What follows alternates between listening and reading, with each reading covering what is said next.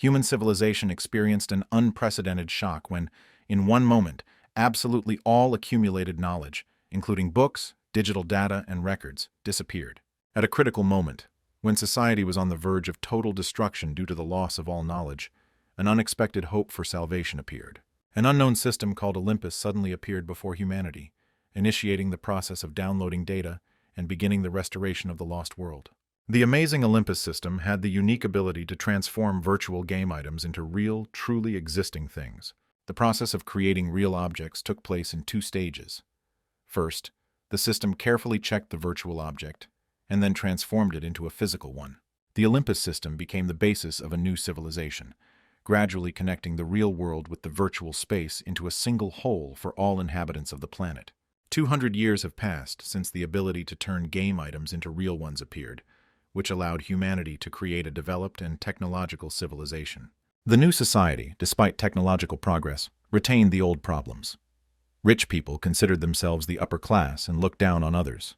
The class system arose naturally from the emergence of rankings, division of influence, and unequal access to game items in the New World. Inequality between people only increased in the new society. The rich became even richer, and the poor continued to get poorer every day. In this world, it was almost impossible for a person from the lower class to rise to the top, as if a simple pottery was trying to become golden. The story follows Ju Hyuk, who was born into a poor family and was considered one of the many clay spoons in this unjust society. Despite his background, Ju Hyuk firmly believed that even people from the lower classes had the right to a decent life and success. As a child, an unusual old man kidnapped him and explained that the boy had incredible potential, which was much more important than the social status of his family. Ju Hyuk spent the next 20 years of his life undergoing grueling training in a special training zone, striving to develop his potential. The old man persistently prepared him to reach the highest level of development and become one of the absolute, the elite of the New World. According to the old man's prophecy, Ju Hyuk was to join a special team that included the mysterious golden-haired saint. Another member of the future team was to be a dangerous warrior with a wild look, known for his incredible fighting abilities. The prophecy also mentioned a beautiful dark-haired girl who bears the title of Queen of the Dead and possesses mysterious powers. It was these predictions and the old man's faith that inspired Ju Hyuk to decide to go through the difficult path of becoming the absolute. After the Olympus Revolution, education moved into virtual reality, where students studied in a special academy and prepared for work in the Union. Fate took an unexpected turn when the same old man who had been searching for a special child for a long time finally found little Ju Hyuk. Convinced that he was right, the old man kidnapped the boy without hesitation, rising into the air with him thanks to his unusual abilities. The old man could not contain his joy at having found a child with such great potential, which he had always dreamed of. The kidnapper sincerely believed in the blessing of heaven and promised little Ju Hyuk to make him the most powerful man in the whole world. Thus began the boy's new life under the guidance of a mysterious old man, which changed his destiny forever. Ju Hyuk accepted his fate as a student, as his new mentor possessed incredible power and knowledge that could change his life. Every day of his life turned into an endless training of endurance, strength, and spirit under the guidance of a demanding mentor. In addition to physical exercises, the teacher forced him to take strange potions, assuring him that they were necessary for the development of his abilities. The survival lessons were especially difficult, when the student had to escape from wild animals using all his skills and instincts. As he grew older, Ju Hyuk often asked his teacher about the modern world, wondering why the best player had only reached level 89. The mentor, who called his student Arthur, did not understand how one could be considered the best when he had not even reached the 99th level of strength. After 10 years of training, the young man did not agree with his teacher, firmly believing the official information about the strongest player in the world. The old man was upset by his student's distrust, because he had devoted so much time to training him and preparing him for a great future. The wise mentor taught Ju Hyuk to see beyond the obvious, explaining that there are many hidden truths and secret knowledge in the world. Despite the student's doubts, the old man continued to insist on his path of training, promising to make him the strongest man in the world.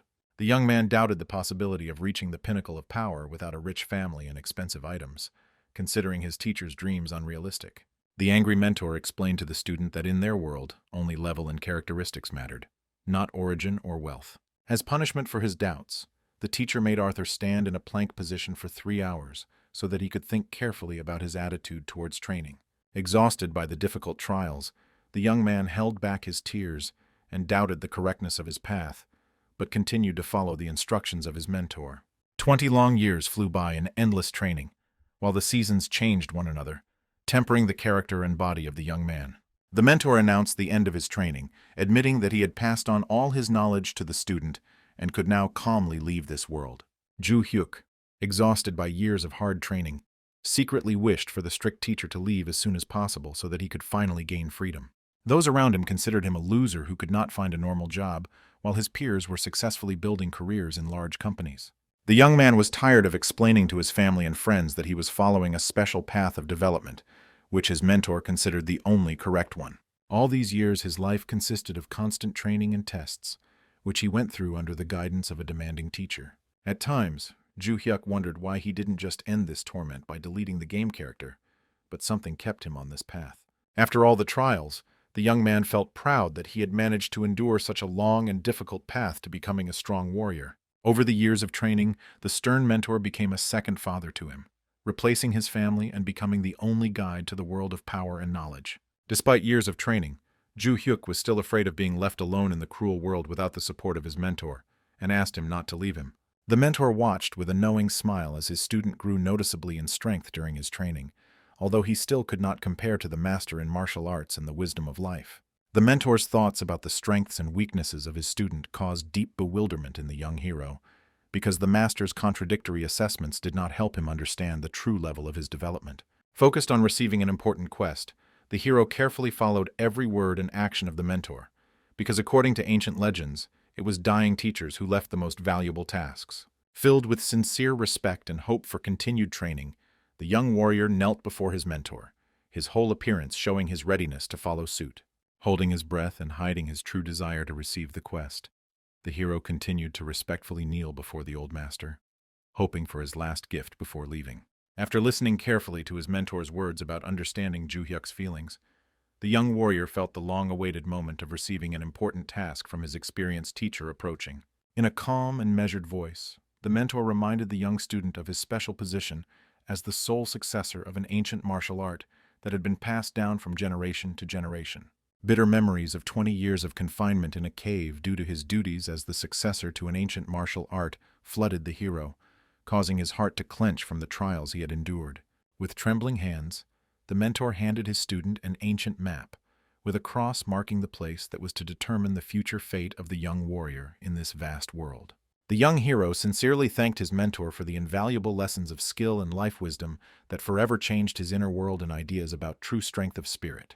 The master's contented laughter filled the cave as he sent his student out into the big world to conquer new heights and achieve unprecedented heights in martial arts. After his mentor's last breath, the young warrior said his farewell words and left the cave that had become the site of his long training and transformation from an inexperienced youth into a master of martial arts.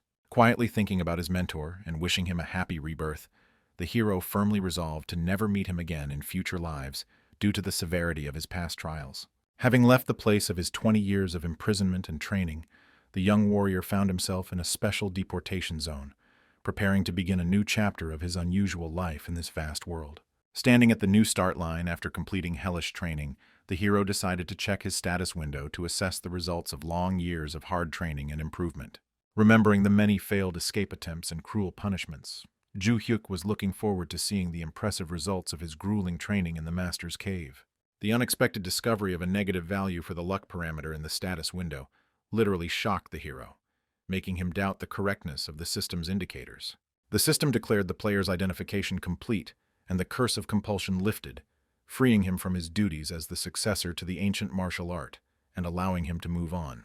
The long-awaited removal of the barrier and permission to leave the special zone filled the hero's heart with joyful anticipation of new adventures in the unknown world outside the cave. 20 long years of waiting for this moment finally ended for the hero with the opportunity to say goodbye to the training zone forever and set off to meet new adventures. The system's sudden warnings about the detection of an unknown error caught the hero off guard during the first step towards a new life, causing him to freeze in complete bewilderment. The unusual increase in the hero's level caused serious failures in the system, which immediately began the procedure of adjusting his characteristics in accordance with the established rules. The system determined the method of leveling up the hero as non-standard and began a forced reduction of his 99th level to indicators corresponding to real achievements. The hero's desperate cries and pleas could not stop the merciless fall of the level to 0, forcing him to experience incredible rage and powerlessness before the system's decision. The constant stream of system errors caused by the hero's excessive stress level threatened to completely eject him from the system and lose all the training results achieved.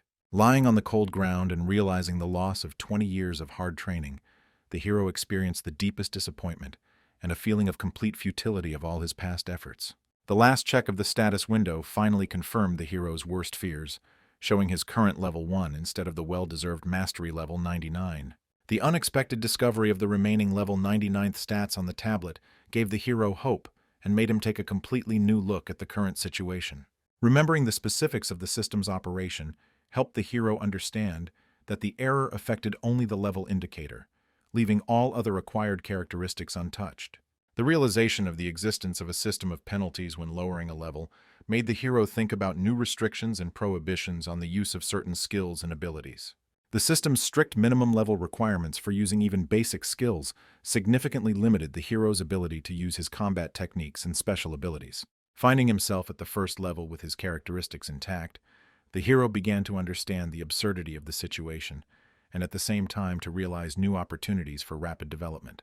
The realization of the uniqueness of his position with strong basic characteristics at the first level opened up new prospects for the hero for rapid development and achieving his goals. Having studied the map received from the mentor, the hero decided to go to the starting city of beginners to begin his new adventure in this amazing world. 26-year-old Ju Hyuk, 6 years behind other players, finally gets the chance to start his own story in the long-awaited rookie city. The streets and squares of the starting city, familiar from childhood, filled with merchants and travelers, brought back warm memories of the times before the start of training. The special atmosphere of a noisy city, filled with life and movement, caused the hero to feel sincere joy at returning to the familiar world after long years of solitary training. Heading resolutely towards the western gates to explore the hunting grounds, the hero tried not to waste precious time on empty thoughts about the past and the future. Meeting the vigilant knight at the western gate required the hero to introduce himself and state his current level in order to receive permission to enter the dangerous area. Having learned about the hero's first level, the knight strongly recommended that he go to the eastern gate, explaining the excessive danger of the western zone for inexperienced travelers. The knight's detailed explanations about the mortal danger of even a simple toothy rabbit for a first-level beginner did not make any impression on the hero and did not change his decision. Confident in his own strength, the hero merely nodded silently at the knight's warnings and continued on his way to the western gates, relying on his remaining combat skills. As the knight watched the hero leave, he reflected on the folly of newbies who relied on the respawn system instead of rationally assessing their capabilities and level of training. The unexpected appearance of a system notification about the activation of the quest Guardian's Alert drew the hero's attention to the unusual behavior of the vigilant knight at the western gate. The conditions of the activated quest required the hero to dispel the suspicions of the guardian of the western gate regarding his true strength, promising a reward of 30 gold coins. Understanding the genuine concern of the guard who received the quest related to him, the hero decided to demonstrate his true abilities to calm the vigilant knight. The hero's welcoming wave coincided with the sudden appearance of a toothy rabbit, causing the alarmed guard to rush to the aid of the supposedly defenseless newcomer. The ease and speed with which the hero dealt with the attacking toothy rabbit brought him not only a gold coin and experience, but also the astonished look of the stunned guard. Continuing to methodically destroy the emerging rabbits, the hero increasingly surprised the shocked guard with the discrepancy between the declared first level and the combat skills demonstrated. After the unexpected battle ended, the excited guard once again clarified the level of the unusual hero, not believing his eyes and the information he had previously received about his initial status. The man looked in amazement at the unusual fighting technique of the young first-level fighter, trying to understand how the newcomer could achieve such incredible strength at the very beginning of his journey. In response to the guard's surprised look, young Ju Hyuk decided not to reveal his training methods, modestly lowering his eyes and keeping the story of his development a secret. The guard froze in fear at the sight of a huge wild boar, nicknamed the Western Gate Thug, who suddenly appeared behind the hero and menacingly approached them both. The alarmed guard insistently advised Ju Hyuk to immediately leave the dangerous place, believing that an inexperienced first-level fighter would not be able to withstand such a formidable opponent. The hero's reaction to the attack of the enraged boar amazed the guard. With one precise blow, Ju Hyuk killed the mighty beast, and the system immediately rewarded him with a level increase for this feat. Watching the newcomer's sudden level increase, the confused guard rubbed his eyes in surprise, not believing that a first-level fighter possessed such incredible combat power. The victory over the dangerous beast brought the hero not only the completion of the quest Guardian's Alarm, but also an impressive reward of 30,000 gold coins, which made Ju Hyuk very happy. The value of in-game gold was tied to real currency, with each gold coin equal to 1 Korean won, making the reward quite substantial for a newbie. After receiving the reward, the hero carefully studied his status, thinking about the possibility of investing the received gold coins in the further development of his game characteristics. After looking at his stats, Ju Hyuk realized the futility of investing in level 99 stats and decided to head to the high-level hunting grounds after bidding farewell to the guard. The young hero sincerely believed in a cloudless future, believing that 20 years of hard training had finally brought a well-deserved reward and opened the way to an easy life. Ju Hyuk's calm and confidence did not last long.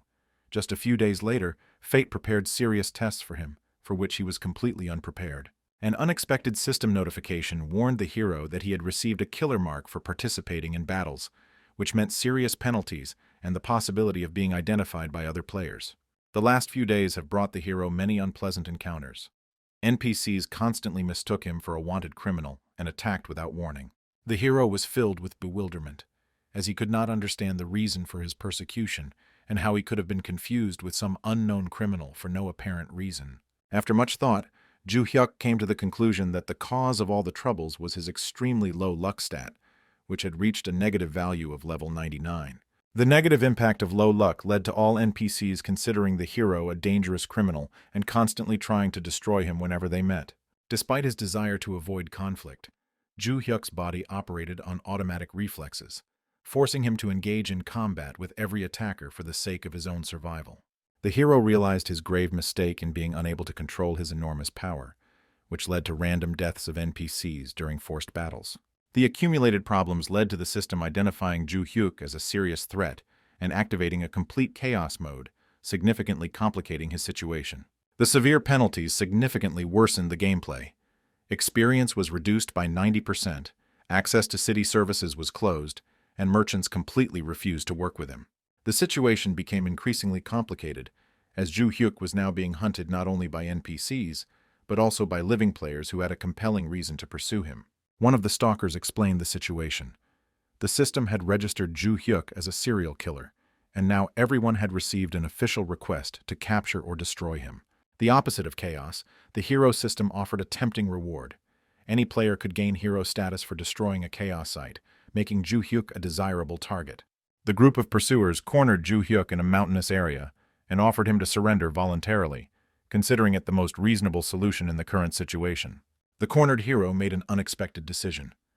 Luring his pursuers into a mountain trap, he dropped a rock on them, instantly destroying the entire group of hunters. The cruel decision became the only way to survive for Ju Hyuk, who saw no other way out of the situation except the complete destruction of all pursuers. After the massacre, Ju Hyuk decided to hide from prying eyes to avoid further clashes and possible persecution by other players. The only positive aspect of the difficult situation was the constant growth of the character's level, which continued despite all the difficulties and limitations. 2 weeks of continuous survival and stealth ended with the appearance of a new system notification, which brought additional changes to the hero's fate. After studying the information, Ju Hyuk realized that the pursuit would continue for at least a year due to the status of complete chaos, and ordinary players would not stop their hunt. Having accepted the inevitability of his situation, Ju Hyuk decided to fully live up to the role of a villain, but at the same time ensure a comfortable existence for himself in the game.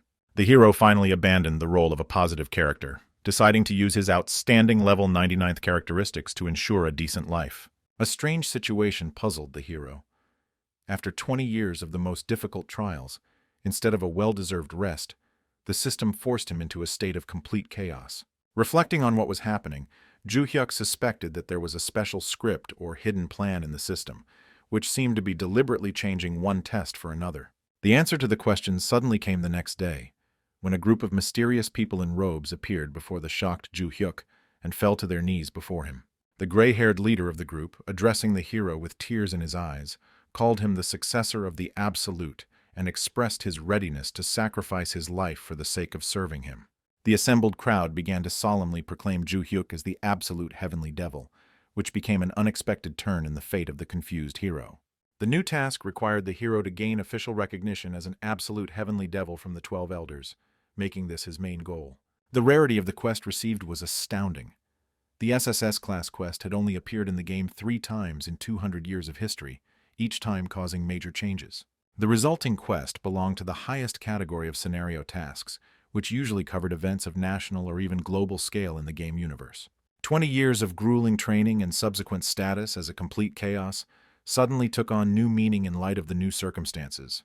The appearance of mysterious followers, who seemed to be waiting for the hero's arrival, added a new dimension to understanding all the previous events in Ju Hyuk's life. The hero came to the realization of his role in the grand events along with the understanding that all his past trials were preparing him to participate in a great historical saga. The history of the world told of a 7,000-year era of chaos, ending with the division of the world into 3 great powers after the conclusion of an important peace treaty. The powerful state of Centinea was under the rule of the absolute ruler Garcia Mentris, who had 14 wives and ruled his lands with a firm hand. The complex lineage of rulers began with the son of Garcia's 7th wife, Aractus, and included many generations of descendants, among whom were rulers, magicians, and heroes. It took Ju Hyuk more than 10 minutes to study the long family tree, but the end of the family tree was still not visible due to the huge number of entries. Understanding the importance of the moment, the hero diligently studied every line of the ancient chronicle, not wanting to show disrespect for the sincerity of the elders who entrusted him with this information. Historical records spoke of the rise of a powerful Shulter who inherited the blood of the devil and surpassed all existing rulers in his cruelty. Legends told of how the mighty Shulter inspired fear in all the heroes of the world until he was defeated during an uprising, after which he took refuge in a mountain cave to recuperate. An unexpected revelation came to the hero. His mysterious mentor, who had taught him martial arts for 20 years, was a direct descendant of the great Shulter.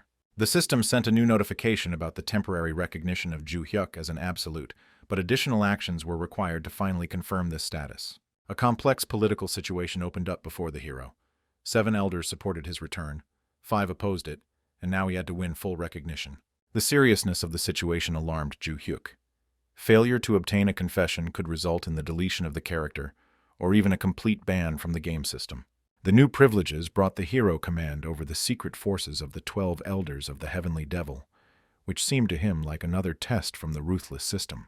The temporary nature of the privileges received and the transformation of the elders into members of the clan of followers convinced the hero of the need to achieve the goal by any available means. Ju Hyuk looked carefully at the gathered elders, trying to determine whether the legendary guardians of the heavenly devil's power were truly in front of him. The elders immediately paid their respects to the hero, falling to the ground in a deep bow, sincerely glad that he was able to recognize their true nature. An awkward laugh escaped the hero, who did not dare to admit to the elders that he had learned of the existence of the heavenly devil only a few minutes ago. Ju Hyuk told the elders about his mentor's mission to lead their organization and restore the former glory of the heavenly devil, which deeply touched their leader. Realizing the importance of the support of the 7 elders who sympathized with him, the hero suggested that they immediately set out on a journey to carry out an important mission. The elders reassured the hero by telling him that all potential threats in the area had been eliminated, explaining the sudden silence in the area. The system notified Ju Hyuk that the process of checking his relationship with the elders had begun, which could affect the further development of events. By being recognized by the elders as members of the player's clan, Ju Hyuk received a portion of the experience from their actions in a certain region, allowing him to reach level 9. Thinking about the standard development system, where ordinary players reached level 20 by the age of 20, the hero realized the benefits of cooperating with the elders. After all the events, the hero turned to a man in white robes, who introduced himself as Luxo, who occupied the honorable position of the first elder. Ju Hyuk decided to be honest with the elders about the restrictions that were placed on him, in order to avoid any possible misunderstandings in the future. Despite his good memory of his mentor's techniques, the hero's physical capabilities did not yet allow him to use complex combat techniques to their full potential. Luxo was understanding of the hero's situation and listened to his request for trust, despite the temporary limitations in his abilities. Ju Hyuk solemnly promised the elders that as their legitimate heir, he would lead them to a bright future where they would always bask in the rays of glory.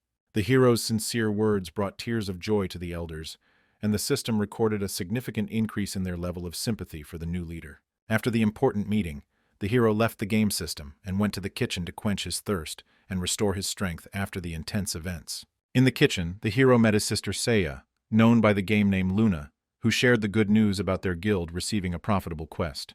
During the conversation, it became clear that a dangerous level 40 killer, Getrak, was operating in the border region, armed with 2 pistols, and a team of 7 people was required to capture him. Ju Hyuk was surprised by the unfairness of the situation. With a reward of 100 million gold for the head of the criminal, the union offered the executors only 3 million in reward. The sister explained to her brother the typical situation in small unions, where the main work falls on the shoulders of ordinary members and not on the leadership. Despite the modest reward, Luna remained optimistic and planned to use the money she received to buy meat for a joint dinner. The girl noted with concern that she and her brother had been eating poorly lately, which was reflected in his appearance with the appearance of dark circles under his eyes. The hero attributed his poor health to an extremely low luck indicator and decided to immediately return to the game system to correct the situation.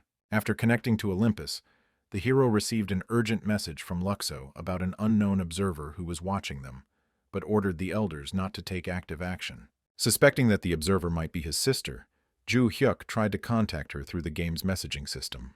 The system reported that it was impossible to send a message due to the sister being on another continent, which excluded her from the list of possible observers. Suddenly, a smug voice was heard behind the hero, belonging to a man who had finally discovered the mysterious killer who had been terrifying the locals. Turning around, Ju Hyuk saw the same wanted criminal, known for his mastery of 2 pistols. The criminal expressed obvious dissatisfaction with the fact that someone dared to impersonate him, and demanded that the matter be resolved in a fair one-on-one duel. At this moment, the hero especially appreciated the importance of the information about the criminal that his sister had previously shared with him. Despite Ju Hyuk's high stats, the 30-level difference between him and a level 40 opponent was a cause for serious concern. Thinking about the impact of the difference in levels, equipment, and items on the outcome of the battle, the hero understood that he had no right to lose during the most important quest. Not wanting to take any risks in a single combat, Ju Hyuk immediately summoned Luxo, whose sudden appearance caused obvious confusion in the overconfident opponent. The criminal could not hide his surprise at the unexpected appearance of the old man, whose presence he had not felt at all until that moment. At the hero's command, Luxo immediately drew his sword, preparing to destroy the dangerous enemy without further ado. The killer underestimated his opponents, believing that a newcomer and an elderly man would not pose a serious threat to him in combat. The criminal's self-confident laughter was cut off along with his head, which Luxo cut off with one lightning-fast movement of his sword. The speed and efficiency with which Luxo dealt with the dangerous enemy left the hero in a state of deep amazement. Ju Hyuk couldn't believe that he could defeat a level 40 opponent so easily. Questions swirled in the hero's head about whether the enemy was that weak or whether Luxo possessed incredible strength that exceeded all expectations. While Ju Hyuk was pondering what had happened, Luxo ceremoniously presented him with the head of the defeated enemy, for which the system began to award the hero experience points. The system assessed the hero's participation in the battle with an enemy 30 levels higher than him, rewarding him with additional experience points and a valuable trophy worth 100 million gold. An incredible coincidence of circumstances brought the hero unexpected luck.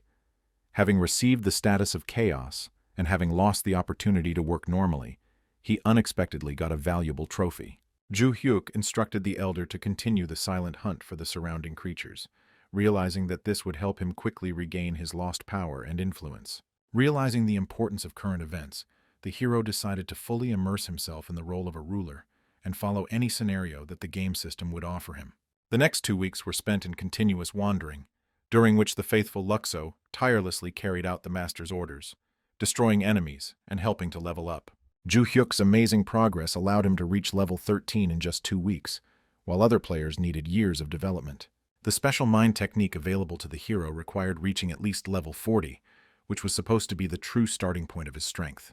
The hero was looking forward to the moment when he could use the full power of the Heavenly Devil's techniques, which opened up incredible opportunities for development. Dreams of the future filled Ju Hyuk's head. Having received a stable income, he planned to found his own company and develop a serious business. Returning to pressing problems, the hero thought about the need to properly dispose of the bandit's head, which was beginning to weigh him down. While researching forums in the real world, Ju-hyuk learned of a recommendation to sell valuable items within the Olympus game to avoid the danger of being robbed in reality. The situation seemed hopeless.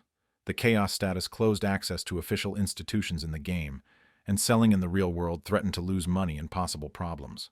The hero, lost in thought, did not notice the appearance of his sister, who quietly knocked on his room, wanting to know about his affairs. Seiya's unexpected visit came at a very opportune time, although the sister mistakenly assumed that her brother simply needed pocket money for current expenses. Ju-hyuk hesitantly asked his sister about possible actions with Getrak's head, which caused the girl to laugh sincerely in bewilderment. The sister cheerfully suggested that her brother take advantage of the possible reward and buy himself some hamburgers, promising to be happy if he treated her too. Showing concern for his sister, Ju-hyuk suggested that they split the future proceeds from the sale of the head equally between them, which surprised the girl. The unexpected seriousness of his brother and the strangeness of his conversations caused Seiya genuine concern and misunderstanding of what was happening. The sister reminded her brother of Getrak's high level and his inability to leave the training area, doubting the reality of his story. Ju-hyuk admitted that a few days ago he managed to escape from the training area and successfully deal with a dangerous opponent. The girl considered her brother's words an inappropriate joke until he told her about his true strength level, which reached 99 units. Trying to remind his sister of an old screenshot from 10 years ago showing his level didn't bring the desired understanding. The old message about his brother being level 99 only left Seiya with disbelief, making him think about the strange changes in his behavior. The sister admitted that she mistook the old screenshot for a regular fake created with an image editor. Having forgiven his sister for her mistrust, Ju-hyuk suggested that she go to the Lifrian Mountains of Sentinia, promising to provide the exact coordinates of the location.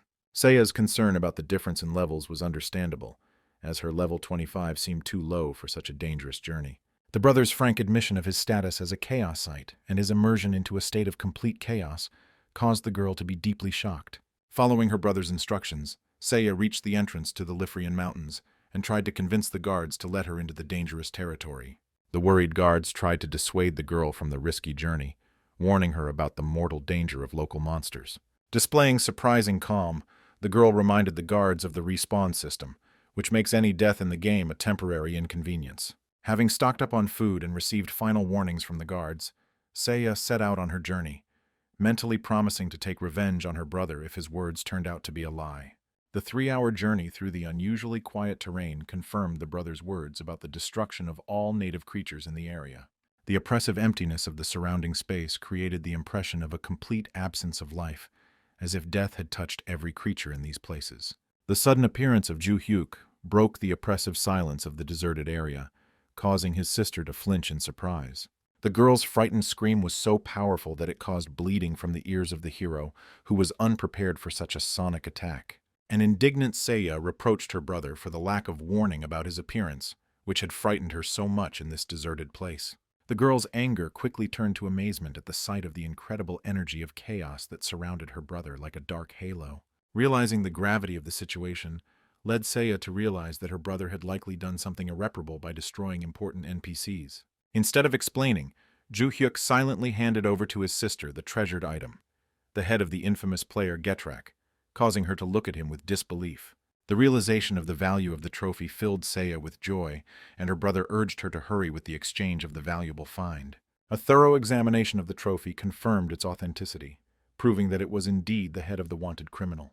Successful completion of the quest brought the girl an impressive reward of 100 million gold coins, exceeding all her expectations. The joyful thought of being able to buy his favorite dishes, even with half the amount he received, filled Seiya's heart with genuine delight. The memory of her brother constantly suffering from nausea after returning from Olympus suddenly took on new meaning for the girl. The mother's concern about the strange food that was supposedly causing her son's illness now seemed naive in light of the truth about his ordeal. Understanding the true reasons for his brother's suffering prompted Seiya to perform a noble act as a sign of gratitude for the suffering he had endured. At their next meeting, the girl handed her brother an impressive bag containing 99 million gold coins. Surprised, Ju-hyuk did not understand his sister's decision, remembering their agreement to split the reward equally between them. Seiya explained her decision as a desire to support her brother after 20 years of trials, leaving herself only a modest million for current expenses. Despite her brother's persistent offers to take back the promised half, the girl ran off on business, promising to buy hamburgers for a family dinner. Left alone with the bag of money, Ju-hyuk calculated that after deducting the commission and taxes, he would have about 80 million won left at his disposal. The incredible size of the sum earned amazed the hero's imagination, confirming his conviction that he was truly participating in the most important quest of his life. The status of a Chaos Site and the SSS top-rank quest that hadn't even begun faded into the background in front of the impressive sum of 80 million, promising even more generous rewards in the future. Realizing the importance of development, Ju Hyuk was determined to put in all his efforts to reach level 40, despite the time and difficulties that lay ahead. The hero understood that accelerated development was becoming not just a goal, but an important investment in his future, capable of bringing additional profit. That evening, Ju Hyuk turned to his sister, known as Luna, for help, asking her to purchase the necessary items on his behalf. The girl, tired after work, agreed to help her brother only after he promised to pay her 300,000 won a month for pocket money. The successful negotiations resulted in the monthly payment being raised to 500,000 won, after which Seiya, feeling like she was working overtime, entered the game capsule. Several hours of painstaking work allowed Ju Hyuk to collect a complete set of the necessary artifacts to accelerate his development. The acquired collection included many items to increase experience: a small growth ring, a training necklace, a growth bracelet, and various magical earrings. Having spent 70 million gold coins on equipment, the hero felt a slight sadness from the rapid parting with his first independent income. Without going into details about the purchases, Seiya requested that a teleportation point be set up for future errands to make such tasks easier. Ju Hyuk readily agreed to help his sister, assuming that the cost of installing the teleportation point would be quite reasonable and affordable. The unexpectedly high price of 3 million gold for installation and an additional 300,000 for each use made the hero think seriously. The realization of the rapid expenditure of money came to the hero simultaneously with the advice of his departing sister to hide unsightly accessories in invisibility mode. After an awkward farewell to his sister, the hero activated the invisibility of objects, realizing the need to increase his income for comfortable development. Focusing on the tasks at hand, Ju Hyuk called upon the elders to continue his journey and further level up. The next day brought the hero to a new part of the forest, where he slowly explored the area in search of his first prey. Hidden behind a tree, the knight kept a close eye on the suspicious stranger, using a scan to determine his status as a Chaosite. The delighted knights decided to take advantage of the opportunity to increase their reputation, considering the poorly equipped Ju Hyuk an easy target. The squad leader doubted the enemy's weakness, but the hero's limited field of vision convinced him that they were facing an inexperienced newcomer. Following the instinct of an experienced fighter, the commander ordered his squad to prepare weapons for the upcoming battle. The hero's calm walk was interrupted by a system warning about an attempt by external forces to seize control of his body. The misunderstanding of the situation was quickly cleared up when the enemy caster discovered the hero's unusual resistance to magical binding. The strange combination of high resistance and simple equipment made opponents assume that the hero belonged to the priest class. The attackers explained the discrepancy between the level and equipment by the possible recent death of the hero and the loss of valuable artifacts. The impatient archer decided to act on his own, hoping to get into the League of Heroes after destroying one Chaos Site. The commander called the squad into organized action, instructing Captain Yu to distract the enemy from teleporting while the main forces prepared the attack. Without turning to face the attackers, Ju Hyuk calmly warned them of the only chance to survive, to immediately leave the dangerous territory. Ignoring the warning, the boss ordered an attack on the Chaos Site, but the unexpected resistance to his weapon made him doubt the enemy's level. A simultaneous attack by the entire detachment, including archers, did not bring the desired result, only increasing suspicions about the enemy's strength. The first to realize the danger of the situation was an experienced archer, who assumed that the Chaos Site had specially prepared for battle and lured them into a trap. The commander stood frozen in disbelief, watching the unexpected developments and the enemy's impenetrable defense. Seeing the confusion of his opponents, Ju Hyuk realized the need to enter the battle in order to quickly end the unpleasant situation. Deprived of the ability to use special skills, the hero decided to rely on basic combat stances and hand-to-hand combat. The wary archer assumed that his opponent was preparing a powerful magical technique, seeing his unusual fighting stance. An attempt to retreat using an anti-magic shot was too late in the face of the enemy's swift actions. Ju Hyuk's lightning strike ended the life of the enemy commander, demonstrating the hero's true strength. The system notification reported an increase in the dark aura and a deepening of sin, but these consequences did not bother the focused hero much. The next melee knight turned out to be even weaker than the first, confirming the hero's guess about his role as a distracting tank. The support group, left without a commander, froze in confusion, trying to establish contact with the dead captain. The revived captain managed to transmit the order to retreat, realizing the impossibility of defeating an unexpectedly strong enemy. The archer immediately transmitted the order to retreat, admitting his mistake in assessing the enemy, whom he considered an ordinary magician. The unexpected proximity of Ju Hyuk caught the retreating archer by surprise, who did not have time to react to the enemy's rapid movement. The hero grinned, watching the abrupt change in the behavior of his self-confident opponent, who went from aggression to panicked flight. Observing the enemy's jumping technique, the archer recognized the style of the legendary hunter player Rufandal, a famous fighter above level 60. The destruction of the entire squad, including the support group, brought the hero level 16, and recognition by the system of his stylish combat behavior. The successful battle strengthened the clan's loyalty and activated the previously disabled charisma characteristic, which the hero was sincerely happy about. Luxo, who appeared after the battle, urgently asked the Lord to follow him to the lair of the Heavenly Devil for an important conversation. The 7-day trek to the destination turned out to be so tiring that the hero's legs began to lose sensitivity from constant walking. The hero was surprised by the inexplicable remoteness of the village, which made him think about the reasons for such a location. Following Luxo at his sudden request, Ju Hyuk didn't expect the journey to take such a long time, wondering why the portal in the middle of the desert couldn't be used. The only consolation during the endless journey was the activation of the acceleration point, although for most of the week the hero still had to move on foot through the deserted area. The 7-day trek through a lifeless area, where no animals or monsters were encountered, tested the strength of even a hero with the characteristics of level 99. The long-awaited announcement of Luxo's arrival in the village filled Ju Hyuk, exhausted by the long journey, with joyful hope for rest and a full meal. The first glance at the village destroyed the hero's joyful expectations. The once majestic settlement presented a sad spectacle of complete decline and destruction.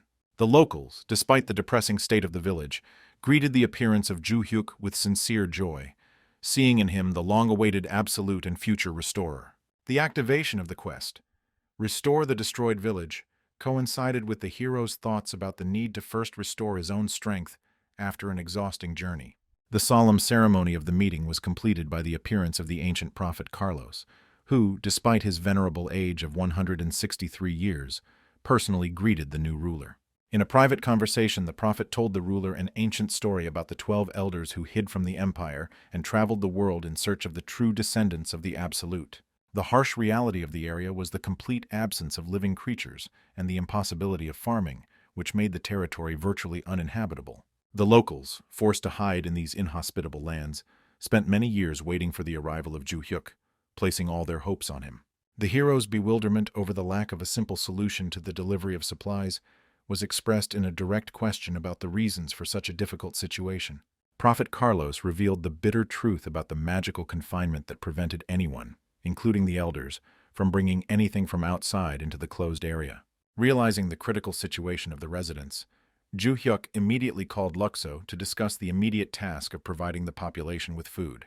Luxo's alarming response that the inhabitants would only be able to hold out until the full moon forced the hero to act decisively and immediately. Having climbed the cliff in front of the exhausted residents, the hero sincerely apologized for his long absence and promised to correct the situation in the near future. Ju Hyuk's solemn vow to give his last for the well-being of the people was accompanied by a request to be patient until the full moon, when he could change their lives for the better. The hero's sincere speech brought the desired result. The system recorded a significant increase in the favor and loyalty of the inhabitants of the Heavenly Devil Village. After the speech, Ju Hyuk gave orders to Luxo to follow him, leaving the rest of the elders to guard the village during their absence. Before leaving, the hero clearly outlined the tasks. Luxo had to destroy the monsters he encountered and collect all valuable items, including mana stones. The confidence that the quest would be successfully completed with due diligence gave the hero the determination with which he began to implement his plan. An eventful week has passed since Ju Hyuk and Luxo set off on a dangerous journey to the Lifrian Mountains. Ju Hyuk's ability to complete all the necessary preparations in just 1 hour was a source of genuine admiration for the experienced Luxo. The hero's calm explanation of his carefully thought-out system for quickly packing and collecting necessary things revealed his practical approach to solving problems. The events of a few days ago began with an unexpected message from Ju Hyuk to his sister Seiya, who was traveling around the city, asking for an important favor. The brother's unusual request was to deliver a magic bag and 800 jars of porridge to a familiar place in the Lifrian Mountains. The careful preparation of food with the help of her sister caused the girl to have natural questions about the purpose of such a quantity of supplies and the magic bag. Instead of explaining, Ju Hyuk gave his sister a precious blue stone, which made her suspect that her brother had an influential secret sponsor. The hero's cheerful laughter accompanied his explanation that the stone was his personal find and his request to sell it, keeping 10% of the proceeds for himself. Seiya's displeasure with his brother's sudden luck did not stop him from asking to purchase a third teleporter for further travel. The stone found during the hunt allowed the hero to acquire a teleportation system with several points of movement, significantly reducing travel time. The high cost of the third teleport was fully justified by the significant savings in time, which was critical to completing the mission. At the same time, the 12th Elder Eder expressed obvious dissatisfaction with the Lord's decision to abandon the village of the Heavenly Devil, leaving the borders unprotected. The Elder believed that the one who declared himself a successor must correspond to the high rank, and even the presence of Luxo did not justify the absence of the new ruler. The group of dissenting elders were ready to eliminate the Heavenly Devil at the slightest sign of lies or harm, showing extreme wariness of the new leader. The loud cries of the inhabitants attracted Eder's attention, forcing him to leave the tent to find out the reason for the unusual excitement in the settlement. Ju Hyuk, who delivered a large amount of provisions, showed concern for the health of the starving residents by suggesting that they start with light food instead of fatty foods. The only question that troubled the wary Eder was the mysterious origin of such a quantity of food in a closed area. The grateful residents, without asking unnecessary questions, glorified the merciful Absolute, which contributed to a further increase in the level of loyalty to the ruler. Showing his organizational skills, Ju Hyuk instructed one of the elders to help Luxo in fairly distributing the porridge he had brought among the people. Having secluded himself in a tent, the hero reflected on the need to improve not only food, but also living conditions and clothing, understanding the priority of the food issue. The unexpected visit of the 12th Elder Eder to the Lord's tent caused sincere surprise in Ju Hyuk, who was deep in thought. A stunning scene of repentance unfolded before the hero as the powerful elder fell to his knees, begging for forgiveness for his past disloyalty. Ju Hyuk's surprised look at the kneeling elder was accompanied by a system notification that the confession had been received from the 12th elder. Genuine tears of remorse streamed down Eder's face as he admitted his mistake in doubting the new leader's authenticity. The unexpected ease of gaining the loyalty of one of the most skeptical elders pleasantly surprised Ju Hyuk, who had expected a more difficult path. Displaying the wisdom of a ruler, the hero reassured the repentant elder, acknowledging his own shortcomings as a leader and showing understanding for his previous doubts. Ju Hyuk explained his limitations to the elder and expressed his understanding for his mistrust, asking for his support in the future and promising to repay his trust with dignity. The system confirmed the establishment of an ideal relationship between master and servant, guaranteeing its preservation provided mutual trust was maintained. A calm smile lit up the face of the hero, who had reached level 19 and successfully overcome another stage of the difficult path. Receiving level-up points inspired the hero to think about using the accumulated characteristics and going to a place important for his development. Luxo's warning about possible suspicions from the Empire forced the hero to choose Eder, who possesses excellent stealth skills, as his companion. Teleportation to the Lifrian Mountains led the travelers to an unexpected encounter with a huge bear, blocking their path in the wildlands. Looking closely at the unusual enemy, Ju Hyuk noted that this was the first time he had encountered a bear of such gigantic size in these parts. Eder's readiness to immediately engage in combat with the dangerous creature was stopped by Ju Hyuk's determined intention to test his strength on his own. Having assessed the enemy, the hero identified him as a level 40 monster, which usually required a well-coordinated group of 5 or 6 experienced fighters to defeat. Memories of past battles gave Ju Hyuk confidence. A lone monster, even such an impressive one, did not pose a serious threat. The hero's lightning attack resulted in an instant victory over the bear, bringing a reward of experience and 20,000 gold coins. Surprised by the ease of his victory, Ju Hyuk pondered the reasons for this result, trying to understand. Either the monster was unexpectedly weak, or his own strength had increased significantly. Having made sure that he had enough strength for the next stage, the hero suggested that Eder go to the Amantium dungeon, despite the upcoming days of travel. Arriving at the entrance to the dungeon was accompanied by Eder's warning about the many footprints, which was natural for a popular beginner dungeon near the starting city. The popularity of the location was due to the possibility of obtaining level-up points, which attracted many academy students and instructors from large unions. After easily defeating the giant bear, Ju Hyuk became interested in comparing his abilities with those of the experienced instructors from the Great Union. Focusing on the main goal, the hero suggested that Eder take advantage of the moment to quietly enter the dungeon. A group of students in the safe zone shared their worries before another dive into the dungeon, despite having experience with such forays. The students' ambitious plans to completely clear the dungeon were suddenly interrupted by the appearance of a strange stranger. An uneasy feeling caused the students to turn around and see Ju Hyuk, who was shrouded in dark energy and whom they mistook for a dangerous chaosite. The instructor immediately took a defensive stance in front of the students, amazed at the audacity of the chaosite who dared to appear in such a place. The previous days of travel allowed Ju Hyuk to make important observations. When killing monsters with his own hands, items almost never dropped. A status check confirmed a connection between the hero's extremely low luck and a reduced chance of receiving items after a victory. Thinking about ways to increase item drops led the hero to a difficult dilemma due to the inability to control his enormous power.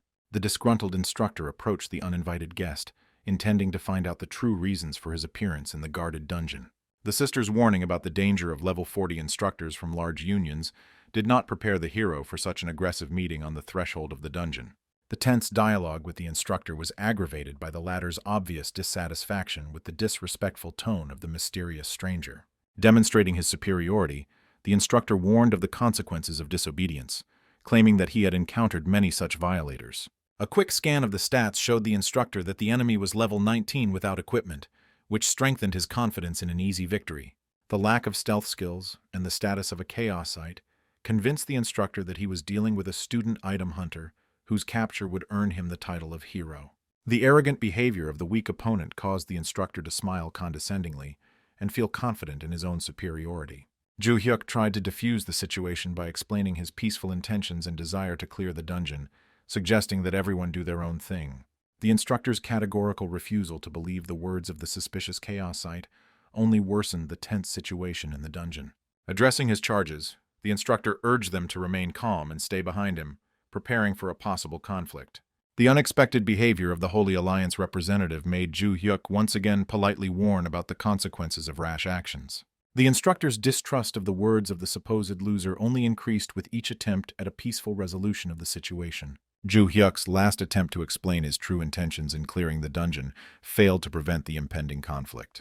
The system notification about the deactivation of the dungeon's safe zone due to the appearance of enemies became a signal for an inevitable clash. The instructor's determination to protect the students from the perceived threat led to an open confrontation.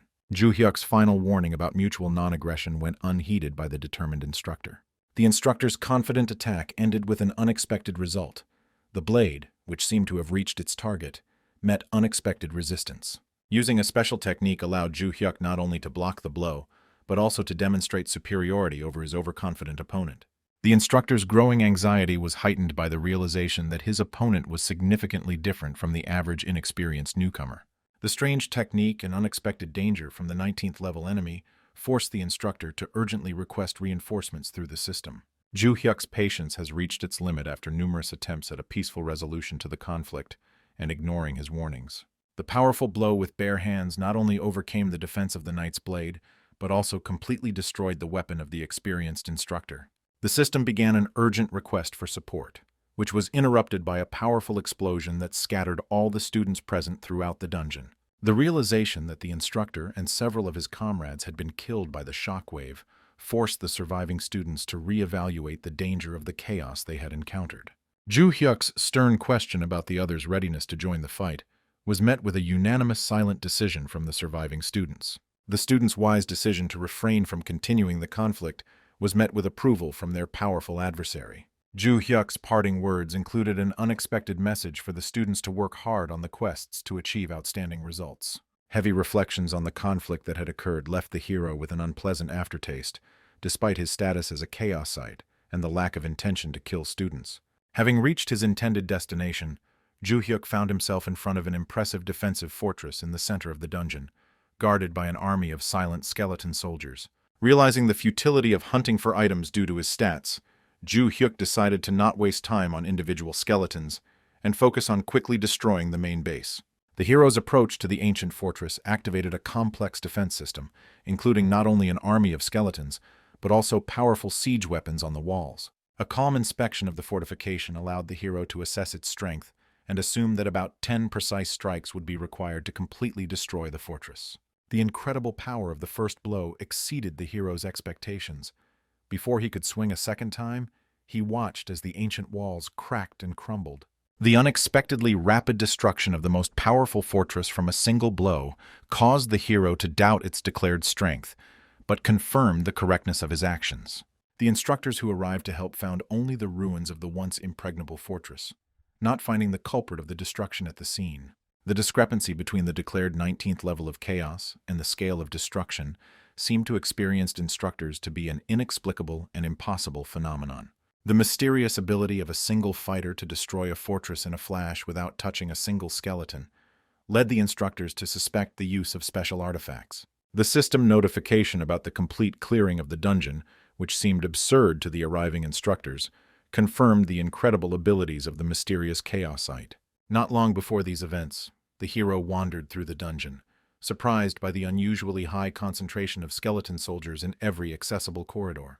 Having overcome all the obstacles that were beyond the capabilities of an ordinary level 19 player, Ju Hyuk reached the final base, where he discovered a giant ruby crystal. The lack of a name for the final base alerted the hero, forcing him to prepare more carefully for the upcoming test with the mysterious crystal. The unexpectedly easy destruction of the protective barrier with one blow made the hero think about the strange weakness of all the enemies he encountered in this world. Having completed the main task in the dungeon, Ju Hyuk decided to immediately leave the dangerous area before additional instructors arrived. The rapid movement towards the crystal through the rows of ignored skeletal monsters demonstrated the hero's determination in achieving his goal. Successful completion of a dungeon clear was marked by a system that awarded additional level-up points as a well-deserved reward. A modest reward for completing a low-level dungeon allowed the hero to reach level 20 and open the way to the mysterious Desert of Darkness. The hero's wariness about a possible ambush made him think about the tactics of the instructors, presumably waiting at the entrance to the dungeon. The system check was supposed to show the number of potential level 50 opponents gathered to catch the dangerous intruder. The exit from the dungeon presented the hero with an unpleasant surprise in the form of a significantly larger number of waiting instructors than originally expected. The girl's strange address to the invisible leader of the enemies made the hero look around in confusion, checking for the presence of disguised allies. Understanding the danger of a large-scale battle for the nearby students, the female instructor sought a peaceful solution to the conflict. Demonstrating awareness of Ju Hyuk's intentions, the woman expressed hope that it would be possible to avoid unnecessary bloodshed in this situation. The hero's growing irritation with constant persecution and interference was intensified by the understanding that his simple desire to move forward was meeting with resistance. The unwillingness to become the cause of death of helpless students forced the hero to seriously think about ways to resolve the current situation. The woman's demand to release the students was accompanied by a counter-question from the hero about the instructor's readiness to comply with the previously expressed request for non-interference. Focusing on the main goal of reaching the Desert of Darkness helped the hero decide to postpone unnecessary conflicts until a more appropriate time. The assistant's gratitude to Miss Jurgle for preventing casualties was accompanied by a bitter reminder of the instructor and students who had already died. The rapid clearing of the dungeon and the stranger's unusual abilities made the experienced female instructor suspect the presence of powerful allies. The successful evacuation of the students was accompanied by reflections on the mysterious identity of the emerging chaosite, whose true nature remained unknown. An analysis of the stranger's dark aura led the female instructor to speculate about a possible connection with the famous chaosite Rufandal. The discrepancy between Rufandal's known 50th level and the stranger's readings was explained by the possible use of masking artifacts. Rufandal's sinister reputation was based on his ruthlessness towards any opponents and his lucrative trade in the spoils of his slain victims. The real Rufandal's reflections on the appearance of the mysterious double were accompanied by an analysis of numerous rumors about his simultaneous presence in different places. The famous chaosite was worried about the news of recent events in the dungeon, which threatened to attract additional attention to his person. The realization of possible problems with the Great Union prompted Rufandal to decide to personally track down and neutralize the impostor using his name. Ju Hyuk's return to the Heavenly Devil Village was accompanied by an urgent gathering of all the elders to discuss the next course of action. The search for a specialist in large-scale magic among the elders was connected with the hero's plans to go to places where powerful monsters congregate. Elder Zeta, a recognized master of the magical arts, readily offered her services to the ruler, confirming her superiority in the magical sciences. The hero's agreement to cooperate with Zeta was accompanied by her mysterious smile, which went unnoticed by Ju Hyuk, who was immersed in thoughts about his sister's birthday. A system warning of the monster's imminent arrival prompted Zeta to swear a terrible oath to destroy enemies in the most brutal way possible for the glory of his master. The elder's excessive determination and unquestioning loyalty caused the hero mixed feelings, bordering on mild anxiety. The calm conversation of those gathered at the dungeon was interrupted by the boastful statements of a strong team about plans to become famous for destroying all opponents. The team's ambitious plans included not only clearing out monsters and capturing the Blue Stone, but also destroying the Chaos Site to gain heroic status. Ju-hyuk used the last seconds before the monsters appeared to remind Zeta of the reasons for choosing her as his assistant. Zeta's willingness to demonstrate his magical abilities was accompanied by genuine pride in the opportunity to serve the great ruler. The elder's majestic gesture caused a spectacular display of many purple lightning bolts to appear in the sky, heralding a grand event. The magical performance reached its climax with the appearance of a powerful evil god summoned by Zeta, who received orders to destroy all enemies of the ruler. Admiration for the incredible power of the summoned creature awakened in the hero a longing for his own honed skills, temporarily unavailable for use. The mass destruction of people by the demon Zeta contributed to the deepening of Ju-hyuk's sin and the spread of his fame as the rising Death Star across the continent. The appearance of the legendary title of the Death Star became possible only after the player reached a certain level of notoriety among other inhabitants of the world in Chaos mode. The Death Star title significantly weakened the wearer's combat capabilities, made him vulnerable to divine skills, and increased the resurrection time to 10 days. Despite the harsh penalties and the 100% chance of losing items upon death, Ju-hyuk, as the leader of the Heavenly Devils, took his development in this direction.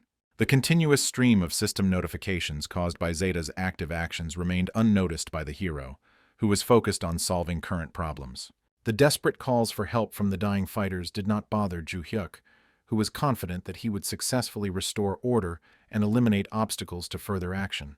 The appearance of a huge herd of angry bulls forced the hero to seek help from Zeta in order to effectively deal with the new threat. The elder's bloodthirsty promise to skin her opponents alive demonstrated her determination for the upcoming battle. The hero's hope that the bulls would resist his blows was expressed in a series of successive attacks aimed at testing their endurance. The instant defeat of the bull from the first blow and the reward of 18,000 gold pieces caused the hero a predictable disappointment with his excessive strength. Zeta's effective work with the remaining bulls and the possibility of obtaining artifacts consoled the hero a little, compensating for the failure with personal participation. The two observers, hiding in the thicket, were struck by the hunter's extraordinary cruelty, with the younger one taking their actions for automatic attacks. An experienced observer noted the particular importance of the melee mage, whose specialized attacks dealt impressive damage, unlike his sword-wielding partner. The mention of the enemy's magical abilities caused alarm in the young observer, who remembered the unsuccessful attempts of previous groups to resist them. The assumption of a minimum enemy level of 50 explained the incredible effectiveness of his actions and the inability of ordinary groups to resist. Zeta's fighting spirit was evident in the joyful cries of praise for the Overlord that accompanied her effective long-range magical attacks. The impressive abilities of the female elder earned the sincere recognition of Ju-hyuk, who appreciated her professionalism in the magical arts. Successful leveling up was accompanied by the hero's request to Zeta to collect valuable blue stones that fell from the defeated bulls. The impressive number of stones collected pleased the hero, especially considering the incredible speed of completing the task, unattainable for ordinary players. The hero's intention to leave the territory changed after an unexpected system notification about the appearance of a boss that aroused his professional interest. The lurking observers anxiously awaited the appearance of the legendary Bull King, wanting to see the powerful monster with their own eyes. The Black Bull King's majestic appearance was completely in keeping with his status as the main boss monster of this dangerous territory. Having encountered such an enemy for the first time, the hero instructed his assistant to destroy the small bulls and collect the dropped items. The hero's calculations on more serious resistance from the territory's boss were based on the desire to get a large pack of blue stones after its destruction. Zeta's alarming warning about the approach of a powerful force interrupted the hero's plans to confront the boss of the territory. The hero's attempt to explain his intentions regarding the enemy was interrupted by his assistant pointing to a mysterious portal that had appeared nearby. The appearance of reinforcements through the portal did not surprise the hero, who understood the inevitability of such a development of events and the undesirability of a direct confrontation. The forced retreat due to temporary weakness was accompanied by the hero's firm confidence in the future revival of the glory of the Heavenly Devil. Zeta's admiration for the Overlord's success was based on the significant level increase and the extraction of 11 valuable blue stones. The lack of information about the new monster in the system announcements after exiting the game surprised the attentive hero. Reflections on the influence of negative luck on the appearance of the previously unknown Black Bull King left the hero uncertain about the meaning of this event. Regret about the lost opportunity to get a pack of blue stones from a strong opponent did not leave the disappointed hero's mind. The system notification about the increase in hunting ground difficulty was accompanied by a story about a level 19 group's unsuccessful attempt to resist black skeletons. The appearance of a black giant bear in the usual habitat of ordinary bears has caused active discussion among players about critical changes. The hero's concerns about the possible connection between his actions and changes in the game world intensified after discovering discussions of a large-scale battle in the Desert of Darkness. The story of the mysterious Chaosite who destroyed a herd of bulls and retreated before the Black King ended with the victory of advanced players over the powerful boss. The news of 3 packs of blue stones falling from the defeated boss caused great irritation to the hero, who had missed out on valuable loot. Damned luck failed the hero again, depriving him of the opportunity to receive 90 blue stones, worth almost 450 million gold. Financial analysis showed that the 50 million gold received was barely enough to provide food for the Heavenly Devil Village for 3 days. After taking into account exchange fees and tax deductions, the hero only had 15 million won in real money at his disposal. The limited budget significantly complicated the hero's plans to buy a gift for his sister, provide food, and buy serious property. Multiple restrictions, including low levels, locked skills, and various penalties, made the gameplay significantly more difficult for the hero. The only available path to development was to level up, which significantly increased the difficulty of the gameplay for the hero. The appearance of the unusual Black Bull became the subject of an urgent report from a subordinate to his superior, who was concerned about the situation. An analysis of the characteristics of the unusual monster showed that its real strength significantly exceeded its statistical indicators. The confident order to continue carrying out missions while increasing the number of performers demonstrated the determination of the command. Alliance Director Young Wook-hyun's cynical attitude towards expendable players was based on the easy replaceability of regular members.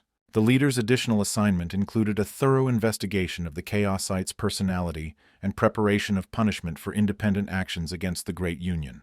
3 weeks of hard training allowed Ju-hyuk to make impressive progress, raising his level to 29. Luxo's unexpected appearance was accompanied by genuine concern for the Lord's health after a long period of intensive training. The hero's gratitude for the care shown was accompanied by assurances of excellent health and no cause for concern. Lord Ju-hyuk patiently explained to his assistant Luxo the important truth that even with all the limitations of his body, he must remain strong for the sake of his friends and the future greatness of the Heavenly Devils. Ju-hyuk was determined not to waste time on rest and to continue moving forward, so he asked Luxo to stop worrying and just support him in this important decision. Delighted by the words of his master, Luxo knelt before him and took a solemn oath to faithfully serve the Lord until his last breath in this amazing world. The main character understood the correctness of his choice, because all his actions and decisions were aimed at achieving his cherished dream of his own apartment, an expensive car, and owning a beautiful building. An unexpected message from his sister interrupted the hero's thoughts. She was interested in receiving a new quest, which was now being actively given out to all players in different corners of the game world. Before the hero had time to comprehend the essence of his sister's message about the mysterious quest, the system sent him a notification about receiving a new task called Holy Thrones, which promised to be interesting. The main objective of the new quest is to fight evil on the continent by uniting all 7 sacred thrones, which must come together to confront the dark forces that are gaining power. After receiving an alarming quest, the hero decided to return to the real world and check the game forums, where this hot news was already being actively discussed among many players. The gaming community has been hotly discussing the information about the appearance of 7 hidden classes, suggesting that these special roles will not go to ordinary players, but to people with great financial resources. The protagonist was especially concerned about the unknown regarding the characteristics of the new hidden classes, although he assumed their incredible power due to the connection with the main story of the game world of Olympus. In response to his sister's question about participating in the quest, the hero calmly explained that it was impossible for him to participate due to his belonging to the Chaos faction, which blocked access to receiving the task from game characters. The hero's sister spoke about her intention to participate in the quest despite being busy with alliance affairs, noting that strong players and people with a lot of free time will definitely accept this challenge. Reflecting on the situation, the hero realized the seriousness of the situation, because the difficulty in the hunting zones had increased significantly, and the new quest seemed to include himself and the Sky Devil as the main evil. Realizing the possible threat from the 7 hidden classes, the hero realized that his dreams of a quiet life were postponed, and now he urgently needed to become much stronger for protection. Returning to the game world of Olympus, the hero gathered his elders and told them an important decision that he must make his next campaign completely alone. The worried elders tried to dissuade their master from the dangerous solo expedition, sincerely concerned about his safety in such turbulent times. Showing concern for his subordinates, the hero explained the true reason for his decision. An informant reported a leak of data on the group's movements to the Empire, which created a serious threat. The elders listened carefully to the Lord's explanation of the need to act covertly, and agreed that moving alone would make him less visible to potential enemies. Deep gratitude filled the hearts of the elders when they realized that their Lord was willing to risk his own safety to protect his loyal followers. Saying goodbye to the elders, the hero understood the wisdom of his decision to leave them to guard the village, because the new quest could lead to an unnecessary conflict with the powerful empire. Thinking about the future, the hero realized the importance of enlisting the support of the remaining 4 elders, because Eder had already joined him, and Zeta was initially on his side. The hero understood the logic of improving living conditions after solving the food problem, but the high costs of food did not yet allow him to spend 300 million gold on building a house. Having carefully considered the situation, the hero decided to focus on reaching level 40 to master the mind that conquers the heavens technique, and continue the quest on the mentor's map. Realizing the importance of rapid development, the hero decided to train with maximum dedication and tirelessly improve his level to bring his desired future closer. The search for strong opponents led the hero to a pack of giant bears, which he successfully dealt with thanks to his fighting skills and accumulated battle experience. A successful hunt brought the hero not only the necessary experience points, but also helped relieve accumulated tension through active physical confrontation with strong opponents. An unexpected bonus after the battle was the acquisition of a new skill, Unusually Powerful Fist, whose late appearance surprised the hero, but he immediately appreciated its potential benefits. Studying the characteristics of the new skill, the hero learned that Extraordinary Fist absorbs the caster's strong will, his determination, and burning desire for victory. A detailed description of the skill revealed its ability to inflict special damage on opponents when attacking with bare hands without using additional weapons.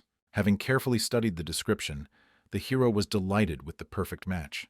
Reducing the attack power of the skill allowed him to receive artifacts, finishing off opponents with the final blow.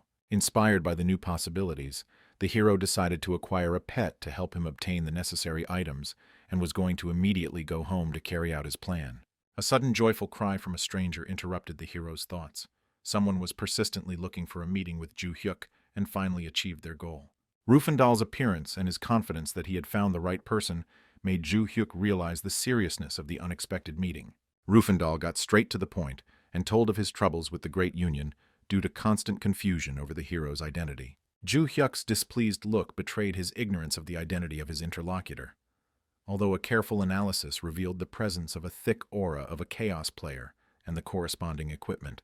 The frivolous ignorance of his identity shocked Rufandal so much that he took it as an inappropriate joke in a serious situation. Sincerely surprised by his interlocutor's self-confidence, Ju Hyuk honestly admitted that he had never heard of Rufandal and his supposed fame before. An angry Rufandal introduced himself and explained the problem. Because Ju Hyuk had impersonated him, serious trouble had arisen. Rufandal's intentions were simple: to catch the impostor and hand him over to the Alliance to solve all problems and restore his reputation. Rufandal demanded that Ju Hyuk kneel down and beg for forgiveness, declaring the need to pay for the illegal use of someone else's name. Misinterpreting the enemy's silence as fear, Rufandal promised to spare Ju Hyuk's life on the condition that he voluntarily surrender and admit his guilt to the Alliance. Ju Hyuk's calm question about Rufandal's desire to have a duel sounded like a challenge, because the hero was not going to give up without serious resistance. Angered by his opponent's audacity, Rufandal agreed to fight, confident in his superiority as an experienced chaosite who specialized in assassination. After Rufandal's first strike, the hero calmly looked at his opponent, not understanding the mention of death, since the attack had reduced his health by only 3%. Having assessed the enemy's strength, Ju Hyuk doubted his high level and decided to test his skills in battle, activating a special fist with damage reduced by 90%. Watching the use of the special skill, Rufandal began to believe the rumors about the enemy's ability to kill the Alliance captain with one blow. Rufandal's confidence in victory was based on the assumption that there would be a long delay between the enemy's attacks when using such a powerful skill. Rufandal's astonishment reached its peak when his opponent covered the distance between them in a split second and prepared to strike. Ju-hyuk's first attack seemed to fail thanks to Rufandal's timely teleportation to a safe distance. Rufandal's special armor fulfilled its purpose. It was destroyed after the impact, but successfully protected the owner's body from serious damage. After assessing his capabilities against the enemy, Ju-hyuk decided to change the damage reduction settings from 90 to 50% to increase his attack. This was the first time he had found himself in such a situation. Rufandal suspected that his opponent was deliberately distracting him in order to recharge an important combat skill. Hoping to take advantage of the opportune moment to attack, the assassin rushed towards Ju-hyuk, realizing the enemy's vulnerability while recharging his skills. Rufandal's confidence in a quick victory was replaced by amazement after a powerful blow unexpectedly landed right in the face. Multiple system notifications of the destruction of protective armor made the experienced fighter realize the cunning and treachery of his enemy. Ju-hyuk's tactical ploy was successful. After a faint first strike, a full-force attack followed, catching the enemy off guard. The inability to use the Mind's Eye skill, which was only available at level 55, forced the hero to constantly pursue the elusive enemy. An enraged Rufandal summoned a spirit helper, intending to demonstrate his true power before capturing his enemy for a showpiece for the Grand Union. Watching the enemy's actions, the hero recalled the widespread rumors about a special signature method of killing for which Rufandal was famous. The enemy's characteristic movements confirmed the preparation of the legendary skill Heart Attack, known among experienced players. The just decision to use his own secret weapon resulted in the complete disabling of the power blocking skill. Rufandal's ignorance of the enemy's constant use of the power suppression skill led to a misjudgment of the situation and a malicious laugh. Confidence in victory pushed Rufandal to a swift attack, moving the confrontation into the decisive stage of close combat. Successful use of the Heart Attack skill did not save Rufandal from an unexpected death, leaving him completely bewildered by what had happened. Ju-hyuk's incredible resistance to the deadly skill made Rufandal suspect that his opponent was a master of a special class of martial arts. Doubts about the reality of the enemy's death were reinforced by the incomprehension of how the previous attack could completely destroy all defensive spells. The rash decision to attack without a reliable defense left Ju-hyuk puzzled about the intellectual abilities of the overconfident Rufandal. The minimal damage from the legendary skill Heart Attack made the hero think about the possibility of underestimating his own destructive power. The surprising lack of dropped items after the death of a Chaos player contradicted all known rules of game mechanics. The mysterious discrepancy between the status of the Chaos site and the lack of dropped items caused confusion among both participants in the strange confrontation. A careful examination of the battle site allowed the hero to discover fragments of completely destroyed enemy objects scattered around. The loss of valuable equipment purchased with gold bars left Rufandal in shock. The logical explanation for the lack of dropped items was that they had been completely destroyed during the final devastating attack. An easy victory over a level 50 opponent convinced Ju-hyuk that he was ready to visit the high-ranking hunting grounds. Watching the victor leave, the enraged Rufandal vowed to find the mysterious adversary, no matter what the obstacles. The unexpected binding of the soul by the slavery skill instead of the usual reincarnation was the first such case that caused Rufandal serious concern.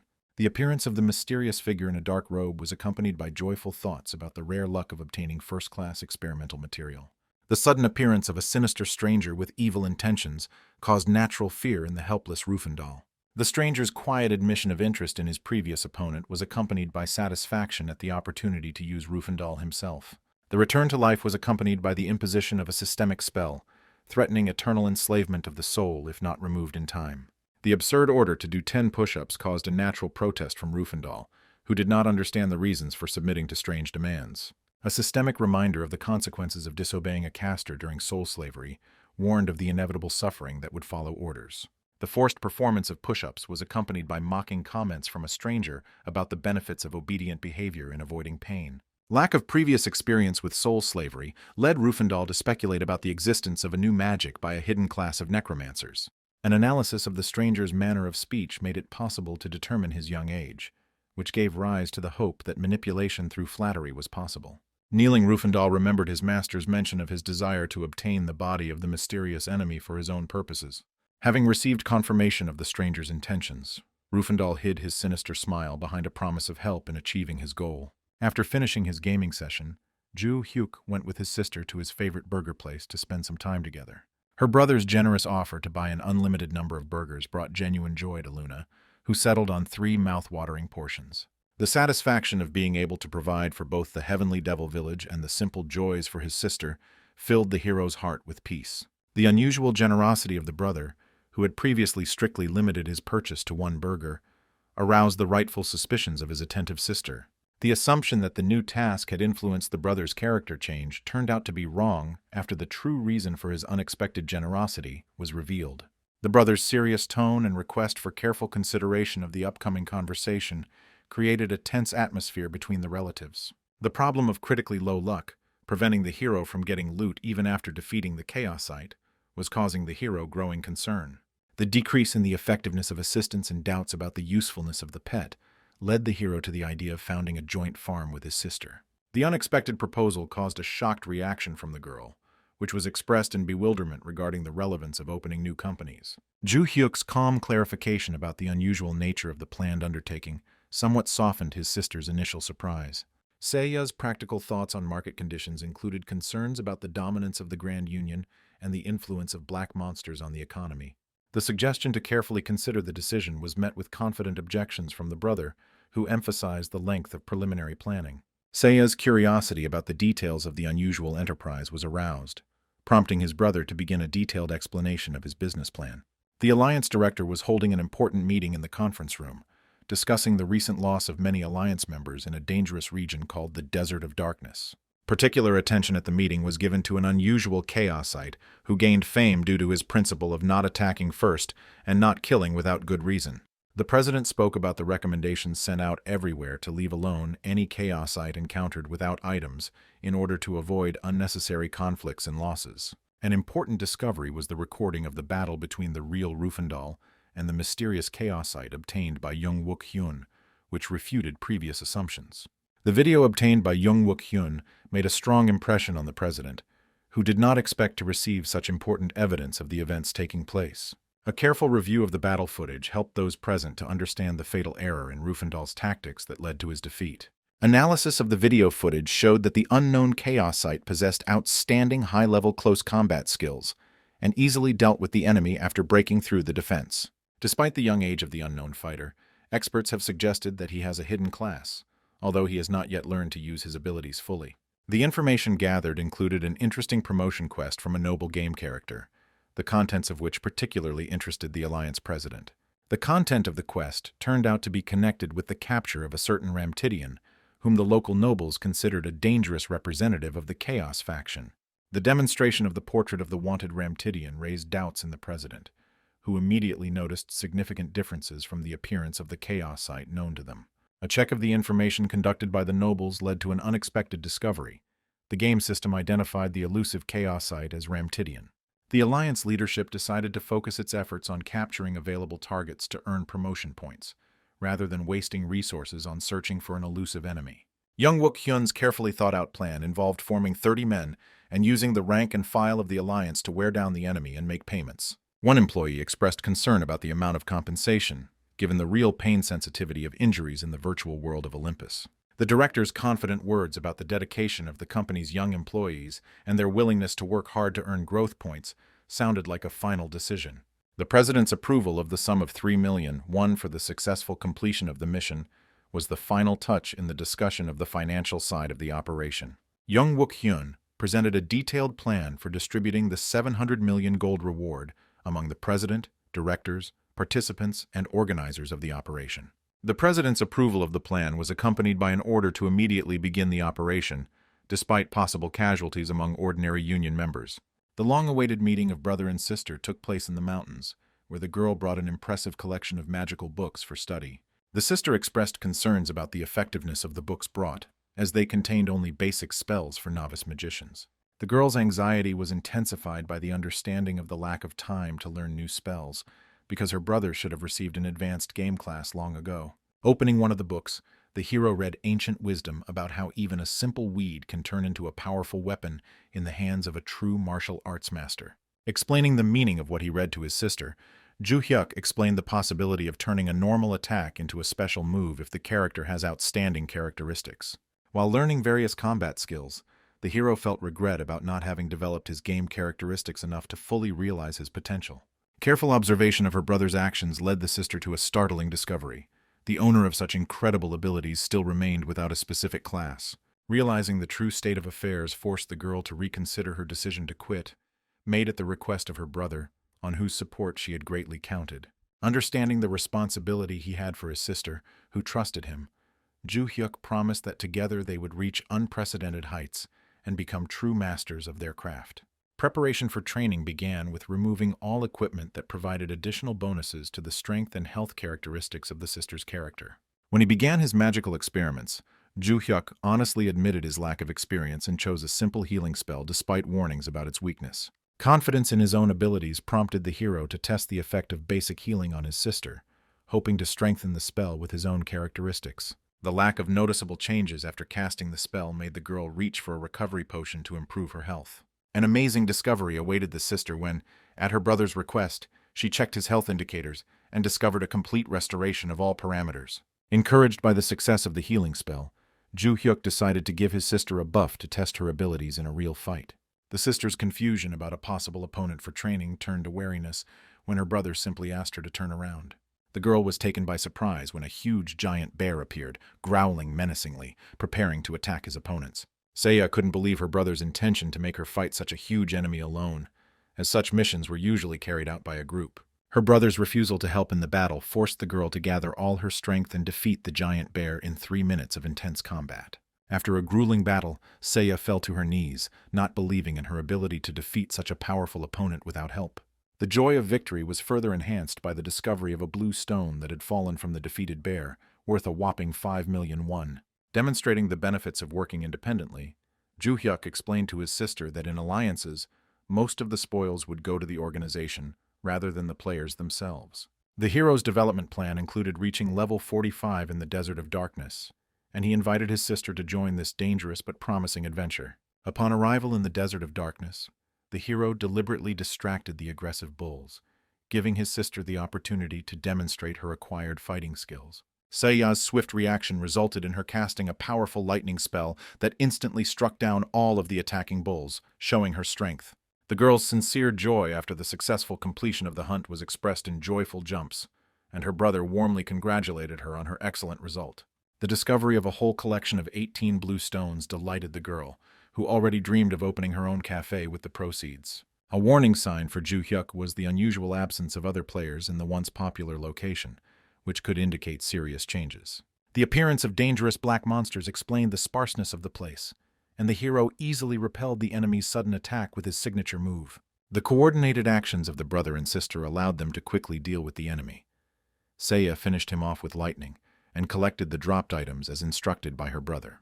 As she followed her brother's instructions to collect loot from fallen enemies, the girl couldn't shake the unpleasant feeling that their actions resembled a robbery. In the game world, everyone considered Joo-hyuk to be an ordinary low-level chaosite, which gave him the advantage of taking items from those who dared to attack first, and he calmly explained this to his opponents. Suddenly turning around, Joo-hyuk saw an army of high-level knights approaching, no lower than level 50, which turned out to be so numerous that even his sister Seiya was frightened by such a number. Seiya couldn't understand how her brother managed to attract the attention of an entire raid of players, and suggested an immediate retreat. But Joo-hyuk remained unperturbed, realizing that the time for escape had already been lost. The game system caused Seiya to become truly terrified by its announcement that no one would be able to leave the battle area until the PvP battle was completely over. Joo-hyuk activated a secure communication channel between the players and promised his sister that everything would end well, but asked her to move away so that she would not have problems due to communication with him. The knights approached and saw Joo-hyuk's sly smile, and he asked how many warriors they would need to defeat him, and warned that he would not harm those who did not attack first. Director Jin of the Alliance, having identified their target, gave clear instructions to his warriors to keep a safe distance and follow the chosen strategy to successfully complete the mission. A group of mages cast a binding spell on Joo-hyuk, attempting to immobilize his body with external forces, but his own strength was enough to automatically resist the magic. Joo-hyuk's confusion as to why people were ignoring his warnings to kill if attacked led to him immediately creating a huge fireball towards his opponents.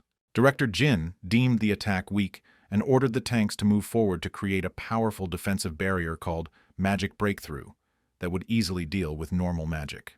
According to Captain Jin's explanation, the hero's lack of a specific class meant that his basic magic was of no threat, so tanks had to quickly organize a combo skill to destroy him. Watching the barrier being destroyed, the hero thought about the strangeness of his nicknames, because before he was called Rufandal, and now they came up with a new name, and this situation was beginning to irritate him. After the smoke cleared from Ju-hyuk's powerful attack, Commander Jin realized with horror that all of his tankers had been destroyed by a single enemy strike. The commander couldn't believe what was happening because the enemy was only using basic magic, and given Ju-hyuk's reputation as a master of hand-to-hand combat, what happened seemed completely illogical. Deeply shocked by what he saw, Director Jin ordered the remaining warriors to prepare for battle and tried to understand how simple basic magic could have such destructive power. The director pondered the contradiction between the high magic power and low resistance to slavery in the opponent who stood motionless under the effect of the binding spell, which raised questions about his true nature. In an unexpected display of mercy, Ju-hyuk warned his opponents of their imminent death from his magic, and advised them to immediately leave the battlefield for their own safety. An impressed Seiya shared her surprise with her brother at the incredible size of the fireball, and although Ju-hyuk himself did not expect such an effect, he carefully hid his surprise. The worried girl asked her brother about the effect of the enemy's magic, which supposedly restricted his movements. But after learning the truth about the lack of effect of the spell, she could not understand the reason for his immobility. Ju-hyuk explained to his sister that his stillness was due to their conversation and waiting for the recharge of the fireball, which he planned to use against the opponents several more times. Watching her brother's actions during the battle, Seiya understood that his behavior could hardly be called reasonable, but she recognized his right to act at his own discretion. The system informed Ju-hyuk of the 50-second cooldown for the fireball skill, which made him annoyed at the long wait, but he couldn't change this limitation. Captain Jin gave the order for the ranged troops to prepare for a large-scale attack on his signal, trying to understand the situation with the enemy, who was displaying the abilities of a magician instead of the expected skills of a fighter. The Alliance president received an urgent message from Jin asking for support, and the need to send a high-level tanker to create a magical barrier, as their enemy was not a melee fighter.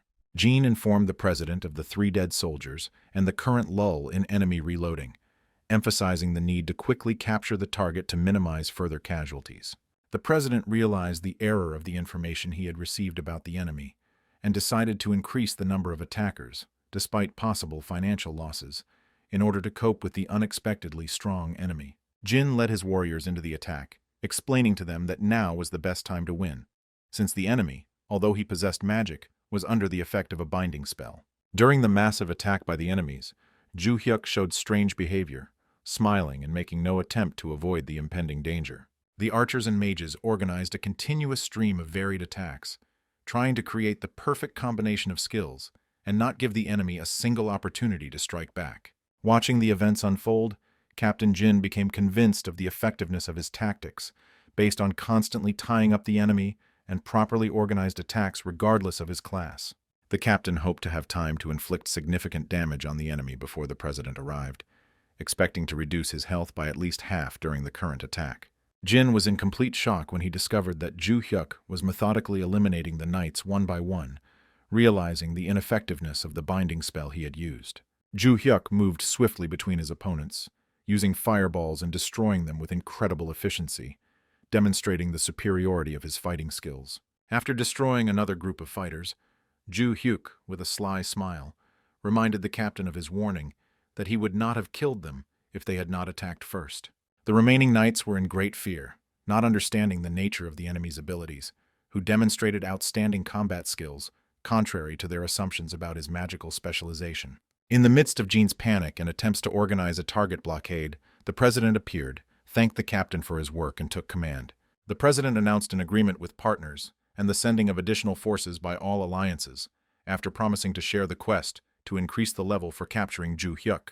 Despite the significant manpower at his disposal, the president expressed surprise at Ju-hyuk's ability to eliminate so many opponents in a short period of time.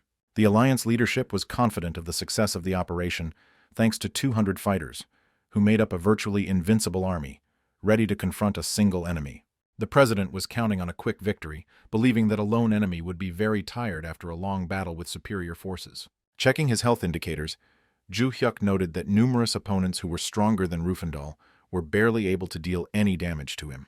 Thanks to the colossal speed of health recovery, Ju Hyuk remained confident in his abilities, realizing that even 200 opponents would not be able to cause him serious harm.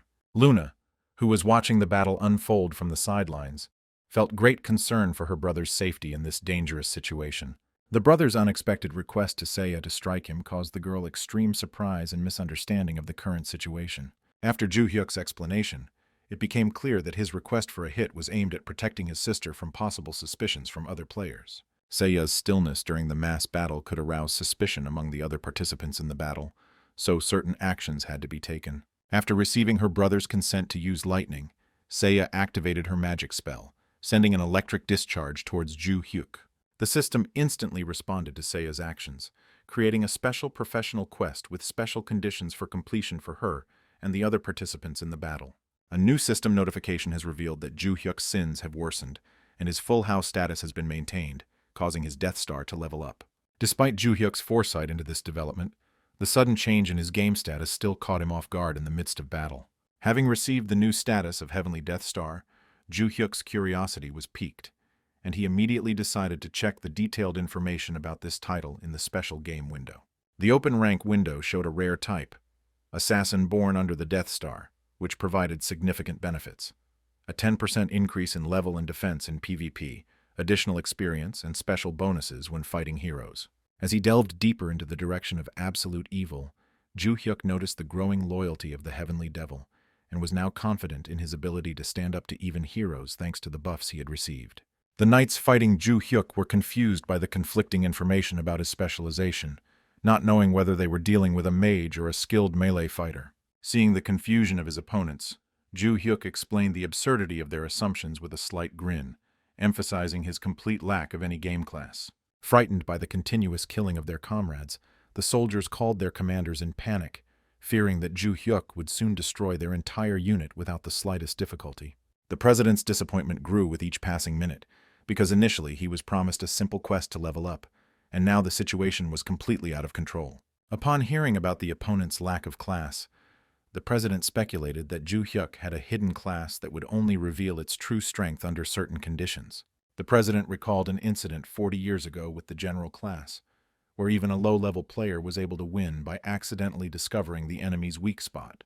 Confident that Ju Hyuk had a weak spot, the president and Director J decided to personally enter the battle, intending to find the enemy's vulnerability and exploit it. Having dealt with another group of opponents, Ju Hyuk calmly responded to the appearance of the president and director, confidently declaring that he had no weaknesses. While doing a little warm-up between fights, Ju Hyuk thought about the need to quickly level up to master ranged combat skills, considering their lack to be the only drawback. Ju Hyuk's thoughts were interrupted by his sister's unexpected request. She asked his brother to help her carry out several experimental actions as part of the assignment he had received. The sudden receipt of a special job quest by his sister caused genuine surprise in Ju Hyuk, who did not expect such a turn of events in the current situation.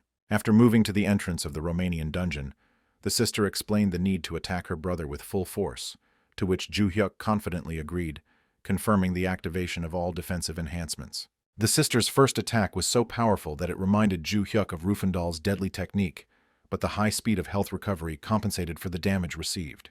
Ju Hyuk showed an exploratory interest in his body's capabilities, speculating on the ability to withstand such attacks for a long time without interruption. The combined attack of Lifidi and Luxamidiana rained down on the boy with a powerful stream of various spells, forming a super-effective combo against the bearers of sin.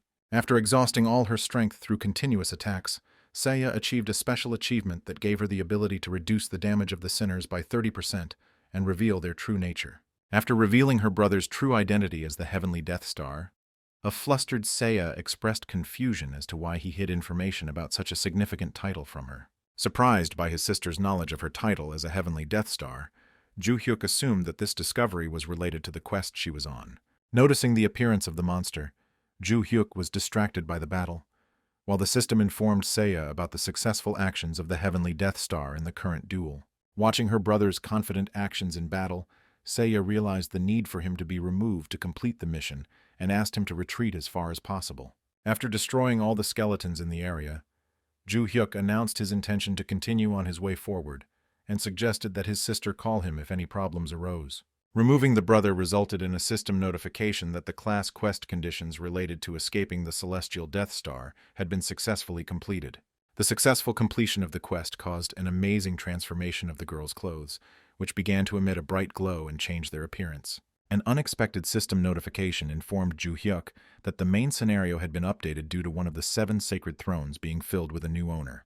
The shocking news that it was his sister who took the place on the Holy Throne came as a surprise not only to Ju Hyuk, but also to the girl herself. The action moved to the Alliance conference room, where the president expressed his sincere gratitude to all those gathered for their presence at the important meeting.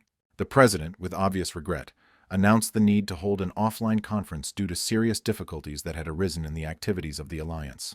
The main reason for the problems was the failure of the quest to capture Full Hao, which occurred due to inaccurate information about the enemy. The negative consequences included a massive exodus of traders and serious economic damage to the Alliance, which led to the need for significant staff reductions. The staff showed understanding of the difficult situation, recognizing the impact of chaos and black monsters on the economy, and sympathized with the difficulties their president faced. A small smile appeared on the president's face when he saw the sympathetic reaction of his subordinates to the situation. After bowing his head in regret, the president announced the continuation of the quest and promised all participants would receive promotion points upon its successful completion. In a clever tactic to stave off discontent, the president expressed hope for a future meeting under better circumstances, knowing that many wanted to keep their jobs. After the meeting, the president decided to enter the game capsule, realizing the need to restore relations with partners, despite the successful reduction of losses through staff reduction.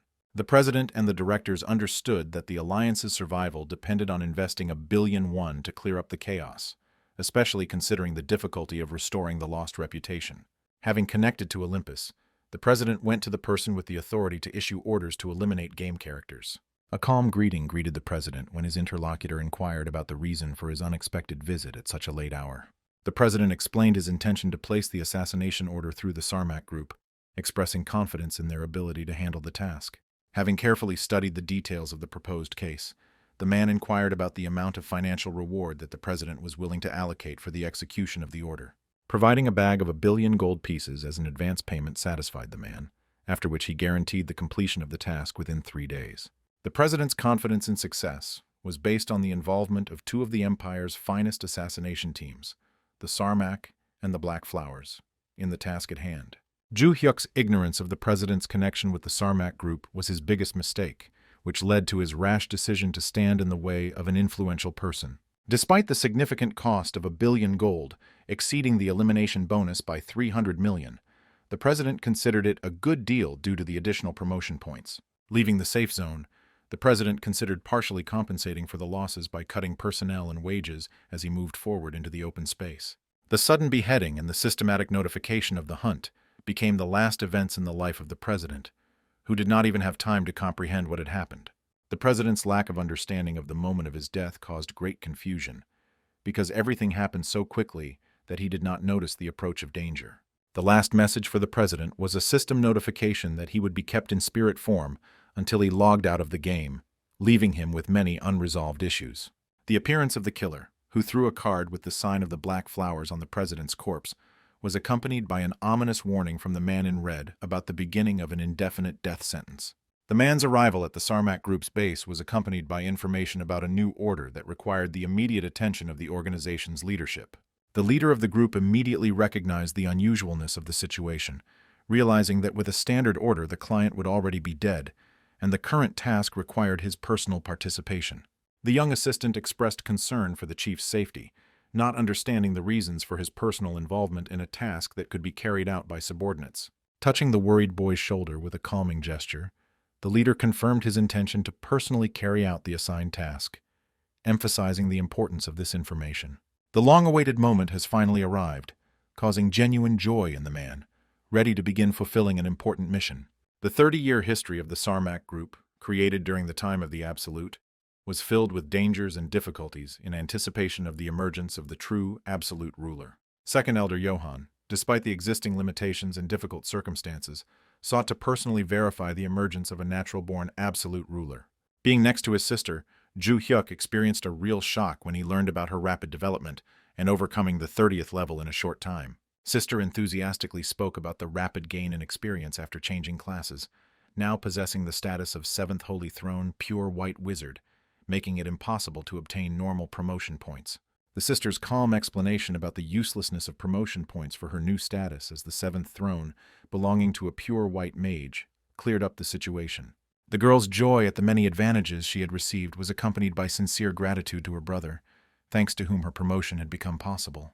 After analyzing the situation, Ju Hyuk realized the connection between the hunt for him and his sister's class change, realizing his role as an absolute evil and the throne's peculiarity of not needing promotion points. The high rate of leveling up posed a serious danger, considering the possibility of Seiya reaching level 99 despite the simple desire of people to live a peaceful life. Caution in communication after the massive battle in the Desert of Darkness forced them to use whispers and disguises, especially considering his sister had reached the platinum level with a minimal amount of his blood. Agreeing to his sister's request for additional training, Ju Hyuk put forward one condition: she should not accidentally kill him during a training fight. The sister's internal struggle manifested itself in her desire to kill her brother at least once in order to complete a special quest, despite the difficulty of making such a decision. The sister's persistent entreaties to allow him to be killed for the sake of a high reward were met with a categorical refusal by the brother, despite the potential value of the reward. The smiling sister continued to insist, reminding them of the game nature of what was happening and offering to divide the reward they had received according to their agreement. Ju Hyuk philosophically noted that if he were to die someday, he would prefer to do so at the hands of his sister, but killing him now was definitely not the right thing to do. Ju Hyuk's curiosity about the possible reward for his murder was mixed with bewilderment at his sister's cheerful attitude towards the idea of his elimination. The positive changes in his sister's character and her taking over the throne made Ju Hyuk happy, making him look at the situation more optimistically. The next few days the siblings spent in various dungeons, where Seiya fought on her own, collected items, and leveled up. Checking the stat window showed Ju Hyuk that despite needing to level up, he still lacked a significant amount of experience. To reach the next level, Ju Hyuk needed to destroy additional monsters to gain the missing experience. The sister's unexpected decision to temporarily leave to replenish her stock of potions and items was accompanied by a promise of a quick return. The final agreement on collecting dropped items ended their conversation, after which the brother and sister temporarily went their separate ways. Ju Hyuk's plan was to use the 10-minute window to solo kill the monsters needed to level up. A sudden ambush interrupted Ju Hyuk's plans when an unknown person addressed him using the title of Absolute Heavenly Devil. Second Elder Johan personally came to verify the authenticity of Ju Hyuk's identity, wanting to confirm the veracity of his claim to the high title. The threat of a permanent death sentence from the Sarmac group hangs over Ju Hyuk if his true identity is not confirmed. The system responded to the Second Elder's appearance by creating a difficult SSS-level quest called Second Elder Johan's Attack. Johan's fame among the 12 Elders of the Heavenly Devil was based on his unrivaled skill in surprise attacks, requiring Ju Hyuk to be especially careful in order to gain recognition. The unexpected appearance of an SSS-level quest within the main quest, Return of the Absolute, made Ju Hyuk realize that he might be in the middle of something big. Analyzing the aftermath of the attack on his sister and her ascension to the throne, Ju Hyuk understood the possibility of his becoming an absolute and quickly growing as a saint without the need for promotion points.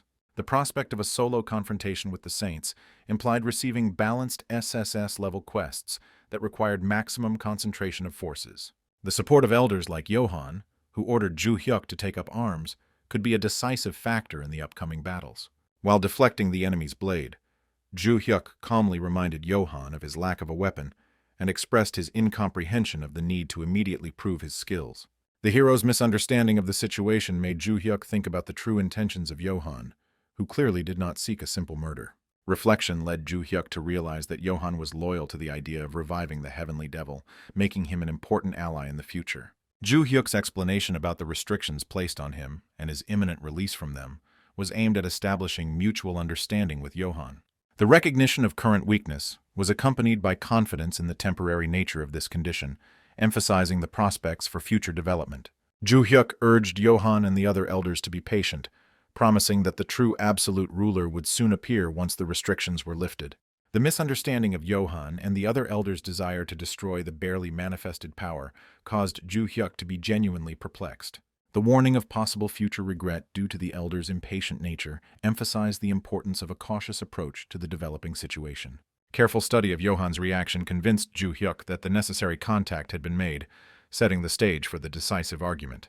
Ju Hyuk's confident statement about quickly mastering the technique of the mind bequeathed by the teacher was accompanied by a specific time promise of 10 minutes.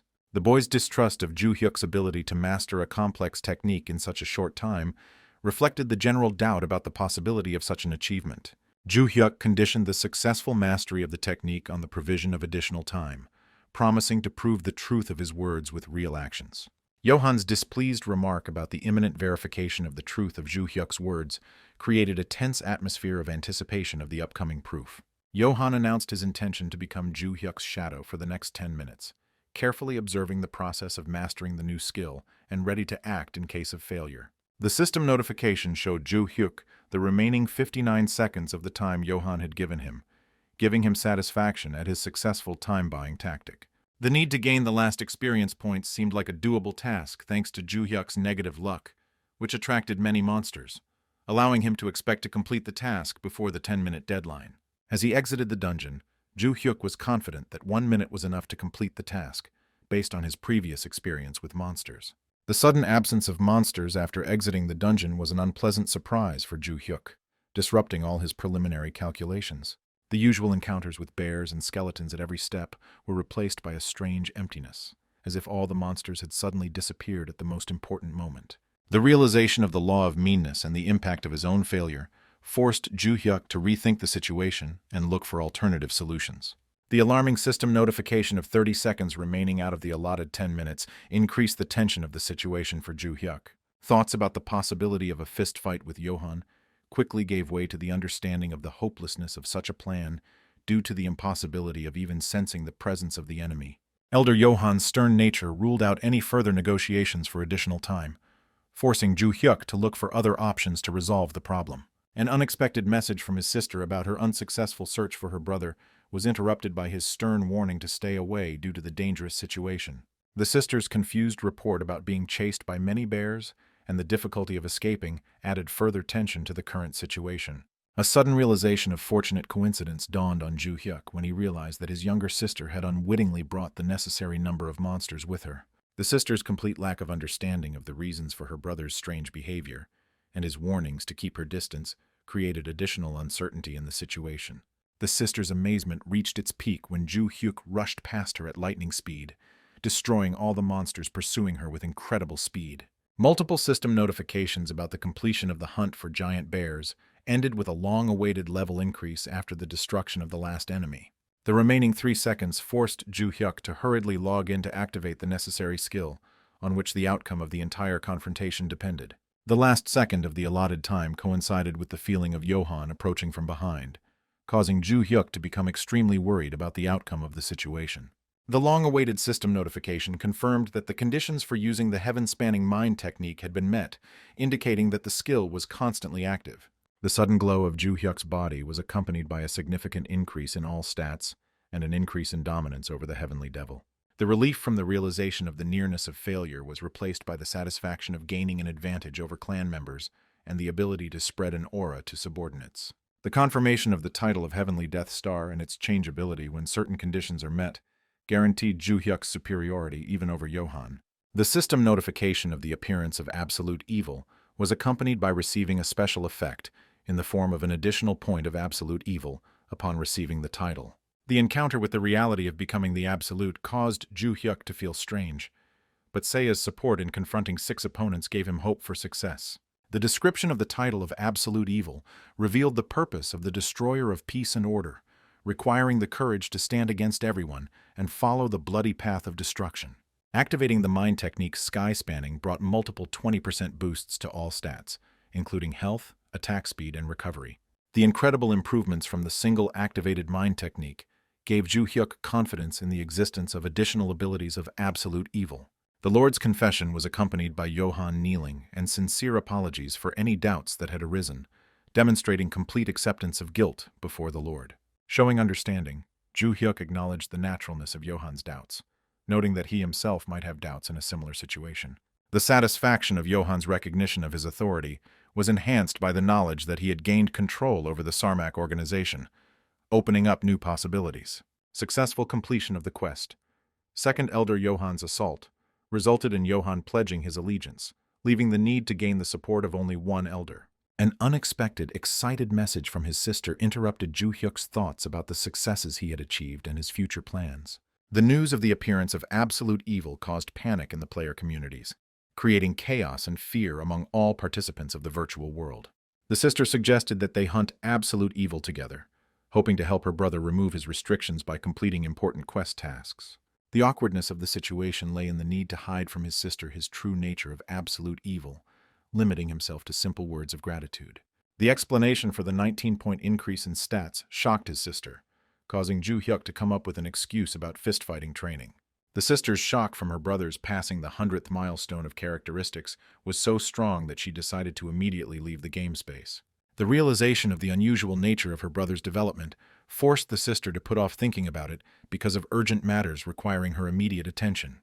The intense shock of his sister made Ju Hyuk delay admitting his true nature as an absolute evil, fearing her reaction to such a revelation.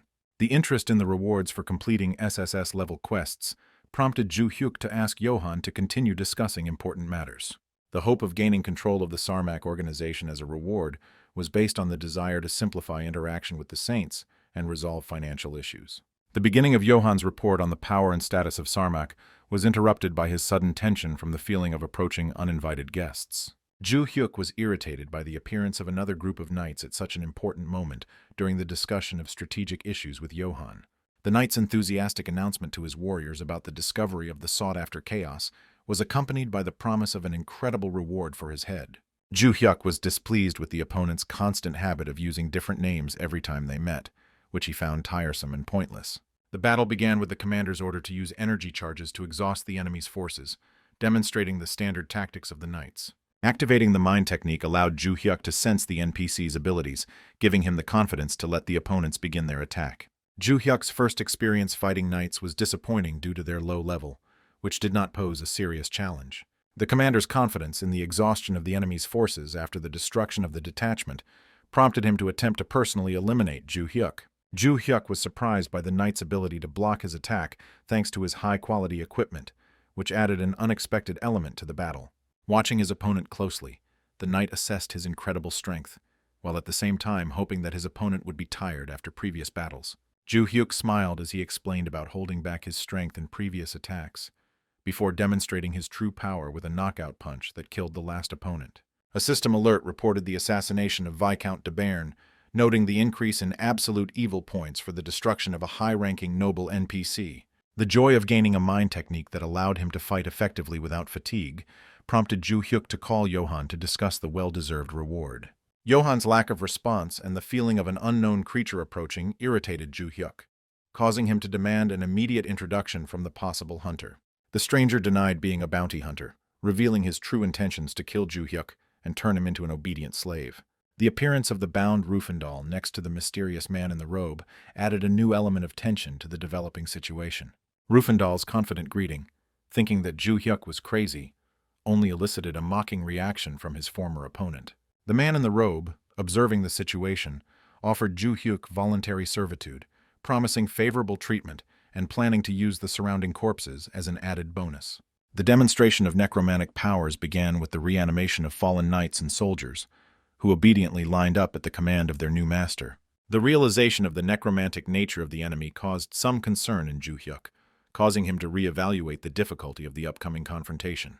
An analysis of the situation led Ju Hyuk to the conclusion that the enemy had a hidden class that allowed him to bring back the dead while preserving their memories and personality. Ju Hyuk's concern was further heightened by the realization that even the mind technique could not accurately measure the abilities of the resurrected undead, who were potentially quite powerful. The noble Viscount's oath of allegiance to his new master, demonstrating complete submission to the necromancer, presented a shocking spectacle. The commander's address to Ju Hyuk was accompanied by a confident oath about the inevitable death of the enemy, showing complete submission to the will of the necromancer. The sudden intense pain that gripped the approaching man left Ju Hyuk completely confused about the events happening in the world. A system notification confirmed the activation of the title effect, Absolute Evil, which grants control over the products of black magic and resistance to necromancers, through the aura of mind technology. The effectiveness of mind energy against black magic has caused great concern to the necromancer, who is witnessing the loss of control over his puppets. The realization of the possibility of usurping power over dead bodies prompted Ju Hyuk to test the subordination of the creatures occupied by the necromancer to his will. The instant formation of all resurrected creatures in a row at Ju Hyuk's command ended with the order to return to the state of death. Rufandal's concern about the possibility of his own death from Ju Hyuk's order was attempted to be reassured by the necromancer, who retained control over his slave. The experimental order for Rufandal to perform 10 jumps with his arms outstretched was based on Ju Hyuk's assumption that his power would extend to all forms of undead. Rufandal's attempt to resist the order ended with a powerful lightning strike, forcing him to immediately begin carrying out the humiliating task. Ju Hyuk's calm approach to the necromancer was accompanied by a question about his age, which was left unanswered due to the enemy's desire to immediately leave the scene of the confrontation. Following his principle of only killing those who attacked first, Ju Hyuk allowed the necromancer to escape since he did not have time to make a direct attack. The necromancer's hasty departure after a deep bow left Rufandal alone with Ju Hyuk for a decisive conversation. The uncertainty of his future fate caused Rufandal serious anxiety as he awaited the hero's decision. Rufandal's attempt to establish friendly relations was accompanied by an explanation of his forced submission to the necromancer and the possibility of liberation thanks to the intervention of Ju Hyuk. The offer of loyal service in exchange for saving his life delighted Ju Hyuk, who saw the opportunity to get a free assistant to collect items. The necromancer's disconnection from Olympus was accompanied by the realization of the enormous difference in power between him and the chaosite he had encountered. Gratitude for the preservation of life was mixed with bewilderment regarding the superiority of the enemy's necromantic techniques over his own abilities. The memory of the mentor's prediction about the coming of the only ruler made the necromancer think about the possible connection between the prophecy and the enemy he had encountered. The bitter realization of the missed opportunity to capture an important figure instead of fleeing was reinforced by the understanding of the special abilities of the person he had met. The sudden discovery of Friday and the missed meeting forced the necromancer girl to hastily leave the virtual space. Resuming the interrupted conversation with Johann allowed the elder to begin his report anew, providing important information. The gentleman's frequent requests to speed up the report were explained by the fear of the appearance of new, uninvited guests eager to meet with him. Detailed information about the Sarmac group included data on the number of assassins of various classes, capable of eliminating even high-ranking knights of the Empire. Sarmac's popularity was confirmed by the constant flow of people wishing to join the organization, many of whom died during the qualifying competitions. Sarmac's influence extended to the highest circles of the Empire through financial connections with high-ranking nobles, bypassing representatives of lower ranks. The organization's 30-year activity has allowed it to accumulate an impressive capital of 6 billion gold coins, distributed between operational and personal funds. The transfer of all his accumulated funds to the absolute ruler Ju Hyuk caused him to feel genuine joy at the opening up of opportunities. The system notification of the quest reward, which included gaining control of Sarmac and a compensation of 6 billion gold, greatly improved Ju Hyuk's mood. The formal acceptance of Johann's allegiance was accompanied by important instructions regarding the future management of the organization. The retention of the operating fund and Johann's leadership role was justified by his unrivaled qualifications in managing the affairs of Sarmac. The distribution of the 4 billion received was intended to finance not only Sarmac, but also the development of the Heavenly Devil Village for the general revival. Johann's gratitude was accompanied by a solemn oath to follow the highly respected ruler wherever he went. Ju Hyuk's joy at gaining control of Sarmac was based on the prospect of improving his life quests. Johann's sudden mention of the third elder of Rexor was accompanied by a serious warning about his exceptional danger. The special distinction of Rexor among all the elders, including Johann himself, emphasized the need for increased caution. Rexor's reputation was built on his ability to carry out sudden, deadly attacks without prior warning. Ju Hyuk's curious question about Rexor's status as an assassin was confirmed by Johann, who revealed his position as the leader of the Black Flowers organization. A sudden system notification confirming 2 throne holders at once interrupted an important conversation, requiring immediate attention. The possibility of an attack by new owners of the throne required that the potential threat be taken seriously, regardless of their personalities. The hero's confidence was based on the support of his younger sister, who occupied the 7th throne and control over the Sarmac organization. The sister's unexpected appeal contained information not only about the appearance of the 1st and 2nd thrones, but also about more important events that required the brother's attention. A meeting between his sister and a close friend, brought up information that could be of particular importance to Ju Hyuk in the current situation. A surprising coincidence revealed the identity of Seiya's friend as the same necromancer girl who recently attacked Ju Hyuk. The appearance of a persistent waiter in a cafe, who declared a stranger to be his ideal and asked for her phone number, created an awkward situation. The girl's categorical refusal was accompanied by bewilderment regarding the possibility of calling a stranger ideal and asking for contact information at the first meeting. The girl was genuinely disgusted by people who tried to build relationships solely on the basis of external attractiveness. Seiya's explanation of her friend's outstanding beauty was accompanied by the suggestion that Se-song still had a fear of men. Se-song's embarrassed denial about having problems with men was accompanied by a clarification about her lack of such experience. Remembering the nickname Ice Princess from the academy made Seiya smile as he thought about the possible reactions of his friends to his friend's current behavior. Se-song's awkward reaction to her friend's supposed anger turned into genuine laughter and a question about current affairs. Se-song's candid account of her recent problems showed the level of trust between the friends and the importance of their communication. The long conversation brought the girl significant relief from the opportunity to share her accumulated experiences. Mutual gratitude for the confidential conversation ended with good wishes for a successful journey before the friends parted. The unexpectedness of the information received made Seiya think about the necessary actions, starting with establishing contact with his brother. Ju Hyuk's immediate disconnection from Olympus was due to the realization of the importance of the information, prompting his sister to immediately send a message. Fear of possible eavesdropping forced the girl to return home for a calm conversation in a safe environment. Seiya's revelation about the unique information he received was about Se-song's unexpected encounter with the absolute evil, which came as a complete surprise. The existing information about the solitary struggle of absolute evil against the saints was supplemented by the knowledge of the existence of support classes among players. Ju Hyuk's realization that his sister's longtime friend possesses a hidden ultimate necromancer class designed to support ultimate evil. The value of the information received made Ju Hyuk doubt the ethics of his sister disclosing her friend's secret that had been entrusted to her. Seiya's explanation was based on the spiritual kinship with his friend and the need to inform his brother as an absolute evil about important events. Ju Hyuk's attempt to feign ignorance was met with his sister's explanation of her knowledge and the expectation that her brother would confess on his own.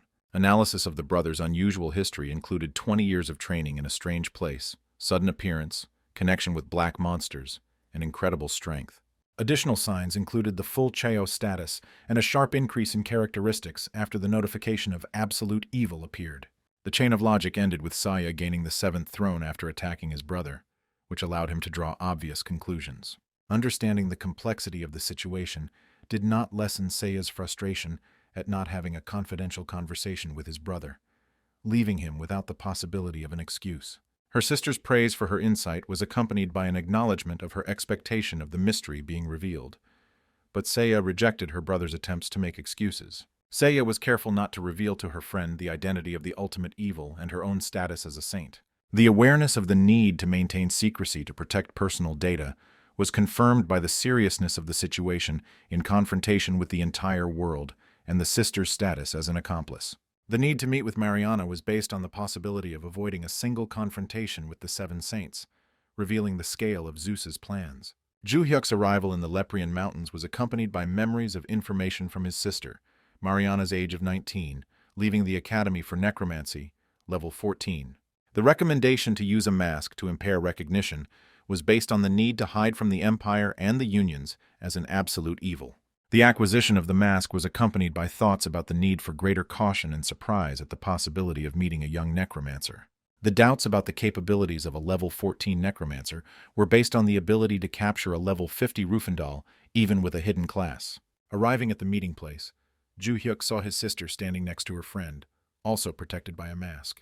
Mutual recognition of the meeting participants occurred despite the presence of masks, revealing the true identities of those gathered. The shocking revelation of Se-song's feminine essence contradicted her previous manner of speech, surprising both participants of the previous meeting. The rationale behind using a low voice was based on the desire to match the image of a necromancer, which was different from his usual behavior in real life. Seiya was surprised by the mutual recognition between his friends and the realization of his own ignorance of their previous meeting. Ju Hyuk's calm explanation of the previous meeting was accompanied by an admission of awareness of the enemy's true identity. Se-song's thoughts on the strangeness of fate included analysis of information from Seiya and her own suspicions about the identity of the ultimate evil. Mutual confessions revealed the true identities of the participants: the absolute evil, the younger sister, and the seventh light. The unexpected revelation of the information caused Se-song to feel strong emotions that she could barely contain when talking to her friend. Se-song's emotional reaction was expressed in physical pressure on her friend and demanding an explanation for hiding important information. Seiya's explanation for the reasons for withholding information included respect for his brother's privacy and an apology for keeping silent about his own status as a saint. Se-song's state of shock was intensified by the realization that she was inappropriately dressed for a meeting with her friend's brother, causing severe nervous tension.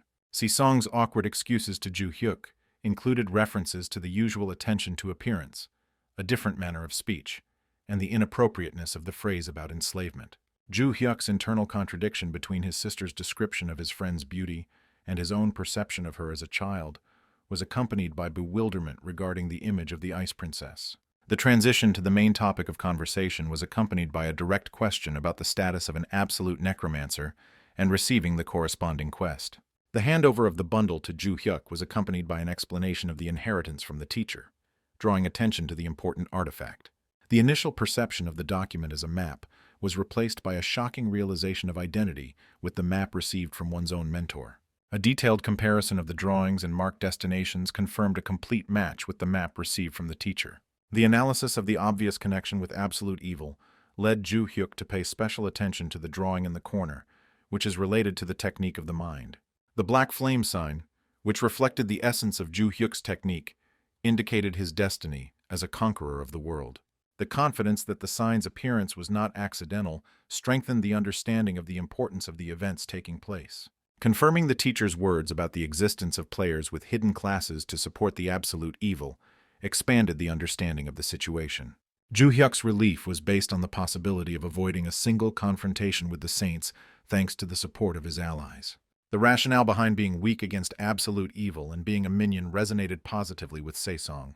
The return of the scroll was accompanied by confirmation of the power of the absolute necromancer and a proposal to begin active actions. The explanation for the need to raise Se-song's level 14 was based on the preliminary information from her sister. The joint battle with the giant bears began a few days later, with Seiya easily defeating his first opponent. Having received the level-up system multiple times left Rufandal confused about the number of upgrades required. Completing Ju-hyuk's quest to collect rewards resulted in successfully finishing off the giant bear and reaching level 58. Quickly completing the task of finding the reward and delivering the blue stone to the owner earned Ju-hyuk's praise and gratitude. What was surprising was the transformation of the legendary killer Rufandal into a simple collector of artifacts under the leadership of a new master. The appeal of serving under Ju-hyuk was based on his excellent healing skills, buffing skills, and guaranteed rewards. The sudden realization of his contentment with his slavery made Rufandal want to rid himself of such inappropriate thoughts. Checking the levels of the party members revealed Mariana's impressive progress to level 19, typical for the hidden support class. Seiya admired the fact that Se-song had hunted alone before, demonstrating her independence and determination. Se-song's admission of her lack of skill control was coupled with Ju-hyuk's understanding of her outstanding necromancer abilities, despite her outward clumsiness. The current limitations due to Se-song's low level included the weakness of summoned, undead, and summoning limits, without diminishing the potential of the absolute necromancer. The priority task of raising the girl's level was related to ensuring safety in the conditions of the Elder's activity and the attention of the players. The strategic value of the undead in waging a quantitative war made Se-song an ideal ally in the current situation. The peculiarity of Se-song's quest to research unity techniques allowed the game to start at level 20, as opposed to Ju-hyuk's level 40. The difficulty of the quest left by Ju-hyuk's mentor required a joint effort to avoid serious problems when completing it alone. Ju-hyuk's joy at the addition of his sister and Se-song was combined with the satisfaction of maintaining his luck in real life. Se-song's unexpected embrace was accompanied by a joyful message about reaching level 20, and gratitude for the effective instructions. After breaking free from the hug, Ju-hyuk announced that the quest could be started once Se-song reached the required level. The plan of action involved transporting Se-song and Seiya via the Imperial Teleport to the Kargos Mountains on the Runya continent. The girl's first priority was to collect all available information in the designated area. The agreement on Ju-hyuk's subsequent joining with Rufandal via the Union's teleport completed the distribution of tasks. Rufandal's doubts about the possibility of using teleportation due to his full Hao status were shared by Ju-hyuk, who was ready to look for alternative ways. Analysis of transport options revealed the disadvantages of cheap but time-consuming sea and air travel, making teleportation the preferred choice. The limited number of teleports independent of the Empire was complicated by additional restrictions on chaos sites from the Federation. The teleport of the Large Union of Helen was an example of the monopolization of the management of large unions in the existing system. The vigilance of the teleport guard led to the discovery of suspicious activity and a call to the captain to check the situation. The captain's forced attention to the situation was caused by a report of 2 chaos sites approaching the protected area. The captain's decision to allow entry was accompanied by the intention to personally control the situation to ensure safety. The operators of the teleport of the Great Union acknowledged the validity of the security measures taken in the current situation. Rufandal's premonition of trouble was met by Ju Hyuk's confident assurances of safety in the conflict-free zone if his instructions were followed. The teleport representative explained the route north of the Kargos Mountains on the Runia continent and inquired about the availability of the necessary payment. The recognition of the famous blue-haired Rufandal led to the assumption that he had brought an assistant to perform auxiliary tasks. Following Ju Hyuk's plan, Rufandal introduced his companion as the collector of the dropped items, maintaining the appearance of superiority. Rufandal's concerns about potential problems persisted despite following Ju Hyuk's plan to take over as leader. The guard was perplexed by the strange choice of assistant to collect the items, which seemed like a suboptimal solution. Doubts about the usefulness of Rufandal's companion were reinforced by the apparent low level of development of the supposed assistant. Despite his obvious agitation, Rufandal tried to explain to the guard that the level of his assistant should not have any bearing on the accomplishment of their common task. The young guard laughed and stated his payment demands directly, setting a special price for the Chaos Travelers at 30 million gold coins each. Rufandal was frankly shocked by the amount named, which seemed to him completely unreasonable and excessively high for the usual fee for passing through the portal. The guard calmly reminded the travelers of their special status as chaos sites, which meant they could not use the regular Imperial portals to travel. The guard's carefully thought-out plan worked flawlessly, as the travelers, despite Rufandal's outrage at the high prices, were forced to accept his terms. The guard saw an opportunity to gain additional benefit from the current situation, and approached Rufandal's companion with an unexpected proposal to change his situation. Admitting to ignorance of Ju Hyuk's full story, the guard offered to help him in exchange for unconditional compliance with all subsequent instructions and orders. Careful observation of what was happening allowed Ju Hyuk to fully reveal the true nature of the leader of a large alliance, who surprisingly easily succumbed to a simple trick. Ju Hyuk's current plan was to create a convincing appearance of his sincere desire to free himself from his position as a subordinate, right in front of everyone present. The group of girls' journey to the Kargos Mountains ended surprisingly quickly and successfully, thanks to the flawlessly functioning instant teleportation system. Mariana expressed concern about the fate of Ju Hyuk, but Seiya confidently assured her friend of her brother's invincibility, capable of coping with any difficulties. The girl was deep in thought about the correctness of addressing the young man as uncle, given his relatively young age and friendly attitude towards others. The age difference between them was only 7 years, so the girl was worried that the guy might be displeased with her overly respectful treatment of him. Seiya, knowing her brother's character very well, confidently told her friend about Ju Hyuk's complete indifference to formalities in address and the choice of appropriate address. Suddenly, Saesong stopped talking and focused on a serious problem, her complete inability to understand the maps and determine the correct direction to move. The narrative switches to Commander Iva, who occupied a lowly position with a development level of 40, insufficient to confront the leader of the Union, Helen.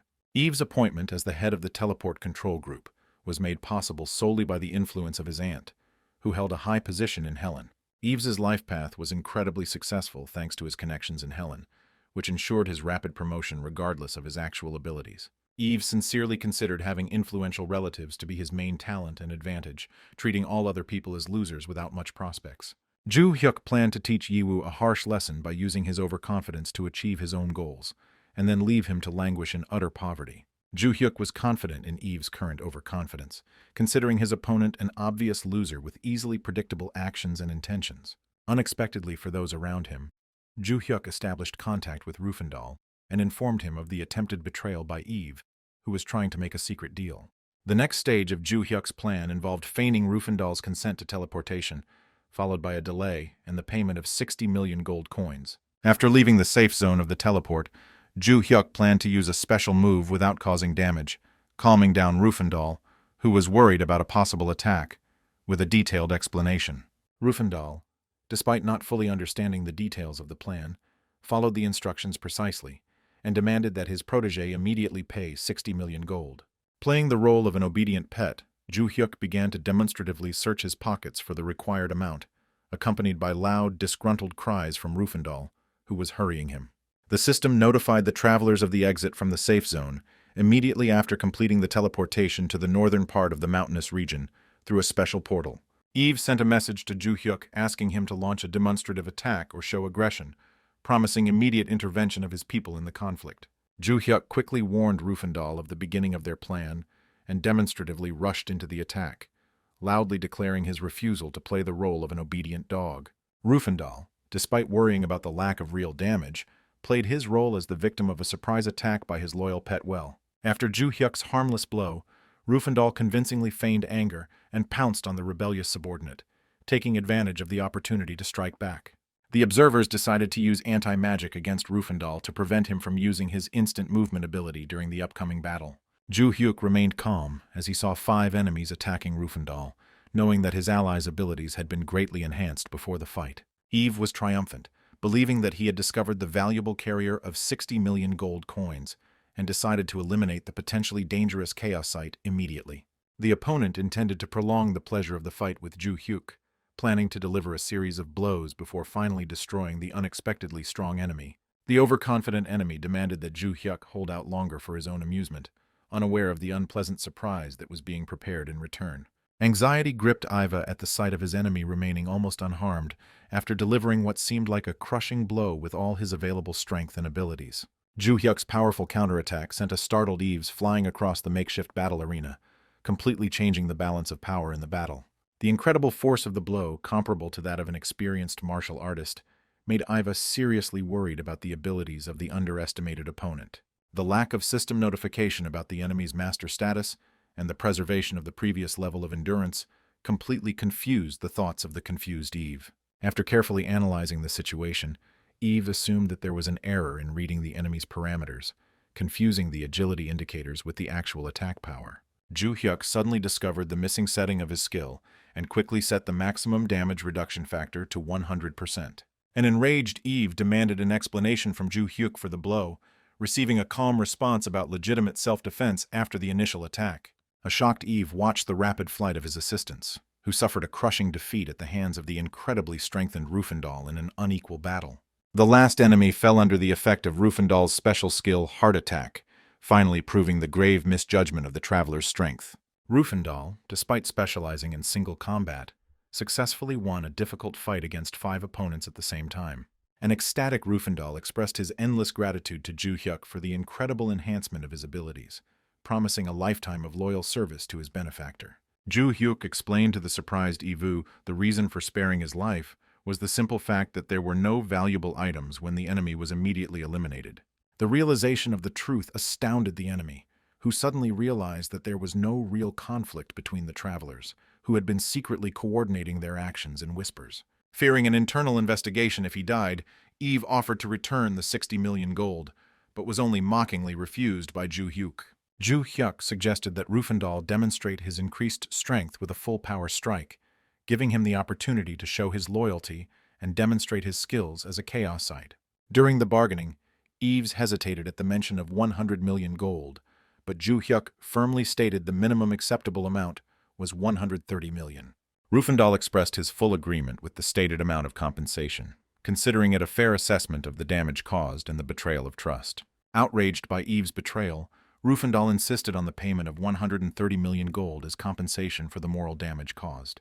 Despite the huge sum, Eves agreed to pay 130 million gold on the condition that he was first moved to a safe zone in the city. Rufandal rejected the offer of a safe zone and demanded immediate payment, ready to use his deadly skill, Heart Attack, at any delay. After paying the required sum, the defeated Eve hastily withdrew, feeling deep shame for the defeat of his assistants and rejoicing at the preservation of his own life. Ju Hyuk, watching his enemy leave, suggested that Rufandal carry out just retribution on the man who was destroying the foundations of society with his actions. Rufandal immediately set off in pursuit of the enemy, intending to play the role of the arbiter of justice in this difficult situation. Despite understanding the extreme cruelty of such a decision, Rufandal submitted to Ju Hyuk's insistent demand to eliminate the enemy after receiving a ransom. The shocked Eve's last words were an echo of his own mockery as Rufandal, using his special skill, repeated his request to hold out for at least one blow. Rufandal felt an extraordinary sense of satisfaction from the revenge that had been accomplished, and sincerely thanked Ju Hyuk for the opportunity to experience such a special feeling of triumph. While examining the fallen enemy, Rufandal discovered among the fallen objects an unusual key, which aroused his particular interest with its mysterious appearance. Rufandal was amazed by the offer of 1 billion gold coins for the return of the found key, realizing the exceptional value of the found item. Despite the incredibly generous offer for a simple item, Rufandal made a firm decision to keep the mysterious key for himself for further study. Rufandal hurried to report to Ju Hyuk about the completed task, showing off the bag he had obtained and mentioning the incredible ransom offer of 1 billion gold. Ignoring the mention of the proposed amount, Ju Hyuk focused on the contents of the mysterious bag, suggesting that the items inside be examined immediately. Examining the contents of the bag caused the hero to have mixed feelings, since the murdered captain, despite the value of the loot, caused a persistent feeling of mistrust. Ju Hyuk felt a growing curiosity about the contents of the bag, expecting to find something truly valuable that would justify the offered ransom of 1 billion gold. The unique items found in the bag, even with a total value close to 500 million gold, did not explain the generous ransom offer. Suspecting a connection between the find and smuggling, the hero continued to carefully examine the contents of the bag in search of additional secret items. Ju Hyuk decided to divide the spoils, allocating 30 million gold to Rufandal, who expressed sincere gratitude for the unexpected generosity. As he said goodbye, Rufandal promised to reconnect with Ju Hyuk after returning from the continent, expressing his deep gratitude for the trust he had shown. Rufandal sincerely wished his benefactor good luck, planning to devote his time to leveling up and rejoicing in the reward he had received for his faithful service. Upon meeting his sister and Marianne, Ju Hyuk was relieved to learn that their journey had been successful and unmarred by any major obstacles. Si-song happily talked about Seiya's help in navigation, causing Ju Hyuk to show interest in the possible interesting finds they might make during their journey. Si-song shared disturbing rumors about the appearance of an extremely dangerous monster that wiped out an entire level 50 team during a quest. Ju Hyuk noted the strange lack of information about the incident in the Olympus community, which raised further questions about the nature of the threat. The group decided to personally deal with the mysterious monster before determining the further route of their journey through dangerous territories. During the 3 days of travel, Si-song and Seiya had many training battles with various monsters, improving their fighting skills. Si-song has shown great skill in necromancy, using her abilities effectively during numerous battles with monsters. Seiya, having reached level 33, noted the advantage of a difficult location, where the absence of other players made their training much easier. Ju Hyuk praised the efficiency of the equipment he gave both girls, noting their exceptional success in mastering hunting skills. Ju Hyuk was particularly impressed by Se-song's ability to turn defeated monsters into obedient undead after each successful battle.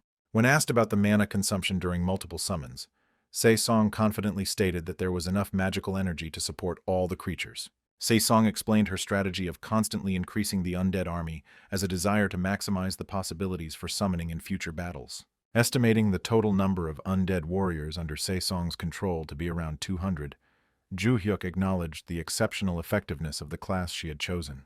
After studying the map of the area, Se-song confidently reported that they were approaching the intended target, indicating the direction of the group's further movement.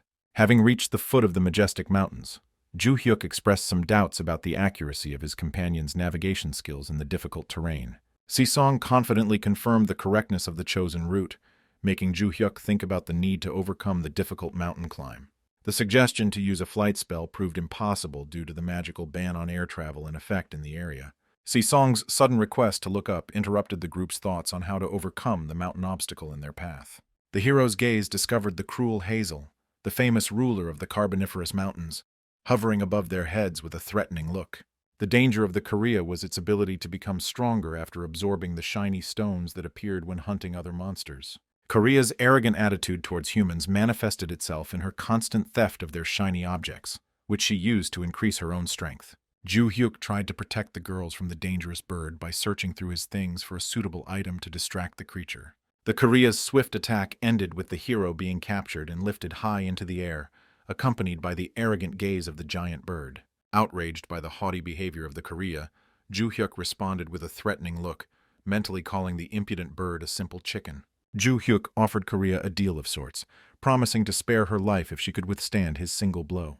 The Korea's attempt to throw off its rider ended in failure when Ju Hyuk deftly held on and took up a position on the giant bird's back. The bird's extraordinary resistance to physical attacks proved to be a saving grace for both participants in the air battle, preventing them from falling from a great height. Ju Hyuk offered the bird a mutually beneficial deal, promising to spare its life on the condition that it become his loyal and obedient pet. The bird's lack of enthusiasm prompted Ju Hyuk to use his fighting skills to train on a creature that could withstand his powerful attacks. Reducing the power of his attacks by 80%, Ju Hyuk promised the bird that the next blows would be much softer than the previous crushing onslaught. The intense training had greatly weakened the bird's resistance, giving Ju Hyuk the perfect opportunity to use the tamer's magic ring. The fortunate acquisition of the tamer's ring during the recent act of justice has proven extremely useful in the current situation with the unruly bird. A magical glow enveloped the bird when the ring was activated, initiating a partial taming process limited by the animal's high level of intelligence. After landing, Ju Hyuk explained that the initial taming was a simple step, but the perfect result required choosing the right nickname. The girls were genuinely amazed by the unexpected display of Ju Hyuk's talents in taming animals, including his own sister Seiya. Ju Hyuk calmly explained the origins of his taming skills, acknowledging the uniqueness of his technique compared to traditional golden spoon methods. While studying the new pet's stats in the information panel, Ju Hyuk discovered the highest S rank and unusual food preferences in the form of blue stones and gold. Comparing his purchase with the famous Korean wyvern of Master Eugene rank A, Ju Hyuk noted the exorbitant cost of such creatures on the market.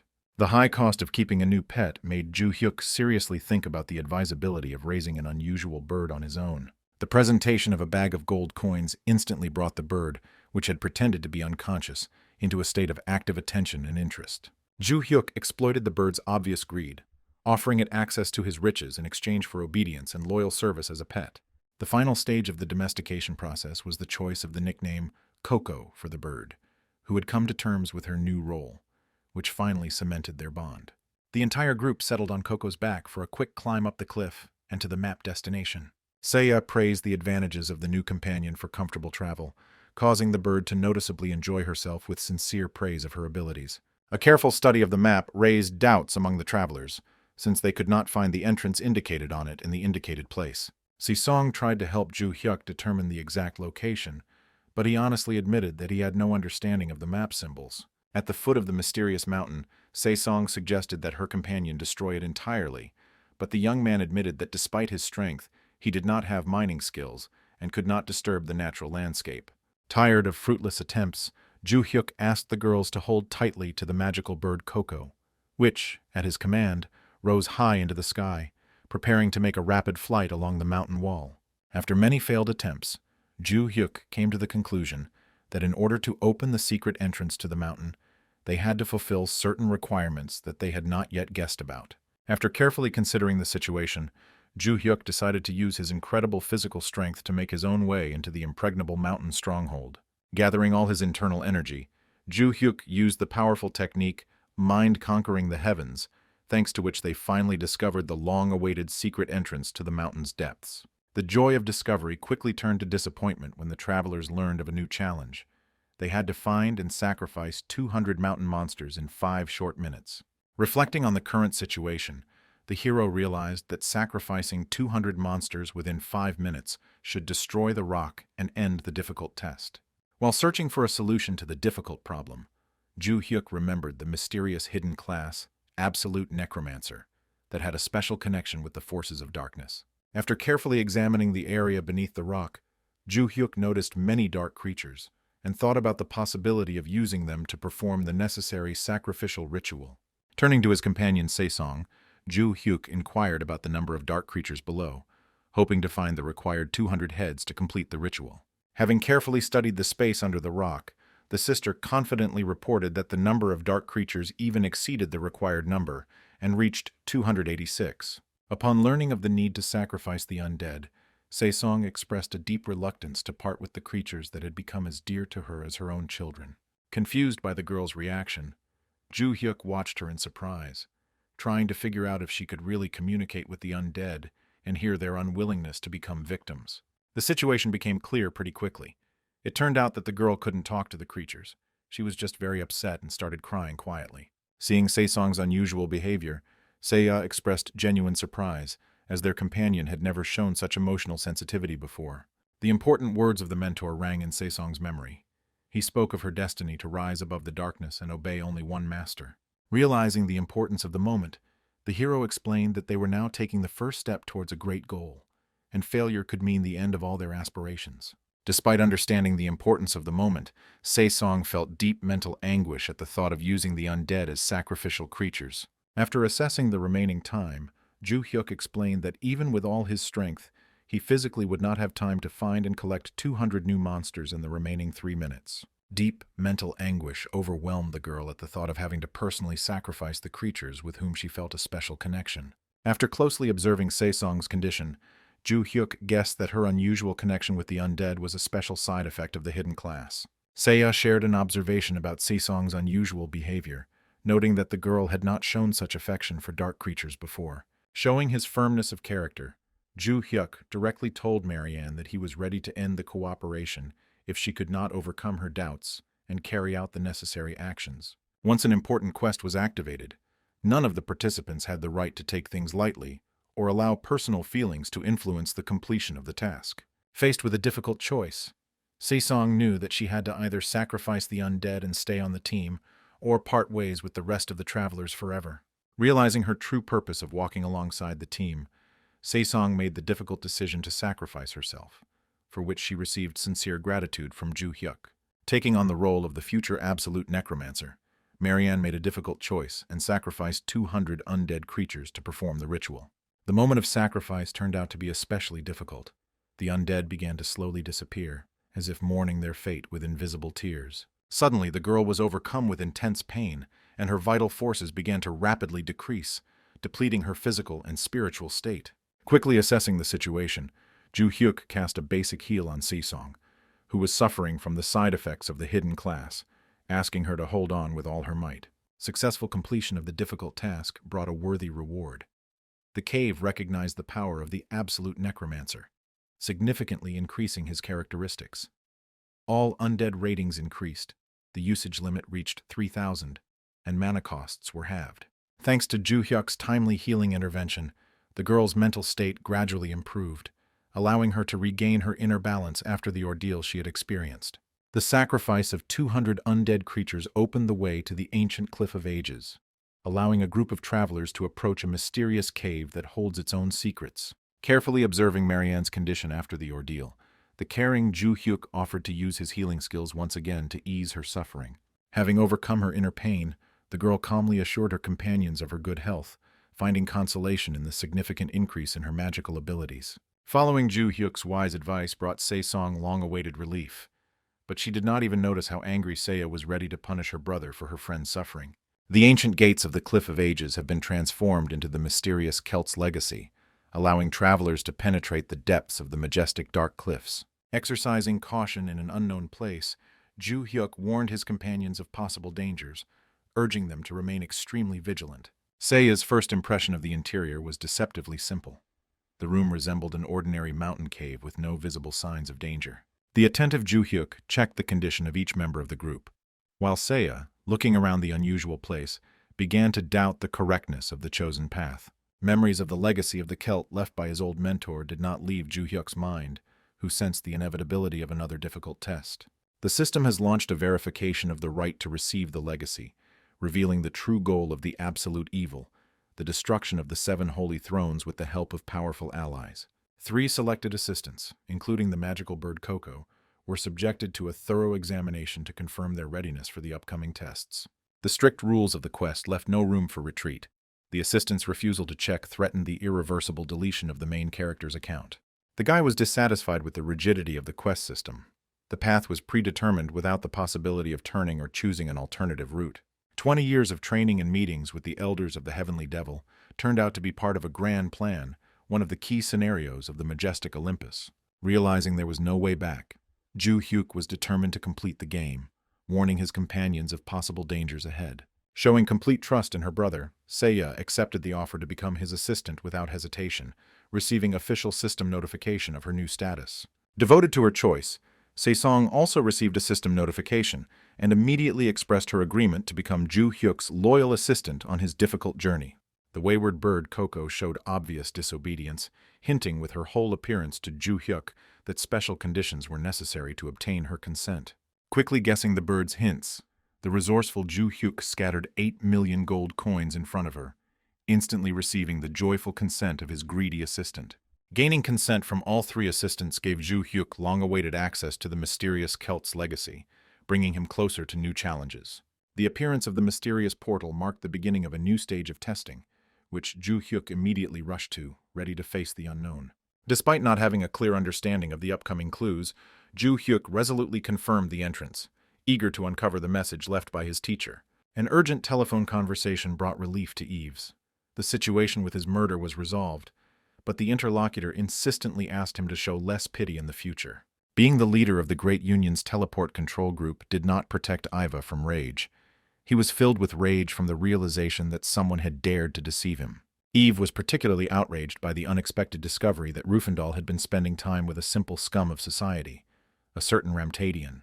An unexpected turn of events played into Yves's hands, providing a perfect opportunity to teach Ramtadian a harsh lesson for his inappropriate actions. Over 700 people had already accepted the quest to capture Ramtadian, and even his outstanding fighting skills could not help him deal with such a large number of pursuers. A sudden phone call caught Yves' surprised attention, interrupting his thoughts about the upcoming hunt for a daring opponent. The caller turned out to be Yves' brother, who, having noticed the posted quest to catch Ramtadian, decided to immediately contact him. The conversation revealed interesting details.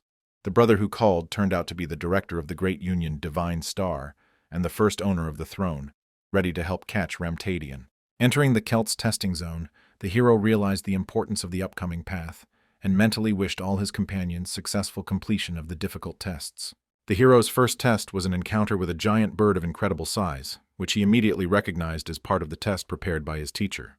The battle with the mighty bird took only a few minutes, bringing the hero a reward of 90,000 gold coins for successfully hunting the three-legged raven. An encounter with a three-legged raven, who turned out to be weaker than expected, awakened in the hero's memories of past adventures in the special zone of Lime. The teacher's instructions about the need to become stronger in order to achieve the title of the strongest ruler in the world were deeply imprinted in the young hero's memory.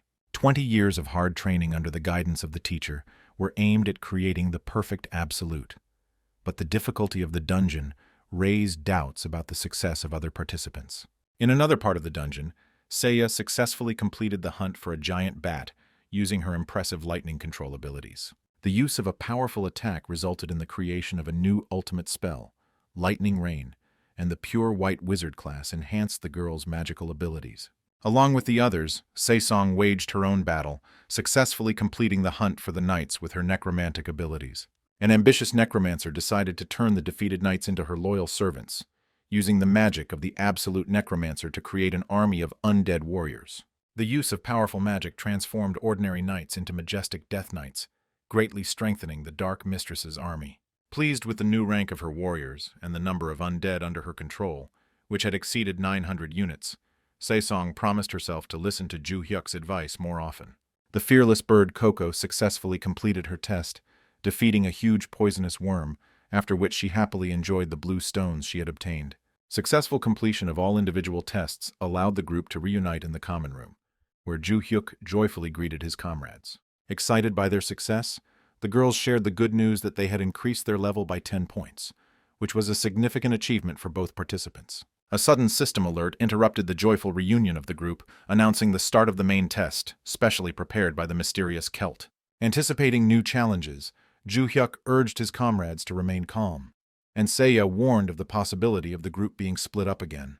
An unexpected meeting with a teacher who was pleased with his students' success confirmed Ju Hyuk's achievement of the status of the great absolute evil, which he had been striving for so long. The mysterious appearance of the holographic image aroused Se-song's curiosity, to which Ju Hyuk calmly explained that a projection of his former mentor had appeared before them. The smug teacher extolled his own merits for Ju Hyuk's achievements, claiming that it was his plan and ability to discern his students' talents that led to such impressive results. While Seiya was looking with interest at the legendary teacher she had heard so much about, he calmly reported the approval of the elders for the young man. Pleased with his choice, the teacher explained the importance of Ju Hyuk's ability to transport the necessary resources to the heavenly devil's lair, without which the villagers would not be able to survive. The teacher expressed his firm belief that his disciples' efforts would help revive life in the space of the heavenly devil, and would one day lead to the conquest of the entire continent. The update to the Ultimate Evil main quest has revealed a major plan to merge the SS class quest, the Ultimate Evil title, and the main scenario into one. The grandiose task was mind-boggling. It was necessary to overthrow the ruling empire that held power on the continent and create a new world of heaven under their leadership. The mentor warned about the need to wait for a special child with a pure soul, capable of receiving a unique gift, without specifying whether it would take a day or 50 years. The teacher emphasized the importance of meeting this pure being, whose contribution to the conquest of the world would prove invaluable, despite all possible difficulties. After a farewell wish of good luck, the teacher's hologram dissolved, and a sign appeared informing them of the need to wait for the arrival of the special class, Absolute Necromancer. Seiya's worried question about the need for a long wait was met calmly by Ju Hyuk, who noted the presence of a suitable necromancer in their group. The timely confirmation by the system of the presence of the Absolute Necromancer marked the fulfillment of all the necessary conditions for completing the Celtic heritage. Reflecting on the fortunate coincidence, Ju Hyuk realized that without Marianne's help, he could have spent his entire life here, trying in vain to pass the test. Successful completion of the quest, the Celt's Legacy, brought a generous reward: 2 promotion points, 20 bonus attribute points, and a precious red stone. Assessing the rewards he had received, the hero was especially pleased with the red stone worth 500 million won, which guaranteed financial stability for the near future. Carefully studying the received rewards, the hero noted the special value of 2 promotion points and 20 characteristic points, already planning their effective use. Seiya's enthusiastic announcement of receiving the red stone was met with approval by Ju Hyuk, confirming her sole right to the valuable reward. Overwhelmed with joy, Seiya rushed to her friend, still not believing her luck, until Marianne's sincere congratulations brought her back to reality. Marianne told about her special reward. Instead of a red stone, she received promotion points, unlimited mana, and a new useful skill. Impressed by her friend's abilities, Seiya suggested celebrating her success, planning to treat her with the proceeds from the sale of the precious red stone. Watching Saesong's humble description of her new abilities, Ju Hyuk was amazed at her power to control a massive army of undead with virtually no mana consumption. A sudden loud cry from a bird caught everyone's attention. Coco, surrounded by a bright glow, began the process of increasing her rank and developing her abilities. Watching the bird's transformation closely, Ju Hyuk noted its impressive progress, reaching level 73 and rising from rank S to SS. Watching the bird's proud behavior in front of its companions, Ju Hyuk suddenly realized that all this time he had mistaken the male Coco for a female. Returning to practical matters, Ju Hyuk focused on distributing the 20 bonus points he had received to improve the mind conquering the heavens technique. The limited options for allocating points into basic stats forced Ju Hyuk to focus on the only available upgrade option. The carefully selected reward allowed the mind that conquers the heavens technique to be upgraded, causing the special truth effect to be activated in this powerful skill. The search for the hero continued, and Eves and his men discovered Ramtadian's broken trail in a snowy area where the tracks suddenly ended. Ramtadian's bounty hunters lost track of him in this location, much to the displeasure of Eve, who was eager to destroy his adversary. The First Holy See, known as the Crimson Gladiator, calmed the angry Eve, assuring him that it was only a matter of time before Ramtadian was captured. The Crimson Gladiator's confidence was based on a carefully prepared trap, from which, in his opinion, even the strong Ramtadian would not be able to escape. The sudden appearance of a dark spot high on the cliff attracted everyone's attention when a huge, unusual-looking bird flew out of it. The amazement of those present was increased by the sight of Ramtadian, seated on a bird and radiating a noticeably increased power since their last meeting. Activating the true technique.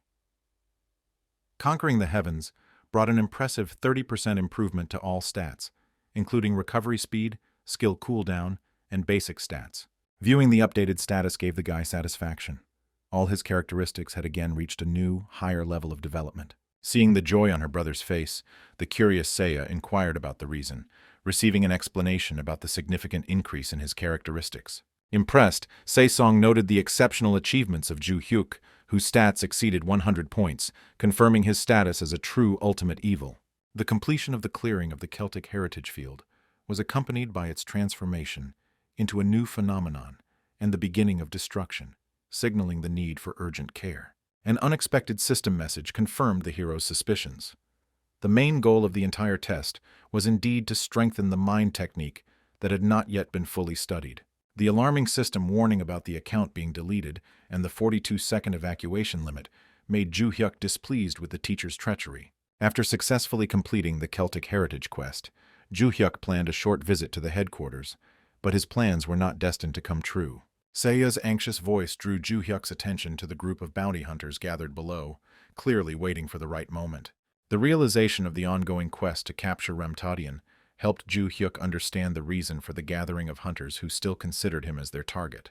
Alarmed, Seiya suggested to her brother that they flee immediately as the best way out of the dangerous situation with their pursuers. Noticing the approach of one of the heroes, Ju-hyuk quickly ordered the girls to put on protective robes and move as stealthily as possible. Confident of his victory, the man announced that today would be the last day in the life of Retaliation, whose long hiding had finally come to an end.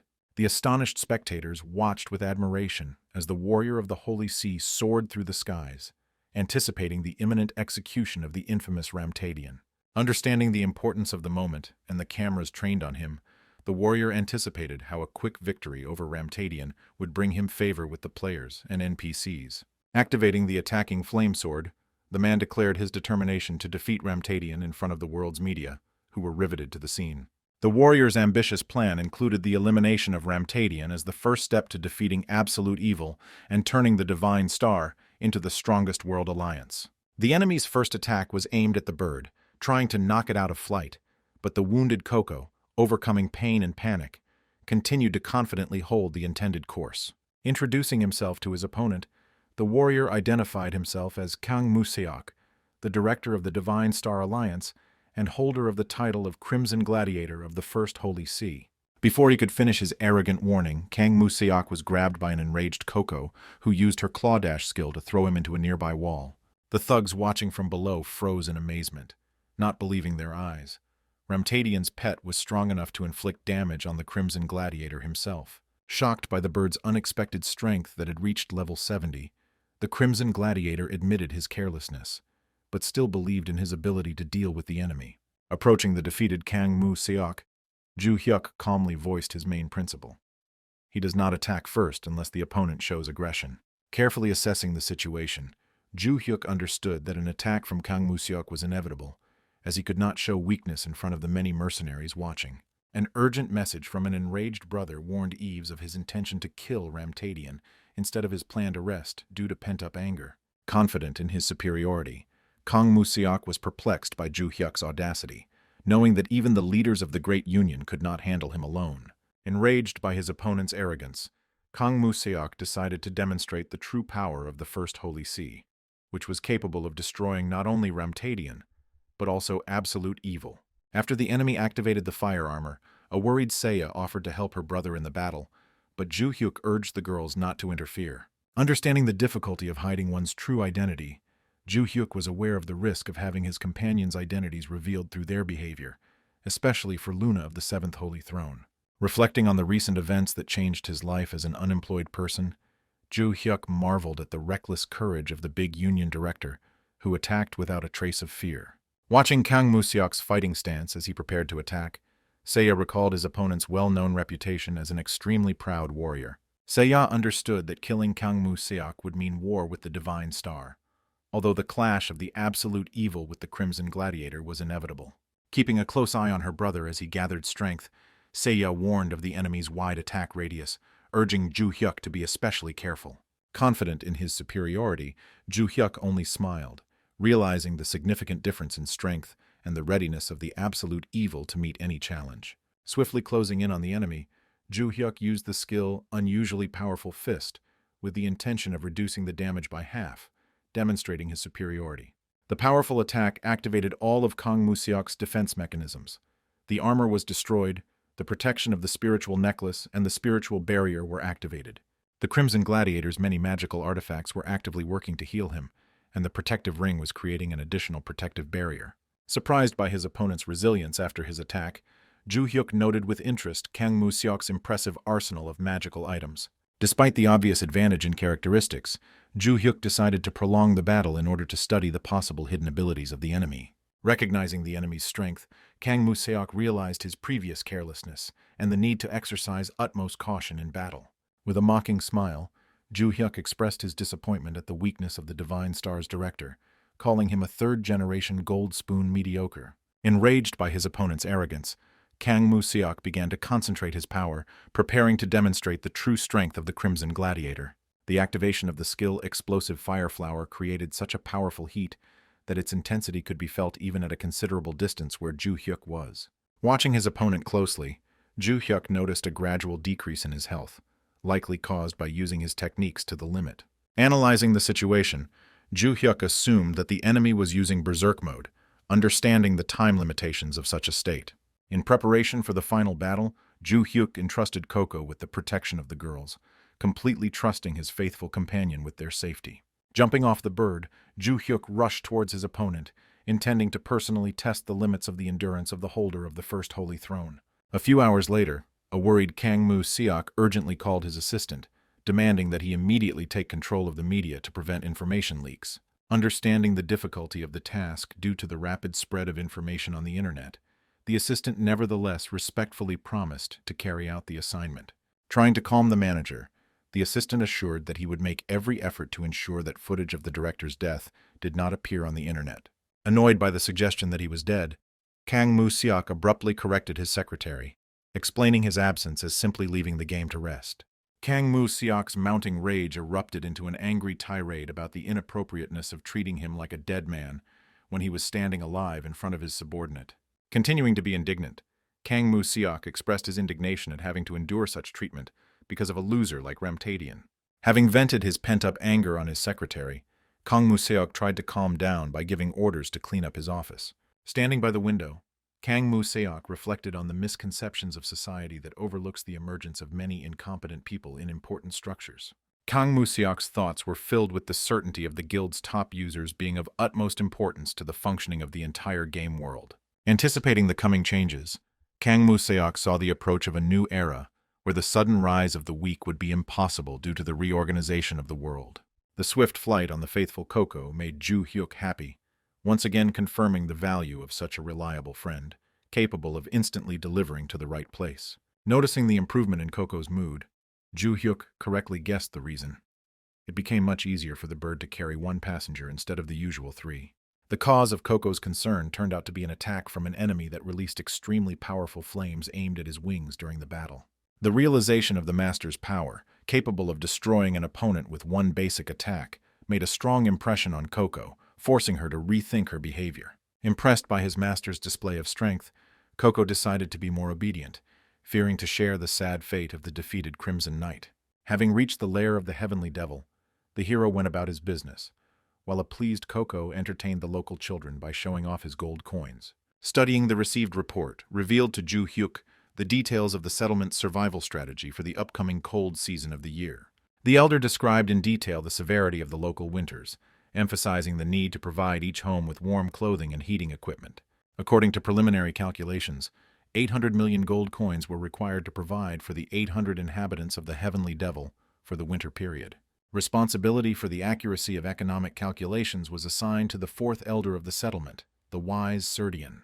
Studying the reports on the life of the settlement, the hero reflected on the previous methods of survival of these people during the winter period, doubting the need to spend resources on simple NPCs.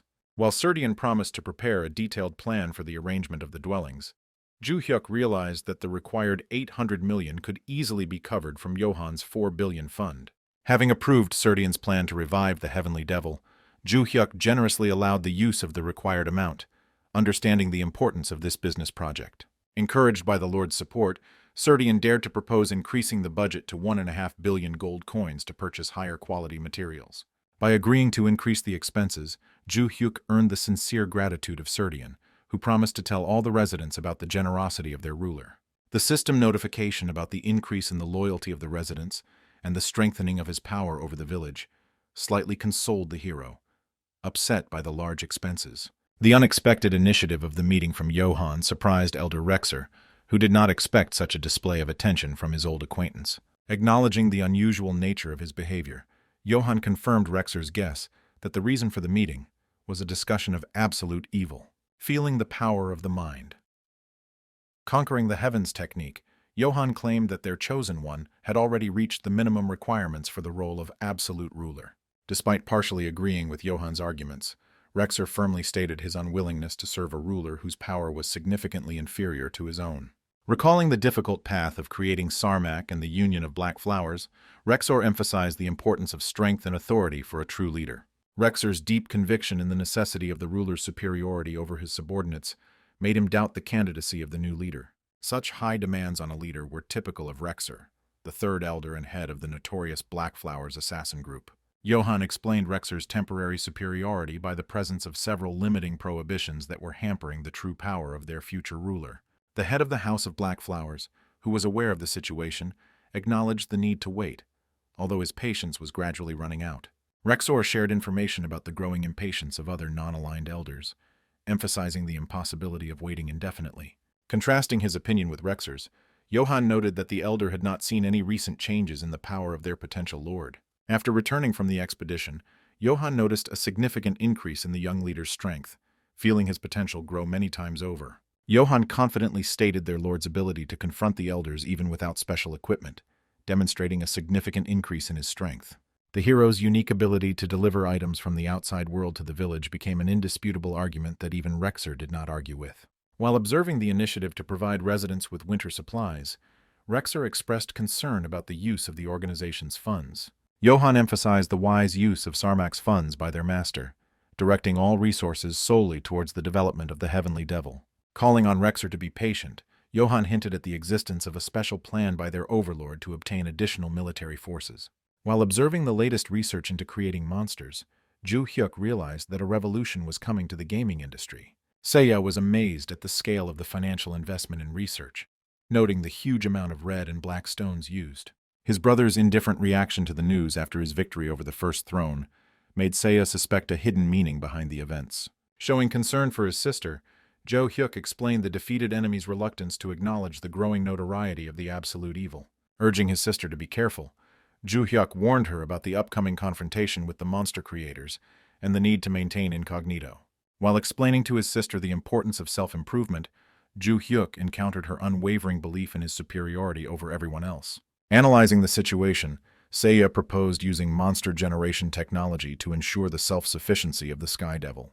Ju Hyuk's next target was the Sky River area, rich in red stones and recently open to independent players. His sister's warning about the presence of level 70 players only strengthened Ju Hyuk's resolve to explore the new territory. While connecting to Olympus, Ju Hyuk thought about the upcoming hunt in the exclusive territories of the continent of Sentinia, inhabited by unusual creatures. The popularity of hunting grounds among Alliance members was due to the possibility of a stable supply of valuable red stones. For the upcoming expedition, Ju Hyuk decided to take Zeta, the sixth elder, with him, who possesses impressive magical abilities. Having awakened the true technique of mind conquering the heavens, the hero decided not to advertise, but also not to hide his status as absolute evil. Upon reaching the vicinity of the teleporter, Ju Hyuk ordered Zeta to stay nearby using camouflage, then joined his team.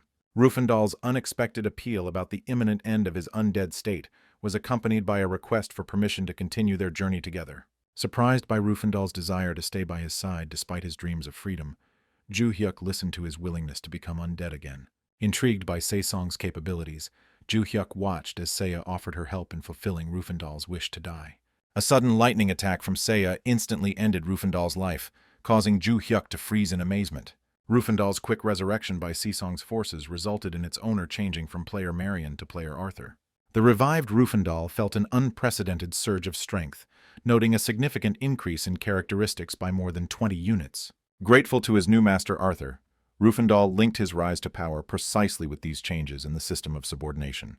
Ju Hyuk noted the development of the Absolute Necromancer's abilities thanks to the Celtic Heritage reward, which applies to both NPCs and players. While organizing the group's gradual promotion, Ju Hyuk especially warned his sister to be careful due to her status as a saint. The appearance of Ju Hyuk, Rufandal, and the mighty eagle at the portal attracted the attention of those around them, who recognized the familiar silhouette. The dark energy and the accompaniment of the giant eagle allowed observers to quickly identify the approaching man as Ramtadian himself. The panicked reaction of those present resulted in urgent preparations for battle and attempts to contact the head office. The unexpected order to let Ramtadian through caused all the knights to part, giving him free access to the portal. Confused by the strange behavior of the people around him, Ju Hyuk listened to Rufandal's suggestion that their sudden respect was due to the video of Kang Mu-seok's victory that had been circulated. Kang Mu-seok's status as the director of the Divine Star Grand Alliance ensured that the alliance members were aware of what had happened, facilitating the further advancement of his sister and Marianne. Reflecting on the portal system, Ju Hyuk recalled their original general availability and doubted the legitimacy of large alliances seizing control over the natural structures of Olympus. After passing through the portal, the hero learned of the order from senior management to maintain the usual work regime, leaving the solution to the problem to higher authorities. Finding himself in an unexpectedly deserted area after teleporting, Ju Hyuk decided not to take any risks and stay put while waiting for the rest of the team to arrive. The covert surveillance of the hero culminated in the director suddenly ordering a full-scale fire attack when it became clear that Ju Hyuk had not noticed the ambush. Calming the worried Rufandal, Ju Hyuk reminded him of the presence of a defensive spell and suggested that he block the enemy's attack while he provided a boost. Anticipating the possibility of such a development of events, Ju Hyuk was still surprised by the obviousness and straightforwardness of the opponent's actions in the current situation. The first attack was carefully prepared, including the reinforcement of combination skills and the addition of a stunning effect to neutralize the enemy without any room for error. While successfully holding off enemy attacks, Rufandal noted the difficulty of single blocking due to the excessively wide range of strikes delivered across the entire area. Calmly assessing the situation, Ju Hyuk saw a simple solution to the problem in his personal participation in blocking the enemy's massive attack. Se-song's sudden appearance from the opened portal was accompanied by her worried questions about the reasons for the surrounding fiery chaos and destruction. Realizing the danger of the situation for Se-song, Ju Hyuk tried to warn the girl about the need to immediately evade the enemy's approaching attack. Se-song's lack of reaction speed resulted in the enemy's powerful attack heading straight for her unprotected face, threatening serious consequences. After the attack had completely stopped, the wary mages maintained their combat positions, ready to resume the offensive at the slightest sign of enemy survival. Disappointed by the ease of the battle, the director of the Grand Alliance publicly expressed disdain for the force that defeated the Throne Warrior, warning of a similar fate for all opponents of the alliance. The sudden appearance of a strange silhouette emerging from the smoke after a massive attack attracted the alarmed attention of all the fighters present. A growing sense of unease gripped the commander as he thought about the incredible possibility of the enemy surviving such a powerful and coordinated attack. While taking refuge with his comrades on Koko, Ju Hyuk received a message from a worried Seiya, ordering her to remain in place until further instructions. Showing concern for Marianne's condition after the attack, Ju Hyuk asked the girl to remain under the protection of the mighty Koko until his return. Ju Hyuk's timely intervention allowed him to protect the girl from the approaching fire attack, managing to shelter her from the deadly flames.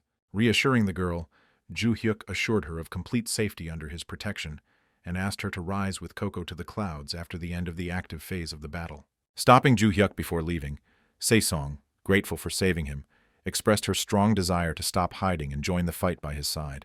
The end of the quiet conversation between the heroes led to them jumping off the bird together, causing the red-haired guy to be surprised by the lack of visible damage to the opponents.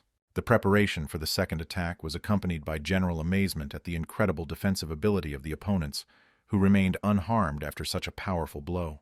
While acknowledging the opponent's exceptional defense, observers were skeptical about their attacking potential, comparing it to Rufandal's limited capabilities.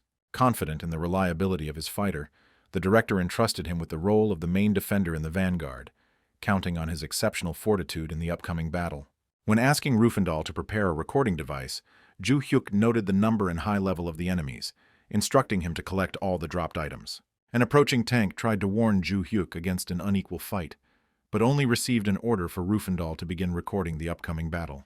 Confident in the superiority of his team's numbers and equipment, the woodcutter offered Ju Hyuk to voluntarily surrender, avoiding inevitable defeat.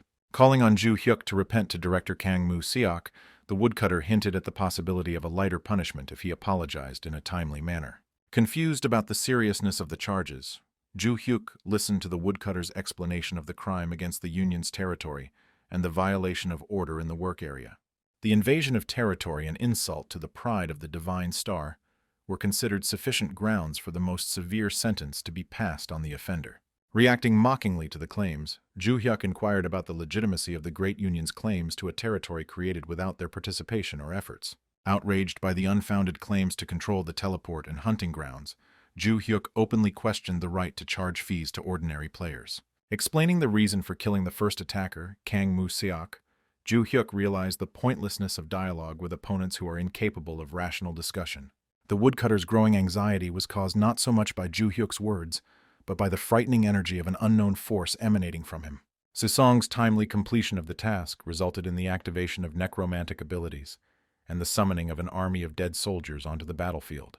Having surrounded the area with resurrected warriors, Ju Hyuk issued an ultimatum to immediately summon the head of the Union, threatening cruel reprisals in case of refusal. Expressing categorical rejection of the monopolization of gaming resources, Ju Hyuk declared his readiness to completely destroy the existing unfair system. In preparing for the attack, the woodcutter counted on the advantage of his equipment and magic potions against an enemy with almost no special equipment. Ju Hyuk's rapid movement caught the woodcutter off guard, not even allowing him to realize the moment the enemy was approaching his position. Understanding the enemy's intention to rely on healing potions and spells, Ju Hyuk decided to demonstrate the futility of such tactics in the upcoming battle. Having destroyed the enemy with a simple basic strike, Ju Hyuk contemptuously noted the weakness of a warrior who fell to an unarmed enemy with a single blow. By ordering the knights to destroy the remaining opponents, Ju Hyuk demonstrated his readiness for a full-scale battle with the enemies. The shocking death of Director Lumberjack, who was capable of facing level 80 monsters, from a simple blow from an unarmed man seemed unbelievable. Receiving alarming reports of a growing undead army, the director rejected the offer of retreat as tantamount to dismissal and ordered a continued offensive. Realizing the enemy's connection with the necromancer discussed in society, the director could not understand the possibility of simultaneously controlling so many resurrected undead. Assuming that the enemy necromancer's mana reserves had been exhausted, the director interpreted the mass appearance of the undead as a ploy by the enemy to quickly overwhelm them with numbers. In an effort to expose the enemy's supposed deception, the director ordered the troops to engage in a decisive battle to prove the true strength of their detachment. In the midst of a tense standoff, Ju Hyuk made an important request to Sesong to temporarily recall all the Death Knights and stay out of the upcoming battle herself. The air around Ju Hyuk began to fill with dangerous dark energy, because having reached the 50th level of development, he was able to use his special destructive ability. By decisively activating the skill Lightning 100 Strikes, which transformed into the upgraded version True Lightning 100 Strikes, the warrior received a significant boost to all stats. Intending to demonstrate to his opponents the true extent of the difference in strength, Ju Hyuk immediately directed his destructive energy at one of the opposing side's directors. Alarmed by the swift attack, the director immediately responded by calling for defensive fighters, who were immediately ordered to form a defensive line. The defenders vowed to provide the director with reliable protection, but their efforts were in vain as a single blow from Ju Hyuk completely destroyed the enemy's body. The victorious completion of the duel earned Ju Hyuk many system congratulations for eliminating a heroic ranked opponent, and also added 5 additional absolute evil points to his score. After successfully eliminating the most dangerous enemies, Ju Hyuk requested the return of the Death Knights to continue the offensive, but the system warned him about the possibility of eliminating the irrational limit. The leadership of the Divine Star organization gathered for an emergency meeting after receiving alarming reports of events occurring near the mysterious river flowing through the sky. The management was deeply shocked to realize that the culprit of yet another destructive incident was the elusive Ramtadian, who was undermining their monopoly. The representative of the management team persistently convinced his colleagues that the problem that had arisen would be resolved quickly, and that all records of the battle would inevitably be removed from the information space. After the bitter confrontation ended, Sesong made a sudden decision to not allow the defeated knights to die, planning to turn them into her loyal followers. The remaining director expressed clear disagreement with what was happening, but was powerless against Sesong's magical influence, which forced his subordinates to destroy their surviving comrades. Marianne calmly explained to the warriors, who were suffering from an internal struggle, that ceasing their resistance to magical influence would significantly ease their condition and bring long-awaited relief. Testing the limits of his newfound powers, Ju Hyuk launched another training attack, which resulted in the destruction of one of the remaining enemy soldiers. An unexpected result of the last battle was the appearance of several red stones, indicating a new ability to obtain items after independently eliminating opponents. The current situation was created by the use of absolute evil points, which, according to the system message, helped remove irrational elements of the gameplay. The amazing effect of the transformation was the complete normalization of the luck parameter, getting rid of negative values of this characteristic and opening up new opportunities for character development. While busy collecting valuable artifacts, Rufandal suddenly discovered the appearance of uninvited guests through the portal and considered it necessary to immediately inform his master. A careful analysis of the situation allowed Rufandal to identify the arrivals as representatives of an elite unit of the Lesser Trinity of the Union, operating under the auspices of the Divine Star. The warriors, nicknamed the Three-Handed Warriors, immediately demanded that Ju Hyuk voluntarily submit to justice in order to mitigate the inevitable harsh sentence. Rufandal hastened to warn Ju Hyuk about the extreme determination of the Divine Star representatives who had arrived, and the need to take the threat that had arisen seriously. Having listened carefully to Rufandal's detailed explanation, the protagonist received a comprehensive idea of the outstanding strength of the arriving group of opponents. The first opponent was the renowned master of close combat, Kirtle, who had reached incredible heights in the development of a rare hidden class of martial arts. The second member of the group was a mysterious warrior nicknamed the Assassin, who possessed unique techniques of a hidden class of bladed weapon masters. The central position was occupied by the defensive magic specialist Liu Peng, whose exceptional skills allowed him to provide impenetrable protection for his allies. Analyzing the combat abilities of his opponents, Ju Hyuk noted the similarity between Liu Peng's defensive techniques and Rufandal's magic, suggesting the possible influence of the former on the development of the latter. The enemy group's leader, Liu Peng, issued a final warning to avoid severe punishment, while also giving the order to begin hostilities. Carefully assessing the current situation, the protagonist noted the absence of healers and priests in the enemy group, which clearly indicated that the enemy underestimated his capabilities. The first representative of the enemy group began a rapid advance, loudly declaring his intention to fight at full strength, despite the enemy's lack of equipment. Despite the enemy's threatening statements about the inevitability of his imminent death, Ju Hyuk managed to stop his rapid attack at the last possible moment. The opponent was deeply shocked by Ju Hyuk's incredible ability to stop his most powerful blow without using any weapons or special equipment. Instantly delivering a crushing blow in return, Ju Hyuk calmly informed his defeated opponent of his disappointment in the level of his fighting skill. Liu Peng, who was watching the battle, was truly shocked by his opponent's ability to send Kirtle flying with a simple punch, realizing the serious inaccuracy of the intelligence received. Carefully observing the opponent's reaction to the blow he received, Ju Hyuk noted his extraordinary endurance and instructed Rufandal to capture the upcoming interesting duel. The trio of elite warriors, recognizing the impressive strength of the enemy, sent a proposal to Ju Hyuk to hold constructive negotiations for a peaceful resolution of the conflict situation.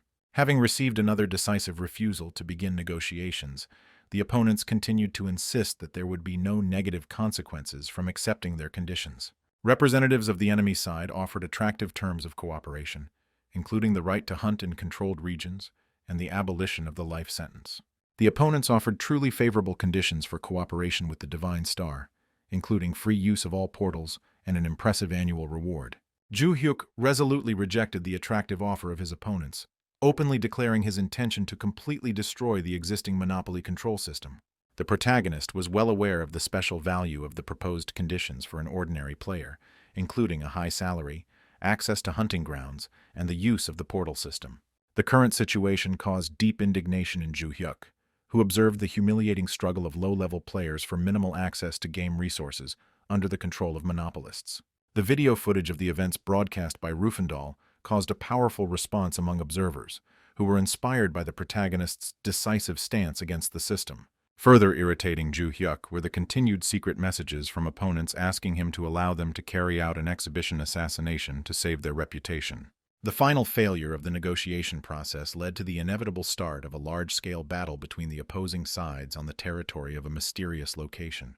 Ju Hyuk publicly promised to fight fairly, unlike his opponents, and then immediately unleashed the most powerful true 100 lightning strikes combo. Realizing the inevitability of a quick defeat, the experienced assassin made a tactical decision to redirect his attacks to the more vulnerable allies of the main enemy. Having carefully assessed the combat situation, the assassin identified the necromancer accompanied by the undead as an important strategic ally of the enemy, requiring immediate elimination. Based on the general idea of the necromancer's weakness in direct combat, the assassin decided to take advantage of the opportune moment to launch a surprise attack on an unprotected enemy. The seasoned fighter planned to take the necromancer hostage to gain a tactical advantage, but he did not expect the swift intervention of unaccounted forces.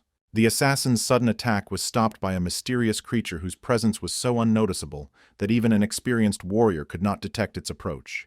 The unexpected defender turned out to be the mighty Johann, who, after mockingly commenting on the attempted attack, used the devastating skill, Wild Sword of Destruction.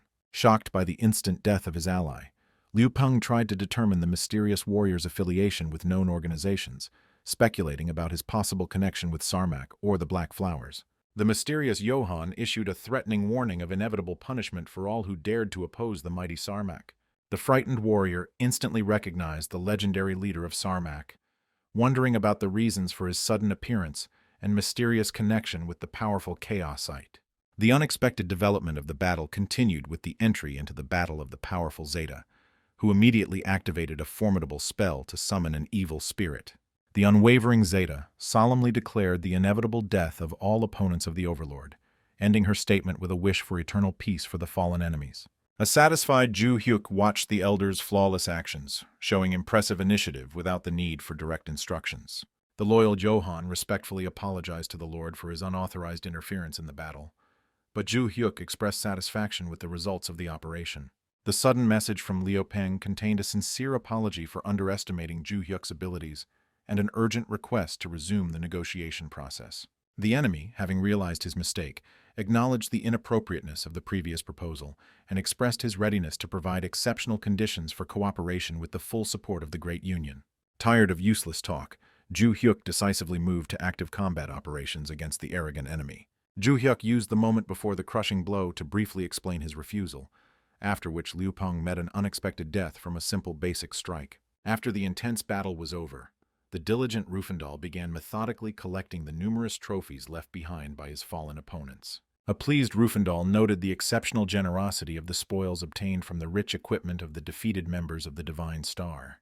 The attentive Song took an interest in the identities of the unexpected helpers after learning from Ju Hyuk that they were part of the Heavenly Devil Elders and had plans to hunt together. Having completed the careful collection of resources, the inspired Rufandal joyfully reported his incredible success and invited Ju Hyuk to inspect the collected trophies. The elders who observed Rufandal's actions were deeply impressed by the sincere devotion and diligence of their unusual assistant. As Ju Hyuk calmly began to check the items Rufandal had collected, he suddenly discovered something so alarming that he immediately called for Kok. Assessing the situation in a flash, Ju Hyuk ordered Rufandal and Song to climb onto the dragon's back, while calling for Johann and Zeta to prepare for battle. Despite the general lack of understanding of what was happening, all participants felt the approach of an unusually powerful and threatening force. The foreboding was confirmed by the appearance of a new quest, Boss Monster Attack, which reported the sudden appearance of absolute evil. The interaction of the energy of absolute evil with the energy of the monster field led to the emergence of 3 powerful chimeras, the terrifying size of which impressed even the experienced Johann. Amazed by the incredible size of the monsters that appeared, Song expressed confidence in Ju Hyuk's victory and asked to transfer the defeated creatures under her control. The cautious Johann warned the Lord of the incredible power of the monsters that had appeared, acknowledging the difficulty of the battle even for himself and the mighty Zeta. Concerned about the current limitations of Ju Hyuk's abilities, Johann expressed doubts about the possibility of an immediate victory and suggested postponing the battle.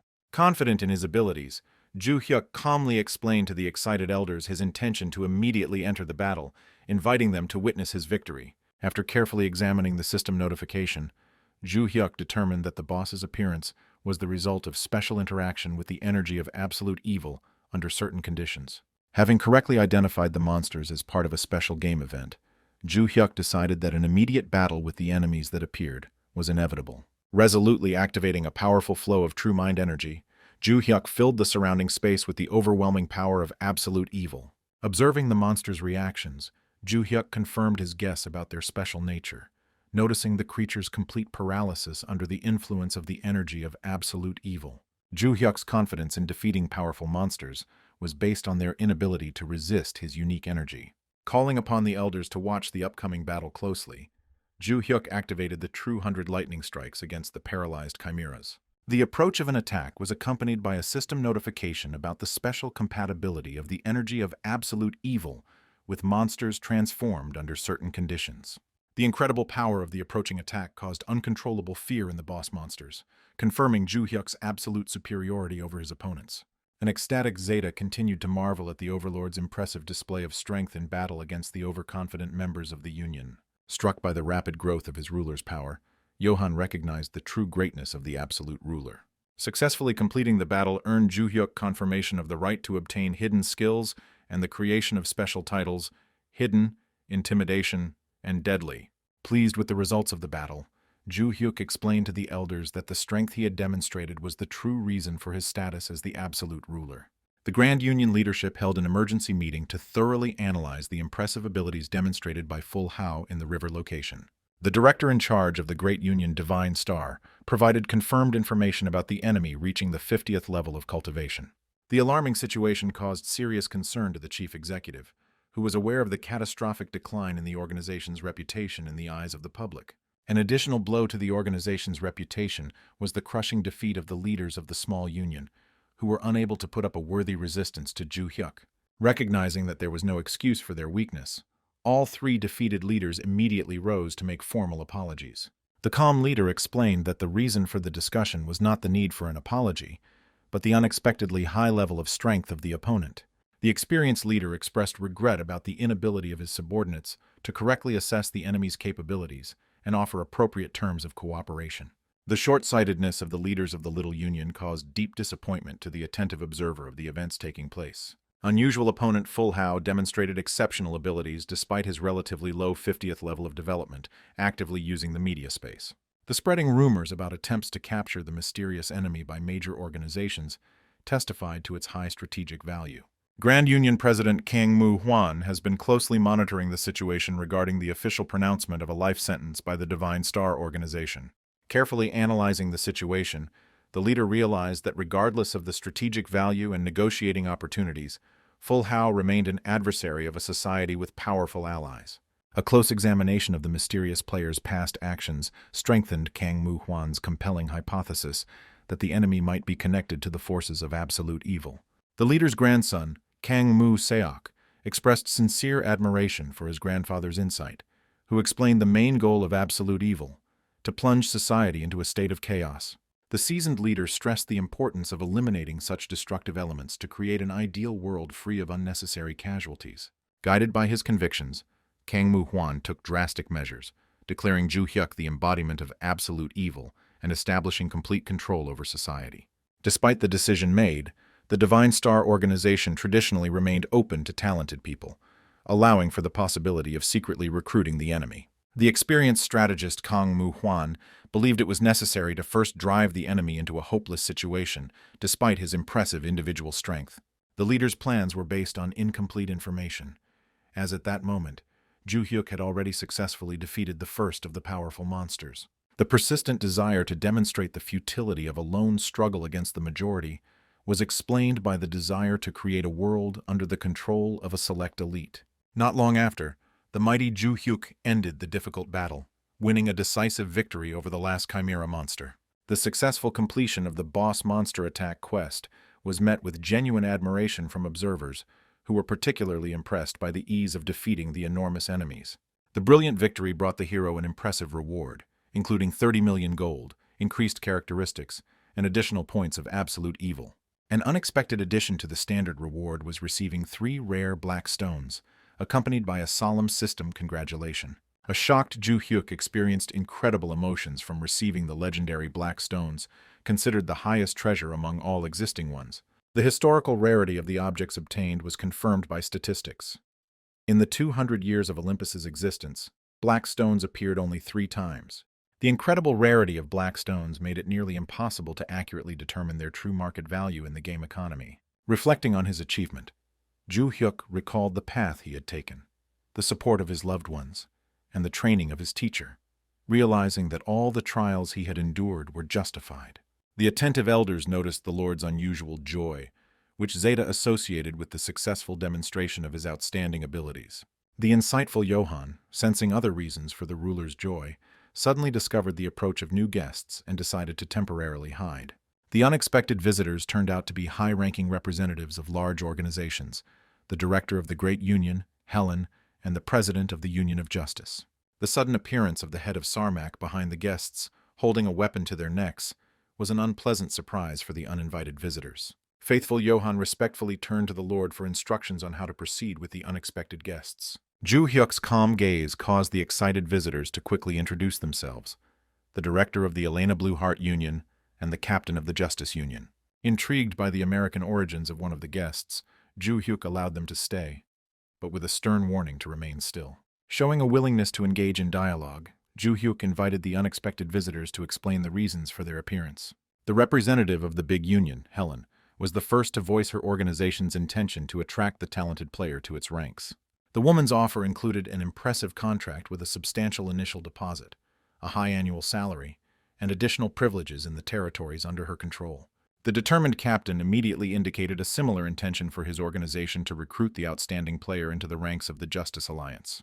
The impressive offer from the American side included a substantial down payment, a hefty annual salary, and a valuable collection of rare items. An alarmed Korean representative tried to emphasize the importance of protecting the greater union for survival and access to trade infrastructure. The unperturbed Ju Hyuk calmly explained to his interlocutors that he had his own methods of obtaining and selling the necessary items. The proposed annual salary of 500 million won did not impress the powerful player. Showing off his abilities, Ju Hyuk destroyed the approaching monsters with lightning speed, after which Rufandal immediately collected the dropped treasures. The impressive display of ability made those present realize how insignificant the amount offered was for such a powerful warrior. Confident in his abilities, Ju Hyuk calmly stated his ability to earn the proposed amount without much effort. The red stones on display, obtained from the defeated monsters, clearly confirmed the unsatisfactoriness of the proposed terms of cooperation. The attentive captain interrupted the attempts at persuasion from the representative of Helen, noticing the misunderstanding that had arisen in the discussion. An important clarification from the captain concerned the currency of the proposal. It was 500 million US, not Korean won. Surprised, Ju Hyuk felt a little embarrassed by his incorrect guess about the reward currency, thinking about the payment system in the Union. The frank admission of Elena's representative about the offer in Korean won caused the captain's sincere bewilderment regarding such a modest amount. The striking difference in the offers astounded Ju Hyuk. A modest 300 million won from the director versus an impressive $500 million from the president. The understanding captain acknowledged the difficulty of making an immediate decision on such an important proposal. The experienced negotiator expressed hope that their offer would be given priority consideration in the future, acknowledging the inappropriateness of the competitor's initial amount. A confident representative of the Union of Justice emphasized the organization's readiness to make the most of the possible second chance while maintaining respect for the player's choice. Impressed by the American side's approach, Ju Hyuk promised to give the Justice Union priority in the possible conclusion of a future contract. The surprised representative watched the satisfied captain leave, amazed by the unexpected discovery of the true financial capabilities of the Union of Justice. The determined Ju Hyuk attracted the attention of the remaining interlocutor, inquiring about the advisability of her continued presence in the absence of new proposals. The astute warrior suggested the possibility of improving the terms of the contract on the part of the representative, although it was obvious that there was no such possibility. Realizing that there was no alternative to the best offer for the talented player, Representative Elena decided to leave the negotiating venue. The woman, outraged by the behavior of the yellow-haired guy, left the meeting place in a state of extreme dissatisfaction. An unexpected message from Yves asking about the results of the meeting prompted the woman to describe in detail the arrogance Ju Hyuk had shown and the need to demonstrate to him the limitations of acting alone. Focused solely on returning the important bag, Yves persistently asked his interlocutor to make every effort to carry out the previously discussed task. Perplexed by the enemy's actions, Yves tried to understand the reasons for Ju Hyuk's reckless behavior, deliberately turning powerful organizations into his implacable enemies. Despite not understanding the enemy's true motives, an attentive observer noted the favorable development of events for the realization of his own interests and plans. The return of the lost bag seemed to Yves to be a key factor that could radically change the current development of events and influence the further course of history. After leaving the virtual space of Olympus and taking a refreshing shower, Ju Hyuk thought about the best ways to use the black stone to spread profitable rumors. The unexpected call from an unfamiliar number turned out to be an attempt to contact Se-song, causing natural surprise in the detail-oriented Ju Hyuk. While thinking hard about the source of his interlocutor's number, Ju Hyuk clearly remembered that he had never given her his contact information directly. The subsequent explanation revealed the source of the information. The phone number was obtained from Seiya during a recent meeting, after which Se-song decided to check on the other person's availability.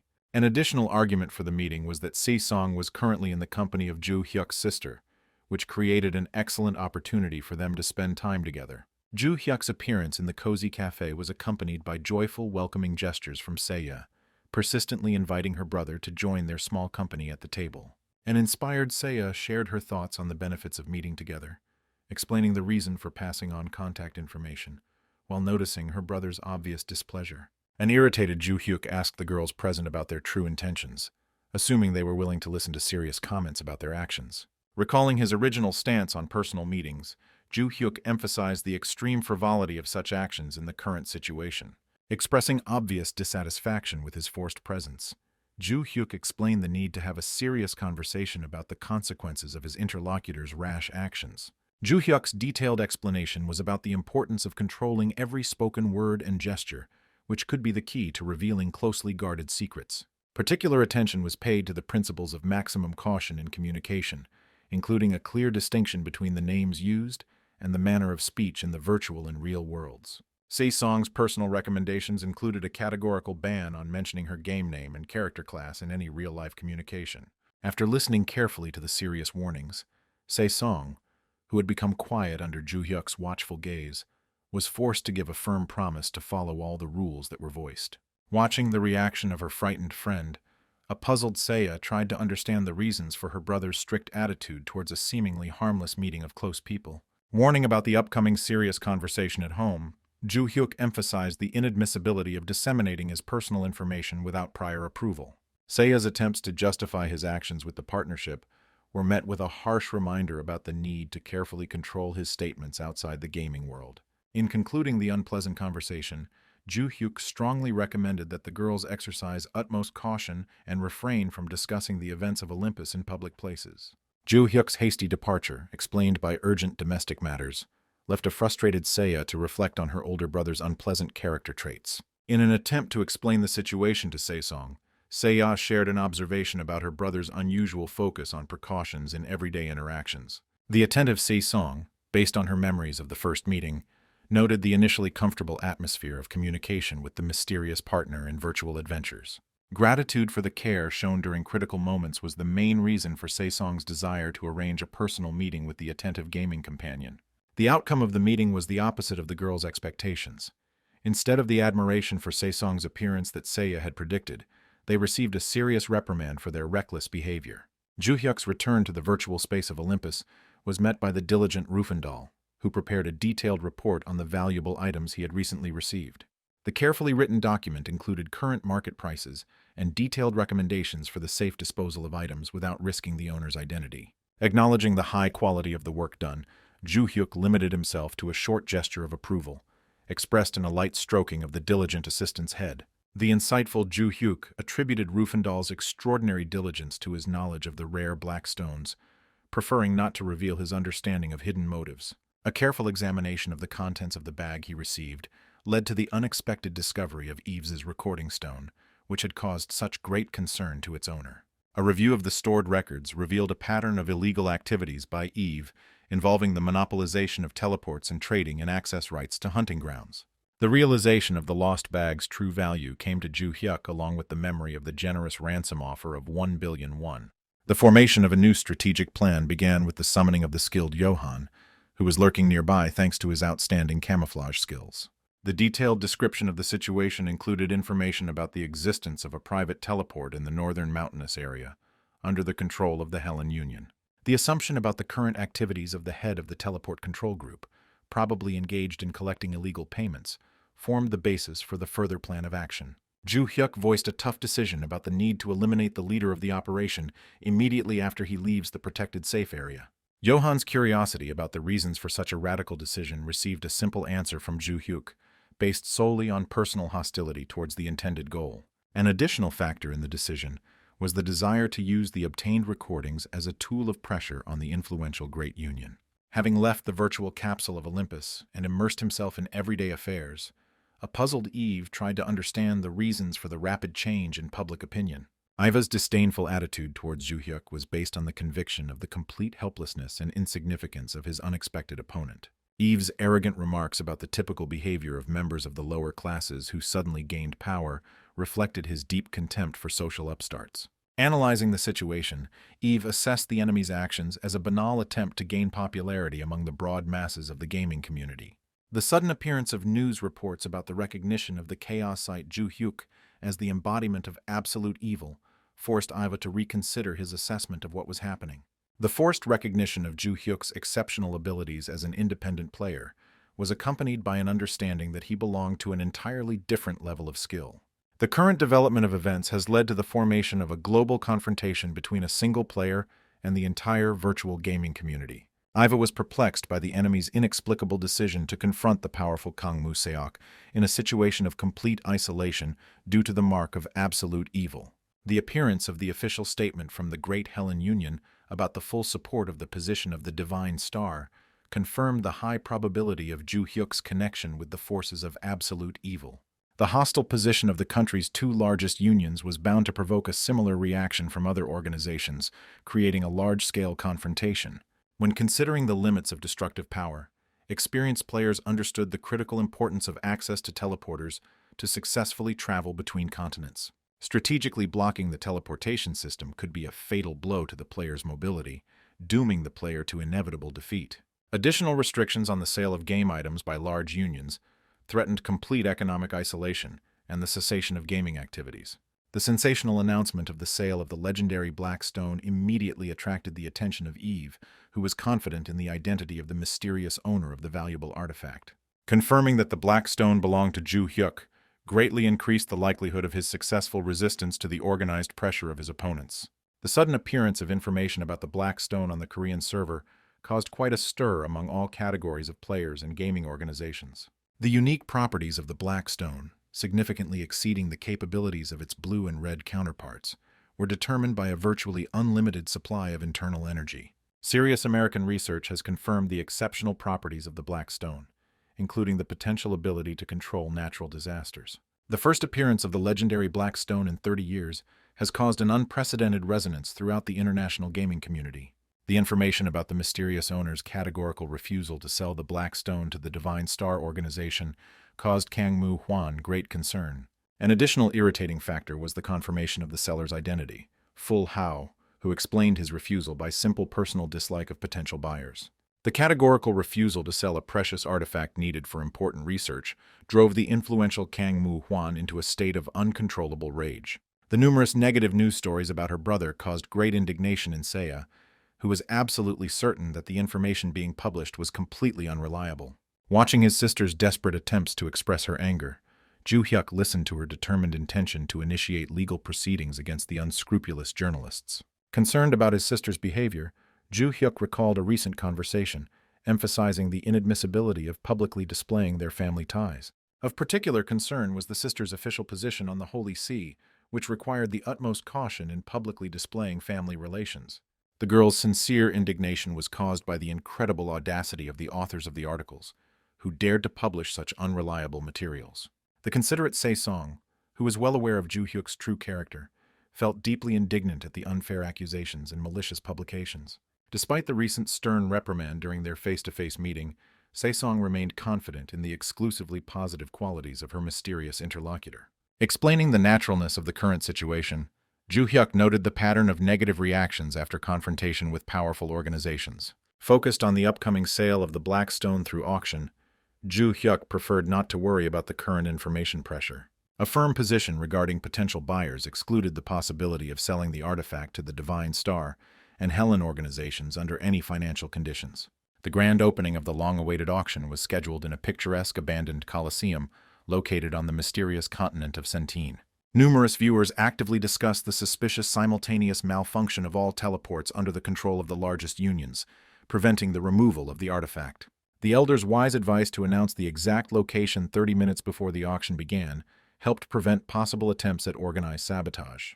Having recognized the rationality of the proposed strategy, Ju Hyuk gave orders to prepare for the unique auction event.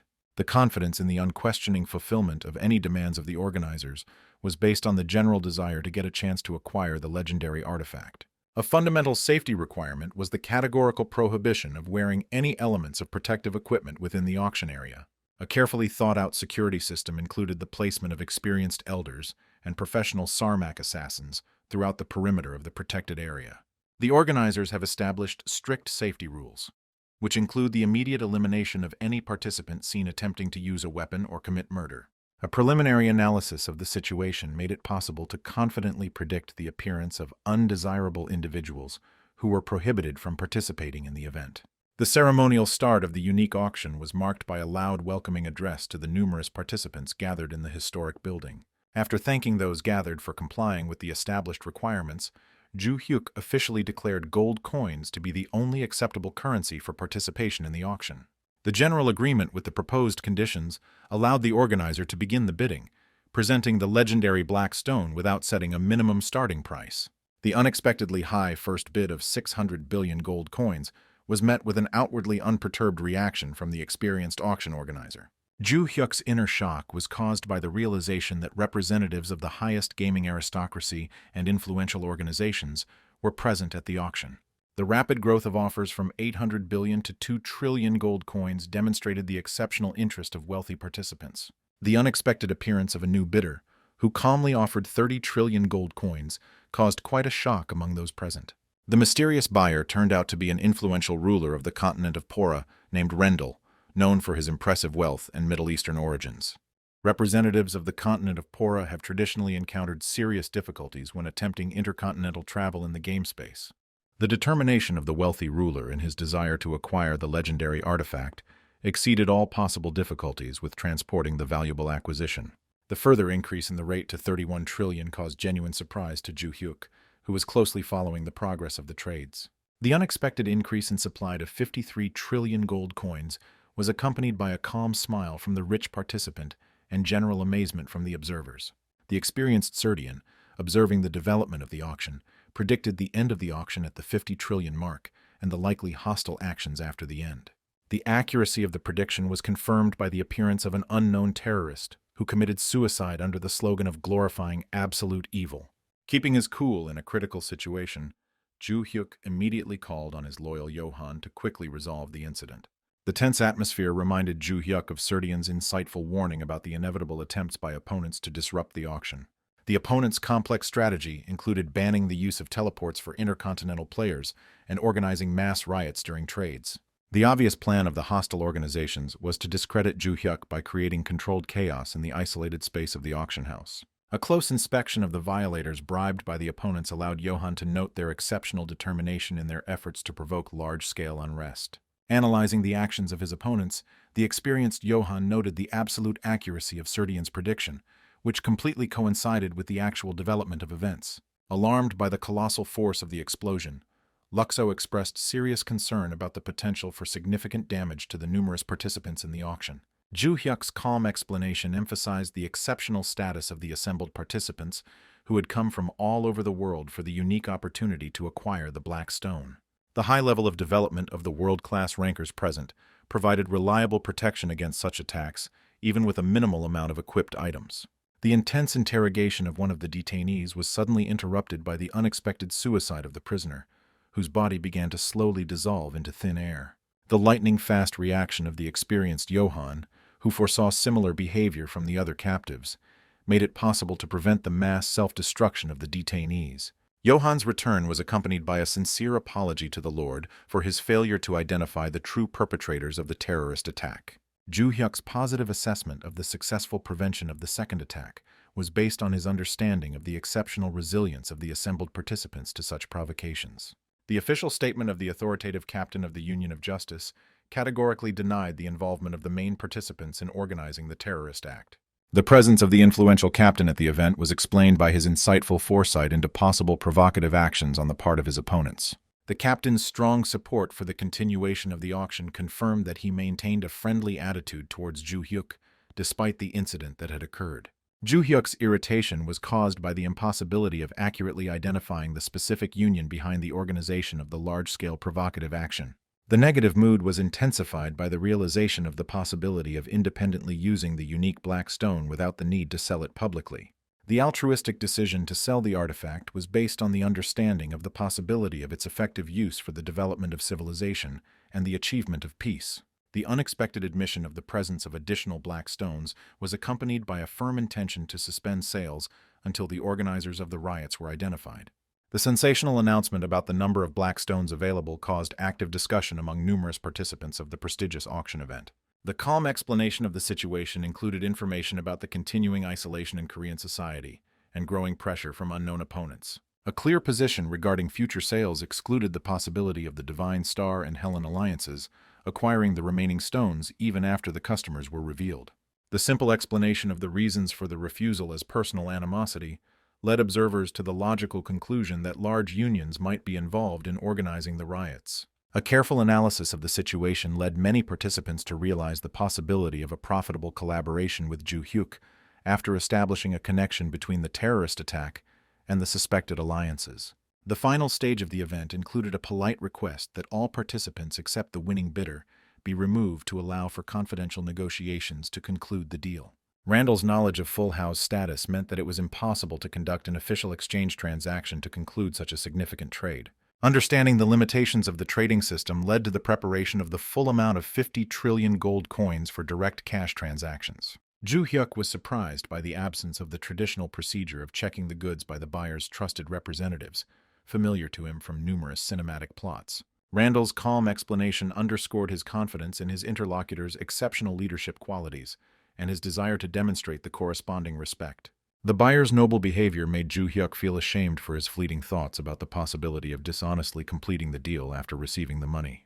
The transfer of the valuable artifact was accompanied by reflections on the need to maintain moral principles, even in the face of the imposed role of absolute evil.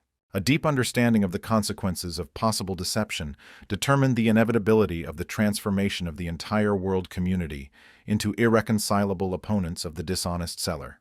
The genuine interest in the plans for using the unique artifact prompted Ju Hyuk to inquire about the new owner's intentions regarding the acquired treasure. Randall's initial statement about the decorative use of the stone surprised his interlocutor, who attributed the strange decision to the typical whims of wealthy people. A subsequent explanation revealed the humorous nature of the initial response and the existence of a serious plan to use the unique properties of the acquired artifact.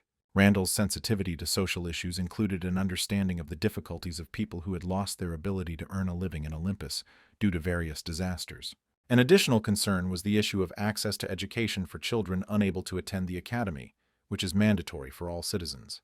The noble desire to provide support to those in need was manifested in the desire to ensure that all children had the opportunity to receive an academic education.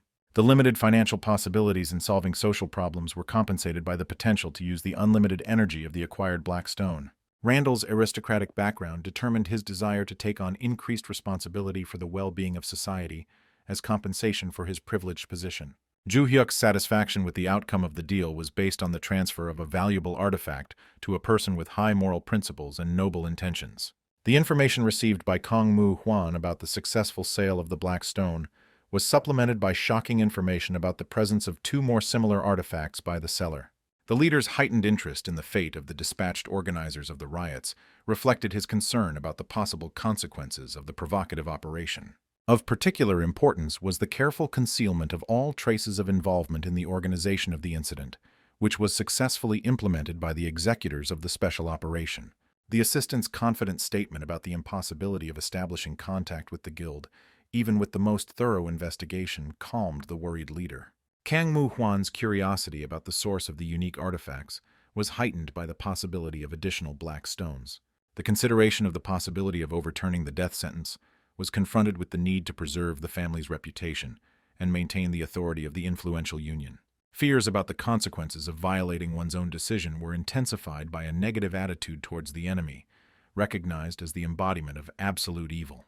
The strategic importance of the black stones was determined by their potential use to create portals to monsters of considerable value.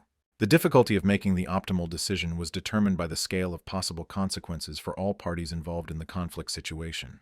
The conclusion of the main events was followed by a gathering of Ju Hyuk's team to discuss the results and plan further actions. The satisfaction of successfully completing the deal was reflected in the joyful examination of the 50 trillion gold coins received, opening up wide possibilities. Serdian's unexpected appearance was accompanied by a high assessment of the Lord's negotiating skills and a proposal for an immediate discussion of important strategic issues. Ju Hyuk's polite refusal to discuss it immediately was accompanied by an explanation of urgent matters and a promise of a detailed conversation later. The unexpected appearance of the quest, Return of the Absolute, was accompanied by information about the existence of the last rebellious elder, among those who had previously rejected the hero's authority.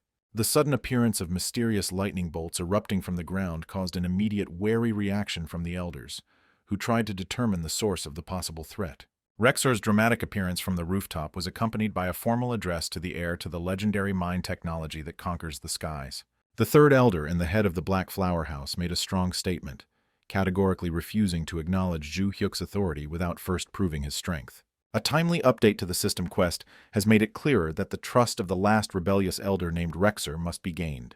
The detailed description of the quest revealed the recognition by the four elders of Ju Hyuk's exceptional qualities, and the need for a demonstration of strength for the final test. The harsh test conditions included a significant weakening of all stats, limitation of combat skills, and a critical reduction in the effectiveness of mind techniques. Rexor's mocking behavior was accompanied by a story about the three elders secretly observing the auction, and the subsequent recognition of Ju Hyuk's authority by two of them.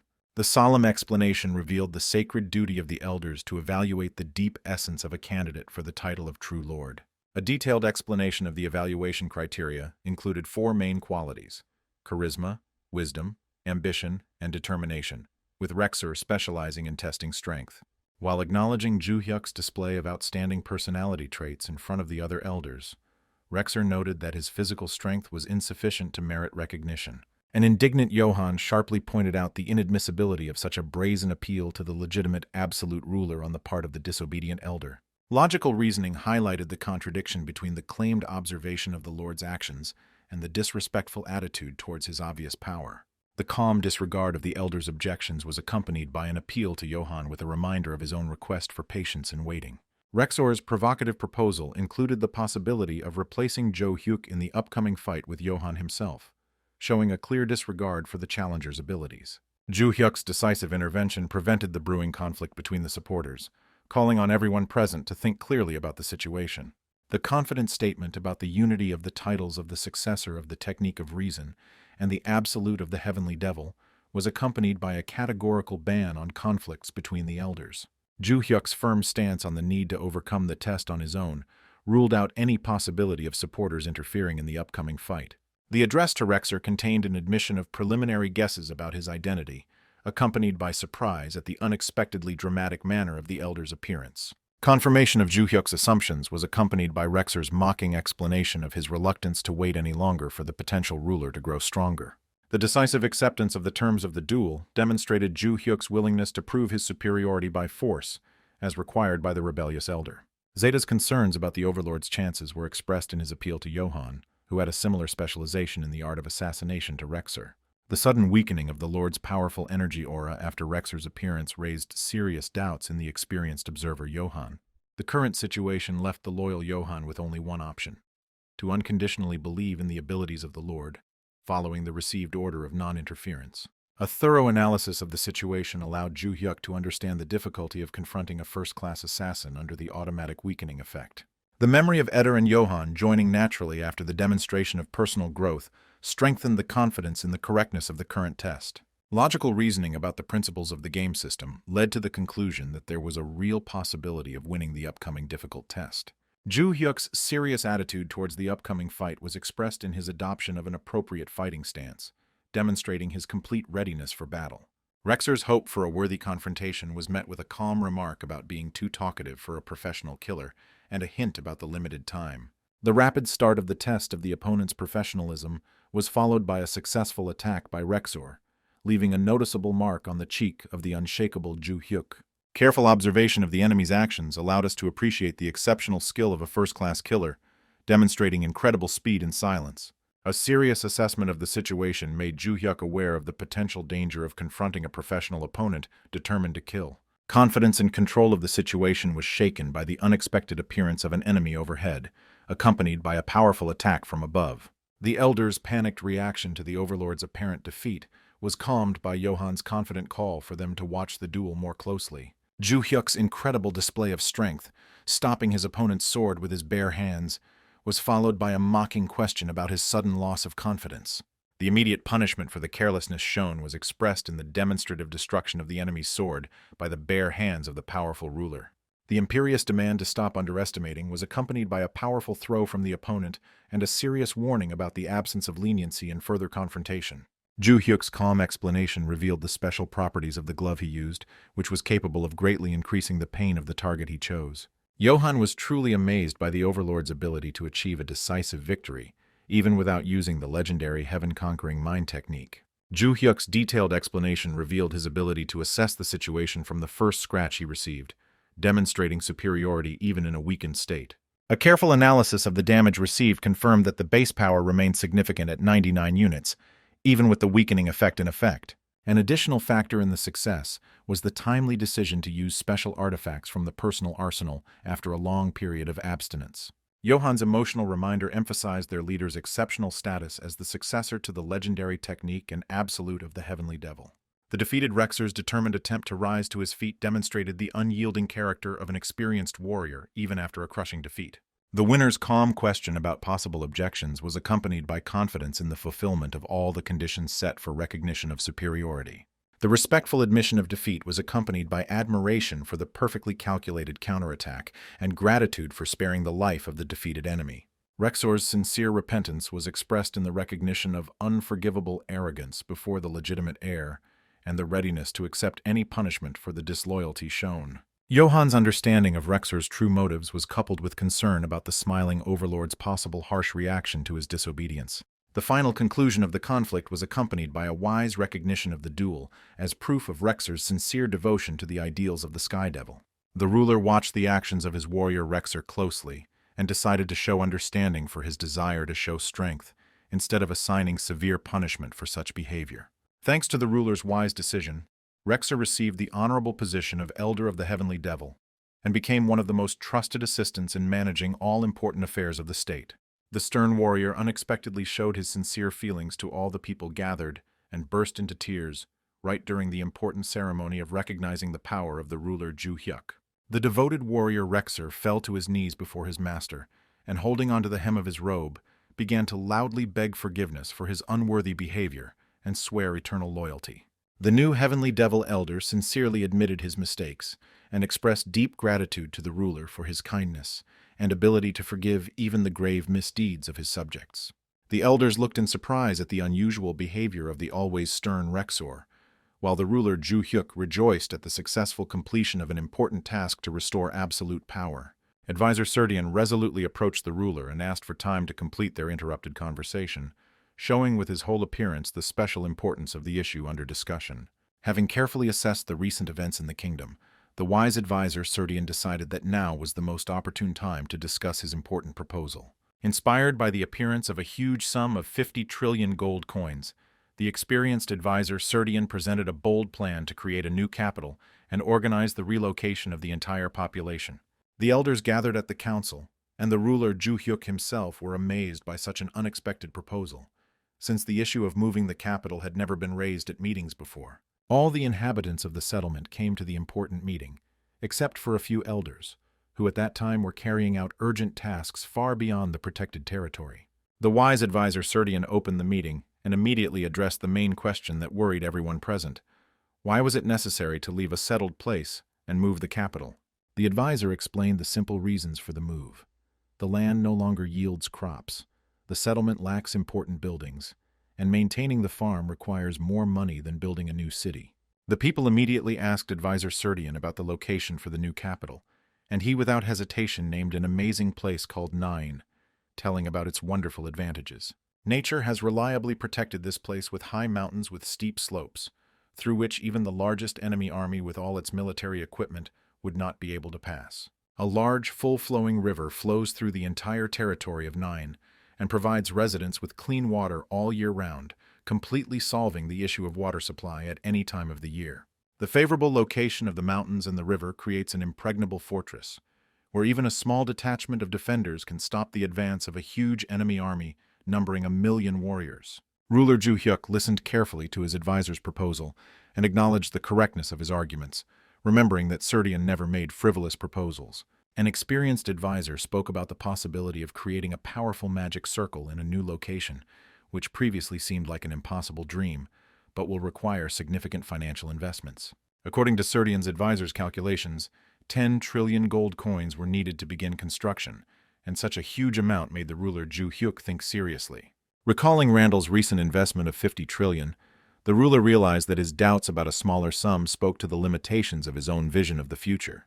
The advisor acknowledged the large size of the required investment, but considered such expenses necessary to protect against a possible invasion by imperial troops and to create a reliable defense of the state. The success of the construction will be ensured by the 8th and 11th elders, recently accepted into the council, whose knowledge and experience will significantly speed up the completion of all necessary work. The lands of Nine were considered an ideal place to live, which many rulers had long dreamed of, but no one dared to start moving. So now everyone was waiting for the wise decision of the Lord. The wise ruler understood his responsibility to the people and considered the costs of the new capital reasonable, comparing them with the enormous expenditures of other countries to defend their territories. The ruler approved the proposal of Advisor Serdian, fully trusting in the abilities of the 8th and 11th elders to successfully complete an important project and create a foundation for future prosperity. After the announcement of the ruler's decision, all the elders expressed their support, and the magic system reported the successful start of the capital's transfer and the growth of trust between the council members. Ju Hyuk understood the importance of the construction that had begun, but parting with 10 trillion gold coins was the biggest monetary expenditure in his entire life. Sometime after the construction work in Nain began, the ruler Ju Hyuk personally went to check the implementation of all the planned works and the quality of the work done. Advisor Serdian happily reported on the successful implementation of all plans and emphasized the special importance of this first big step on the path to the great achievements of the ruler. The ruler thanked his loyal advisor for the detailed report and expressed complete confidence in his ability to properly organize work on a complex construction project. Having full confidence in Serdian's experience in managing the construction, the ruler decided to attend to his own important affairs and not interfere in the process until the work was fully completed. The ruler's main task was to receive a well-deserved reward for the successful completion of an important task called Return of the Absolute, which was fully completed. Opening the magic system window, the ruler saw a message about the completion of the calculation of the reward due to him, which consisted of 2 different parts with special conditions. After a difficult battle with Rexer, the ruler hoped to receive a worthy reward for completing a high-class quest, perhaps even including a rare black magic stone. The first part of the reward gave the ability to freely move the sacred altar, which at first did not seem very important, but turned out to be very useful for moving to a new location. The second part of the reward required an additional condition to be met, to donate a valuable black stone, which was supposed to disappear immediately after it was used to receive the reward. The ruler was very upset at having to hand over the precious black stone, worth several trillion gold coins, just to receive the reward he was entitled to. Despite his obvious dissatisfaction with the terms, the ruler understood the need to complete the main scenario and decided to agree to the requirements in order to receive the reward he deserved. After receiving the reward, the ruler was determined to find the one who came up with such an unfair condition and tried to harm him by taking away the valuable magical item. Immediately after receiving the award, the ruler's profession was forced to change, and his new class received the unusual name Absolute Evil, with special abilities. The ruler pondered the unusual phenomenon for a long time and tried to recall cases of class demotions, but could not find a single similar example in his memory. The elders around the ruler felt an incomprehensible fear from the dark demonic energy emanating from him, but Ju Hyuk himself felt completely calm.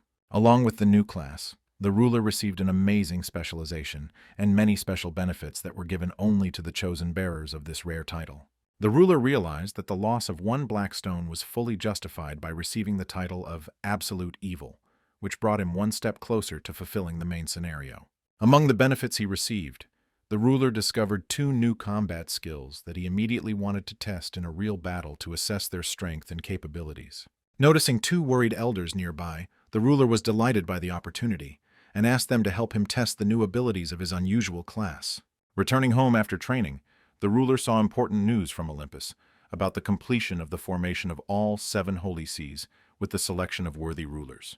The main residence for all the elected rulers of the holy seas was designated the majestic imperial castle, located on the ancient continent of Sentine. The ruler realized the connection between the emergence of the ultimate evil from the Sentine continent and the concentration of the main scenario around these mysterious lands with a deep history. After a long absence from an important meeting, the ruler's sister finally returned, and he decided to ask her about the past events and impressions received. Among the 7 elected rulers, 5 were from Korea, making it unnecessary to use an automatic translator during important negotiations and discussions. The sister told her brother with surprise about an incredibly strong level 130 person among the chosen rulers, who asked to keep the information about his strength a secret. Hearing about such a high level, the ruler remembered his teacher's story about a mysterious, unofficial warrior whose strength exceeded the 100th level and wanted to know his true capabilities. After telling her about the strong rulers, the sister reminded her brother of an old enemy named Kang Mu Seok, with whom he had a serious fight. According to the sister, this dangerous enemy harbored a strong grudge against the ruler and was now preparing some kind of insidious plan to carry out his revenge. The ruler took this news calmly, realizing that his old enemy was simply angry because of a serious defeat in their previous brutal battle. Continuing the story of the news, the sister reported that all the rulers of the Holy Seas had received a common important task, which they must carry out together. The ruler was delighted with this news, believing that completing a difficult task together would help the rulers get to know each other better and build strong friendships. Given the current situation, the ruler advised his sister to use the time spent working with other rulers to gain useful experience and new knowledge. The ruler noted an important advantage of working together: the opportunity to learn the characteristics and weaknesses of each ruler of the Holy See, being close to them. The ruler's sister happily accepted the new role of secret observer, considering such an important task a fun and interesting adventure in her life. The girl did not even suspect that her brother had entrusted her with a serious and responsible task that no one else could handle better than her own sister. In a conversation with her brother, the girl suddenly remembered some important preparations that he had mentioned in their previous conversation. The ruler nodded thoughtfully in response to his sister's question and said that he was just about to talk to her about these important preparations. Looking closely at his sister, the ruler asked her to free up the next day for a joint trip to an important place on a special matter. It turned out that the brother was planning to formalize the purchase of a new spacious apartment, registering it in the name of his younger sister as a gift. The next day, the brother and sister came to the real estate agency and told the friendly employee about their desire to buy a new house. An attentive employee in glasses politely asked the young people to tell them about their wishes and approximate budget in order to select the most suitable options. The young man confidently named the prestigious residential complex Hills, in which they wanted to purchase a new spacious apartment for a comfortable life. The employee looked at the young visitors in surprise and told them about the excellent infrastructure of the chosen complex, suggesting their interest in long-term rent. In a calm voice, the young man explained that they planned to pay for the entire purchase of the apartment in gold coins, and clarified the possibility of this method of payment. Despite the surprise, the employee confirmed the possibility of paying in gold and asked to wait a few minutes to agree on the terms of the deal with the owner of the apartment. After preparing all the documents, the employee drew up a contract in the name of the younger sister and promised to contact them on the day of the planned move. The ruler spent 5 billion of the 50 trillion he received on buying a nice apartment, avoiding overly luxurious options to remain cautious. Looking at his sister's happy face, the ruler was pleased with his decision to register the apartment in her name, which turned out to be more important for the girl than the cost of the housing itself. The ruler understood that people might associate the purchase of the apartment with his sister's new status as a saint, so he decided to become even stronger to protect the family from possible problems. Having connected to the magical system of Olympus, the ruler immediately met his boss Rufandal and told him about his plans for the near future. The chief suggested going to the dangerous Girgartu cave, intended for warriors of level 50, which caused the ruler some doubts about the correctness of such a choice. The experienced Rufandal told of the serious danger inside the cave, where tens of thousands of poisonous creatures, huge centipedes, snakes, and ants, instantly attack those who enter. The ruler calmly confirmed his knowledge of the dangers of the cave, which greatly surprised Rufandal, who considered the presence of an experienced fire mage necessary for such a trip. The young sorceress Saesong decided to stay close to the strong ruler during a dangerous campaign, hoping for his protection from numerous enemies. The ruler asked the girl with a smile about her lack of confidence in her own strength, and the surprised Rufandal realized that he was not at all going to protect his companions. The experienced sorceress Saesong, who had reached the 50th level of power, explained to the others that it was not a matter of doubting her ability to defend herself from enemies. The ruler knew about the rapid growth of the young sorceress's power, who had already surpassed Luna herself from the Holy Throne and had a large army of loyal followers. The ruler reminded everyone of the serious workload of the elected rulers of the Holy Seas, who are carrying out an important joint task to strengthen their union. The brave travelers entered a dark dungeon where experienced magicians were already fighting, using fire magic against hordes of giant poisonous insects. Pleased with the success of his mages, the leader of the small union suggested that the warriors rest while his people collected valuable resources after defeating their enemies. One of the experienced magicians suddenly noticed a rare red stone, which they had been looking for a long time in this dangerous dungeon to complete an important task. The senior mage was delighted to find a rare red stone, the sale of which would help his group survive for a whole month without serious financial problems. An experienced leader spoke about his past at the Divine Life Union, where he had to leave due to the company's difficult politics, which seemed like the end of his career. The loyal subordinates followed their leader, and together they created a successful business, giving half of the income to the Divine Star Union for the use of hunting lands.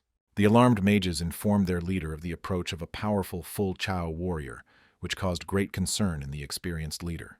The scouts added that a huge eagle was flying next to the approaching warrior, and his companion turned out to be a powerful necromancer with dark powers. Among the approaching travelers, the magicians recognized the well-known bearer of the title, Absolute Evil, which caused even more concern among the defenders of the dungeon.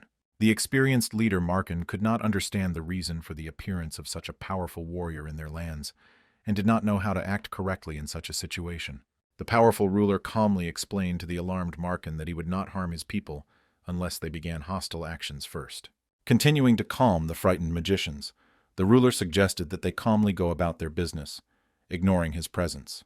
The ruler once again confirmed the absence of hostile intentions on the part of his group and expressed his desire to simply move on with his important business. Reassured by the ruler's words, Markin offered the help of his fire mages to protect against dangerous creatures if there were no such wizards in the group of travelers. Unexpectedly for everyone present, the ruler's huge pet named Coco joyfully pounced on the poisonous ants, beginning to eat them with pleasure. The ruler watched his pet's strange behavior with surprise, while the other travelers stood to the side in confusion, not knowing how to react correctly. The alarmed mages warned their leader about the danger of the pet's uncontrolled attack on the poisonous ants, which could lead to serious problems. An experienced leader, Markin quickly assessed the danger of the situation and ordered his men to immediately pack their things for an urgent retreat from the danger zone. Late in the evening, the girl was discussing with the warrior Kang Mu Seok the video that appeared online of the complete destruction of the ancient dungeon after the recent events. The impatient girl was interested in Kang Mu Seok's plans for revenge, as he was ashamed of his defeat as a future representative of the Divine Star. The girl recalled the successful appointment of her opponent to the position of the first ruler of the Holy See, which caused her great irritation. Realizing the possibility of the enemy receiving support from the sons of the heavenly ruler, the girl persistently asked her ally to hurry with revenge. Kang Mu Seok politely thanked her for the advice, hiding his hatred for the arrogant girl who only got a place at the academy thanks to the support of influential patrons. Interrupting her gloomy thoughts, the girl recalled rumors about the appearance among the rulers of the Holy Seas of some unknown person without noble origin. The experienced warrior Kang Mu Seok immediately guessed that the conversation was about the mysterious owner of the seventh throne among the rulers of the sacred lands. The angry girl considered it unacceptable that a commoner, Luna, was appointed to the high post of ruler of the Holy See, and was going to correct this injustice. Kang Mu Seok advised to wait until the important scenario was completed and gather more information, realizing that it was impossible for allies to have an open conflict in the fight against absolute evil. Rising resolutely from her seat, the girl firmly declared her refusal to silently observe the illegal possession of her rightful place. The girl added a cruel remark that the accidental death of an unknown impostor was unlikely to attract the attention of important people. The experienced leader Markin tried to warn the travelers about the danger of the pet's uncontrolled hunting, which could disrupt the natural cycle of rebirth of creatures. Shocked observers watched as Coco's huge pet not only killed the poisonous ants, but also ate them, after which he let out a mighty royal roar. The surprised people observed an unusual sight. The frightened ants began to quickly scatter in different directions from the formidable predator. The puzzled mages discussed the strange ability to repel ants and the cruelty of the owner nicknamed Absolute Evil towards his own pet. Markin watched in horror as his pet was punished, unaware of the use of minimal force, while the sorceress Sei-song scolded the bird for missing the opportunity to join the army of the dead. After the punishment, the saddened pet Coco pointed his owner in the direction of the depths of the cave, where he felt the presence of something unusual. The ruler was surprised at the possibility of missing something important during a thorough examination of the underground premises. Approaching the travelers cautiously, the experienced guide Markin politely asked permission to share important information about this place. Markin, who had been closely observing the group's actions, told them about a dead end in the western part of the cave, where the unusual pet had pointed. The experienced guide explained to the travelers the existence of different zones in the dungeon and suggested that the indicated dead end could be an entrance to another area. The ruler looked at Markin with respect, understanding his deep knowledge of all the features of the dungeon as an experienced leader of the local union. Having assessed the guide's experience, the ruler invited Markin to join their group as a knowledgeable advisor, promising to give him half of the reward he received. The humble leader refused the generous offer, wanting to earn his reward honestly and enjoying the opportunity to join a strong group distracting dangerous enemies.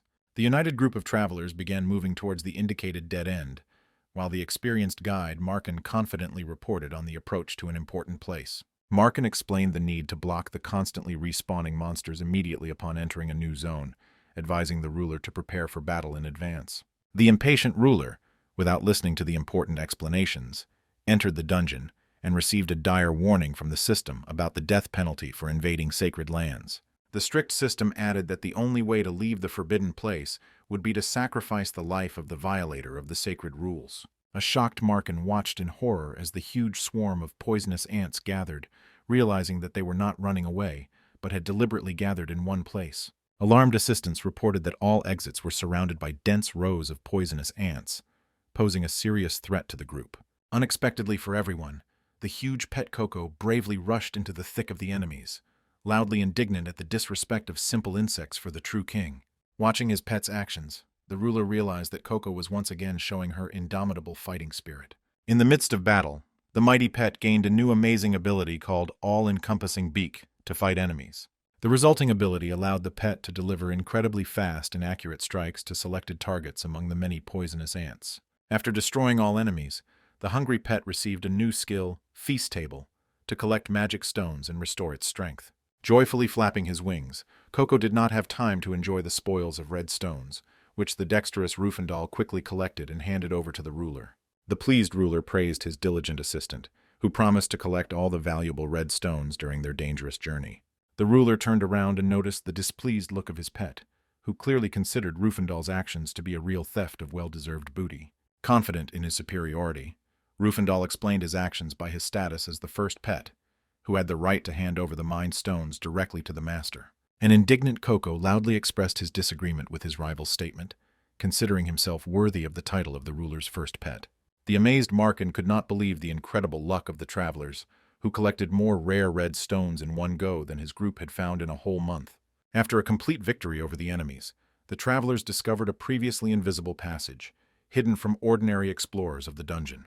Fulfilling the special condition of destroying all the ants with Coco's pet opened up access for the travelers to the secret part of the ancient dungeon. The magical system warned the travelers of the grave danger of the new passage and offered a choice between risky exploration and a safe return without reward. The experienced leader Markin suggested that his people leave the dangerous place immediately, despite the loss of a possible reward for the research. The alarmed guide feared a new attack by even more deadly creatures from the depths of the dungeon. Approaching the ruler, the wise Markin explained the necessity of their groups separating due to complete ignorance of the further dangers of the unknown territory. The ruler calmly accepted the experienced guide Markin's decision to part ways, sincerely thanked him for his help, after which the group said goodbye and left the dungeon. Pleased with the successful work, Markin praised all his assistants for their excellent results and announced the end of today's working day. The experienced leader strictly warned his people about the need to keep secret all the unusual events that occurred in the dungeon. Surprised, Markin suddenly noticed the appearance of one of the powerful rulers of the Holy See behind him. The ruler who arrived noted with suspicion Markin's unusual joy, as if he had seen something special in the depths of the dungeon. The caring sorceress Saisong approached the ruler, worried about the condition of her pet Coco, who for the first time seemed unable to cope with the huge number of enemies. The attentively observing ruler reassured the sorceress, explaining the absence of real danger due to the strange behavior of the creatures surrounding the pet. Continuing his observation, the ruler noticed the unusual behavior of the ants, which looked more like frightened fugitives than dangerous enemies. Noticing the ants' attempts to attack Mariana, the ruler quickly picked the girl up in his arms and asked her to be careful, while checking Rufandal's defenses. Confident in his powers, Rufandal reported the incredible strength of his magical defense, which he received thanks to special enhancements from the ruler. The attentive ruler noticed the confusion in the eyes of the young sorceress Mariana, who could not collect her thoughts in the current situation. Having collected his thoughts, the ruler asked the sorceress to prepare to use a special soul slavery technique to conduct an important magical experiment. After activating the powerful skill, the magic system loudly announced to everyone present that a mysterious evil space had appeared. Surprised by the sudden appearance of dark energy around him, a confused Rufandal turned to the ruler for an explanation of the changes taking place. Pleased with the effect produced, the ruler explained the peculiarity of the evil space skill, which allows one to fully reveal the powerful forces of absolute evil. The ruler added information about the temporary nature of the skill, which gives various improvements to nearby followers. Previous tests with the elders showed a significant increase not only in Rexer's combat abilities, but also in the managerial talents of the wise Serdian. The ruler understood the importance of this skill in the upcoming battle against the Holy Seas, but decided to first test its interaction with the powers of the absolute necromancer. The magic system reported that Mariana's abilities belonged to the forces of evil space and began distributing special abilities among the participants. The young sorceress received a significant increase in all stats by 20 points and an additional random effect of increasing the rank of any summoned undead. Realizing the need to test her new abilities, the sorceress Seasong received permission from the ruler to use her necromantic power. The first creature summoned was a mighty water chimera, very different from its previous appearance as an insect-like behemoth.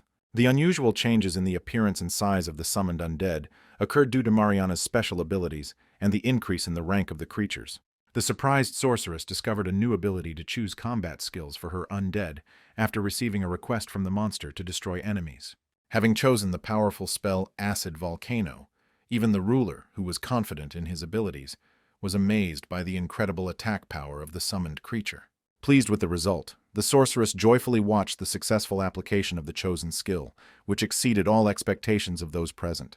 The ruler noted the impressive characteristics of the attack: a huge area of effect, high accuracy, excellent rate of fire, and strong penetrating effect. After praising the diligent Mariana, the ruler discovered an additional benefit of the skill, distributing the experience gained between the absolute evil and the team members. Pleased with the discovered capabilities, the ruler decided to enhance the ability's effect by adding a special evil incentive for his followers. After applying the enhancement, a special mark of absolute evil appeared on the sorceress, giving everyone in the evil space the powers of darkness and undead. Having received the recognition of the ally of absolute evil and new powers, the sorceress activated the enhanced skill Region Slavery, an improved version of Soul Slavery. Thanks to the improvement, the sorceress was able to control almost 10,000 creatures, with small insects taking up half the usual space. The joyful sorceress informed the ruler about an amazing feature of the skill that allows one to control twice as many small creatures. The astonished ruler realized the incredible growth of the sorceress's power, now able to control an army of 20,000 undead creatures. The delighted sorceress immediately used her new abilities to summon a huge number of unusual creatures. Deciding to live up to the majestic title of Absolute Necromancer, the sorceress sent her vast army of undead to sow fear among her enemies. The sorceress's cheerful nature prevented her from creating a suitably gloomy atmosphere, which was noticed by the ruler and Rufandal, who were watching her. After the evil space disappeared and the reward ceased to work, the upset sorceress asked the ruler about the nature of these amazing abilities. The ruler explained the limited duration of the acquired skill and the possibility of its significant strengthening with the right approach to use. While the ruler and the sorceress discussed the rapid growth of her power, the attentive Rufandal silently watched their lively conversation. An upset Rufandal was worried about losing the title of first pet to the mischievous Coco, and the loss of the opportunity to be the cutest creature next to the ruler. In an effort to maintain the ruler's favor, the resourceful Rufandal offered to explore the mysterious passage in an attempt to strengthen his position as a loyal servant. After a short preparation, the brave travelers entered the mysterious hidden part of the dungeon, which received the simple name New Passage. The secret passage was made possible by the mighty roar of Coco's pet, which caused all the insects to run away in fear. The ruler noticed the rapid return of the frightened insects and assumed that there was something more dangerous than a huge army of enemies deep within the passage. The thoughtful ruler turned down the frightened sorceress Seisong's request to hold her hand as they moved forward in surprise. With a trembling voice, the sorceress spoke about her unpleasant sensations in this place, the piercing cold, and the constant feeling of someone else's observation. The angry ruler suddenly ordered Rufandal to take the trembling sorceress by the hand to calm her down while she moved. The surprised assistant met the displeased gaze of the sorceress, who clearly expected a different decision from her respected ruler. The proud sorceress calmly refused the offered help, declaring her ability to continue on her own. The attentive ruler noticed the sorceress's obvious displeasure, but decided to focus on continuing the important study of the mysterious passage. Finding himself in complete darkness, the ruler created a bright ball of light to illuminate the narrow underground corridor in front of the travelers. A worried Rufandal understood the enormous power of even simple spells in the hands of a powerful ruler due to his incredibly high magical abilities. The ball of light created by the ruler turned out to be so bright that for a moment it blinded all the travelers nearby with its incredible radiance. Immediately after the bright flash, the alarmed ruler suddenly pushed the surprised Rufandal against the wall, ordering him to hide immediately. The confused assistant did not understand the reasons for such behavior of the ruler until he felt the presence of some creature right above his head. The slow-moving Rufandal did not have time to react to the danger and found himself under the influence of a petrification spell from a huge snake named Kirk's Double.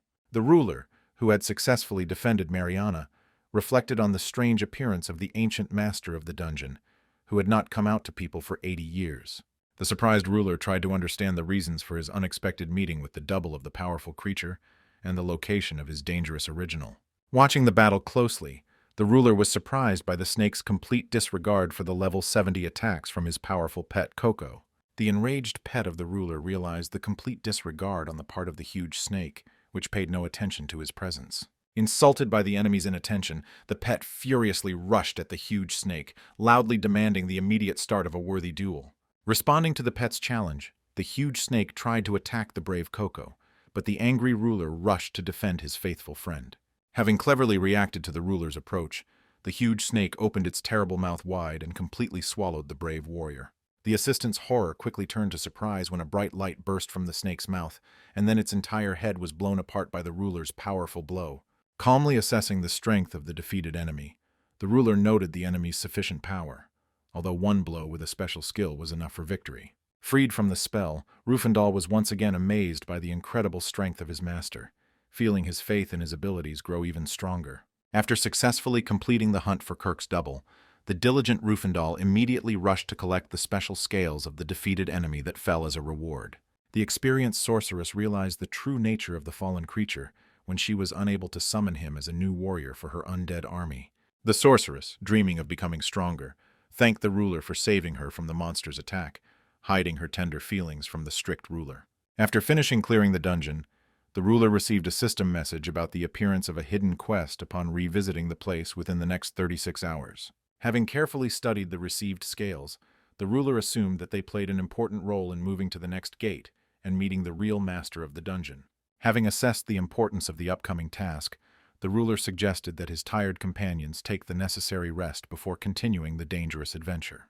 Going out to the kitchen to have a snack, the ruler unexpectedly met his surprised sister, who did not expect him to appear in the real world.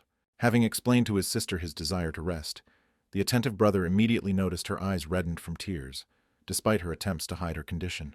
The ruler demanded to know the reasons for the tears, suspecting a connection between the incident and the recent meeting of the Guardians of the Holy Seas. Concerned about his sister's condition, the ruler insistently asked to tell the whole truth about what happened at an important meeting. The upset girl told of the cruel words that forbade her to intervene in conversations due to her lack of noble birth. The arrogant rulers ordered the young girl to silently follow all instructions, considering her appointment to the high post of the seventh throne unworthy. The angry ruler demanded to name the person who had offended his sister, but she only knew that he belonged to the rulers of the Holy See. The lonely girl turned out to be the only stranger among the rulers who had known each other for a long time, including the unfriendly Kong Mu Seok. The girl, offended by the unfair treatment, ardently defended her simple parents, not understanding the sinfulness of being born into a poor family. The outraged ruler realized that the offenders belonged to the new aristocracy of the Divine Star, who had illegally appropriated the right to humiliate people without wealth. Hiding his anger, the caring brother calmed his upset sister, explaining that only the cruel offenders were to blame for the unpleasant situation that had occurred. The ruler promised his sister to punish all offenders, mentally planning the complete destruction of arrogant enemies in the future. Returning to the virtual world, the attentive ruler first checked the well-being of his faithful assistants Mariana and Rufandal. Alarmed assistants reported the search for the ruler to the familiar leader of the Union, Markin, who claimed that there were no urgent issues. An excited Markin warned about the meeting with the director Kang Mu Seok, who was waiting for them, immediately after the Union left the dungeon. The arrogant director reminded the hunters of his favor, which allowed them to use the hunting grounds for their past services to the Divine Star. The enraged director declared Markin's betrayal, daring to help a man sentenced to death in strictly controlled hunting grounds. The cruel chief permanently closed access to all hunting territories of the Divine Star Union to punish traitors who helped the enemy. Having lost support, Markin spoke about the forced dissolution of the Union and the placement of all his people in other organizations. The brave leader planned to start over, realizing the difficulty of the situation without the support of other unions and access to hunting lands. The sympathetic ruler was surprised by the Divine Star's cruelty, suspecting the presence of a spy among the members of the disbanded Hunters' Union. Outraged by the new aristocracy's arbitrary appropriation of royal power, the ruler did not understand the accusations of treason against the Divine Star. The ruler assumed the personal initiative of the arrogant Kang Mu-seok, demonstrating to everyone his belonging to the new aristocracy. The unpleasant behavior of the famous gladiator, who treated ordinary people like animals, caused the ruler to doubt the necessity of the future battle. Realizing the immutability of the situation, the ruler offered Markin his help in the hunt, asking him to carefully take care of his own safety. The ruler understood the desperate situation of the experienced leader who decided to ask for help in such a difficult situation. A frustrated father spoke about the need to pay for his daughter's education after spending all his savings on creating and developing his unsuccessful union. The embarrassed manager spoke about the urgent matters that had accumulated and asked for at least one precious red or blue stone to solve urgent problems. The kind ruler calmly agreed to the simple request, considering one red stone a small payment for the assistance provided by an experienced guide. In agreeing to help, the cautious ruler warned Markin about the possible use of his support in future political battles. The experienced leader understood the inevitability of a clash between absolute evil and large unions, and the possibility of his participation in the fight against the Divine Star. A desperate leader decided to accept a dangerous offer of absolute evil, understanding all the possible consequences of his important choice. Markin, who entered the cave, froze in surprise, seeing the literal fulfillment of the ruler's promise to receive a rare red stone. The mighty pet Coco quickly got several red stones with one group strike, which the attentive Rufandal immediately rushed to collect. The shocked manager could not believe the incredible frequency of rare red stones appearing during the unusual pet's hunt. The amazed Markin remembered his first surprise at seeing such a miracle during his previous meeting with the unusual travelers. The confused leader decided to consider what was happening as incredible luck, without trying to understand the true reasons for the strange events. The observant ruler noticed the opening of a new passage, from which another huge double of the mighty serpent Kirk appeared.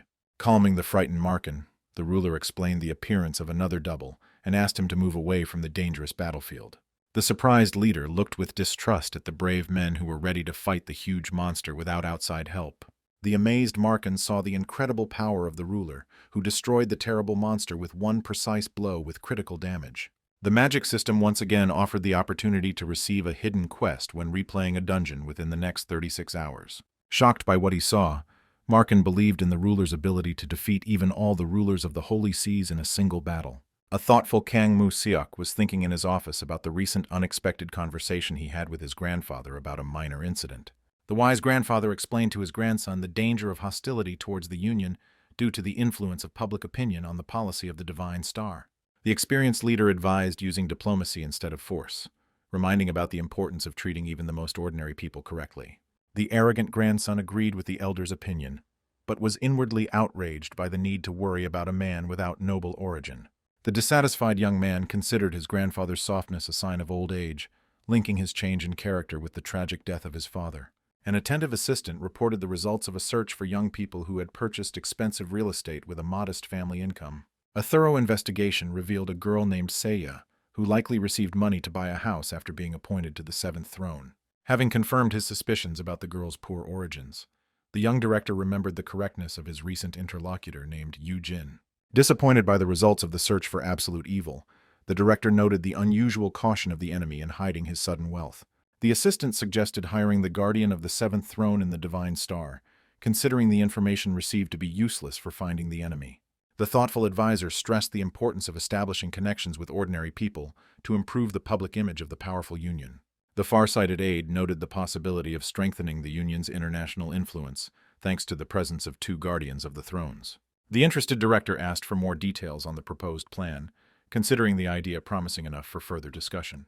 The brave travelers reached the southern region of the dungeon called Inaccessible Cliff, which gradually replaced the former stone corridor. An experienced guide warned his companions about a dangerous 70-meter cliff, advising them to carefully watch every step.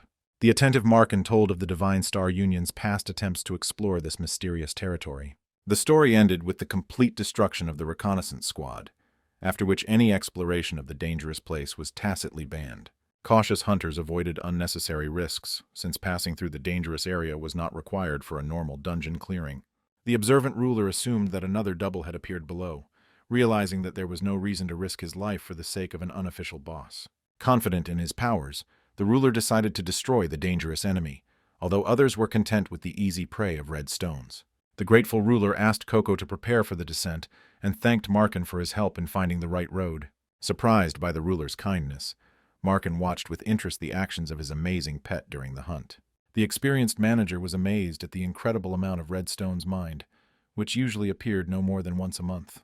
An attentive observer suggested that the pet had a special skill that significantly increased the likelihood of receiving valuable items. The delighted leader estimated the enormous value of the unique pet at hundreds of billions of coins, doubting even Yujin's ability to tame such a creature. The inspired sorceress asked permission to use her army of 2,000 beetle monsters in the upcoming battle. The kind ruler agreed to give the joyful sorceress the opportunity to demonstrate her abilities in managing a powerful army of the undead. Flying in darkness, travelers completely lost visibility in the surrounding darkness, unable to see anything around them. Alarmed, Rufandal tried to stop the ruler, who was about to light the way with a simple magical light.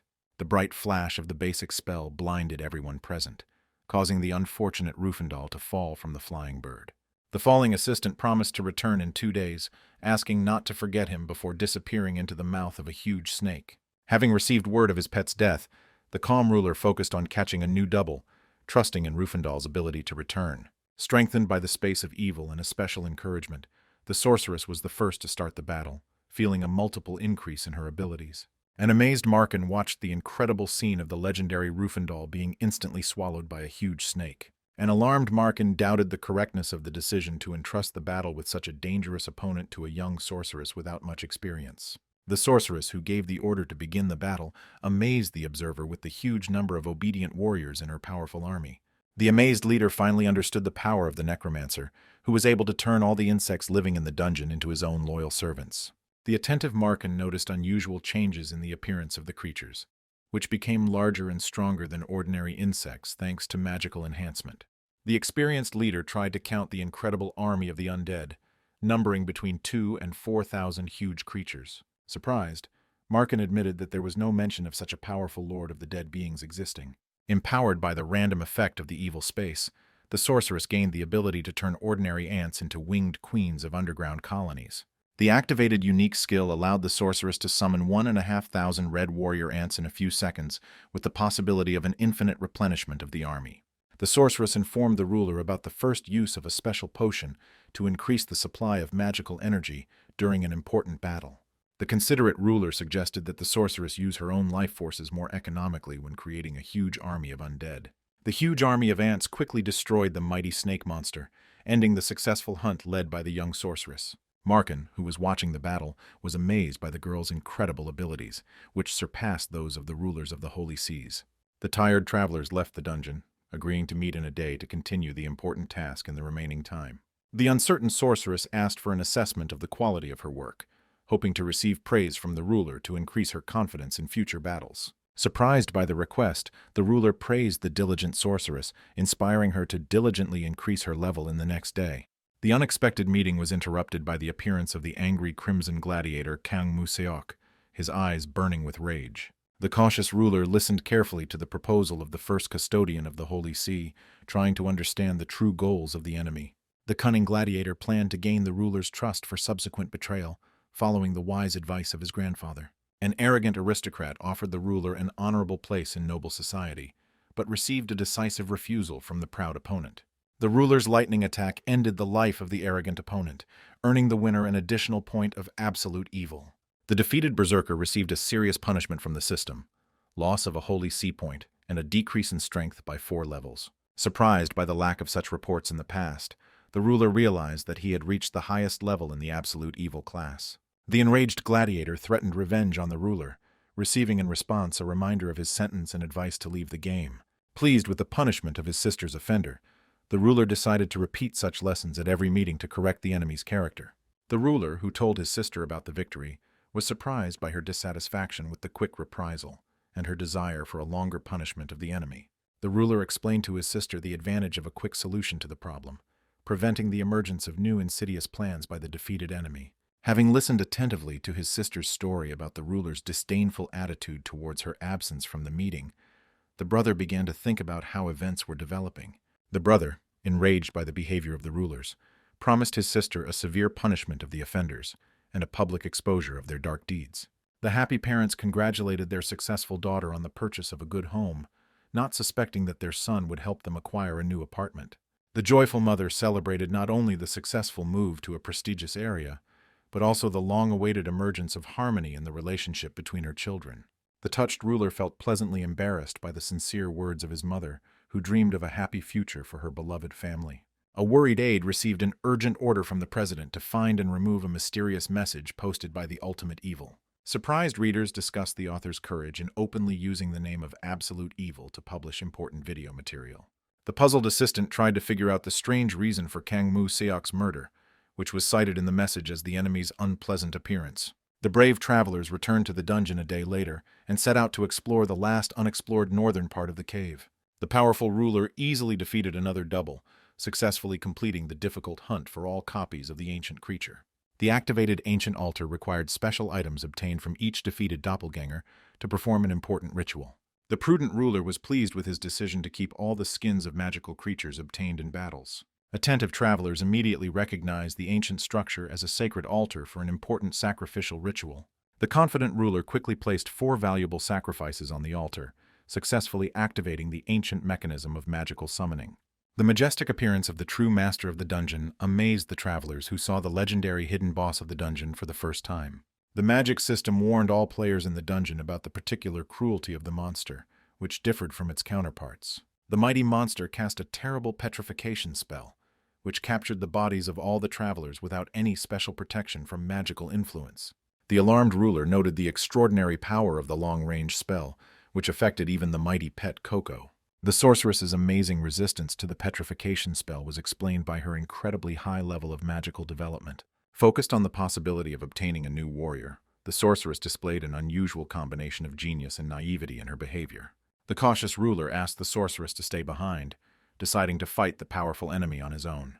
The experienced warrior immediately attacked the dangerous enemy with his powerful move, Truth Attack, 100 Lightning Strikes.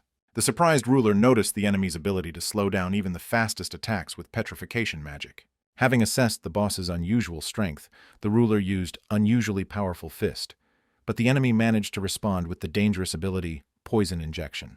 The powerful Ju Hyuk had reliable protection against strong poisons and magical effects thanks to his special abilities. The huge snake concentrated all its forces on the enemy, but Ju Hyuk's partial resistance to the petrification spell allowed him to continue moving. The invincible Ju Hyuk broke through the enemy's defense with a powerful blow and added 100 lightning attacks, successfully ending the hunt for the real Kirk. Victory over a powerful enemy brought the hero a huge amount of experience, instantly raising his level to 57 units. While a joyful Ju Hyuk was learning his new abilities, the determined Si-song began to transform the defeated snake into a new undead warrior. Carefully examining the status window, a pleased Ju Hyuk discovered that the long-awaited skills Spiritual Eye and Advent of the Evil God had been unlocked. Lucky Ju Hyuk received additional ultimate evil points and valuable trophies from Kirk, while Si-song completed the subjugation of the huge snake. The hero's exit from the dungeon was interrupted by an unexpected meeting with the persistent Kang Moo-seok, who was waiting for them outside. The surprised Ju Hyuk did not understand the appearance of the enemy he had destroyed just a day ago in a fierce battle. A confident Kang Moo-seok calmly announced his desire to make a lucrative business proposal to his recent winner. An enraged Ju Hyuk rejected any offers from his sister's offenders, planning to severely punish all the rulers of the Holy Seas. The cautious Ju Hyuk used his new Spiritual Eye, detecting multiple defensive spells on the well-prepared opponent's body. The observant hero noticed a strong intent to attack in the streams of magical energy around the tense opponent. Tired of talking, Ju Hyuk attacked his opponent, surprised by Kang Moo-seok's unusual ability to withstand a powerful blow. An enraged Kang Moo-seok became furious at the brazen attack, promising terrible revenge and offering a last chance to change his mind. The careless enemy did not have time to use the magic scroll due to the sudden attack of a huge army of hungry ants. A caring Ju Hyuk asked Se-song not to kill the enemy, fearing that her rage stat would increase after the ruler was destroyed. An admiring Se-song noted the extraordinary kindness and care of Ju Hyuk, who personally went to kill a dangerous enemy. The ghostly Kang Mu-seok was furiously indignant at Ju Hyuk's frivolous refusal of the Divine Star's generous offer. A calm Ju Hyuk reminded his opponent of his terrible appearance comment as the reason for refusing any negotiations. Ju Hyuk, who was about to leave, stopped when he heard the loud laughter of the mysterious dragon rider in the dark sky. The mysterious rider introduced herself to the assembled crowd as the powerful tamer Yu-jin, the mistress of wild beasts. The attentive Eugenia respectfully acknowledged the amazing talent of the powerful warrior she had met.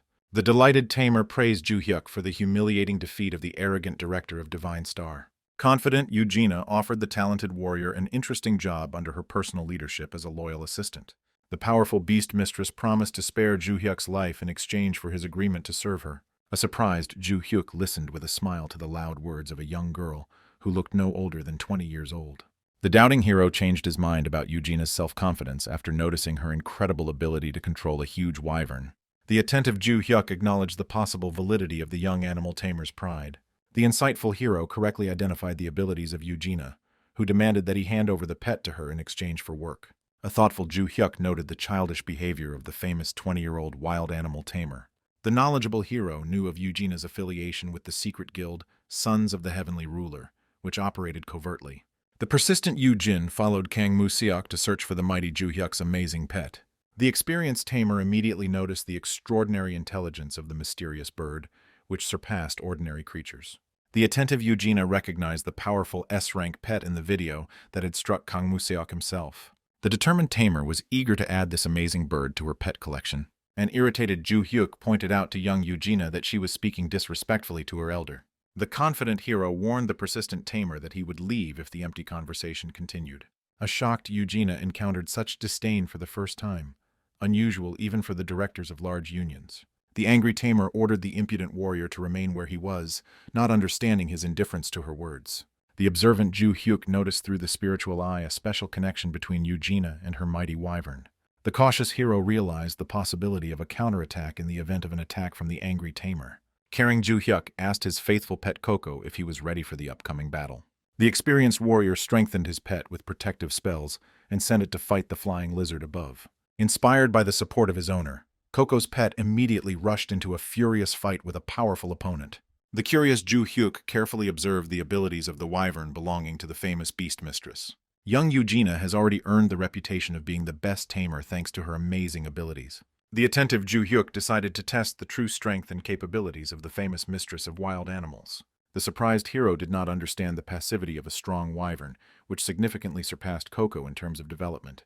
An enraged Coco attacked his opponent with all his might, irritated by the flying lizard's arrogant behavior. Coco looked in bewilderment at the flying lizard, who dared to consider himself the ruler of the sky, and tightly clinging to the dragon's neck, decided to show who was the real ruler of the airspace here.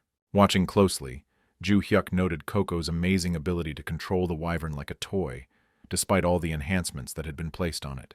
In a tense silence, Eugenia scolded her inactive pet Archie, who remained completely indifferent to the events happening around him and did not respond to commands. After carefully studying the girl's abilities, Ju Hyuk came to the conclusion that she did not have the necessary talents to effectively control combat pets in difficult situations. Eugenia's level of development was almost the same as Sesong's, but Marion's specialization in mass battles did not require such precise control over pets. As he continued to watch the battle unfold, Ju Hyuk remembered Eugenia's victory in the pet control competition and assumed that there was no judging in that competition. An indignant Eugenia abruptly demanded that Ju Hyuk stop his mocking remarks, which in her opinion were aimed at belittling her dignity and reputation. Turning around the next moment, Eugenia realized with horror the sad fate of her wyvern Archie, whose resurrection would now require a long wait of 72 hours. Assessing the current situation, Ju Hyuk decided to end the pointless fight, surprised by Eugenia's self-confidence, considering her frankly weak fighting skills and lack of spare pets. An angry Eugenia approached Ju Hyuk, wondering how this insignificant person dared to destroy her precious pet, even though she was the one who gave the order to attack through mana first. Completely ignoring Ju Hyuk's explanation, Eugenia suddenly slapped him in the face, calling him an arrogant degenerate, and stating that he had no chance of salvation in the current situation. Ju Hyuk calmly asked Marianne about the recording of the events that took place, receiving confirmation from a worried Saesong, and assured her that there was absolutely no damage from the slap. Extremely outraged by Eugena's behavior, Se-song felt a strong desire to teach her a lesson instead of Ju-hyuk, but was forced to restrain herself at his direct request not to interfere.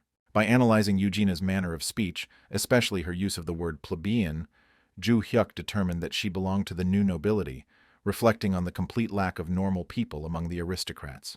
Eugenia solemnly declared her intention to make Ju-hyuk's life on South Korean soil unbearable, backing up her words with an oath in her own name to destroy the despicable plebeian. Ju-hyuk ironically noted the pathos of Eugenia's threats, reminding her of her own wyvern's recent fall from heaven to earth, which quite symbolically corresponded to her loud statements. Understanding the pointlessness of further confrontation, Ju-hyuk suggested ending the conflict, but received a categorical refusal from Eugenia, who insisted on continuing the duel. Coco's sudden appearance next to Eugenia caused her obvious fear and confusion, especially after Ju-hyuk's command to his pet to teach the self-confident girl a good lesson. Without showing much interest in what was happening, Ju-hyuk calmly ordered Coco to send Eugene after her defeated wyvern, fully trusting in his pet's abilities. Continuing to receive attacks from the ruthless bird, Eugenia expressed bewilderment at Ju-hyuk's calmness after her solemn vow to ruin his life on South Korean soil. Eugenia's sudden death from a critical loss of health interrupted her angry tirade, presenting, in the opinion of the onlooking Ju-hyuk, a rather pitiful sight. Markin quickly picked up the bag of items that had fallen from the fallen girl and respectfully presented it to his master, which caused slight displeasure to Rufandal, who considered this his job. Ju-hyuk tried to explain to Markin the unnecessary nature of his actions, given the normal duties of a Rufandal, but was sincerely asked not to discount his efforts to help the absolute evil. An examination of the bag's contents revealed the presence of numerous red stones, which led Ju-hyuk to think about the considerable wealth of the young girl's family, who had access to such valuables. As a reward for his excellent work, Ju-hyuk generously gave some of the red stones he found to his faithful pet Coco, who had proven himself to be exceptionally effective in the past battle. Grateful, Se-song happily accepted the red stone offered by Ju-hyuk as a well-deserved reward for her participation in the recent events and her help in the confrontation. Astonished by the unexpected gift, Markin could not believe his happiness, having received the red stone from Ju-hyuk, although he believed that he had not done anything special to receive such a reward. Approaching the surprised man, Ju-hyuk explained that the presentation of the red stone was not a simple act of kindness, and asked him to accept the reward given the recording of what happened. Ju-hyuk reminded of his plans to use Markin in a political struggle against the new aristocracy, the Great Alliances and the Holy Seas, promising a worthy reward for his help. Realizing the error of his initial doubts, Markin finally became convinced that Ju-hyuk was indeed a guide to his new life and a worthy leader. While expressing deep gratitude to absolute evil, Markin praised Ju-hyuk's justice and mercy, noting the creation of an environment of fair competition and fair rewards for hard work. Despite some embarrassment from Markin's overly pompous praise, Ju-hyuk took it as a positive sign of readiness for future cooperation and support for their common cause.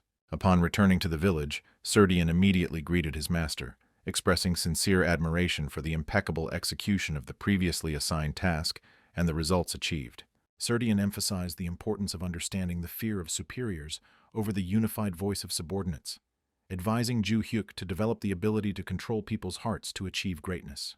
The wise advisor insisted on the need to listen carefully to the voices of ordinary people, showing genuine empathy for their situation instead of demonstrating brute force. Ju-hyuk, recognizing the specificity of Serdian's presentation of thoughts, could not help but agree with the correctness of his advice, which perfectly corresponded to their strategic goals and plans. Serdian, knowing about his master's successful trade in black stones, concluded that he had significant financial resources, causing Ju-hyuk to fear new expenses. Explaining his thoughts, Serdian proposed using the available funds and the completed move to create a forward base necessary for further advancement into the continent. Quickly realizing that this was a matter of creating a kind of branch, Ju-hyuk was confronted with Serdian's persistent insistence on the utmost necessity of this step in order to conquer the world. Realizing Serdian's confidence that his offer could not be refused, Ju-hyuk was forced to agree to begin implementing this ambitious project of expanding influence. As he watched Serdian happily leave to draw up a detailed plan, Ju-hyuk sadly reflected on the significant financial costs that maintaining a competent minister required. Over a bottle of expensive alcohol, Kang Mu-hwan decided to discuss the current situation with his respected teacher, seeking wise advice and an objective assessment of the events taking place. The interviewee noted the growing support for absolute evil among young people as a serious problem, exacerbated by Kang Musyok's regular defeats in recent confrontations. Kang Mu-hwan acknowledged the validity of the comments about Ju Hyuk being perceived by the common people as a social revolutionary, despite the obvious impossibility of changing society by one person. Showing interest in the development of events, the son of the heavenly ruler laconically described what was happening as an interesting phenomenon, without encountering any objections from his interlocutor. Reflecting on the situation, he recognized that even livestock had a purpose, which must remain in their designated position in the social hierarchy. In a philosophical discussion, the interlocutor asked about fair retribution for the attempt of livestock to encroach on the master's table, hinting at the need to maintain the established order. While in the village, Ju Hyuk regretfully realized that all the money he had earned previously would be spent on establishing a forward base, unlike the previous profitable period. Accepting the inevitability of expenses as his direct responsibility, Ju Hyuk found solace in Serdian's promise to reveal new ways to earn even greater income in the future. But suddenly a time reminder popped up, and Ju Hyuk didn't understand. Had he really spent that much time in the game already? Walking down the street in the company of her friends, Mariana was constantly interested in her appearance, feeling nervous before the upcoming visit to Ju Hyuk. The girls around her confidently assured Mariana of her extraordinary beauty, noting the admiring glances of all the people passing by, directed exclusively at her. Inner doubts continued to trouble Mariana, who critically assessed her overly ordinary outfit, worrying about the impression it made. Ju Hyuk's invitation to the housewarming party came with the special condition that several girlfriends be present, which was supposed to prevent any unwanted suspicions from arising. By carefully choosing a simple style of clothing, Mariana aimed to please Ju Hyuk's tastes, while simultaneously thinking about options for improving her image for future meetings. Arriving at the new building, the friends unanimously noted Seiya's obvious success, appreciating the impressive appearance of the modern building and its location. The unexpected appearance of a man who stepped out of a luxurious Lamborghini was accompanied by a polite request to give Mariana a few minutes of his time. The stranger openly admitted his immediate sympathy for Mariana's appearance, offering to join him for lunch at a prestigious establishment. Politely declining the stranger's persistent offer, despite the admiration of her friends, Mariana cited her minority and the presence of a romantic relationship. The man, laughing at the seriousness of Saesong's reaction, clarified the harmlessness of his proposal to simply have lunch, leaving a business card for a possible change of heart. Studying the business card caused a real shock among the friends, who discovered that their casual acquaintance occupied a high position as the head of the union, having achieved impressive success. The man, charmed by Mariana's appearance, approached the girl and thought about the possibility of a gradual development of the relationship, despite the aforementioned presence of a boyfriend. The sudden appearance of Ju Hyuk caused an unexpected reaction from the girl, who immediately rushed towards him, leaving the astonished fan to watch this scene. The realization of the reality of the existence of the aforementioned guy was accompanied by incredulous surprise at the fact that such a loser turned out to be the chosen one of a beauty. Having met with Ju Hyuk, Mariana learned of his absence due to a trip to buy drinks, thoughtfully purchased especially for the girls for the celebration.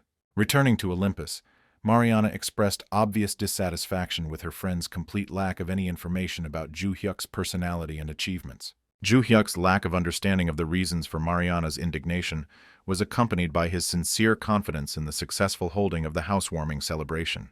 The friends persistently convinced Mariana of the superiority of the stranger they had met over Ju Hyuk, noting his attractiveness, financial situation, and impeccable upbringing. The disagreements that arose between the friends concerned the ethics of such behavior by a man, given Mariana's minority and the existence of a relationship. Comparing the social status of the men, the girlfriends disdainfully assessed Ju Hyuk's status as an ordinary member of the union, ignoring the presence of his sister. In a tactless move, the girls approached Seiya directly, trying to find out her possible role in arranging the relationship between her brother and Saesong. The persistent persuasion of her friends was based on the opinion that Mariana was more compatible with the successful owner of Lamborghini than with her current chosen one. The serious conflict that arose significantly darkened the atmosphere of the festive housewarming, leaving Mariana with an unpleasant aftertaste from the entire incident. Having decided not to involve Ju Hyuk in the unpleasant details, Mariana only announced her intention to stop communicating with these friends. Sincerely admiring Ju Hyuk's outstanding personality, Mariana expressed her desire to take a selfie with him and share it on social media. Exercising caution, Jo Hyuk gently declined the offer to publicly display his relationship with Sesong, explaining the need to maintain privacy for the time being. The calm conversation was suddenly interrupted by the loud cry of the returning Rufandal, which attracted the attention of both interlocutors to his long-awaited appearance. The realization that 48 hours had passed since Rufandal's death caused genuine surprise in the attentive Jo Hyuk. Rufandal shared the joy of resurrection and anxious thoughts about rivalry with Coco and Marken, worrying about possible oblivion from the owner. An excited Rufandal immediately inquired about rumors of Jo Hyuk's financial success, receiving joyful confirmation from Mariana about the upcoming collaboration with Marken. Jo Hyuk explained the strategy of conducting external operations through Marken, due to the impossibility of direct transactions with NPCs due to the disadvantageous position. Mariana was excited about the news of the start of full-scale active work, understanding the significance of the changes taking place for their future.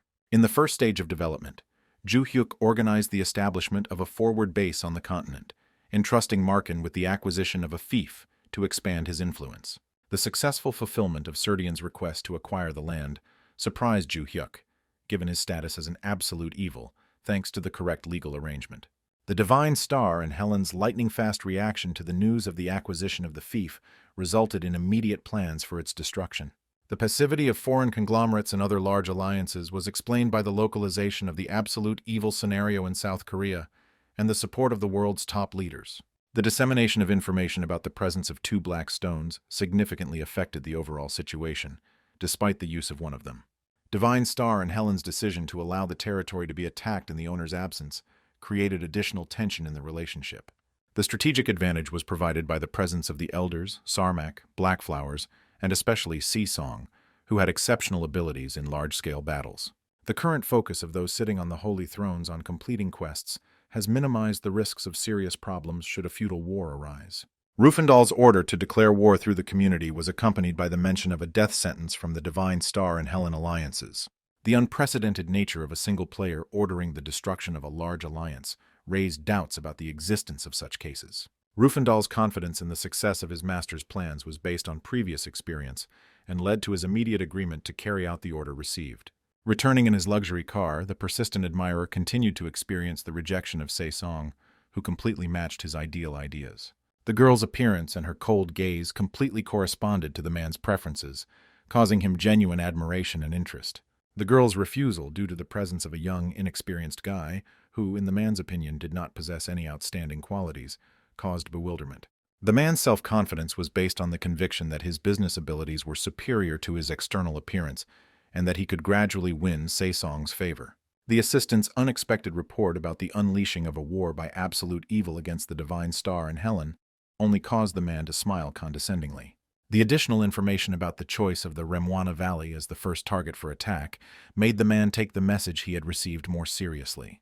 The assistant explained the choice of target as the strategic importance of the hunting location, which brought in significant profits for the Divine Star, making the public announcement particularly bold. A deep sense of concern came over the boy as he realized that it was their union that was carrying out most of the operations in this strategically important territory. Successful cooperation with the Divine Star brought a steady increase in profits, forcing one to think about the reality of the threat of attack from absolute evil. An urgent order was issued to all members of the Union to avoid direct confrontation with absolute evil as much as possible, observing extreme caution. A stern warning about dismissal for any provocation was accompanied by an understanding of the mortal danger emanating from an unpredictable enemy. The information space was filled with sensational news about the declaration of war by absolute evil against the powerful alliances of the Divine Star and Helen. Shocked, President Kang Mu-hwan, realizing the seriousness of the violation of boundaries by absolute evil, immediately initiated the convening of an emergency general meeting. The complexity of the current situation required additional support, especially given the assumption of the partners' prior knowledge of the plans of absolute evil. The unexpected announcement that those sitting on the holy thrones would not participate in the upcoming battle sounded like an important strategic decision. Firm faith in the power of the Divine Star was reinforced by the confidence in the inevitability of a just punishment for the theme of chaos, foreshadowing a simple and quick victory. While outwardly expressing gratitude for the trust shown, Kang inwardly understood the other person's true desire to see the Divine Star's defeat. The refusal of those sitting on the holy thrones to participate suggested the possible secret influence of unknown forces on the adoption of this decision. The situation was given special significance by the fact that the fourth and fifth thrones belonged to a relative of the interlocutor and were under his direct control. The strategic calculation was to have allies appear on the battlefield as saviors after the expected defeat of the Divine Star. Understanding the old man's devious plan to gain an advantage, Kang Mu Huan was determined to defend his territory and capture Ju Hyuk at any cost. The unexpected news of her brother's planned invasion of the valley reached the ears of the alarmed Luna, causing serious concern. The incredible popularity of the news about the upcoming invasion, which had garnered 30 million views, increased Luna's doubts about the reality of his brother's intentions. The calm confirmation of the seriousness of the intentions of invasion was accompanied by an important warning about the refusal of those sitting on the holy thrones to participate in the conflict. Confidence in his brother's abilities was combined with an important warning about the significant influence of the fourth throne, whose decision determined the non-participation of the others in the war. While acknowledging the fourth throne's outstanding strength, Luna noted his unbearable impudence and constant insulting remarks about absolute evil. Ju Hyuk's surprising calmness was explained by his partial agreement with the negative characteristics attributed to his personality by his opponents. Seiya was genuinely outraged by the disrespectful attitude towards the man who dared to oppose the injustice of the existing social order. Seiya's growing concern was the arrogant attitude of the Holy Seas and the Great Alliances towards the other members, whom they considered useless trash. Seiya's emotional request to his brother to punish the offenders was accompanied by a promise to immediately report any possible intervention from those sitting on the holy thrones. The brother's firm promise to send all opponents to the trash bin sounded like a decisive answer to his sister's request for retribution. The decisive moment was marked by arrival in the valley, where all participants had already taken up predetermined positions according to plan. The peculiarity of the valley was the specific tactics of hunting monsters along the cliffs with preliminary installation of mines before the appearance of new opponents. The effectiveness of long-range bombardment from high ground allowed for successful hunting of monsters by delivering precise strikes and maintaining constant pressure on the enemy. General bewilderment was caused by Ju Hyuk's decision to launch an invasion from below, despite the obvious tactical disadvantages of such a position for the attacking side. Upon reaching the mining zone, Ju Hyuk immediately warned Rufandal to exercise extreme caution and maintain a minimum distance. A thorough analysis of the terrain allowed Ju Hyuk to decipher the main elements of the enemy's tactical strategy in preparation for the upcoming clash. The unexpected tactic of entering the valley from below caught the enemy off guard, destroying their assumptions about the enemy's reluctance to fight under unfavorable conditions. The popular belief that Coco would likely be used for an aerial attack did not correspond to Ju Hyuk's true intentions and goals. Activating the loudspeaker, Ju Hyuk drew attention to the likely forced participation of most of the players present in the upcoming battle.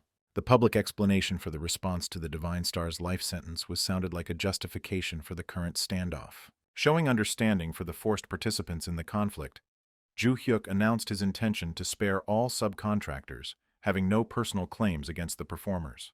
Clear instructions required all mobilized subcontractors to raise their left hand before engaging in combat to ensure immunity. Focusing on confronting the large Divine Star Alliance, Ju Hyuk emphasized his reluctance to harm the forcibly mobilized members. Openly declaring the sole purpose of destroying the Great Alliance, Ju Hyuk strongly recommended refraining from meaningless sacrifices for the sake of other people's interests. Liu Peng was outraged by the obvious attempt to incite subcontracted players, which threatened the stability of the established order. A shocked Kertel sharply rejected the enemy's propaganda attempts, accusing him of deliberately distorting the facts and manipulating public opinion. The reminder of Full Chaos's status and the killer's unchangeable reputation was accompanied by accusations of insincere concern for other participants in the conflict. Feeling irritated by the moralizing lectures, Ju Hyuk refrained from explaining why he was forced to receive the Full Chaos status against his will. Liu Peng's unexpected decision to interrogate the killer sounded like an attempt to obtain additional information about the enemy. Careful observation revealed Ju Hyuk's ability to detect hidden mines, which would greatly affect his tactical advantage in the upcoming battle. The realization that his ability to bypass mines was obvious made Ju Hyuk prepare for the inevitable reaction of his opponents to this advantage. The tense anticipation of the start of the invasion was accompanied by confidence in the inevitability of the next tactical move on the part of the opponents. The rapid appearance of the first warriors, jumping from the heights, marked the beginning of the active phase of the confrontation. A quick inspection revealed the presence of magical explosion scrolls on the approaching warriors, intending to carry out a self-destruct attack. Rufandal's operational order to activate the protective shield was based on the significant increase in his abilities thanks to the Overlord's support. Rufandal's confidence in his master's invulnerability was confirmed by the complete absence of damage after the powerful explosion of the opponents. Recognizing the need to strictly follow a strategy to inflict maximum damage on the enemy, Liu Peng recognized not only the enemy's insane nature, but also his outstanding strength. The smoke cleared to reveal an unharmed Zhu Hyuk, who accused Divine Star of shamelessly using self-destruct tactics on players without causing any damage. Reflecting on the senselessness of the victims, Zhu Hyuk suggested that there were no regular staff members among the dead players, used for the suicide attack. Showing sympathy for the forced executors of the self-destruct order, Zhu Hyuk placed the responsibility on the Divine Star, noting the temporary nature of death. The warning to the players contained the bitter truth of the Divine Star's indifference to their sacrifices, no matter how diligent and selfless they were. The persistent man's doubts found a response from the other participants, who began to acknowledge the persuasiveness and plausibility of Zhu Hyuk's words. The Divine Star's unwavering superiority was clearly demonstrated by the presence of the Scroll of Annihilation, which served as further proof of their power. Curdle's decisive order to ignore provocations was accompanied by a reminder of the enemy's full chaos status, received for the murders committed. The decisive moment was marked by Zhu Hyuk's signal, after which Saesong immediately rushed towards the enemy. Liu Pen's attention, distracted from Kurtel's encouraging calls, was drawn by the appearance of a strange object in the sky above the battlefield. Saesong's timely arrival on Coco coincided with the instant activation of Zhu Hyuk's special skill, changing the balance of power on the battlefield. The space of evil that enveloped the young people allowed Saesong to give the order to her powerful death soldiers to rise from oblivion for the decisive battle. The previous conversation revealed Saesong's desire to join the Chaosites, causing confusion to Zhu Hyuk, who was well aware of the inconveniences of such a status. Saesong's calm explanation revealed her true nature as an absolute necromancer, determining her future path and the decisions she makes. Clarifying her position, Saesong emphasized her belonging to the absolute evil support class, acknowledging Zhu Hyuk's crucial role in achieving success. A judicious acceptance of the inevitability of her fate led Saesong to decide not to delay her transition to chaos status, realizing that this step was predetermined. After listening carefully to Saesong's arguments, Zhu Hyuk expressed his willingness to accept her help on the condition that he carefully consider the decision he made. Saesong's entry into the evil space was accompanied by an instant transformation into her true form, and the activation of unpredictable random effects. The first battle after accepting the status of a Chaosite became an opportunity for Saesong to justify the trust of Zhu Hyuk, who gave her a significant role in the confrontation. Saesong's determined attitude demonstrated her desire to show her best abilities and prove the correctness of the high trust placed in her. The use of powerful magic led to dramatic changes in the sky, covered with dark clouds, and the appearance of a mysterious portal. The massive discovery of 3,000 undead save slots caused widespread panic, demonstrating the necromancer's impressive powers of control over the dead. The activation of the random effect caused the population of summoned undead to double, greatly increasing the combat potential of Saesong's army on the battlefield. The effects of the evil encouragement greatly increased the level of the undead, resulting in the emergence of many deadly insects from the huge portal. Liu Peng's desperate order to bring in fire mages and use self-destruct scrolls proved too late in the face of the insects' swift attack. Careful observation allowed Liu Peng to identify the insects as creatures from Herakta's cave, noting their greatly increased strength and invulnerability to physical attacks. Liu Peng's growing interest in the identity of the necromancer who could summon such powerful beings reflected his professional respect for the abilities he had demonstrated. Liu Peng's strategic calculation was based on the need to hold out until Zhu Hyuk's forces were exhausted, and the trap for his capture was completed. Liu Peng's fatal mistake was his failure to notice the presence of absolute evil behind him, which had managed to rise to the heights unnoticed. Assessing the panicking enemies, Zhu Hyuk decided to try out a new wide-range skill instead of his usual tactic of taking out enemies one by one. Everyone's attention was drawn to the approach of a colossal oppressive force known as the Coming of the Evil God, causing genuine terror among the opponents. Zhu Hyuk was surprised by the coincidence of the skill's name with Zeta's technique, noting the significant difference in the lack of the manifestation of a huge monster upon activation. The new skill's special feature was that it formed many smaller shadow figures instead of a single large one, which greatly increased the effective radius of damage. While watching the knights being absorbed, a notification was received about the technique's transformation into the true advent of the evil god, under the influence of the mind's energy. The horror of Liu Peng and his comrades was caused by the realization that the enemy's strength had grown enormously since their last encounter, casting doubt on the possibility of resistance. Successfully using the skill gave Zhu Hyuk 4 points of absolute evil and a significant increase in charisma, accompanied by the presence of shadow entities. The end of the evil space and evil encouragement effect was marked by the timely notification received by the attentive Si-Song during the battle. The disappearance of the undead created by the random effect caused premature jubilation among the people, who mistakenly attributed it to the depletion of the necromancer's mana. The anxious thoughts of one of the participants in the battle reflected an understanding of the inevitability of continuing the attack and the need to make an important decision. Watching Zhu Hyuk and his assistant's selective approach to their opponents strengthened the warrior's desire to save his life by raising his left hand in surrender. The difficulty of making a decision was compounded by the fear of falling into disfavor with the divine star, which could significantly complicate the possibilities of hunting in controlled areas. The realization of the inevitability of death prompted the warrior to decide to fight to the last, hoping to attract the attention of the divine star with his selflessness. The desperate attack on the absolute evil was accompanied by bewilderment at the courage of the enemy who challenged the powerful divine star. Knowing that he couldn't deal a fatal blow to the absolute evil didn't stop the warrior from striving to create an impressive scene to attract the divine star's attention. The lightning-fast defeat from a single blow from Zhu Hyuk was an unexpected end to the ambitious plans of the self-confident warrior. The inability to comprehend the speed of the blow he received led the warrior to a belated understanding of the true monstrous strength of his opponent. The warrior devoted his last moments of life to predictions of Zhu Hyuk's inevitable defeat before the divine star, which went unnoticed by the retreating enemy.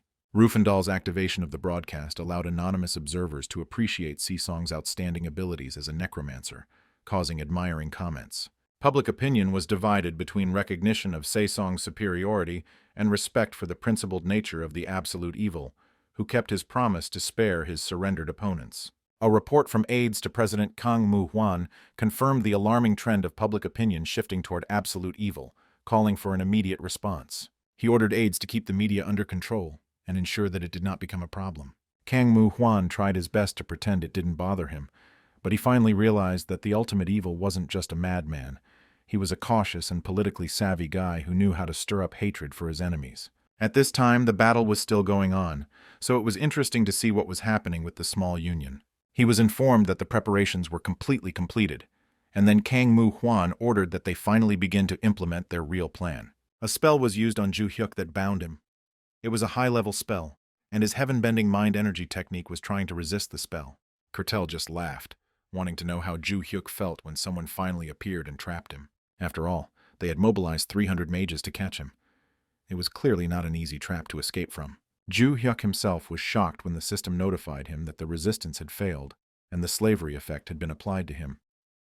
This was surprising because his characteristics exceeded 130 units, but they still managed to catch him. He didn't even know what to do in such a situation. Kertel approached him and explained to Zhu Hyuk that he had clearly gotten into a place he couldn't handle, so he wanted to know how he felt after such a big failure. After which, Kertel began to viciously beat Zhu Hyuk. Se-song, who was riding on an eagle, watched all this with excitement. She was very worried, but Zhu Hyuk immediately told her in a whisper that she should wait a little and not interfere. Although Zhu Hyuk had foreseen this situation, he never expected that he would actually be tied up. Even though his stats were over 130, he was still not in his strength, and he finally realized it. Moreover, at that moment, Kertel took out special handcuffs, an item that blocks automatic recovery, preventing the increase of health and mana levels for a period of up to 3 years. Zhu Hyuk finally realized that the rumors about the divine star forcing people who had fallen out of their favor to wear such items were not rumors. Kertel approached and decided to interrogate the guy about who was behind him. When there was no answer, he realized that Zhu Hyuk was still not going to cooperate, but by showing the handcuffs, he made it clear that after they were put on, there would be no point in it. But suddenly Kang Mu-seok appeared and took the handcuffs from Kertel because he wanted to put them on himself and personally punish the sinner who was bringing chaos to society and treated the divine star in this way. Zhu Hyuk did not understand by what right Kang Mu-seok should pass such a sentence on him, because he did not become a king and was not even close to one. Instead of answering, Kang Mu-seok only hoped that soon the guy would shut up forever and not be able to open his dirty mouth. Soon, Kang Mu-seok's speech clearly bored Zhu Hyuk. He explained to the man that he tried his best to listen to him, but he could no longer tolerate his nonsense. And since Kang Mu-seok had already said everything he wanted, Zhu Hyuk simply broke the shackles, finally taking his turn to say his piece. Kang Museok couldn't believe that someone was able to break a high-level binding spell, because before that, the guy clearly couldn't even move. It seemed like an absurd situation, but he couldn't do anything. So Ju Hyuk punished him and said his signature line that he just didn't like Kang Museok. Kurtle and the others were shocked, not understanding how the director was struck by absolute evil again. Moreover, this time it also killed him with just one blow. Serdian knew from the beginning that in order to maintain their status and well-being, the people would treat the ruler as a criminal and make him look helpless. For example, they may spend time casting a long spell that reduces status. Since they are unable to defeat the overlord by force, they will try to use binding or petrification magic. Of course, with the help of the spiritual eye, the ruler will be able to easily see their preparations. However, Serdian believed that they would not be able to resist the temptation to bring onto the stage a hero who brings enlightenment. In the end, everything went according to the man's plan, and as Serdian believed, Ju Hyuk decided to demonstrate his greatness to the whole world. Moreover, all this time, Rufandal was filming a video in real time behind him, so Ju Hyuk hoped that everything was being broadcast exactly as intended. After he was tied up, activating the spell, he checked his absolute evil points. There was an offer to enhance the true heaven-spanning mind energy technique for 40 points. Ju Hyuk always knew that he would strengthen this technique one day, but he was worried about when exactly that moment would come. And today, he thought that he should strengthen it. Eventually, once he did this, his points increased enough to deal with these shackles. His decision turned out to be the right one, although it was a bit of a risky decision, but he hit the jackpot. At this time, Liu Peng could not believe that in addition to the fact that Ju Hyuk was freed from the shackles, the atmosphere had changed even more, as if he had become even stronger. The guy at this time only asked that those who did not want to be killed raise their left hand up so that they would not be hit. Kurtel was at this time insanely angry at this rebel, who continued to behave so arrogantly until the very end. Liu Pen tried to stop the man. The hero, with a smile, decided to repeat to everyone again that his enemy was the Divine Star Union, and he had no intention of punishing the innocent. By this point, Ju Hyuk had already killed absolutely every player who didn't have their left hand raised. Liu Peng couldn't believe that the boy was able to fight against them, especially in such a relaxed state. It only meant that he wasn't fighting at full strength. At this time, Ju Hyuk calmly said goodbye to the survivors and asked them to return home calmly. After watching this video, the annoying man realized that the absolute evil was clearly crazy. But still, his opponent was the Divine Star Alliance, so it seemed impossible that he could win against so many people. It seemed to him that he might have used some kind of bug with such power. After all, he defeated not just ordinary members of the Union, he even killed 3 deities' viceroys with one blow. Also, his area attack was amazing. It was truly a crazy situation where a single skill could kill hundreds of people.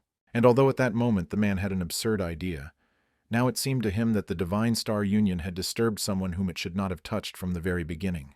Besides, he noticed that even Mariana hadn't responded at all today. Initially, in order to get her number, he met her friend, and she agreed not only to give him Mariana's number, but also gave him hers as a parting gift. But that girl didn't interest him. It was extremely difficult for him to get Mariana out of his head, her haughty look, so much so that he couldn't even believe that she was 19. The man knew that if the girl only came to him, he would immediately arrange for her to get a decent job, and then he would be able to take proper care of her. But she was not interested in this. From the height of the flight, she looked at Ju Hyuk, and as she expected, he was simply magnificent. The plan that was announced earlier, everything went exactly as he said. Besides, she thought he looked incredibly masculine when, even when he was completely focused on his work, he showed incredible concern. Therefore, Saesong realized that she too had to quickly become stronger in order to be even more useful to the Lord. At this time, Ju Hyuk was thinking that the scene of the Divine Star members being killed seemed incredibly familiar to him, just like when a huge number of players were killed in the hunting grounds. The true heaven-spanning mind energy technique reacted to something.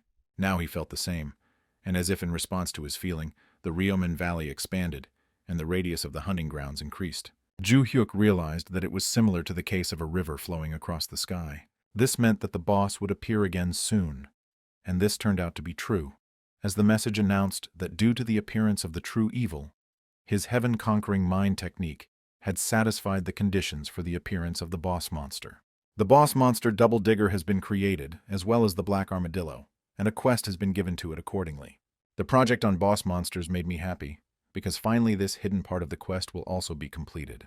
Moreover, Ju Hyuk did not hesitate and decided to start the fight, as he realized that absolute evil has a special compatibility with monsters that were created under special conditions. Therefore, just in his appearance, he also displayed an intimidation technique that instilled great fear in the darkness-type monsters and demons. The powerful energy caused the boss monsters to feel an all-consuming sense of terror, and they were eventually so scared that they immediately began to hide from Ju Hyuk. Even Coco, who was watching from above, laughed at the fact that these monsters were afraid of his master. And Rufandal was proud of Ju Hyuk because he expected nothing less from his boss. At this time, Ju Hyuk calmly looked at the boss monsters and realized that they had no intention of attacking. Apparently, the whole point was that his intimidation effect had become much stronger. He walked up to one of the monsters and stroked his head, asking him not to be so afraid that he wouldn't touch him. After which, Ju Hyuk calmly left, realizing that they would have to deal with the people from the Divine Star who came here, so they would have to deal with them again later, and the boss monsters would help him with this. Rufandal happily recorded absolutely everything that happened during this time, and the people watching the broadcast were amazed at how huge monsters were frightened by the mere presence of absolute evil, so the status of his master was firmly established. Later, people came back to hunt in their lands, and the tanks that had descended chose a defensive position. But their enemies were the boss monsters who guarded this territory at the behest of their master, so they killed absolutely everyone. No one understood why they were so strong, because during the broadcast they looked weak. Moreover, the monsters not only attacked from below, they were also able to dig through the rocks and rise up. In this situation, all the strategies used up to now became absolutely useless. At this time, the guys turned to the head of their union, warning that the black mobs were about to appear. He himself knew this. The man was clearly worried, because after that battle, the Divine Union did not show any attention to what happened, so he decided to at least go on a raid and bought a lot of things for this expedition. But in the end, he only got this. Therefore, now it seemed to him that it was his huge mistake, and that at that moment he simply did not raise his left hand, and now he was forced to suffer because of the Divine Star, for which he gave his life and all the resources he had. At this time, Kang Musiak was indignant, because now, following the river flowing through the sky, the Ryuman Valley was also experiencing a decrease in operational profits, since after the appearance of Ju Hyuk, black monsters began to appear there. At that moment, Yu Jin appeared, displeasedly reporting that she had seen everything that the absolute evil had done, and did not understand why Kang Musiak continued to sit idly by. She was clearly upset that the person sitting on the holy throne was unable to even fight properly, and it seemed like Kang Musiak was clearly doing something incomprehensible. The man said with displeasure that he had let his guard down a little, and also scolded the girl for always spitting everywhere like a boar, and doing so, leaving her marks on his floor.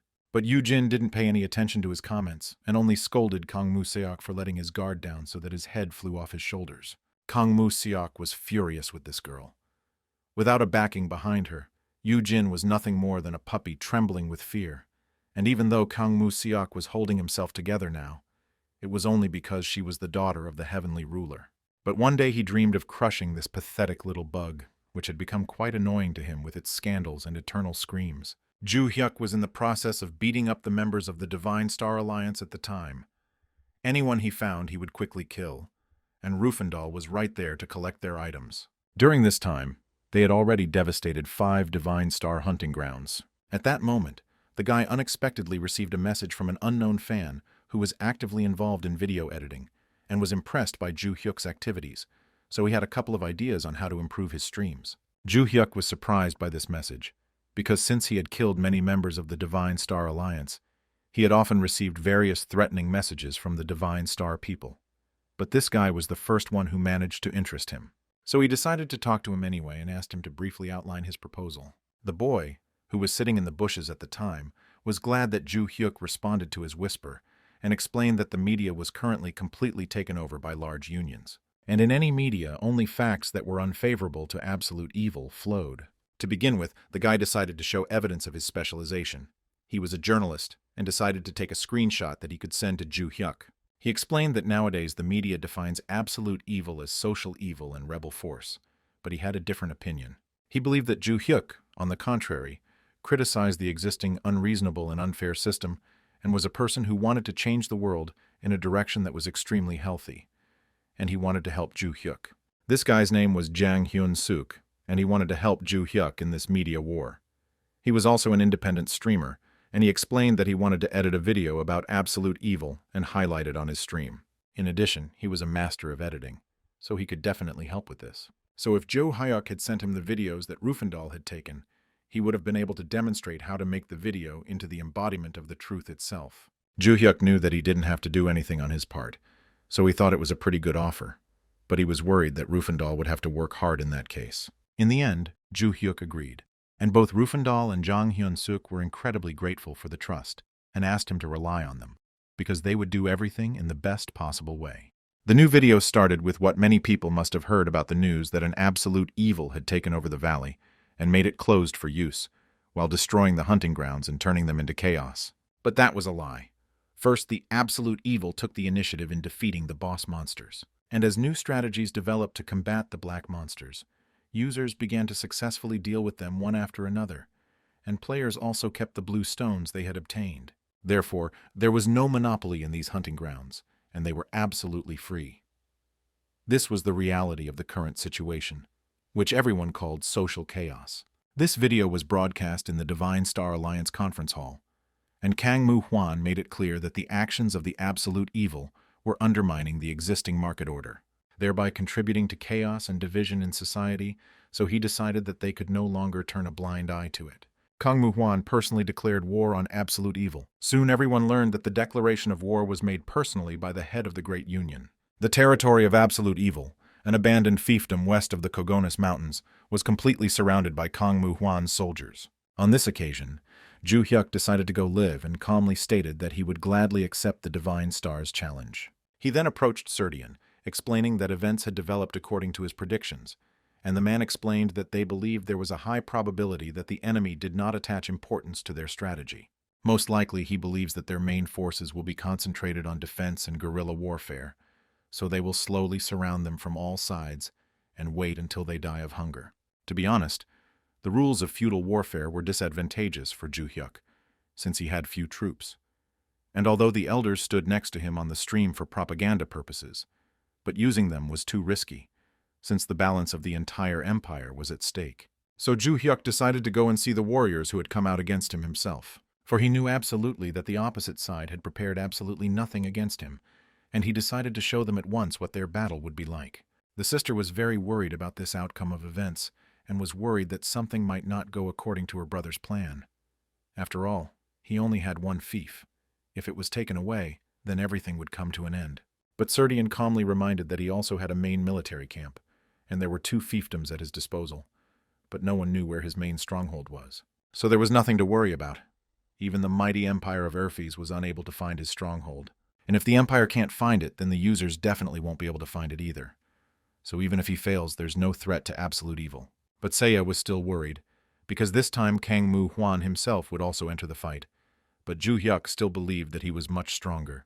He also reassured his sister by explaining that he had one special skill that he was really counting on, but after hearing about it, Seiya clearly doubted that everything would be okay. Instead, he decided to find out what the tendencies of those sitting on the holy thrones were, and as it turned out, they were all now running around like crazy with quests to become stronger. Besides, Seiya really wanted her brother to kill them as soon as possible, because they irritated her like crazy, especially the Beast Mistress. She didn't even occupy this throne, but she participated in the quests with everyone else, and knew all the details that they discussed. Besides, she declared that the nobility should live up to their high position and not communicate with commoners like her. Joo Hyuk quickly understood what was going on, since this kind of behavior from Yu Jin didn't surprise him at all, so he stroked his sister's head. And he decided that the first thing he wanted to do was deal with the monster tamer Yu Jin. Kang Moo Hwan, meanwhile, understood that they had no need to rush, since they were in a very advantageous position. High-ranking fire-type magic and expensive flame magic scrolls. With this level of preparation, even the swarm of undead crawling insects that attacked their forces last time wouldn't be able to prevail. Since there is a large difference in the number of troops, the absolute evil will have no choice but to sit in deep defense and make guerrilla attacks. And the only road leading to the fief was taken under control. According to the system, even the death of their NPC is considered a defeat in the territorial war, and according to the information received, the lands are not conducive to survival even without supplies. Therefore, the more time they spend here, the more advantageous their situation becomes. After all, they may not even attack, but simply wait until everyone dies of hunger. The events move to the Imperial Palace of the Empire, where the Imperial Intelligence Service has heard a rumor about the appearance of an absolute evil that has bought lands in Western Cernia through a trusted person. So now they were faced with forces that had legal rights, and they couldn't do anything about it. But they didn't understand if it was really a problem that needed their attention. Then they were informed that at the same time as his appearance, movements of the Black Flower forces in Sarmac were noticed, so it was obvious that that player had taken control of both groups. It was clearly a good result, but even so, it was about the players, and they had no need to interfere. He only asked to report if this player tried to buy new lands again, because until that happened, the situation was not so critical that they would pay attention to it. As night fell, Kangmu Huan was informed that assassins were heading their way. This didn't surprise him, because now there was a full-scale war going on, which Ju Hyuk couldn't cope with. But he foresaw something like this, so he asked his people not to panic, because something like this would not be able to cause chaos in their ranks. But suddenly a man came running and reported to Kangmu Huan that something had happened that they had not foreseen. Absolute evil itself appeared in person, and even Kangmu Huan was surprised by this. Moreover, they explained that he did not appear in their camp, but in Darkhan, a trading city that was part of the Divine Star. The merchant who ran Darkhan didn't understand what this guy was doing here and how he could have used the teleport to get here. Moreover, it seemed even more incredible that he decided to destroy Darkhan alone, because without allied forces it seemed simply impossible. The merchant was asked about the state of the fortress walls. They were currently using red stones to secure the structure, so the man in charge of the land thought that Ju Hyuk alone would definitely not be able to do anything. The man who came was Kang Mu Yeol, a player who is a member of a large union and is ranked 7th in Korea. So without wasting any time, he activated the Watching Eye and analyzed the field where Ju Hyuk was located. He realized that the guy really had come all alone and thought he was completely crazy. After which, he activated his divine bow, which few people had ever seen before, and prepared to shoot at their enemy. Activating the fire attribute, the Fire Bee, he sent an arrow towards Ju Hyuk. People watching the broadcast simply thought that an attack of this level should kill the absolute evil on the spot, since it was unlikely that he would be able to dodge such an attack. He didn't actually dodge. Instead, he just caught the arrow in midair. No one could believe it, not even Kang Mu Yeol himself. And Ju Hyuk was just looking at the arrow at this time, not understanding what kind of unusual skill it was. In addition, the arrow moved slower than he expected. Finally, after putting out his hand, Ju Hyuk realized that it seemed like it was time for him to act too. But without the skill of rapid movement, he would not be able to quickly reach the mountain itself. Although, despite the fact that with the help of his high characteristics he moved quickly, he had neither artifacts nor a special presentation. Even the quick steps that Rufandal used had their own charm, but Ju Hyuk didn't have that, so he decided to do it later. Heading towards the fortress walls, he decided to activate the Destructive Strike skill, which he considered to be his most useless skill. At the same time, he remembered the times with his teacher, who explained to the boy that he was destined to conquer the world, but he did not understand why he should do this. The teacher explained that it was precisely to achieve this goal that he had to teach him the skills that he had been honing for 40 years. Those were the times when Ju Hyuk still had so-called dreams, and they weren't that grandiose. He just wanted to live an ordinary life like everyone else. He had no interest in anything like conquering the world, so when he got skills that were meant for feudal warfare, he thought they were just crap. That's why he wasn't happy about getting the skills Crushing Strike and Mercury Strike. But the teacher beat his student and said, not contentedly, that only with these two skills can one conquer the world. Ju Hyuk didn't understand what use it was to have the feudal warfare specialization when he couldn't use those skills against monsters, so he thought of those skills as pure trash. There was a time when he had exactly these thoughts in his head, and he felt like he wouldn't be able to use this skill since he was level 60. But he was incredibly happy that he was able to increase his level, even with the help of a reward, and so in the end, he was able to reach the level of this skill. Although Ju Hyuk never expected that there would be a time in his life where he would use something like this. But even to his surprise, this skill in his performance turned out to be much more powerful, because his destructive fist under the effect of his title became an ultra-destructive fist, and he was incredibly surprised that this skill was also subject to strengthening. After the blow, the frightened people immediately noticed a black fog rising above their fortress. They were wondering what the hell kind of skill this guy had decided to use. Ju Hyuk was calmly happy that using his fists was much easier than he thought. His mana consumption had also decreased significantly after leveling up to 60, but at that moment, he noticed a bright star appear in the sky, It was Kang Mu-yeol preparing to release a stronger skill. This skill already consisted of many explosive arrows that flew towards the guy, but they did not frighten him at all. He just calmly raised his hand and activated his destruction ability, and everyone was shocked that even the explosive fire, known as the strongest long-range attack skill, was completely destroyed. At this point, Kang Mu-yeol, realizing the hopelessness of the situation, ordered to take control of the media, because the current situation should not leak out to the information portals. After this, the man immediately announced to the knights that any filming was prohibited in Darkhan, and ordered that this order be conveyed to the others. Besides, the man was in despair, realizing why something like this had happened during his rule of the city. He thought it was just a bad dream, but all their plans were hopelessly failed. At this time, Jang Hyun-suk was busy filming everything in detail using his webcams. He happily explained that he had filmed everything from the very beginning and had not missed a single detail. At this moment, all the state and major radio stations had stopped broadcasting, and the breathless Chang realized that this was probably all due to the pressure of the divine star. But he was not at all afraid of such restrictions and broadcasted live so that the world could see what was really going on here. Kang Mu-yeol clearly panicked, not understanding what kind of skill the hero had, and ordered all the knights to retreat because the fortress wall was collapsing. In the end, it was smashed to pieces, and Ju Hyuk went inside, realizing that in order to take over the rights to the territory, he needed to destroy the 3 fief crystals located in the fortresses. One of the crystals was guarded by the city's governor, who sent his knights to stop the absolute evil from spreading further. At this time, Liu Peng asked his colleagues to try to contact the head of the Union. The killer was already doing this, but the head of the Union ordered them to stop the absolute evil at any cost. But even Kurtel did not understand how they should stop it. At this moment, Kang Mu-hwan arrived at the enemy's territory, who could not imagine that the abilities of absolute evil extended so far, but they could not sit idly by. After all, if absolute evil struck Darkhan, then they were obliged to strike its walls. In any case, Cernia is the only fiefdom of absolute evil. If they take this place first, they will win. But suddenly the man felt that something was clearly wrong here because inside the fortress it was insanely quiet. And if you think about it, they broke into the castle without feeling any resistance. Plus, no one was protecting the crystal. They hadn't even met a single NPC, so no one knew what the hell that was supposed to mean. At this time, one of the members of the Union reported to Elder Serdian that, on his orders, all troops and residents had been moved. Serdian only asked if the man had done a good job with the teleporter, leaving no traces, and he assured him that the job had been done perfectly. Serdian knew that the enemy had already penetrated into Cernia and should have guessed by now that it was an empty house. Of course, they won't know until they die that everyone was evacuated via teleport. So now the man ordered his people to find at least some trace of the departed inhabitants. He had no idea how the absolute evil had managed to do this, but he had moved all the NPCs and everything belonging to the fief.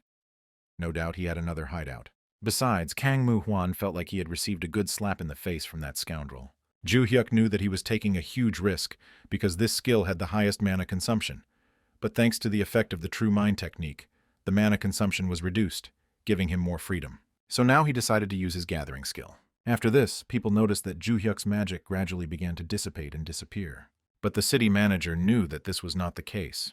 The energy began to condense and concentrate around absolute evil. Kang Mu-yeol guessed that the boy probably didn't think to look for the fief crystals. Even if he tried to hide now, his situation was no different from a rat splashing around in a vat of poison. But suddenly, with the help of his clairvoyance skill, he noticed that all the crystals were in his hands.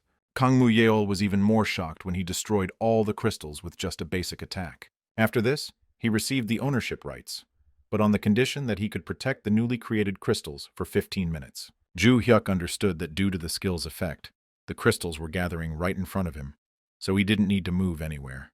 But he felt that protecting them for 15 minutes would be difficult. He also noticed the mages in the crowd around his dome. He wondered why they weren't doing anything, but when he looked more closely, he realized he was wrong. As it turned out, all this time they were attacking him in the same way as Kang Mu-yeol had attacked. But their attacks were either too weak or had no effect because they simply didn't reach Ju Hyuk. Suddenly, the hero realized that his thunder fog of destructive strike was canceling out all the blows and attacks that were flying towards him, and he couldn't even imagine that this skill, which he thought sucked, was so cheating. In the end, he destroyed all the crystals and repelled every enemy attack in 15 minutes, so he became the new leader of the fief. Those who were still watching the stream were shocked, because at this time, Kang Mu Huan had already managed to capture Zhu Hyuk's fiefdom, but for some reason, the feudal war did not end there. Everyone realized that he had another fiefdom, and that the lands he lured Kang Mu Huan to were just bait. Jang Hyun-suk, who was watching the comments in the chat, was happy that he had managed to convince the audience. In addition, since he was the only one from Divine Star who was broadcasting these footage, there were already more than 1 million viewers at the moment. But suddenly the guy noticed comments that the Big Union of Helen had started a live broadcast. At this time, a press conference began, where Eve spoke, who admitted that the absolute evil was strong. They had no choice but to admit that too much power had been given over to the personal control of absolute evil, but he reminded them that they could not trust him, because they must not forget that he was a murderer. Jang Hyun-suk didn't understand whether it was really impossible to gather again and again to repeat the same thing. He thought that this should have become quite annoying by now, but instead he witnessed a lot of angry anonymous comments raining down on the absolute evil, considering him a worthless murderer. But he immediately realized that, judging by their nicknames, these people were from the Great Union. He thought their actions were absolutely childish, since they decided that an ordinary independent streamer was beyond their capabilities. Finally, he put on his glasses and made a request to connect the journalist class powers. Once the Zeus system accepted his request, he used the skill to detect aggressive bots, and once all the accounts were discovered, they were permanently blocked. Chang knew that his opponents probably didn't know that the skills could be used in this way as well, and since it was too boring to drive them out now, he decided to find that very video that the absolute evil had given him, because the very moment had come when it could be used. At this time, Eve was walking after a press conference when he unexpectedly received a call from his aunt. He was about to go home, but the woman immediately yelled at the guy and ordered him to return to the conference room. As it turns out, there's a video going around the internet right now that supposedly sells them exclusive teleport rights and kickback hunting. Eve really can't believe that the absolute evil actually posted that. Meanwhile, Zhu Hyuk wandered around the captured castle and explained that he had also seen the video of Eve's fraudulent actions, and he was curious if the Helen Union was truly competent enough to advocate for social justice in any way. And since they had captured Darkon this time, he found many interesting things here. Zhu Hyuk understood that his enemies, who baptized themselves as nobles, must obviously be getting nervous. He explained that he didn't like all of them, especially the Divine Star, so they were already dead. The video ended and Jang Hyun-suk happily explained that Zhu Hyuk looked absolutely amazing. He immediately left Olympus to edit the video and post it online. Zhu Hyuk was counting on his help, and he also knew for sure that the video would be flawless since its plot was written entirely by Serdian. But he wondered if Serdian really thought that Darkon's operational reporting was so flawed, since he knew nothing about it. The pleased elder explained that this was the first time in his life that he had encountered such negligent management. This can be seen simply by looking at the taxes collected. Funds were transferred from one person to another, but there were no records of this. The money was simply stolen. Moreover, Serdian promised that he would quickly find evidence of these machinations, because many dishonest acts had been committed here.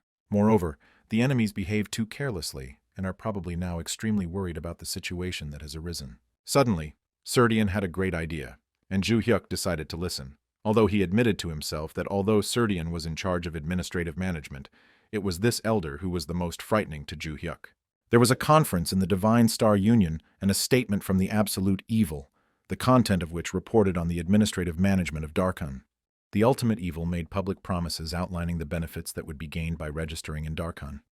Since the promise was published, more and more players have been moving to Darkon.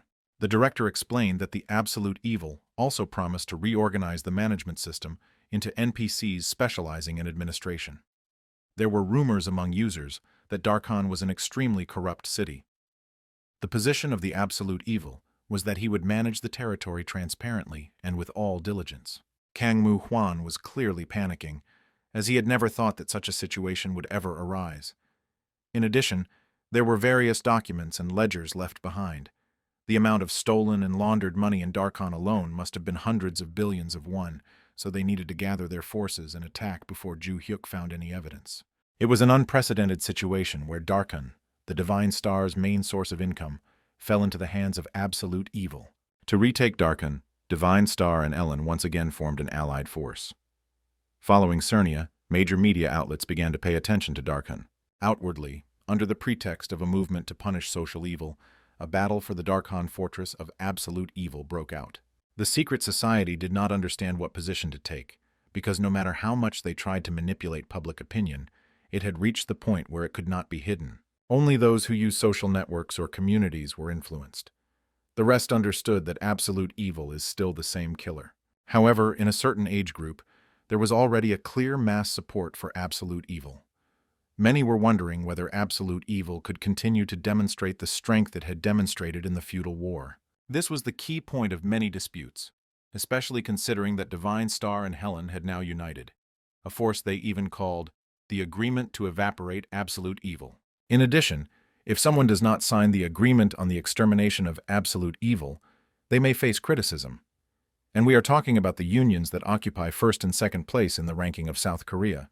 If this time the absolute evil is defeated and loses its power, then observers of the situation from the outside may find themselves the objects of all sorts of nagging. However, they didn't know what to do, because the unimaginable power of absolute evil was not a temporary phenomenon, so they needed to come up with a plan on what to do if it became even stronger. Even if they had to get caught in the crossfire, they decided to continue watching and make a decision later. At this time, a joyful Rufandal came to report to the owner that he had collected all the items of the players killed by Ju-hyuk and Darkhan. Ju-hyuk understood that he was clearly a good guy, and it was not for nothing that he learned the skill of collecting a wide range of items. If he continued like this, he would be able to maintain his position as the #1 pet, so he asked his owner to reward him with the praise he deserved. Ju-hyuk was already rummaging through the bag at that time. The first thing he gave out was a reward for Rufandal himself. It was a necklace worth 7 million. Rufandal understood that the amount earned this month alone had already exceeded 30 million, and he was glad that he had become a pet. Serdian was discussing the next stage of Darkhan's work with the elders at the same time. As it turned out, after the publication of the social contract, the number of registered users exceeded 10,000, which is rather a slow increase. Ju-hyuk was worried whether everything would be all right on the Divine Star side, whether they would launch another attack, since then the flow could be blocked. But Serdian, on the contrary, saw this as a good opportunity for them. All they had to do was to demonstrate their greatness during the battle for Darkhan. If everyone sees how good the ruler is not only in attack, but also in defense, then everyone will want to serve him. Ju-hyuk was clearly hesitant, but he understood that since Serdian had spoken about it, this was what he should do, and this time he would clearly have to exert a little more effort. At this time, Helen's union was watching a video where a man presented a gift to Eve and asked for his help to take care of the hunting grounds and portals. Having accepted the gold, the man realized that for such a reward he was still willing to do a good deed. In this video, the face was completely hidden behind a mosaic, so the union said it was an edited video. But no matter how you looked at it, it was obvious that it was Eve. And he didn't even know how to react, because he felt terrible when he was caught taking large amounts of bribes. And now he found himself in an extremely difficult situation. But the aunt decided to close her eyes to this, because she understood that a bribe was also a kind of business, because the entire lower class was trying to create new connections. So she did not see any wrongdoing on Eve's part. She didn't know how they got their hands on the footage, but the fact that they would stoop to making threats with videos like this was definitely a bad sign. Eve couldn't believe that he was actually staying afloat, so he bowed and promised his aunt that he would continue to work hard and try not to tarnish Helen's name again. In addition, he decided to ask the woman if she wanted to take part in the siege of Darkhan. She explained that she was an important figure in Helen, so she had to take part, but Eve didn't know for sure if she would be okay. She only calmly explained that it could not be otherwise, because in this battle for Darkhan, players from 1st to 5th place in the rating participated, because Darkhan had to be recaptured in the shortest possible time. Around this time, Saesong was in the Divine Star hunting grounds, taking control of the local troops' resistance. She agreed to take control of the hunting grounds around Darkhan because it was the first time in a long time that Ju-hyuk had asked her for a favor. But it was gradually becoming more difficult to hold her ground. She had never expected that she would have to mobilize even priest and paladin-class NPCs to protect the hunting grounds. She realized that after all, the Great Union was not called that for nothing. Besides, she was pretty tired of it, and she would rather return to Ju-hyuk himself. The man had already gotten too close to Saesong at this time, and realized that this necromancer had a huge reserve of stamina, but no matter how strong she was, since she had to mobilize even the paladins, she would soon be tired. Moreover, this valley was incredibly important to the man. After all, he had barely settled here after the failure in the valley. He could not stay here just because of his position, just because he was a subcontractor of the Divine Star. But as soon as the man rushed towards her, He saw that up close this necromancer was incredibly similar to the girl he already knew well. But she managed to defend herself in time, ordering her death soldiers to rise from the dead, and summoned the undead Girkaktu. It was a huge snake, which immediately ate the man. While in the snake's mouth, the man was only indignant, and only had time to regret that he had only just established himself in these hunting grounds. The girl was surprised that the man's face made her feel such disgust that she immediately decided to summon a snake instead of some other simpler type of undead. At that time, Ju Hyuk was near the eastern gates of Darkhan together with Serdian. He didn't expect a huge army to come to them, but now he saw that there was a real darkness of them. At this point, he was informed that the estimated number of troops was 200,000, and that the players from 1st to 5th place in the Korean rankings were present, so the viewers of the stream believed that absolute evil would definitely not win here. For the first time, Serdian also became worried, realizing that the enemy's troops were in great numbers, and suggested calling the elders. But Ju Hyuk saw no need to go that far. Besides, if the elders gathered here, it would attract the attention of the Urfi's empire. After that, he decided to go down to fight, because by coincidence, his level had risen to 60. And when he took over Darkhan, his arsenal was now fully expanded with the devastating strike he used before, so Ju Hyuk realized that it was time for his crappy skill to serve a second time. In addition, he decided to add the skill Mercury Strike to make his strike even more grandiose. Serdian, seeing the power of the skills that the Lord thought were rubbish, was shocked, because he felt that what was in front of him was magnificent demonic energy, and he did not understand how the Lord could even think of it as a terrible skill. As a result, Mercury Strike was strengthened into Super Mercury Strike. As a result, everyone witnessed a suspicious air current appear around the castle that had not been seen before. Kang Mu Huan said that it was natural for an army of 200,000 to win. That was just the difference in strength. But the problem was that absolute evil did not obey any logic. Moreover, this skill was similar to the skill that was demonstrated earlier. The first saint, Kang Mu Seok, decided to go on reconnaissance in order to strike and understand how the skill of absolute evil reacts. Besides, he understood that we were talking about an army of 200,000, and obviously even absolute evil would not be able to cope with it. Having unsheathed his sword of flame, the guy understood that nothing threatened him. He was armed with protective magic for all types of battles, so in this fight, he should certainly win. But what a shock it was for the guy when literally within a second multiple attacks were directed at him in response. As it turned out, if an attack aimed at Mercury Strike couldn't destroy it, the skill responded with a serious counterattack, and with a 40% increase in damage. With the same success, Ju Hyuk killed several more opponents who were sending attacks at him, but Kang Mu Huan continued to order him to block his blows at all costs. At this point, it was confirmed that his skill was also an ability to resist attacks. During the observation, they had to sacrifice warriors, but the absolute evil was still a human, so it was not able to repel the attacks of an army of 200,000, so they launched an all-out attack. One woman clearly saw something strange, because without a doubt this skill should consume mana. But no matter how large his mana reserve was, absolute evil had to somehow replenish it. But during this time, the absolute evil did not even drink a mana restoration potion.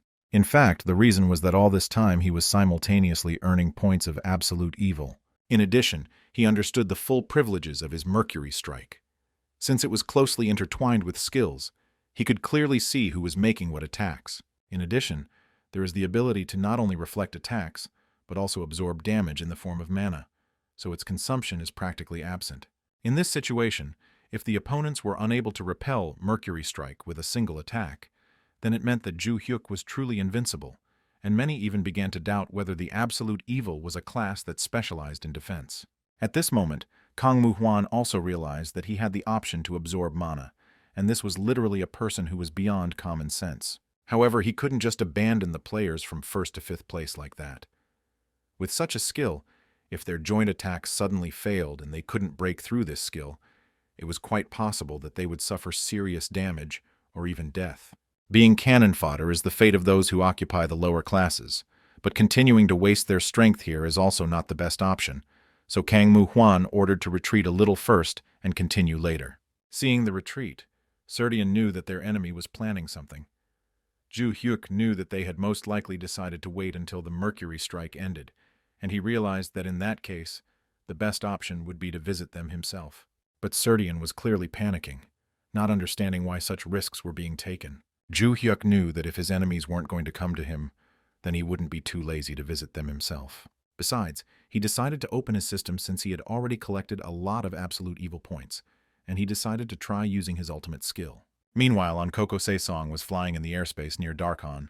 She was very worried, because she had lingered, mocking the dead warrior, because the more she looked at him, the more the blood boiled in her veins, and she decided to splash out her anger. But she was afraid that Ju Hyuk would scold her for being late. The girl promised to give Coco a black eye and asked the bird to fly faster. She soon noticed that the guy had been below all this time, and this surprised her, because he had said that he would be on the fortress wall. So she decided to send him a whisper first. But before she could do anything, he activated the skill Asura's Heaven-Destroying Fist at that moment, and purple lightning erupted all around. Looking at such a strong skill, she couldn't even fully believe that this skill belonged to Ju Hyuk. In addition, she saw how the skies began to darken rapidly, and this was clearly some kind of skill that affected the weather, but as far as she knew, such a skill did not exist on Olympus in principle. The enemy troops also froze in shock, not understanding what was happening now, and Jang Hyun-suk also watched the recording, not understanding what kind of ability it was. But more importantly, the video was cluttered with noise. He couldn't broadcast live in that situation, and viewers were incredibly unhappy. At that moment, news spread that all video recording devices in Darkhan were temporarily out of order, and suddenly the guy realized that the problem was not his weak equipment. Even public channels were unable to record. It appears that it was impossible to film using a remote-controlled drone. All Jang Hyun-suk could do was connect directly and continue filming. But he didn't understand whether he would be able to return from Darkhan alive, and whether he would die if he found himself in the epicenter of the skill of absolute evil. At this time, the hero calmly walked past the enemy troops, who, from such a flow of energy, immediately scattered in different directions. They were dying. It was not surprising. After all, in the game, the skill belonged to the highest category, which can only be obtained at level 99. As far as the hero knew, this was the strongest wide-range skill that the absolute evil could master. Once activated, all the skills acquired by absolute evil would merge into one. And then a chain reaction would occur in all areas, including attack, defense, stats, and so on, resulting in the death of the enemy. Besides, Ju Hyuk understood that most likely, this skill would even be enough to gain recognition from his crazy teacher. One way or another, to put an end to this battle, it was necessary to go deeper inside and get to the management. After all the people from the top were simply hiding, using ordinary users as cannon fodder. He didn't have any personal grudges against the ordinary office workers, but he wanted to deal with everyone as quickly as possible, so he activated the skill of total destruction. As a result, the entire battlefield erupted in a huge lightning strike, for which the guy received a level increase. He was awarded a lot of experience points. Even Ju Hyuk himself didn't expect his skill to be so powerful. Even from his perspective, it was a bit too much. Kang Moo-hwan clearly didn't panic, but ordered everyone to gather their thoughts and quickly figure out the current situation, as well as find healers and priest users as soon as possible. At this point, the director reported to the president that all 100,000 people had simply been killed in one blow. Kang Moo-hwan was insane, but he understood that even if the absolute evil destroyed all the laws of common sense, it also had to have some kind of limit. In this situation, he had only one choice left. He asked the director of Blue Heart to engage in battle with Ju Hyuk, to stall for a little time. The woman understood perfectly well that she, as the fifth in the top of the player's career, was being sent only to stall for time, but she believed that in the future the Divine Union would fully repay her for this service. Kang Moo-hwan promised that their ties with Ellen's alliance would become even stronger in the future, and the woman had no choice. So she prepared for battle. Knowing what Kang Moo-hwan had already planned, there was nothing she could do about it. After all, she was just Ellen's director, and Kang Moo-hwan was the president of Divine Star. If she was told to go, she had to obey. So standing in front of the absolute evil, she warned that she would not allow him to go any further. The hero was clearly not happy with this. He did not understand how such a weak opponent dared to stand in his way, but he immediately recognized Director Ellen, whom he had seen earlier, and did not expect that she herself would so easily go against him. Ju Hyuk decided to test her abilities once, but Sesong suddenly contacted him. Her undead scouts discovered something strange at the western gate. A conscription squad had suddenly begun to be brought in. At this time, the Imperial intelligence was already starting to get worried, because a player had appeared who had single-handedly captured Darren, and it was a level that was far superior to ordinary players. They were wondering if the current situation was the one where they needed to intervene. According to the protocol, there were 3 situations. The first was a class called Absolute Evil. It had power beyond their expectations.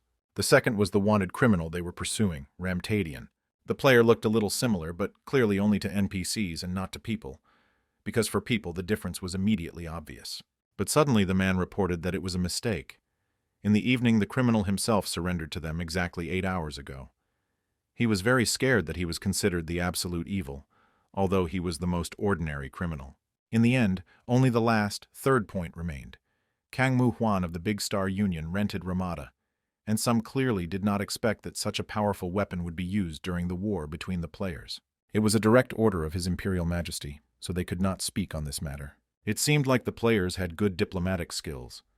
Even though it was a third-class weapon, they still couldn't believe that the Imperial Majesty had given his written permission to use it.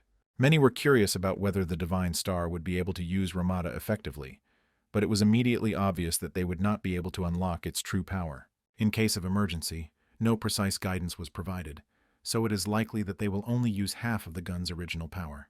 But this will be quite enough to destroy such a weak castle as Derhun. After the fall, the feudal crystal will also be completely destroyed. Ju Hyuk immediately realized that there was a huge cannon there and that he needed to go there. To do this, he needed to move quickly, but a 5th player blocked his way. He didn't know if he needed to deal with this woman before he left, but he knew for sure that Ellen was a place that required the same attention as the Divine Star. He also didn't like the fact that they called the video that was released the other day a lie. But for now, he simply activated the skill Heaven-Spanning Steps and quickly fled away in order to reach the cannon that was the #1 threat. Because if this giant cannon was what he thought it was, then he had to deal with it first, because he didn't know if Mercury's strike would be able to stop an attack from something like that. And the most important thing was that the effect of Mercury's strike was coming to an end, and Saesong also did not understand what they should do and what the enemies were going to do now. It was clear at first glance that this cannon had incredible power, so it was obvious that they had to block this attack at all costs. Besides, Saesong saw that Ju Hyuk was already on his way, but she couldn't stay away because she had to do something. She asked Coco to be ready, and then began calling upon her death soldiers. Saesong knew very well that even if Ju Hyuk hurried, he wouldn't be able to stop the attack in time, so she summoned the most powerful undead creature in history that she owned. In addition, she also decided to raise her rank. In the end, she summoned the undead and raised her rank with the power of absolute necromancy. At this moment, Saesong received a notification that the mana consumption was currently happening too fast, causing the previously summoned undead to be recalled. Well, Saesong didn't care about that because she wanted to show what she could do and get praise. All the undead except the snake began to call back. Player Ruin, who also became undead and went out of control, died. And finally her snake was able to activate its true skill. None of the warriors even managed to react to her appearance, as large-scale petrification magic was immediately activated on them. Saesong was happy that she had accomplished her task, but the problem was that she had fallen off Coco's back. The bird at this time was flying towards the girl in fear to save her. Coco was very panicked, because she knew that if Saesong died, she would also meet her death at the hands of her master. Saesong knew that this was clearly not her plan. If she collapsed now, she would definitely die. However, she had proven useful. But what was her delight when she landed straight into the arms of Ju Hyuk, who praised her for her help. He was amazed that the girl used large-scale petrification, and he knew that her strength was probably at its limit, so he asked her how many more seconds she could maintain this skill. When he found out that she had 5 seconds left, he realized that this time was quite enough, so he put the girl in her place and moved on. Saesong continued to look at her hero with loving eyes, who not only saved her, but also praised her and hugged her. Saesong thought that this clearly showed that Ju Hyuk liked her, but Coco only cleverly looked away, because his opinion was clearly different. At this time, Ju Hyuk was running towards the cannon. Seeing it with his own eyes, he realized that it was the Empire's siege weapon. But he couldn't destroy Ramada with his own hands, since then he would definitely be in the Empire's crosshairs, so he decided to first destroy all the mages nearby. To do this, he decided to use 1,000 lightning strikes. In addition, due to the fact that Ju Hyuk already had a high enough level, his skill was able to increase repeatedly, which is why even the system itself congratulated him on reaching new heights. In the end, the mega-powerful 1,000 lightning strikes and mega-powerful 100 lightning strikes were combined against the opponents, and he created a high-class magic attack. He decided to combine both skills since they seemed to work well together, But he didn't expect that in addition to directly enhancing the mind energy, there would also be an energy infection. In addition, he also received a message from Jang Hyun-seok, who was at the eastern fortress wall at the time, and was worried. Ju Hyuk needs to be brought back here as soon as possible. They say that Director Ellen is giving an urgent interview at the eastern gate.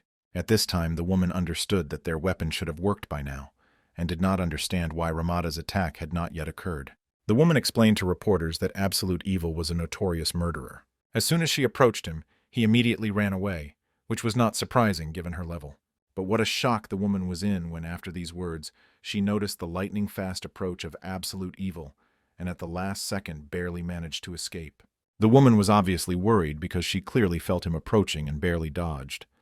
Moreover, the guy only slightly touched her, but she had already suffered damage. After this, she ordered all journalists to leave, and she took out her weapon. She understood that Ju Hyuk didn't even seem to attack her with his full strength, and so his true power must be truly great. Given the circumstances she observed, it seemed that the plan to use Ramada had failed. This meant that Grand Union President Kang Moo-hwan had moved on to the final plan. In that case, she had to complete her task and ordered Ju Hyuk to attack in order to buy some time.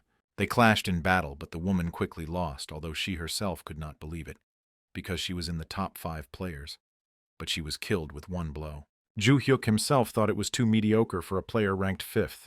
Besides, Ju Hyuk knew that once a woman came out against him alone, her intentions were crystal clear. Activating the spiritual eye, he saw that a huge magical force was concentrated in the rear. After the failure with Ramada, it was time for the next secret plan, so he moved on. Ju Hyuk had already warned the knights that he was tracking down top players. If they didn't interfere with him, he wouldn't kill anyone. At that moment, the president realized that Ju Hyuk was within the spell's range, and the 3rd-ranked Great Magician girl, who had already prepared a binding spell, reacted. She asked the president to trust them, because they had never failed. And besides, she had 300 magicians. Kang Moo-hwan was curious about how long they could shackle Ju Hyuk, and the girl knew that even in the worst-case scenario, she could shackle him for a few seconds. All they had to do in that time was put the shackles on him, taking advantage of that golden time. Moreover, using her level calculation abilities, she could see that he was only at level 70. Her passive skill, 100% insight, didn't detect any cheating techniques, so success is very possible. She was surprised by the fact that his level was lower than she thought, but it was for the best, because all the facts showed that his extraordinary strength was achieved thanks to a special class and skills. She ended up activating the magic circle, and along with it, the binding spell was also activated. The girl knew that her magic circle would bind targets with a 100% probability if her intelligence stats were higher than her opponent's.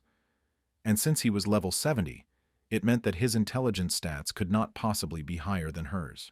But what a shock it was when Ju Hyuk approached her just a second to find out if she was ready to suffer the failure. At this moment, the system reported to the girl that the enemy's intelligence characteristics were higher than Lamian's. In the end, her calculations were wrong. If it were a regular level 70 user, he would have to invest all of his stats into intelligence to even come close to Lamian's stats. But Ju Hyuk didn't even use the skills because his basic stats were too high. All characteristics had base values equal to 999 units, as well as additional improvements in characteristics thanks to the energy of the mind. Therefore, he could not be suppressed by Lamalad's intelligence in any way, and was able to immediately apply a knockout blow. Kang Moo-hwan simply thought that Ju Hyuk was some kind of crazy person. Even if he was going beyond the bounds of common sense, this was clearly too much. During his entire time leading the Divine Star, he had encountered a monster like this twice. But after the Heavenly Emperor's karma, the same person appeared again. At this time, Kang Moo-hwan continued to order everyone to attack Ju Hyuk, and he was shocked that they were still attacking, but he could not do anything about it.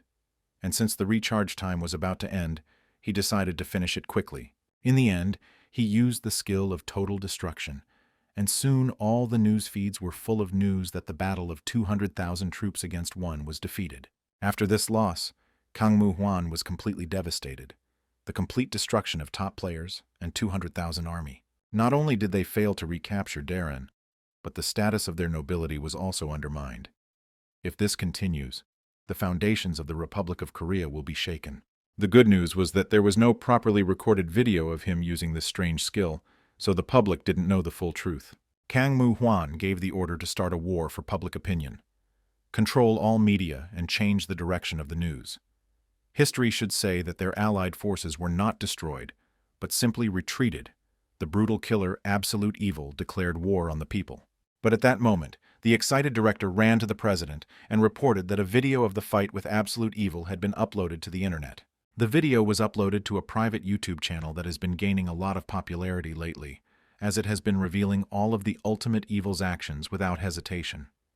At this point, it appears to be the only video of the battle with the Ultimate Evil. While all remote filming equipment was shut down due to an unknown phenomenon, and other media outlets were conducting emergency interviews manually without filming, one person appeared to be filming on the battlefield or from the Darkon Fortress wall with a handheld camera.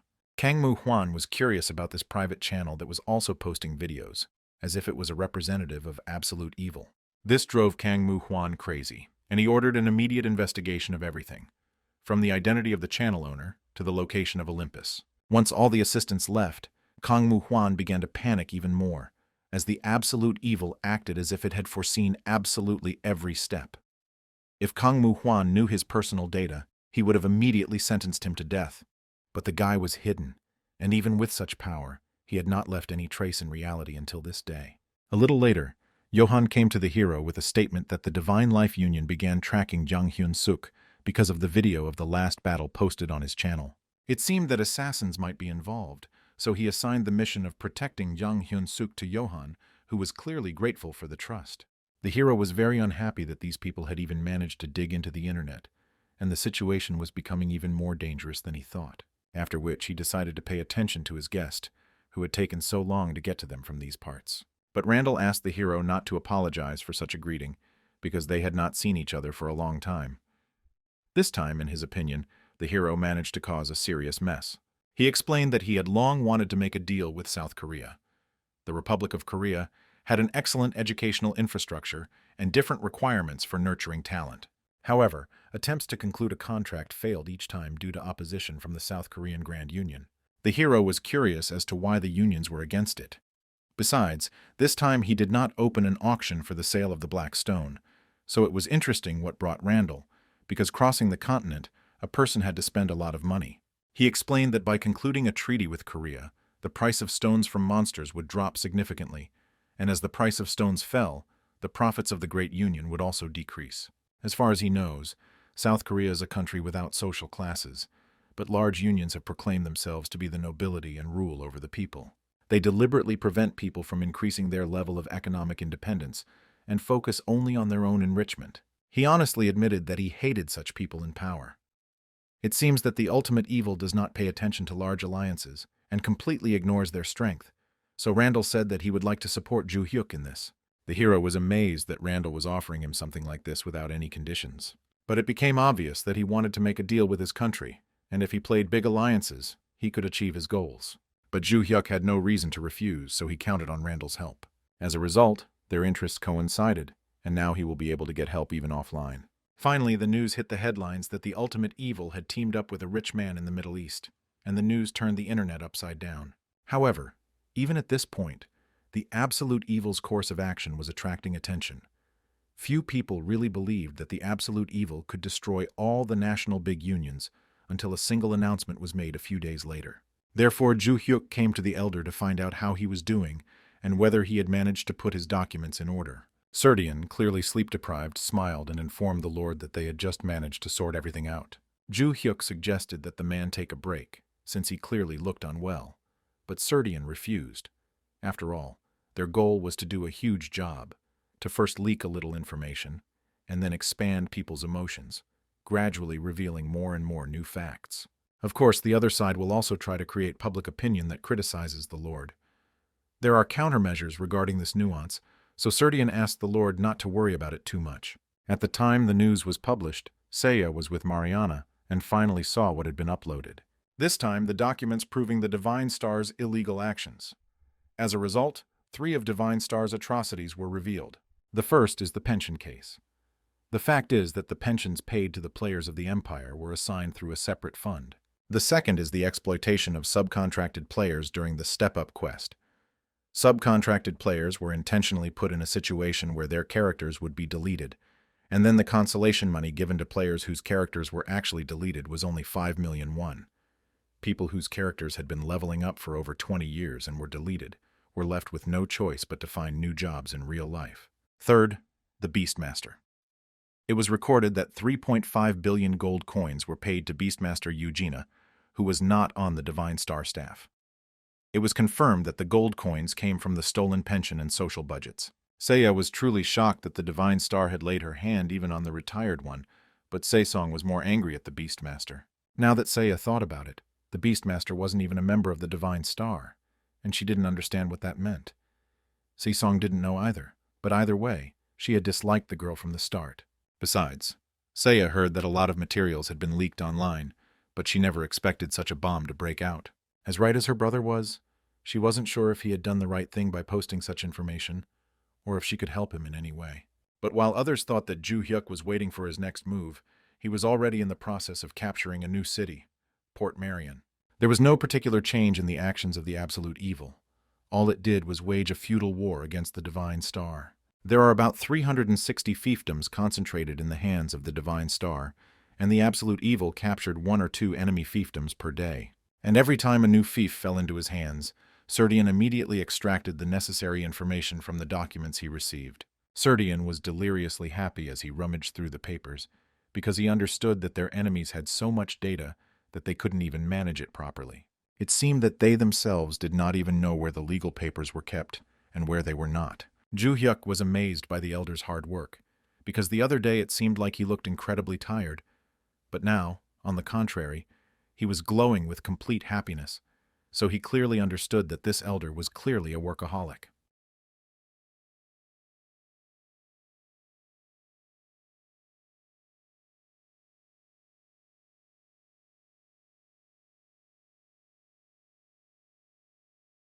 At this time, Kang Mu-seok was with his grandfather and asked him not to worry. Despite the unprecedented nature of the current situation, he was sure that everything would be forgotten in time. In any case, the public is just dogs and pigs. If problems arise, you just need to cover them with others. Kang Mu-hwan sternly stated that this time they were facing a truly serious problem, and it was unlikely that the noise would truly die down over time. If we're talking about a problem that only happened once, absolute evil is a crazy villain who has his own grand plan. He has such enormous power that he can be called a one-man army. With this power, he continues to seize fiefdoms and get his hands on more and more data. In addition, more and more of these pig dogs fall under his influence and fall in love with him. This is literally the beginning of a livestock rebellion against their owners. The man tried to stop him with money, to bribe him, but the timing was unfortunate. Now he also had Randall on his side, who was a truly powerful ally. Therefore, Kang Mu-hwan had absolutely no idea what measures he should take. He understood that, first of all, they needed to put out the fire urgently. So he ordered his grandson to immediately gather all the directors. He had an important decision, and although this was only a temporary measure, it was necessary to take out the knife. The next day, news reached the Divine Star members like lightning. A restructuring. About 10,000 members of the Great Union were laid off under the pretext that the financial situation had begun to deteriorate. On the territory taken away where absolute evil stepped, black monsters of high complexity begin to appear. The profitability of hunting grounds is falling. At least these are the reasons that have been voiced. After reading this, Ju Hyuk didn't understand if they were really doing all this because of the black monsters. He didn't even think about it at first. Destroying black monsters is indeed much more difficult. But this is not the level of monsters that are completely impossible to deal with, and the reward is greater than for the others. So it was just an attempt to save face. At that moment, Seiya happily ran into her brother's room. He ordered the girl to knock next time, but she did not listen to him at all, because she had already thought of a way to help him. After all, she leveled up by completing quests for those sitting on holy thrones with other holy men. And this time she finally reached level 70, and she had a purification skill that Ju Hyuk had never heard of before. As a result, very soon the 7th throne arrived in the Desert of Darkness, and honestly admitted that he had not been here for a long time. She also noticed that there used to be a lot more people here, but since the black monsters appeared, it had become quite quiet. She urged people not to worry, and then began to recite her spell using cleansing magic. Immediately after this, the black cow was purified and became normal, so she explained to the people that they could say goodbye to the black mobs that were difficult to resist. She was ready to cleanse all the polluted hunting grounds and asked that people turn to the 7th throne, the pure white wizard. Ju Hyuk finally understood what purification magic was, and realized that his sister had decided to cleanse the hunting grounds that had been taken over by the ultimate evil. At this time, the president, having seen the news about the seventh throne, was indignant. Why is the girl interfering without asking and ruining everything? Moreover, she is not only cleaning their hunting grounds, but also wasting her energy on cleaning the hunting grounds captured by the absolute evil. Kang Museok understood that it was likely that a lowly commoner had gained a bit of power and had become arrogant. In addition, the sons of the Heavenly King were supporting the purification, which might have something to do with the Holy Sea's quest. Kang Museok suggested hiring secret assassins to the seventh throne, but Kang Mu Huan knew that if they did it themselves, the sons of the Heavenly Throne would immediately figure them out. They even went so far as to carry out a large-scale restructuring due to the decline in profitability due to the black monsters. But in the current situation, this became a pointless step, and the image of absolute evil did not suffer at all. Moreover, if the fired users form their own team and go to the hunting grounds that are taken over by the absolute evil, and since the absolute evil does not charge them any fees for these hunting grounds, they will most likely settle there, thereby improving the image of the absolute evil. Kang Museok suggested to his grandfather that they recruit the seventh Holy See into their ranks and take control of it, but Kang Mu Huan knew that they had already discussed this. The status of the Holy Seas can change depending on the origin of the participants, so this point needs to be carefully considered. In addition, the seventh Holy See received the most useless, in its opinion, abilities.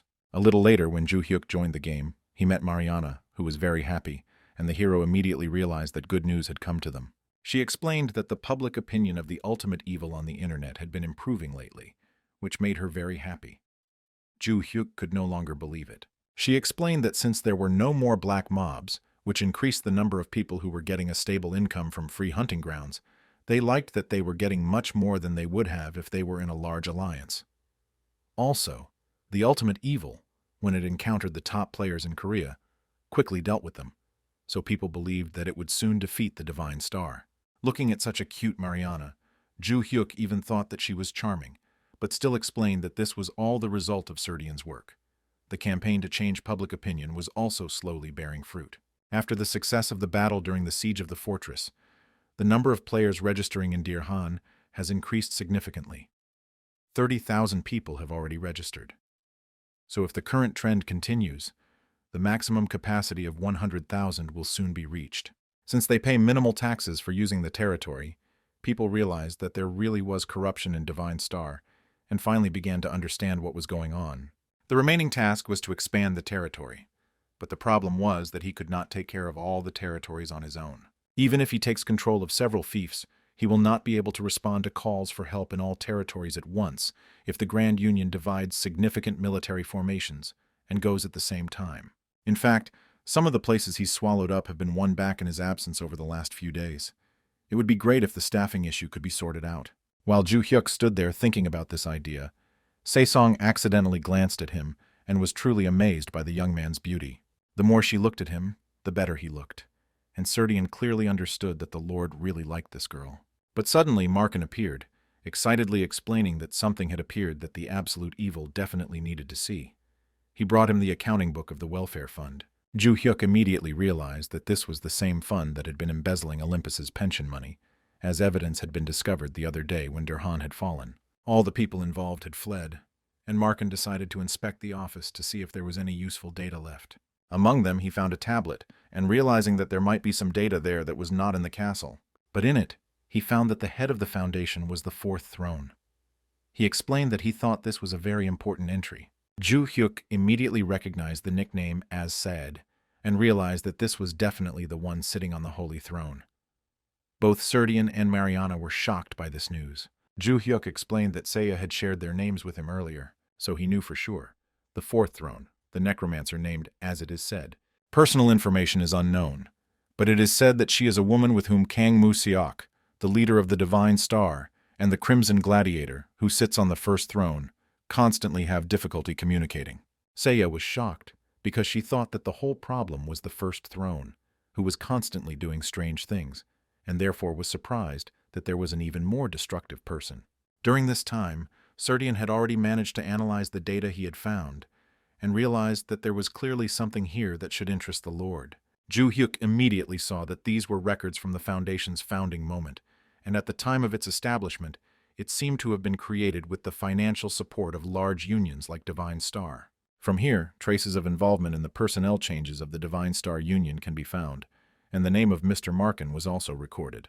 At this moment, Margan finally felt the importance of the find and realized that the reason he was kicked out of Divine Star was because of the Welfare Foundation's influence.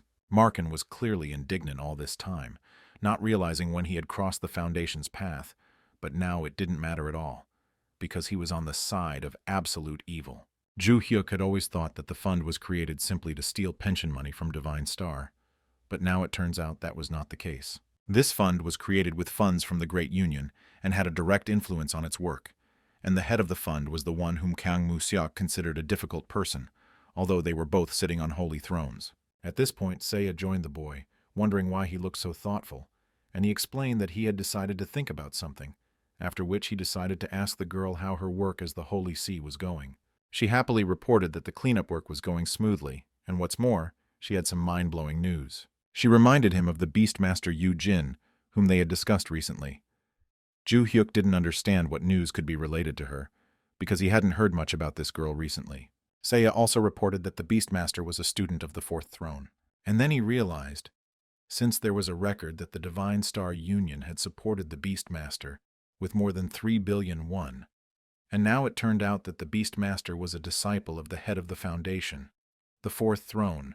In the end, having collected all this information, Ju Hyuk was faced with the fact that he was putting together single pieces of a puzzle, and now an extremely interesting picture was emerging that could very well play into his hands. The character can be deleted, and there are people who start all over from level 1. As a subcontractor for the Divine Star, users ran into trouble while gathering information for the quest Step Forward, when they encountered a special island that could delete characters without prior notice. The character you spent your entire life developing is deleted, and all equipment and items disappear. Everything starts over again, like a level 1 newbie without a penny in his pocket. It wasn't just one person who found themselves in this situation. Monsters with the special ability to delete a character, many users who sacrificed themselves to reveal these abilities, or people who even went to investigate the traps. The function of deleting players who have thus lost all their efforts on Olympus. At the moment, there were only 15 people officially. Such people have no chance to re-enter the academy or become independent. These people literally have nowhere to go on Olympus. The only place that accepted such people was Durkan, and the absolute evil promised to support them. Many were shocked that the one who decided to help them was a small alliance, absolute evil. As a result, by registering as local residents of Darren, they received support until they could achieve economic independence over the next 10 years. Absolute evil began to do what the Divine Star, which had left them, had not done. The man, crying, told how the absolute evil had promised them a livelihood and a future. It had given them not just support, but also hope. Seeing this, Jang Hyun-suk knew that Ju Hyuk was clearly doing a good thing. But some people were indignant, thinking that it was all thanks to Randall, or that this support would not last long. And Jang Hyun-suk was not surprised by this, because such public opinion made sense. But Ju Hyuk calmly explained that Captain Randall had nothing to do with it, and that everything could have been done solely through the taxes collected in Durhan. He didn't know why the Divine Star couldn't or didn't provide such support, but currently, Darren is able to provide such a level of support if he doesn't spend money on useless things. So obviously, there were too many thieves in this area in the past. Soon after this statement, as expected, people began to realize even more what the truth was. From opening up hunting grounds for free to supporting the fiefdom residents, no matter how much the Divine Star tried to belittle them, they couldn't say anything because Ju Hyuk was completely different. And the result of this was that the number of people gathered in Deer Khan now amounted to 1 million. People had no doubts. Would they be able to accept everyone as residents of the fief? Of course they couldn't, because the maximum capacity was only 100,000 people. The hero did not understand what they should do. Should they really send back about 900,000 people? But Serdian had already come up with a solution to this problem. Many have already heard that there were other cities that were also in the hands of the absolute evil. And in the end, they decided to go to that city, and were even ready to stand up for its defense. After all, if they resisted the Divine Star, they would gain time for the arrival of their protector. Absolute evil. Serdian explained that now it could finally be seen that people were willing to go to other fiefdoms that had been absorbed into the empire, and the problem would be solved. But Ju Hyuk was worried about Serdian's message that in that case, He would have to manage other fiefdoms at the same time too, but the man was ready to handle it. In the end, having gathered in this way, the inhabitants of the fief will serve as troops to defend the territory. Even if the allied forces of the Divine Union attack, they will at least be able to buy time until the arrival of the Overlord. Serdian calculated that in this way it would be possible to ensure the security and exploitation of about 10 fiefdoms. Based on what Serdian said, the problem of the lack of troops that had been troubling Ju Hyuk all this time had been resolved. Moreover, a mechanism for stable management of the 10 fiefs was even thought out. So since Ju Hyuk had some free time, he decided to drop by Nan. As soon as he arrived, he was immediately met at the Heavenly Devil's stronghold by many people, as well as elders, who congratulated the Lord on his arrival. Ju Hyuk kept wondering why Serdian kept calling him to Anne, but he finally realized that the city had developed greatly during this time. At first he really thought it was an absurd idea, but at this rate he knew he could soon achieve world domination.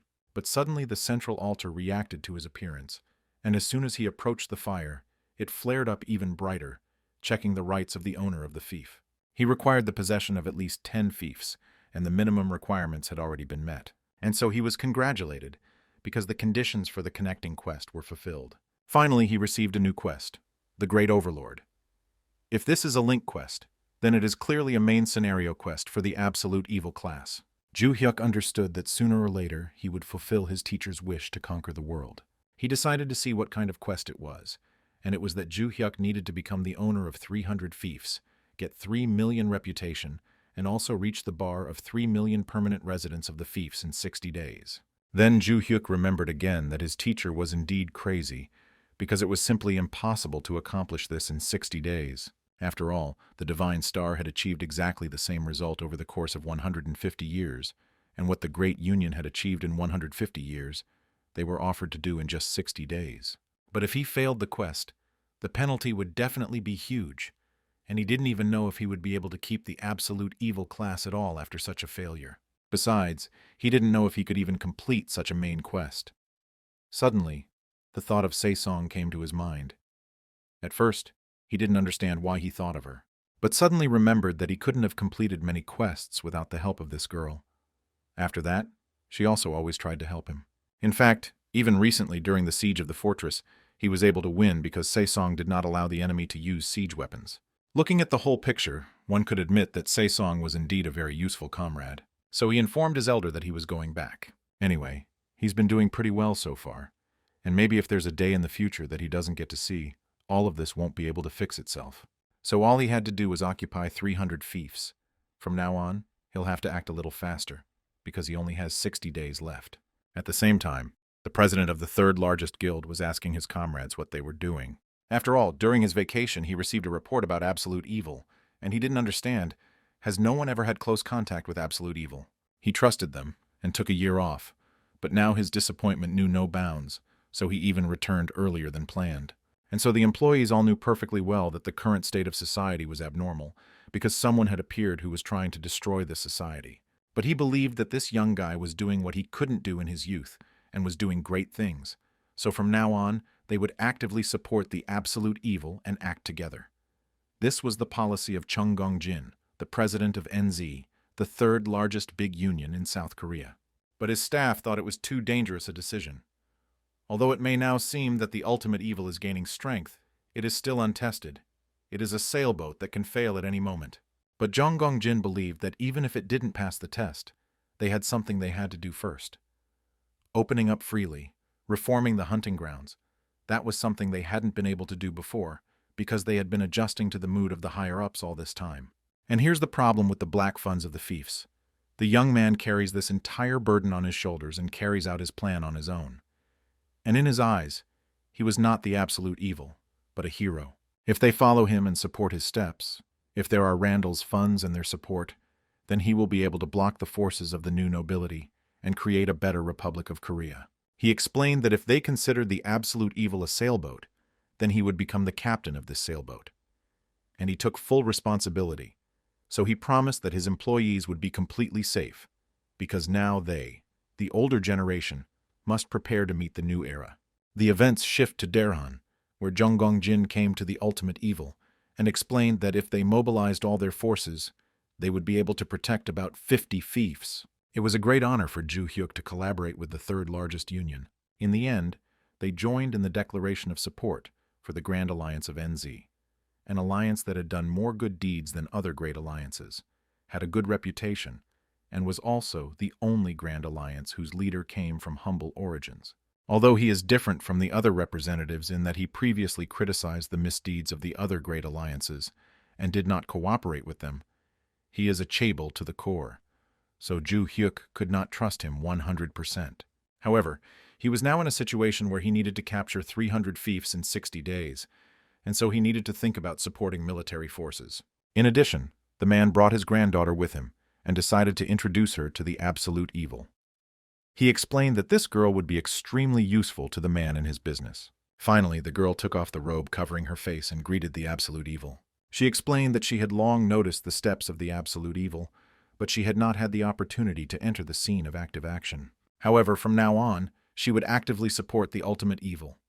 Her name was Warpmaster, or Lee Ju Ran, and she was counting on being useful to the ultimate evil. Ju Hyuk was really shocked to see Lee Ju Ran here. He also didn't know that she was Jung Gun-jin's granddaughter. Lee Ju Ran was a non-combat player of the hidden class, and although she was not in the top, she had her own reputation. She plays by using the warp rather than fighting. This player doing good deeds opens portals for free for those in need. For example, she helps injured players or NPCs, lost or isolated merchants, and the like. The limits of the warp magic she used had not yet been fully revealed, so Lee Ju Ran believed that her abilities would be of great benefit to the ultimate evil. In addition, it is known on the Korean continent that there is no place she cannot move to. Ju Hyuk knew that Lee Ju Ran, and also known for her modesty and willingness to help players, he could not even imagine that such a person would be a member of the Grand Union. In any case, everything worked out for the best, so Ju Hyuk greeted the girl and explained that she could call him by his nickname, Arthur. Thanks to Jung Gun-jin and Lee Ju Ran, it would be easier for him to carry out his plan, and Jung Gun-jin was really curious to know what he was aiming for. The man then said that he needed to capture 300 fiefs in 60 days. But to the two, this seemed like an unattainable goal. On the same day, the support of the Great Union for the Absolute Evil was announced. This is an unprecedented situation where the Great Union, which ranks third in business circles, officially united with the Absolute Evil. Public opinion began to slowly turn its gaze towards the Absolute Evil, and Ju Hyuk realized that it was time for them to take more decisive action, because from now on he intended to seize 300 fiefs in 60 days. The fiefdom he will visit first is the Taurus Fortress. Taurus Fortress currently belongs to Divine Star. In addition, the 5th-tier dragon magical weapon, which works with the water element, is guarded there. This technology was purchased from the Empire. Ju Hyuk's plan was to strike at Taurus Fortress first. They will go on an expedition together to make it easier to get there. Serdian was surprised that the Overlord decided to leave right now, but Se-song was more worried about Lee Ju Ran, because she was incredibly beautiful, and she also looked incredibly competent and mature. Se-song was worried that this girl might become an indispensable assistant for Ju Hyuk, and Se-song would fade into the background. Ju Hyuk also noticed the girl's anxiety. He did not understand what was bothering her so much. He thought that perhaps Se-song thought that Taurus Fortress was stronger than what Ju Hyuk could overcome. He stroked her head and calmed her down, explaining that he was much stronger. And Se-song asked the Overlord to be careful, and promised that during this time she would work hard to improve her level. Finally, Ju Hyuk and Lee Ju Ran teleported, and Serdian asked the girl out loud if she really liked the Lord that much. She was ashamed to admit it, so she only explained to the man that she was worried about something completely different. The Great Mage was already near the fortress, preparing for defense, and all preparations for this moment had already been completed. The girl really wanted to take revenge on the Absolute Evil, who was just a low-born guy who dared to humiliate her like that. She was ashamed that everyone saw her failure, so she ordered her mages to prepare mana supplies and all troops for this battle. The president of the Divine Star had also aided her in her revenge and had given her the support of as many mages as she needed, so they simply could not afford to lose this time. As a result, they activated the 5th-tier dragon weapon, finally located the player. Once the target was confirmed, they were ready to launch an attack. Ju Hyuk, having analyzed the territory, immediately teleported back to Lee Ju Ran. He was very grateful, because it would have taken him a long time to get here alone, and their cooperation made his journey much easier. Now he could move to wherever he wanted at any time, so he thought that she had really incredibly useful abilities. Moreover, he initially expected that at least mines would be laid in this place, like in the valley, but surprisingly, the enemies had not prepared anything like that. All he saw with the spiritual eye were just streams of mana. It seemed like they relied entirely on the dragon, since all the magical powers were concentrated in this weapon. At this moment, the girl began to concentrate the first attack on her target. The current strike setting was supposed to be lethal, because she wanted to first bring Ju Hyuk to a half-dead state, and then shackle him and make him her slave for the rest of his life. The weapon warned that there was a possibility that the target would be killed due to the excessive amount of magical power currently being supplied, but it didn't care and opened fire. Everyone thought that Ju Hyuk was finished, but he had a completely different opinion. He took out his special item, with which he was able to completely block this attack. More precisely, it was not blocked. The attack stopped in its tracks. Ju Hyuk calmly explained that this weapon from the title should be absolutely scary, but in reality, it turned out to be a dud, and therefore he suggested that they quickly do something with the weapon that stopped working. If not, then he will show them real fear. To repel this attack, he used the Eye of Herakth, one of the 3 rewards he received after defeating Herakth. The slime and tears have the effect of temporarily increasing the user's level, while the eye has a completely different effect that allows the player to directly use one of the abilities, albeit briefly. Garakt's ability Petrification is a freezing of the target's mana flow, and combined with Ju Hyuk's skill Spiritual Eye that controlled the flow of mana, he was able to completely stop the attack. He expected nothing less from this eye, since it had previously been able to freeze his 100 lightning strikes. Moreover, he was good at blocking not only living beings but also material objects. He could even petrify magic bullets consisting of magical energy. The sorceress was horrified that all the flows of magical energy instantly stopped and did not understand what it was. The remaining time of Garakt's eye was 50 seconds, and the boy realized that the magic bullets must have been really strong, but he believed that this time would be quite enough for him, so he rushed into the attack. The military leaders immediately figured out the enemy's plan and gave orders to all the defenders of the fortress to prepare to defend the main gate, since the enemy could attack at any moment. Having carefully studied the features of the Taurus fortress, Ju Hyuk noted its main advantage: the only entrance and a narrow road that led to massive fortified walls. Having to break through only one door to enter the fortress made the attacker's job much easier, so Ju Hyuk took this feature as an added advantage. With the ability to concentrate all of his destructive power on one point, instead of distributing the energy over a large area, the warrior directed a powerful, focused strike straight into the center of the wall. Jang Hyun-suk watched the events, believing that the absolute evil would spend a lot of time and effort to overcome Taurus's defense. Once inside the fortress, Ju Hyuk immediately began searching for the source of power that provided magical energy to all the defenders of the Dragon Organization. The defenders were nowhere to be seen on the fortress walls, and the attacker had a strong feeling that the opponents were preparing some special defensive tactics. Suddenly, one of the 3 strongest players in Korea appeared, accompanied by a group of mages, causing Ju Hyuk to recall his encounter with Lamiana during the Battle of Durkhan. As he thought about the situation, Ju Hyuk recalled an important detail. Lamiana acted independently of large organizations, meaning she definitely supported the Divine Star. Deciding to test his opponent's reaction, Ju Hyuk deliberately pretended not to recognize the girl he had met earlier in the important battle for Dirhan. This behavior caused a real storm of indignation in the girl, who immediately began to shower Ju Hyuk with angry insults for the disrespect shown to her person. The girl's arrogant behavior, reminiscent of the manners of a noble person, puzzled Ju Hyuk, because she was not even a member of the Great Union and publicly called him a stray dog. The opponent continued to furiously shout insults, emphasizing Ju Hyuk's low origins and calling his behavior typical of a homeless dog. Approaching his angry rival, Ju Hyuk calmly asked if she wanted to experience the force of the blow from the one she called a stray dog. The warrior delivered a precise knockout blow, deliberately reducing its destructive power so as not to cause fatal harm to his opponent on live television. Viewers of the live broadcast watched in amazement as the girl managed to withstand the powerful blow, assuming that she had used many protective spells in advance. The attack sent the girl into a state of uncontrollable rage, and she began loudly reminding Ju Hyuk of his low position in society. Carefully observing Lamiana's behavior and words, Ju Hyuk noted the typical character traits inherent in all representatives of the new nobility. Having achieved his goal of throwing his opponent off balance, Ju Hyuk prepared to teach his impudent rival a serious lesson about the consequences of rash actions. Lamiana firmly believed that a person of low birth should always remember his place in society and never try to appear to be someone important. After ordering her mages to prepare for an all-out attack, Lamiana activated a special skill called Limited Bloodburst. Carefully analyzing the opponent's actions, Ju Hyuk noticed unusual details in the use of the ultimate skill. It seemed that it was not just about using someone else's mana.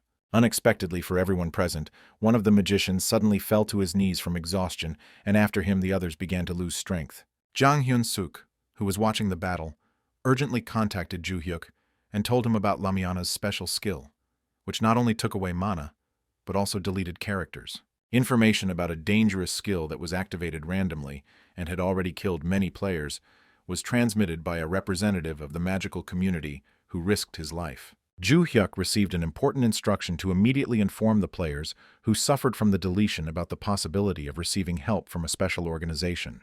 Magical energy suddenly engulfed Ju Hyuk himself.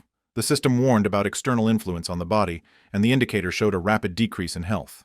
The triumphant Lamiana maliciously reminded her opponent of his lowly origins, declaring that now, after activating the special skill, victory would certainly remain hers. The girl smugly noted that the Absolute Evil's attempt to provoke her had led to the enemy's loss of vigilance, and promised to show the commoners their true place. The arrogant Lamiana considered it entirely justified to sacrifice a few insignificant assistants in order to achieve a significant victory over a serious opponent. Remaining remarkably calm, Ju Hyuk asked his opponent if it was really necessary to use the secret skill that killed allies to defeat him. Giving a short command to gather all the surrounding magical energy, Ju Hyuk used his own power to completely dispel the hostile spell. The enemy's incredible ability to instantly neutralize her most powerful skill left Lamiana in a state of genuine shock and confusion. The girl was especially struck by the enemy's knowledge of the skill's character-deleting effect, although she herself saw nothing wrong with destroying commoners. Ju Hyuk began to deliver a series of lightning-fast strikes, which left his opponent completely confused. She could not believe such power after her successful attack. Having removed Mercury's protective cloud, the warrior absorbed the enemy magic directed against him and finally neutralized the impact of external energy on his body.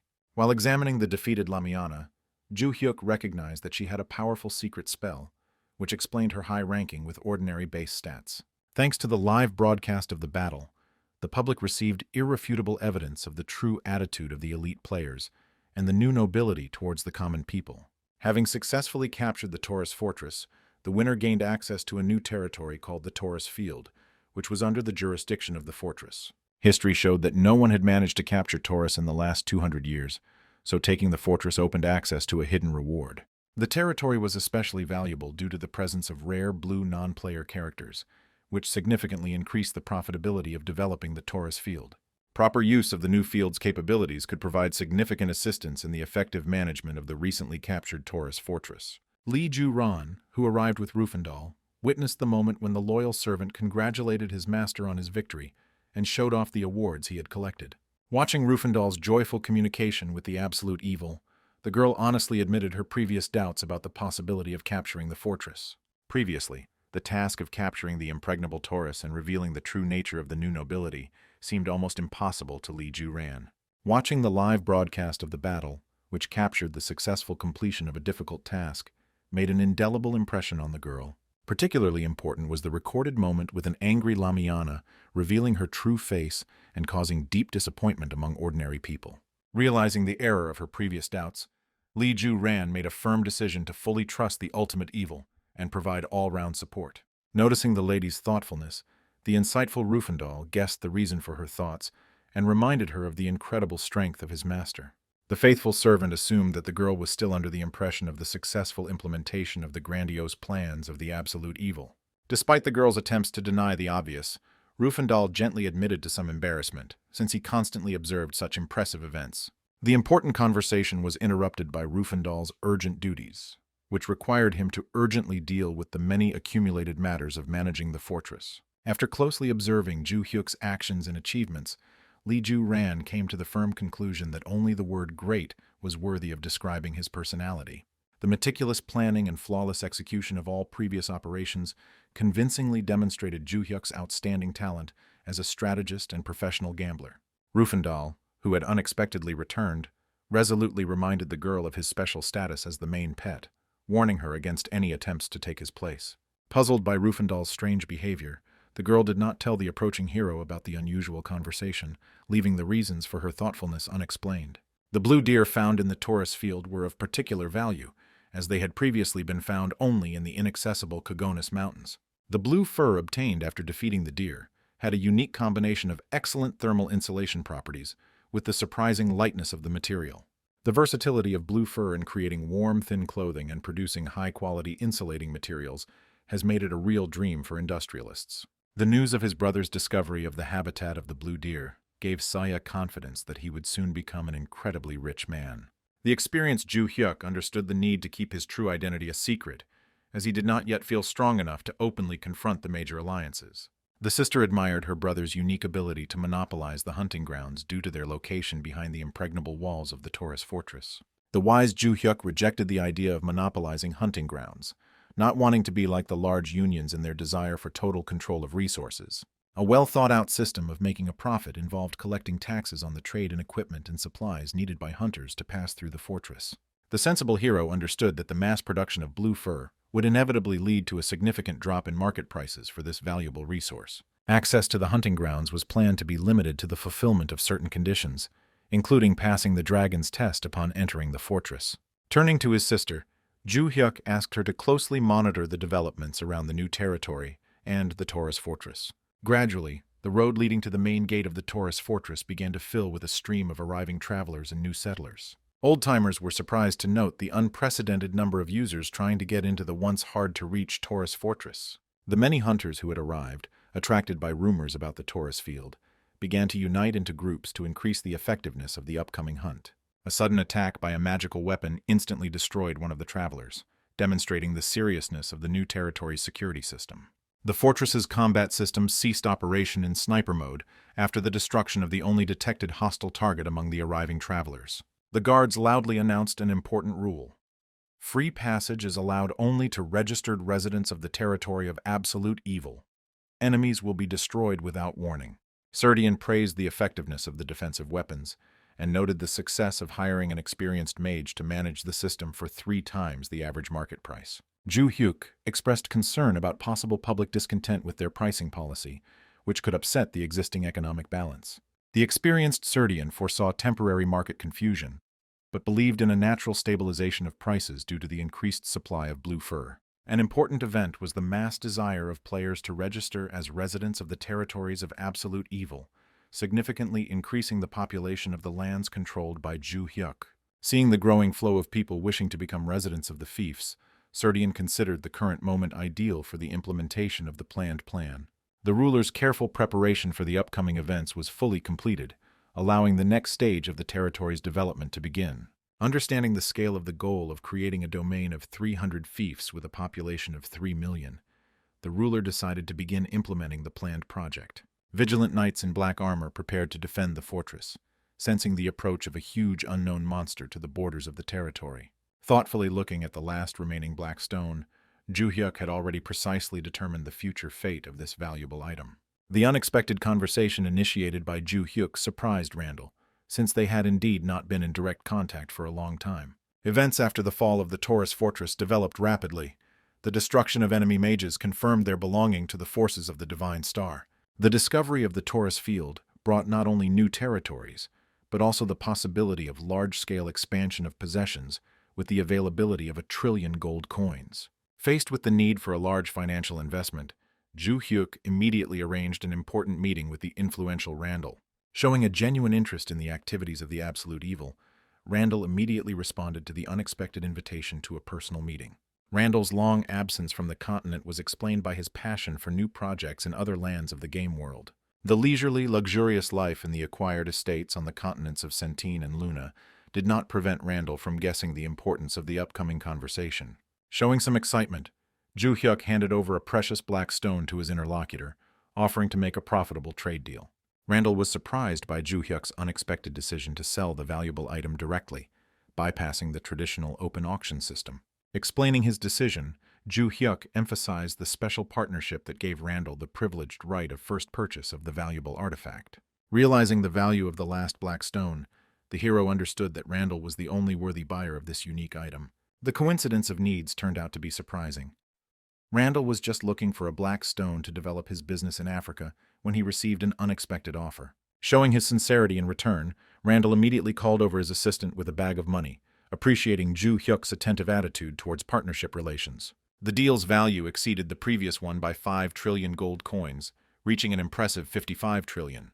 Leaving the meeting with a satisfied smile, the generous Randall added a 5 trillion tip and offered financial support to Ju Hyuk at any time. Reflecting on his partner's incredible generosity, Ju Hyuk realized the enormous difference between their financial means and lifestyles. The successful completion of the transaction provided sufficient funds to implement the planned development plan for the area. The system immediately offered the owner of the fortress to invest the 55 trillion gold coins he had received into expanding Taurus. Despite the ease of obtaining a huge amount of money, Ju Hyuk experienced genuine pain when he had to spend the money he earned on development. Following an intuitive understanding of the game mechanics, the hero headed to the bank to open up new territory, assuming that such actions would strengthen the position of absolute evil. The system responded instantly to the confirmation of the transaction, recording the receipt of an impressive amount, exceeding 50 trillion gold coins. Fulfilling all the hidden conditions resulted in the unexpected transformation of the ordinary Taurus fortress into the majestic Great Taurus Fortress. The updated Great Fortress Taurus has received additional reinforcements in the form of 2 magical dragons, intended exclusively for the protection of the fortifications. The system has activated the special quest Great Lord, confirming the successful completion of all hidden conditions to receive additional rewards. The final reward for successfully transforming the fortress was the discovery of the mysterious hidden dungeon of Taurus, which holds undiscovered treasures. Early explorers of the Taurus field discovered a rich diversity of inhabitants other than blue deer, which greatly increased the profitability of the area. Recent media reports of overcrowding in the hunting grounds confirmed the Absolute Evil's foresight in preparing for a massive expansion. The sudden appearance of the Absolute Evil caused an immediate reaction from the hunters, who hastened to gather around him to greet the Overlord. The sudden appearance of the Absolute Evil caused an immediate reaction from the hunters, who hastened to gather around him to greet the Overlord. Feeling uneasy from the excessive attention, Ju Hyuk asked Lee Ju-ran to teleport him closer to the location of the final reward. The attentive Rufandal quickly got his bearings, determining their current position according to the markings on the recently appeared map. The newly discovered Taurus dungeon has already attracted the attention of other players, who are surprised by the presence of competitors in the newly opened location. A guy talking nearby enthusiastically explained to the girl the principles of real business, urging her to trust his experience and knowledge. Suddenly noticing the approach of absolute evil, the interlocutor interrupted the conversation and hastened to express a joyful greeting to the important guest. Ju Hyuk and Se-song simultaneously recognized the speaker as the leader of the United Contractors, and the girl remembered his recent attempt to get her number. In a calm tone, Ju Hyuk explained the situation with activating the dungeon through the Lord Privilege, noting the other person's resourcefulness in finding the exit. The self-confident head of the contractors insisted on his priority right to explore the dungeon, citing his reputation as a just absolute evil. Suspecting an attempt at deception, Ju Hyuk did not have time to react when Se-song, having guessed the insolent man's intentions, summoned a monster and immediately destroyed the enemy. The subsequent resurrection of the impudent man and the forced squats to death made Ju Hyuk awkwardly leave, realizing the special nature of Se-song's acquaintance with this man. The gaming community began to actively discuss rumors about a romantic relationship between the Absolute Evil and the powerful necromancer accompanying him. Kang Mu-seok, who discovered this information, took the news as a favorable development, counting on the help of his confident friend. The haughty girl spoke dismissively of the supposed low demands of the Absolute Evil's village origins, reminding her companion of the promised reward. The interlocutor tried to warn the girl against excessive self-confidence, understanding the danger of underestimating the opponent in the current situation. Confident in her abilities, the beauty calmly reminded her of the sad fate of all the arrogant men she had met along the way. The experienced seductress explained her confidence with a simple observation. Attractive men always strive to get the most beautiful women. Anticipating an interesting entertainment, the girl expressed a special interest in the upcoming acquaintance with the mysterious Absolute Evil. Kang Mu-seok's internal conflict was intensified by the realization that the tactics he had chosen were unsightly, but the growing crisis of the Divine Star demanded decisive action. Discussing effective methods of discrediting an enemy, the conspirators considered a love scandal to be the ideal tool for undermining the reputation of a rising star. Understanding the vulnerability of any high position strengthened their confidence that strength alone was not enough to maintain the heights achieved. The conspirators particularly emphasized the vulnerability of a man of humble origin who suddenly rose to unprecedented heights of social status. Exploring the first floor of the dungeon put the hero in front of a difficult choice between many mysterious doors, each of which could hide the unknown. The unusual mechanics of the open dungeon made Ju-hyuk slightly uneasy, as choosing the right door seemed to depend solely on the player's luck. Carefully analyzing the situation, the hero clearly realized the problematic nature of the mechanics, based primarily on the luck indicator. A deep understanding of the game mechanics suggested that the choice of the correct door was determined randomly according to the value of the luck characteristic.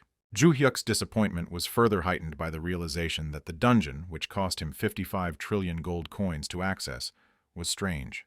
The observant Sea-Song immediately noticed her companion's uneasiness caused by his critically low luck stat. The girl confidently offered her help, mentioning her own impressive luck rating of 48 stat points. Surprised by the unusually high value of the characteristic, Ju-hyuk inquired about the method of achieving such an impressive result. The girl's calm answer about the purposeful development of this skill raised additional questions from the interested interlocutor. The heroine's unusual decision to invest non-refundable characteristic points into a parameter that was non-standard for her class was explained by simple curiosity. The experienced player understood that such a distribution of characteristics contradicted the generally accepted strategy for developing Mariana's class. The unexpected benefit of a high luck stat in the current situation made the hero reevaluate the unusual choice of his companion. Activating the special skills greatly increased the girl's luck stat to 77 points, surprising Ju-hyuk with the unexpected effect of his enhancements. The responsibility of the moment filled Se-song with a special excitement, as for the first time in a long time, Ju-hyuk completely trusted her abilities. The desire to justify the trust placed in her and earn the praise of her mentor gave the girl additional determination in completing an important task. Mariana's incredibly high luck score allowed her to accurately identify the correct door, which immediately swung open for the researchers. The news of Randall's unexpected arrival in South Korea greatly disturbed Kang Moo-hwan, who considered the timing of his appearance to be extremely unfortunate. Assistants suggested a possible secret meeting between an influential guest and the mysterious absolute evil on the country's territory. Despite offers from other alliances to keep Randall's entourage under surveillance, the cautious Kang Moo-hwan rejected the risky idea of surveillance. The thoughtful Kang Moo-hwan proposed an alternative solution in the form of a formal request for security for the influential foreign guest. The leader carefully analyzed the increasingly complicated situation, where the existing problems with absolute evil were compounded by the unexpected appearance of Randall. Thoughts about the reasons for Randall's personal visit, not satisfied with the agreement on Olympia, were interrupted by an important message from Karma, with new instructions. Following the instructions received, Kang Moo-hwan ordered the organization of unofficial security through the Blue House and cooperation with the police to control movements. The quick obedience to the orders of the Sons of the Heavenly Ruler showed that even the mighty Karma was showing serious concern regarding Randall's visit. Understanding diplomatic obligations required the South Korean government to ensure the safety of the high-ranking guest, something Randall himself was well aware of. In parallel with the main events, preparations were underway for the acquisition of a radio broadcasting station, the completion of which the butler reported to his master. Pleased with the fulfillment of his long-held desire to visit South Korea, Randall received official notice from the Blue House of the provision of government protection. While aware of the difficulty of refusing official protection, the influential guest was more concerned about the short-sightedness he had noticed in Korean society. Choosing his words carefully, the butler suggested that higher powers had deliberately created an environment that limited long-term development prospects. Randall's interest in Korea's progressive educational system was coupled with a reluctance to delve into the problematic aspects of local society. Personal acquaintance with the situation strengthened the influential guest's confidence in the need for serious changes under the leadership of the mysterious absolute evil. Having reached the second floor of the dungeon, the researchers found themselves in a space that created the deceptive impression of going beyond the underground territory. A careful analysis of the surrounding area allowed Ju-hyuk to notice the structural similarity of the territory with the already familiar Taurus field. While pondering the peculiarities of the $55 trillion dungeon, the hero suggested its possible connection to the main scenario of the absolute evil. The lack of prior information about the area prompted the group to continue their exploration, closely studying the surrounding area for a better understanding. An unexpected earthquake disrupted the calm flow of exploration, forcing the travelers to be wary and prepare for possible danger. The alarmed explorers noticed the approach of a huge army, whose appearance instantly changed the atmosphere of calm exploration of the territory. Taking a professional interest in the unusual phenomenon, Ju-hyuk activated his spiritual vision ability to analyze the situation in detail. The information received caused the hero to immediately contact Saesong with instructions to prepare the summoning of a powerful snake for the upcoming battle. Clear instructions instructed the companion to act immediately after the signal to activate the space of encouragement of evil, avoiding any interference. The hero's spiritual perception recorded unprecedentedly powerful flows of magical energy, surpassing all previously encountered manifestations of mana. The uniqueness of the situation was emphasized by the unprecedented concentration of energy formed by the fusion of many less powerful sources. Understanding the danger of air attacks from a strong enemy, Ju-hyuk focused on preparing for the inevitable clash with the approaching threat. The approach of the cavalry, surrounded by a powerful aura of pressure, indicated the appearance of a serious enemy that required maximum concentration of forces. Ready for an immediate start to the battle, Ju-hyuk carefully watched the actions of the approaching cavalry, assessing possible developments. An unexpected turn of events occurred at the moment the cavalry stopped, when instead of attacking, the warriors gave a solemn greeting to the Lord. The tense anticipation turned to surprise as the cavalry leader dismounted and knelt, initiating a systemic check of Lord Taurus's status. The rapid development of events and the unexpected subordination of the cavalry caused genuine surprise in Ju-hyuk, who was closely observing what was happening. Even Saesong and Rufandal, who were used to unusual events, were surprised by the unexpected turn of events, realizing the special significance of the appearance of the cavalry. The cavalry commander's sudden warning of the need for immediate action interrupted the moment of general surprise at what was happening. The alarming message about the approach of a monster of incredible power made everyone present instantly focus on the impending danger. The mention of a legendary monster, known only from ancient records of the Imperial Library, emphasized the exceptional nature of the event. The sudden attack, which instantly destroyed the defenseless Rufandal, was the first sign of the approach of an unprecedented threat. Ju-hyuk, who instantly reacted to the death of his satellite, quickly determined the direction of the attack, looking attentively into the dark sky. The rapid change in the surrounding space was accompanied by an ominous darkening of the sky and the appearance of a threatening black sun. The majestic appearance of the ancient demon dragon, showing its readiness to attack, left a lasting impression on everyone present. The system's historical background reported the existence of the ancient Balrog exclusively within the borders of the Urfi's empire, where its appearance always brought great destruction. The system notification about the appearance of the legendary Balrog caused Mariana to be genuinely delighted by the grandeur of the powerful monster's presentation. Ju-hyuk's professional interest was aroused by the fact that Balrog unexpectedly appeared here, after 200 years of absence of any information. Attentive observers noted the rapid increase in the scale of events that accompanied each new step of the legendary hero. An attempt to perform a standard check on the enemy ended in failure, which testified to the exceptional nature of the creature that had appeared. The monster's unusual abilities, which made it difficult to track its movements even with the help of the spiritual eye, confirmed the exceptional danger of the enemy. Comparing the upcoming battle with his previous experience of fighting against 200 users, Ju-hyuk realized that he needed to seriously prepare for the confrontation. The unexpected appeal of the kneeling cavalry to the Lord contained an insistent request for an immediate retreat from the battlefield. An important warning revealed the danger of the fief's location being discovered by the Balrog if the Overlord's presence continued in the territory.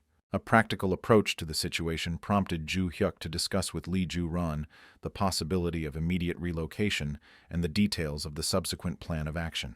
An organized retreat of the entire group, accompanied by cavalry, was carried out through the airspace towards a safe fief. The attentive Mariana noted the creation of a powerful defensive barrier formed by the combination of the cavalry's magical powers and Ju-hyuk's abilities. The final order from the cavalry commander about the proximity of the castle was accompanied by an order to maintain maximum speed of movement to the final destination. A careful analysis of the dungeon's features allowed Ju-hyuk to discover several important patterns in the organization of the space. The first feature was a powerful Balrog, who purposefully pursued the cavalry to discover the location of the main fief. The second key feature was the ability of cavalry to create incredible destructive force through a special battle formation. The unexpected attack of the Balrog that appeared turned out to be ineffective thanks to the reliable protective armor of the hero, who was carefully watching the enemy. Calmly giving the order for the cavalry to continue moving, Ju-hyuk understood the need for a deep defense in the castle to withstand the enemy's powerful attacks. Arriving at the Taurus fortress confirmed the hero's initial assumptions about the mirror reflection of a familiar fiefdom in the underground space. A distinctive feature of the new fortress was its isolated location in the middle of the endless desert, instead of the usual placement in a canyon. An important discovery for the hero was the confirmation of the fiefdom status of the new territory and recognition of him as the legal owner of these lands. Confident in his abilities, Ju Hyuk sent the cavalry into the safety of the castle, leaving the further confrontation to himself. A short trip to Liju Ran allowed the hero to be convinced of his assistant's readiness to implement a carefully thought-out plan of action. Activating the ability Steps That Conquer the Sky instantly transported both riders to the immediate vicinity of the protected castle. After expressing his gratitude to Liju Ran for her excellent work, the caring hero offered the girl to hide behind him for guaranteed protection. A careful glance down revealed a picture of anxious knights doubting the ability of a lone warrior to defend the fortress from a powerful enemy. Ju Hyuk's confidence was based on his clear sense of Balrog's mana flow and the presence of several well-thought-out strategies to counter the powerful enemy. Having prepared the necessary skill, the determined hero raised his hand above the ground, calling on his assistant knight to show trust in his actions. Mercury's activated strike, enhanced with mind energy, showed an impressive increase in attack power by 40%. Additional improvements to the skill include increased range and reduced reload time, providing reliable protection for the castle. The emotional reaction of the observers was divided. The Tau Knight was sincerely worried about the Lord, while the Mientra's Mariana admired the enemy's power. The fearless Ju Hyuk, standing in front of the formidable Balrog, calmly asked the monster about his impressions of the demonstrated technique. The hero's tactical calculation was based on the assumption that a counterattack on the castle could be of particular interest to a powerful enemy. The assumption was confirmed when the monster began to concentrate energy to use its special ability, Black Breath. While remaining motionless, the attentive Ju Hyuk activated a special intimidation skill aimed at weakening the enemy's fighting spirit. The effectiveness of the skill applied was evident in a noticeable decrease in Balrog's fighting spirit, although his attacks continued with the same persistence. The effects of fear greatly reduced the enemy's stat strength, rendering the monster unable to overcome Mercury's strike defense. A rapid combo of 37 consecutive attacks with increased damage coefficient rushed towards the weakened enemy. The spiritual eye allowed Ju Hyuk to notice the monster's successful evasion of the initial attack, but the enemy's reduced stats allowed him to accurately track its movements. Reaching targets with multiple attacks caused a massive explosion, which, according to the hero's calculations, should have destroyed at least half of the enemy's health. Careful observation with the spiritual eye revealed alarming signs that the Balrog was not going to retreat and was preparing a new plan. The monster's ominous roar was accompanied by the appearance of mysterious blood-red symbols and runes, gradually filling the dark sky above the battlefield. Noticing Liju Ran's reaction to the appearance of strange signs, the attentive Ju Hyuk hastened to ask the girl about the meaning of the technique he saw. Having recognized the mysterious symbols as a long-distance teleportation spell, the experienced hero tried to determine the possible destination of the enemy's movement. Not wanting to risk a missed opportunity, Ju Hyuk fired thousands of lightning strikes, which missed their target due to Balrog's timely teleportation. The hero's disappointment was intensified by the unusual situation when the powerful dungeon boss preferred to retreat rather than continue the battle. An additional surprise was caused by the monster's unexpected ability to move beyond the limited space of the dungeon. The attention of Kang Mu-seok's assistant was drawn to a strange phenomenon in the sky above the territory of Taurus, foreshadowing unusual events. The Balrog's majestic appearance from the portal of displacement was an unexpected sight for those watching in the open field. The events of the preceding minutes were remembered by the warrior Ruan, with a bitter feeling of humiliation from repeated defeats at the hands of the ruthless necromancer. The girl who arrived at the scene quickly identified the dungeon as the last known location of her mysterious target. A careful analysis of the situation told the late guest that the recently opened dungeon had already been abandoned by the absolute evil she was interested in. The beauty of the popular celebrity Chae Song-hwa, who caught the attention of the admiring Ruan, was well known to many fans. A 30 billion reward from a representative of the Divine Star was offered to the girl for successfully revealing the true identity of the absolute evil. The anticipation of receiving a large sum of reward inspired Chae Song-hwa to dream of a comfortable life after successfully completing the mission. Ruan's unexpected appeal to the beautiful stranger contained a strange request to deliberately take his life in the current game world. Admiring the girl's appearance, Ruan noted her professional abilities and resolutely proposed starting a romantic relationship. The fleeting impression of the stranger's strange behavior quickly gave way to alarm at the sight of a huge monster appearing in the sky. The instant teleportation of Balrog, who noticed Chae Song-hwa, ended with the threatening roar of the monster in the immediate vicinity of the frightened girl. Discussion with Mariana about the unusual escape of Balrog from the dungeon to the open field caused sincere bewilderment in Ju Hyuk, who was puzzled by such a phenomenon. Analysis of the situation showed that the monster was using a forbidden long-distance portal created by streams of magical power outside the dungeon.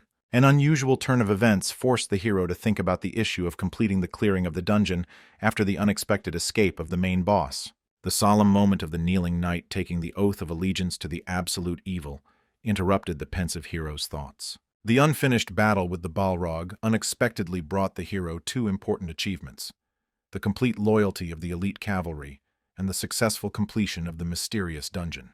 The increase in the rank of the Taurus cavalry was accompanied by the acquisition of unique abilities, infinite life, and the ability to be resurrected a day after death.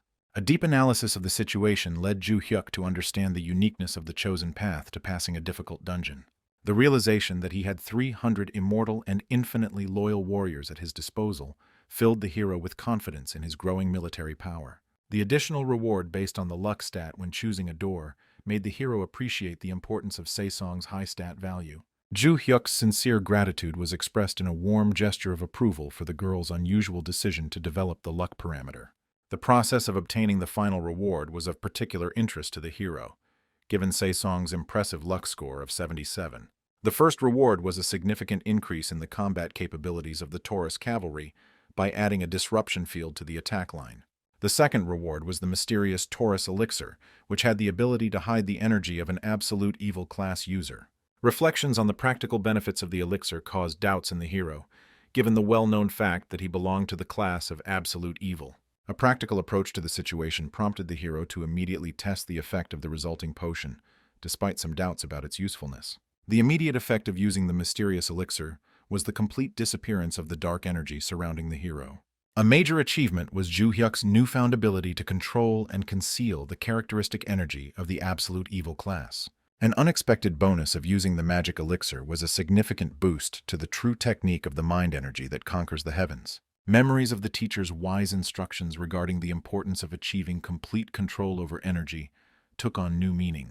The seemingly unattainable goal of the game scenario unexpectedly turned out to be an important part of the development of the abilities of the absolute evil. In parallel with the events in the dungeon, a tragedy was unfolding. The uncontrolled Balrog continued to destroy the peaceful inhabitants of the game world. Confused, Kang Mu Huan tried to understand the reasons behind the mysterious monster's targeted attacks on Pruno's main storage facility. The assistant's report contained information about the first appearance of a monster in the Taurus region, which contradicted the preservation of the fortress itself. Kang Mu Huan's irritation was further heightened by the understanding of the connection between what was happening and the activities of the absolute evil, and the need to contain information about the deletions. Further concern was raised by the news that the removed players belonged to the category of Divine Star subcontractors. The strategic decision involved adding the victims to the organization's core staff, with the understanding that the responsibility would be placed on the absolute evil.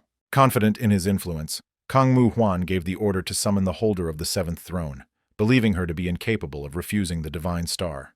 An unexpected phone call brought reassuring news about the imminent arrival of long-awaited reinforcements to resolve the difficult situation. Karma's quick reaction to the events that were taking place resulted in the decision to send the powerful holder of the fifth throne to help. The fact that the arriving reinforcements belonged to the elite group of the Sons of the Heavenly Ruler significantly increased the chances of a successful resolution of the crisis. Karma's unusual willingness to offer support was surprising, given his previous reserve in such situations.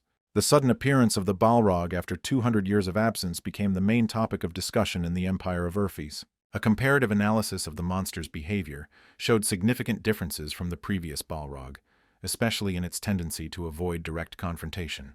Careful observation revealed that Balrog's attacks were selective, preferring to attack only unprotected player territories. The casualty statistics showed alarming figures. Out of 30,000 players who died, about 1/100% were permanently deleted. A preliminary assessment of the situation indicated a relatively low danger to the Empire, leaving the solution to the problem to the discretion of the players. The Balrog's destructive activity continued with an attack on another fiefdom using his deadly black breath. The knight's heroic efforts to concentrate defensive mana on the castle walls were complemented by the commander's determined intention to personally lead the defense. The defender's determination was strengthened by the awareness of the importance of protecting the academy located in the rear with its defenseless students. Concerned aides tried to warn the Union leader against the risk of permanently deleting a character during a battle. The responsibility of an adult to the younger generation gave the defender the determination to prevent the possible removal of the students. The approach of the Balrog's next attack caused panic among the mages, who tried to find shelter from the deadly influence. The timely arrival of Ju Hyuk, accompanied by the teleportation-capable Lee Ju Ran, brought about significant changes in the course of the battle. The arrival of Koko, carrying Se-song on his shoulders, allowed the confident hero to offer the defenders of the fortress complete trust in their help. Unexpected results from completing the dungeon included a significant increase in the hero's ability to control the true mind energy technique. The need to solve the problem of the escaped Balrog was complicated by a lack of understanding of the reasons for the selectivity of his attacks, which bypassed certain fiefdoms. The hero's curiosity extended to the choice of the direction of further movement of the unpredictable enemy. The seriousness of the situation was heightened by the growing number of innocent casualties in the absence of active countermeasures. Lee Ju Ran's important message about being able to track the monster's location, thanks to the installed mark, greatly improved the situation. The girl's unique ability allowed her to track the movements of a marked subject using characteristic flows of magical energy. The well-timed use of a special skill while Balrog was preparing to teleport went unnoticed by Ju Hyuk, who was caught up in the battle. A demonstration of the system interface confirmed the ability to track the monster across continents thanks to the installed mark. The data obtained indicated the presence of Balrog in the area of Prudy, where the strategically important main grain storage facility was located. The fact that the attacked fief belonged to the Divine Star determined the hero's next goal, seeking to return the escaped monster worth 55 trillion.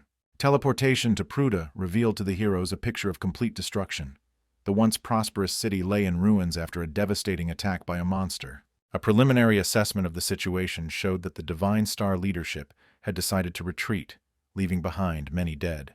Timely contact with Serdian allowed Ju Hyuk to obtain important information about the appearance of the Balrog and the current developments. A detailed report revealed the scale of the destruction: 30,000 dead as a result of the devastation of the territories of Leith and the Divine Star Union Pond. Analysis of the monster's actions allowed us to guess its future route, based on systematic attacks on the cities of the Union. The unexpected appearance of Balrog in the controlled territories caused serious concern to Jung Gongjin, who was closely monitoring the situation. After receiving the alarming news, Ju Hyuk immediately requested Lee Ju Ran to urgently teleport to Cardia, waiting for the continuation of the important report. Serdian's strategic analysis indicated that it was undesirable to add the depopulated Pruda to their possessions in the current political situation. Public opinion associated the appearance of the Balrog with the actions of the absolute evil, based on the fact that the monster escaped from a controlled dungeon. Using information about the removed players allowed the Divine Star to begin a new stage of the information war for public opinion. Further tension was added to the situation by the news that a representative of the Holy See had been sent to confront the destructive Balrog. The updated data indicated the participation in the operation of a powerful holder of the fifth throne among the highest church hierarchs. Understanding the situation prompted Serdian to insist on the need to anticipate the arrival of a powerful enemy in the conflict zone. Putting aside plans to capture Pruda for the future, the determined hero organized the immediate movement of the entire group to the territory of Cardia. The team's coordinated actions allowed for precise teleportation to provide timely assistance to Jung Gongjin. The instant activation of the Space of Evil and the Encouragement of Evil allowed Mariana to quickly deploy her necromantic abilities. The first to enter the battle was the strongest representative of the undead, a mighty snake, who successfully used paralyzing magic against the Balrog. Jung Gongjin's surprise at the successful immobilization of the monster was combined with Mariana's understanding of the temporary nature of the spell's effect. The tactical solution involved asking Lee Ju Ran to teleport directly over the paralyzed enemy's head. The successful transfer allowed Ju Hyuk to prepare a powerful blow of retaliation against the monster that dared to escape from the guarded dungeon. The automatic activation of the intimidation effect preceded the decisive, fatal blow to the weakened enemy. The impressive fall of the defeated monster caused sincere admiration in Jung Gongjin, who was watching the battle. The unexpected help of absolute evil in the fight against a dangerous monster capable of destroying even the strongest players exceeded all expectations. Particularly impressive was the apparent ease of victory over a formidable opponent, achieved with a simple but effective blow. The successful completion of the battle refuted the Divine Star's accusations, and the timely video recording of what was happening strengthened the hero's position. The positive reaction of the audience was reinforced by the historical significance of the event, the first successful hunt for the legendary Balrog in the vastness of Olympia. General curiosity about the possible reward was satisfied by the appearance of an impressive bag after the disappearance of the defeated monster. Lee Ju Ran's guess about the bag's contents caused a shocked reaction from Jang Hyun-suk, who realized the incredible value of the loot. The lightning-fast spread of the news prompted Randall to think about congratulating his partner and the possibility of acquiring an additional black stone. The unexpected news caught the attention of world number 14 player Jaren On, who decided to travel to South Korea. The live broadcast of the moment the bag of black stones was received ensured that the information was widely disseminated across the global network. The previous policy of the Korean government and the Grand Alliance to define absolute evil as a social evil required revision. A noticeable change in the situation has transformed the passive position of foreign powers in relation to the mysterious absolute evil. The impressive achievements of a relatively low-level hero gave rise to speculation about the possibility of obtaining additional black stones. The rapid growth of the absolute evil's influence has prompted the world's best players to take active steps to establish close contacts. The historic achievement of the first successful Balrog hunt was complemented by receiving an incredible reward containing over a dozen black stones. Ju Hyuk's satisfaction with the reward he had received was combined with curiosity about Randall's possible reaction to the new offer. The excited Jung Gong-jin's gratitude for saving Cardia received a modest response from the hero about the naturalness of helping a business partner. The sincere congratulations to Jung Gun-jin on receiving the grand award reflected the general admiration for the hero's achievement. The insightful Ju Hyuk, having caught the unspoken thoughts of his interlocutor, directly inquired about his need for the black stone.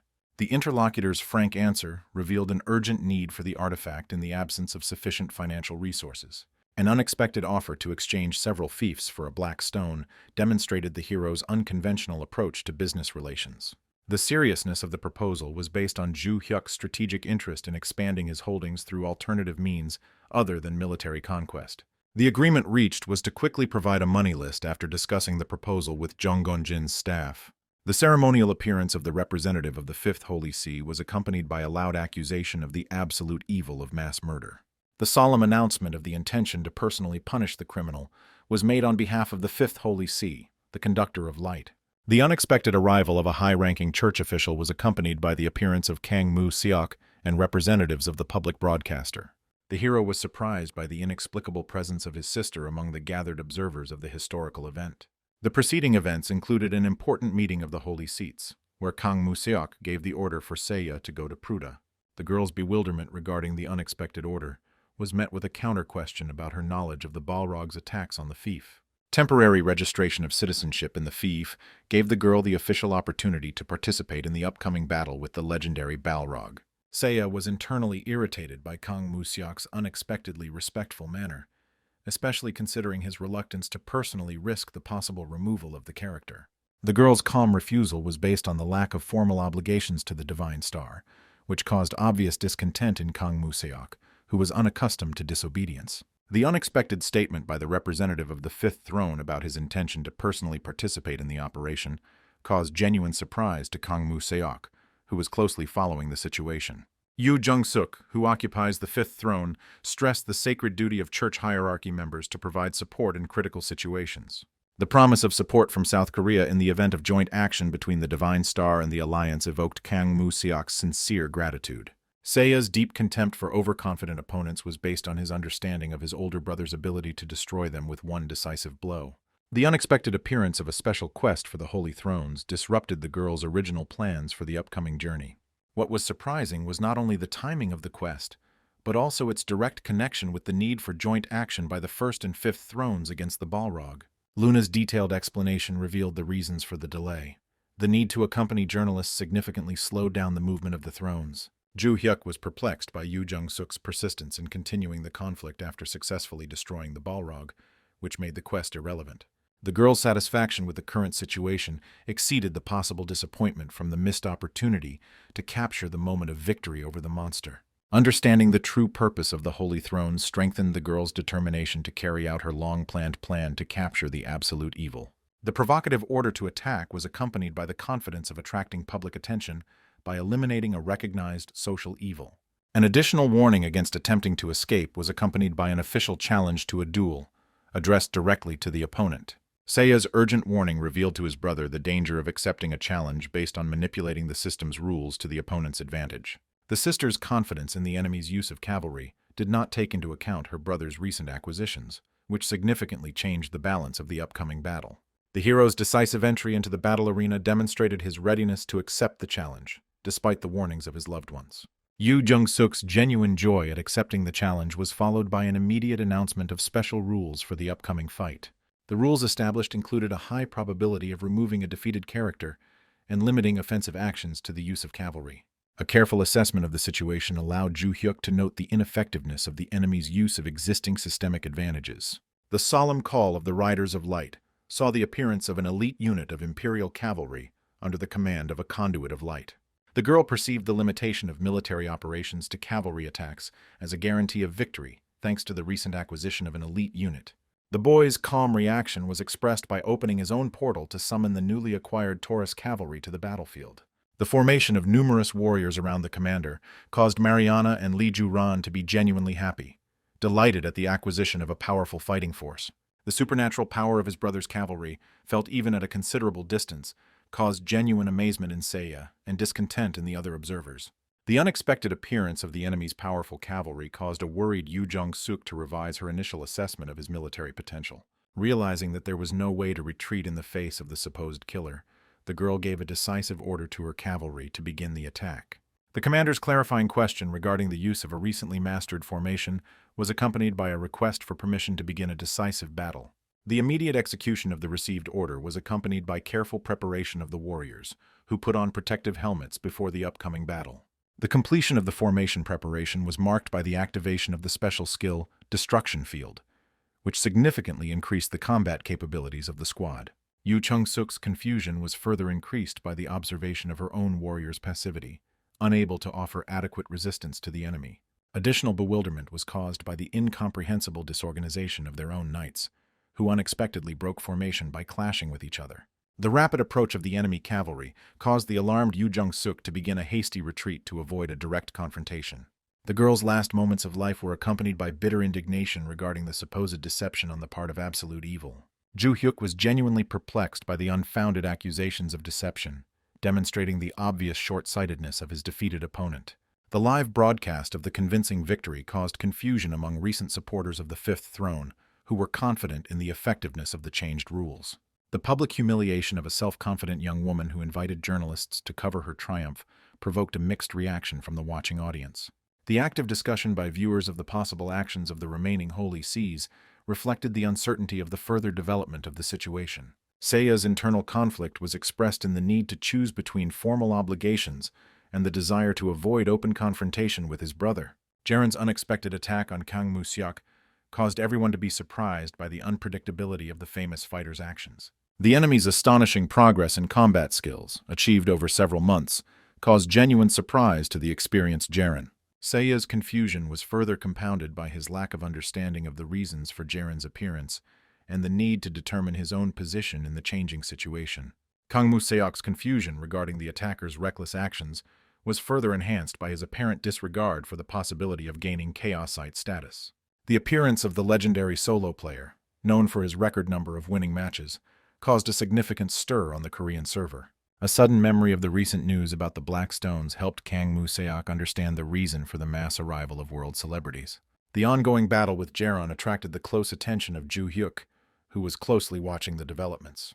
The worldwide broadcast of the video featuring the Lord hastened the arrival of interested buyers of the Black Stones, confirming Serdian's predictions. An analysis of the situation suggested that Jaren's choice of the first target could indicate his intention to demonstrate support for the opposing side. Preliminary expectations of an interesting fight with a famous fighter were replaced by some disappointment from the demonstration of an unexpectedly low level of the opponent. The drawn-out duel ended with the swift intervention of Ju Hyuk, whose single blow completely crushed his opponent, who had already sworn to reveal the identity of the ultimate evil. The practical Seiya took advantage of the ensuing commotion to evacuate the journalists, using the pretext of protection from the supposed wrath of the ultimate evil. After confirming his sister's safety, Ju Hyuk realized the need to prepare for the arrival of new guests, heralded by Jaren's appearance. The ceremonial meeting in the castle of Cardia began with the hero's sincere gratitude to all those present for their timely visit. A careful look noted the presence of prominent personalities, attracted by the opportunity to acquire black stones at a reasonable price. The fair terms of the negotiations were emphasized by the absence of local unions that followed the Divine Star's sentiments and preferred to distance themselves.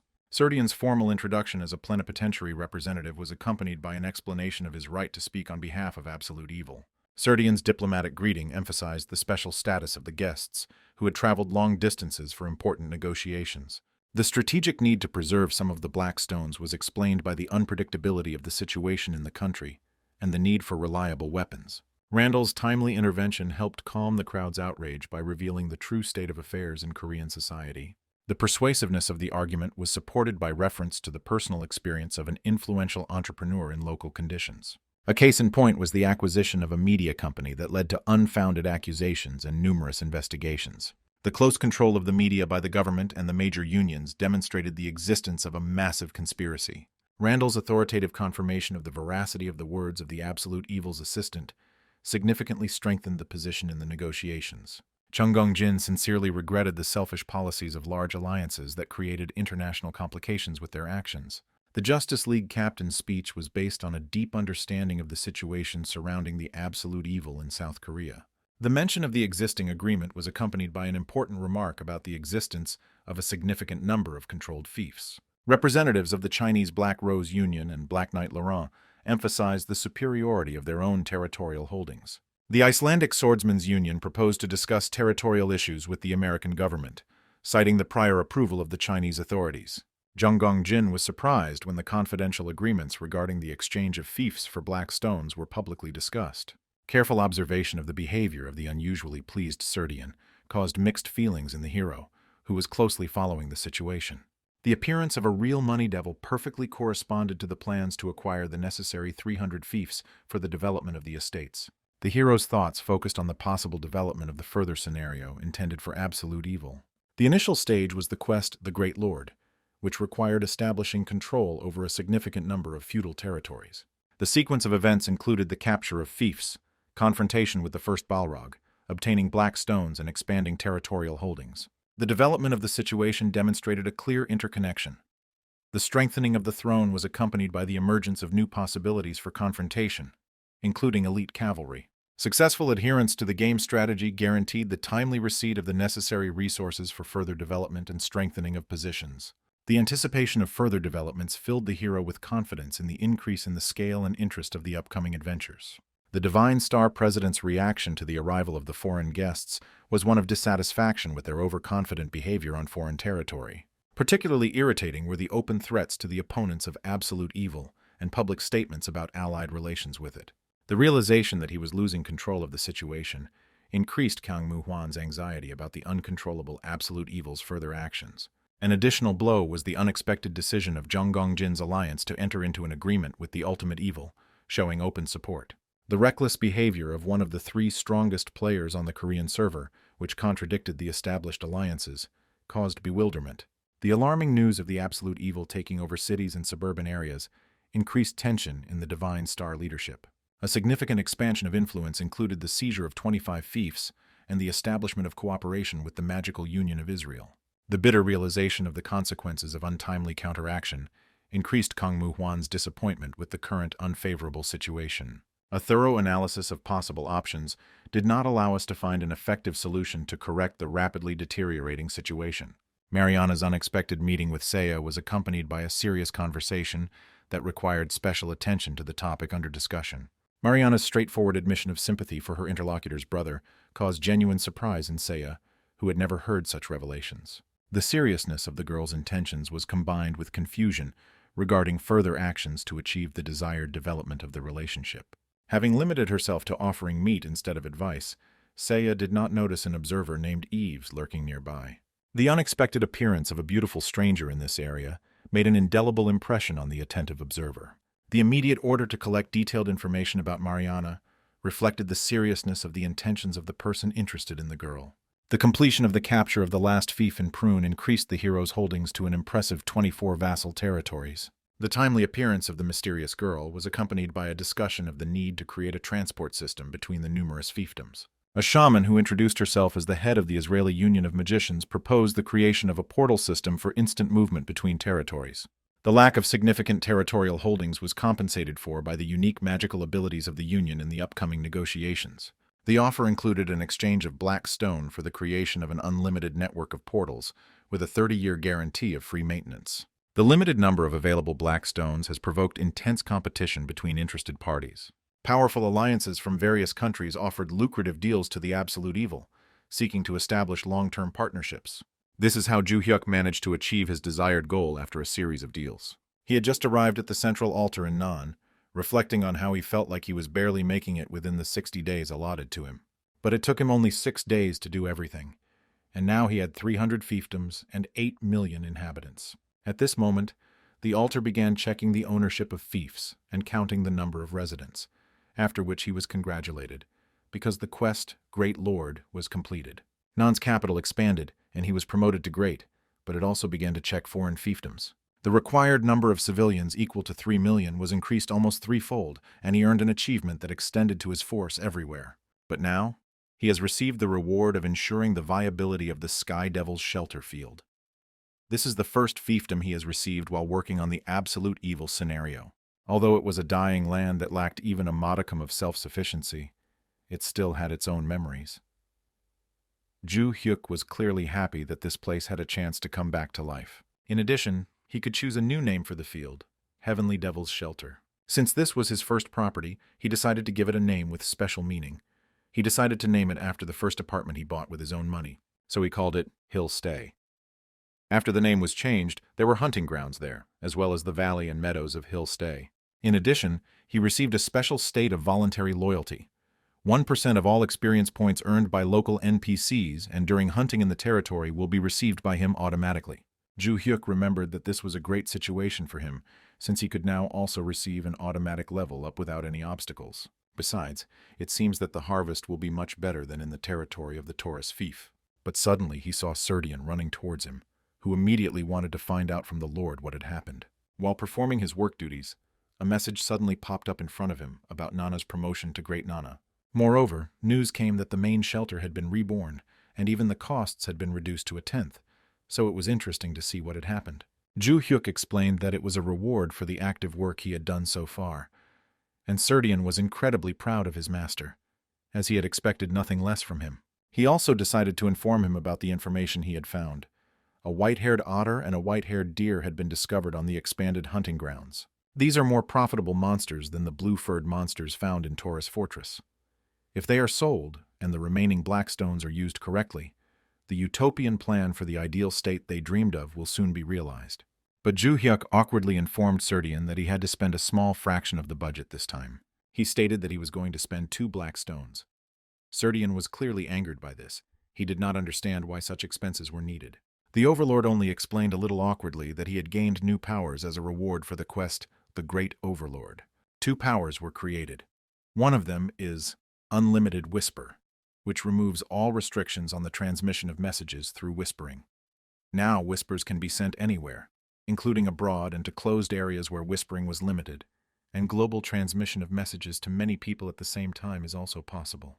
The second power is the expansion of the fief, the same effect as when upgrading the Taurus Fortress. To upgrade the fortress, auxiliary materials are needed, which vary depending on the size and level of the territory being expanded. And this time, to expand the territory, he needs 2 black stones. When Serdian realized why such expenses were necessary, he immediately relaxed, because he could not oppose the cause for the benefit of the Heavenly Devil. As a result, 2 black stones were absorbed to activate the fief expansion power, after which the expansion of the Great Nana began.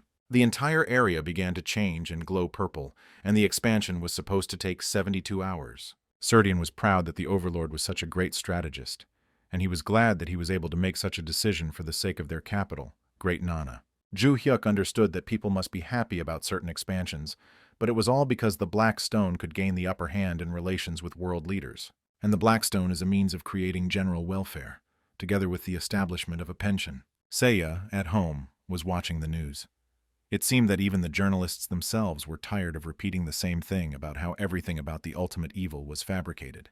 Seiya assumed that they really did have tight control over the media and power, but Ju Hyuk never had any doubts about it. However, he guaranteed her that the Divine Star would not last even 2 years. If they continued in the same direction as they were now, they would be able to completely destroy this alliance within 2 years. Seiya, looking at her brother, remembered that just 6 months ago he was unemployed, and now he really has changed a lot.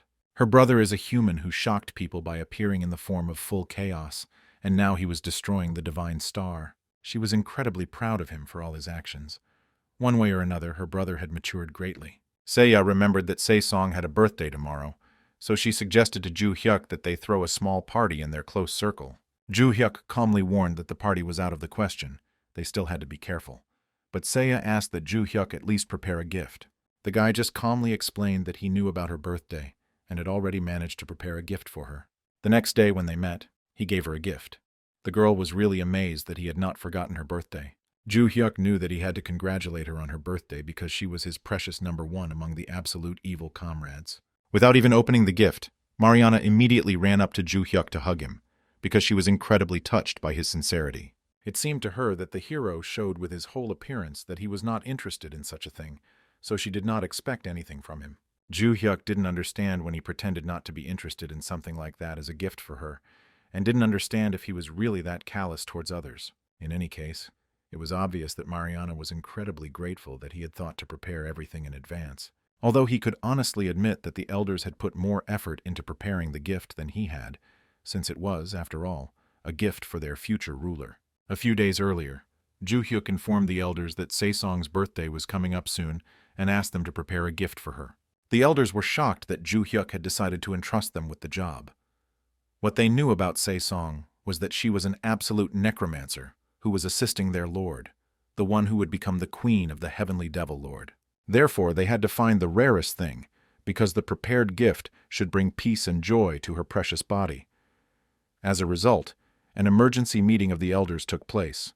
They knew they had to give it their all because this was a great opportunity to show their dedication.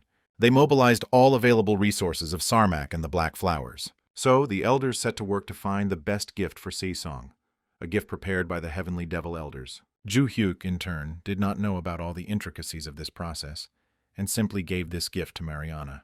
The gift consisted of a manicure, an item that is mostly worn by female users on their nails. Manicures can have various magical functions added to them depending on the user's level. In addition, the girl received a top-quality manicure worth 22 billion gold coins as a gift, and although Mariana did not understand much about it, she still loved it. At this time, Ju-hyuk decided to go to the lands in order to understand whether a new dungeon had appeared here. Besides, they didn't notice any road or monsters here. There was absolutely nothing, no matter how much they looked through the undeveloped territory. Soon, Ju-hyuk jumped on Coco and decided to check everything from a bird's-eye view. Coco was glad that today it was just the two of him and the Overlord, because he usually rewarded him with a bunch of goodies if he did his job well. But suddenly Coco realized that he couldn't take off, and Ju-hyuk received a notification that absolutely everything related to flying was prohibited in this area. Ju-hyuk realized that in this case there was no choice left, and he decided to ride a horse, so he called his cavalry. He explained to the Tao Knight that he was going to explore the area and find a way to clear the dungeon, and Tao immediately understood what the Overlord wanted. Eventually, Ju-hyuk climbed onto the passenger side of the horse and they set off. The boy understood that, as expected, the cavalry was incredibly useful in many ways. He was sure that it would play an important role in the future war against the Holy Seas. Besides, when you travel long distances, there was nothing better than a horse. However, he wondered why, despite how much they moved forward, they did not encounter anything on their way. At times like these, it would be great to have something like a radar to survey the area. But then he saw something appear on the horizon. It looked incredibly like a cavalry unit, and after checking it with his spiritual eye, Ju-hyuk was convinced that it was definitely cavalry. In addition, Tao stated that the energy of the mana flow emanating from the riders seemed very familiar to him. The battle that happened not long ago, the energy was painfully similar to the cavalry advancing from Yu Jung-suk's side. The Phantom Cavalry was clearly the same cavalry that was summoned by the Fifth Throne. Although the mana flows were indeed similar, their magic power was not as chaotic as it was back then. Tao did not know what to do, but Ju-hyuk, mounting his horse, calmly declared that in that case, he would move against this cavalry. Tao tried to explain that it was very dangerous and suggested fighting it like last time. After all, they were advancing forward in full force. There was not a single fortress nearby that could be attacked by Mercury. But Ju-hyuk knew that everything would be okay, because after all, he was their lord. Previously, he could not attack the cavalry himself due to the rules of the duel, but here nothing limited him. He used the mega-powerful 100 lightning strikes, combined with the mega-powerful 1,000 lightning strikes. As a result, the synergy effect occurred again, and now only the final step remained to be taken.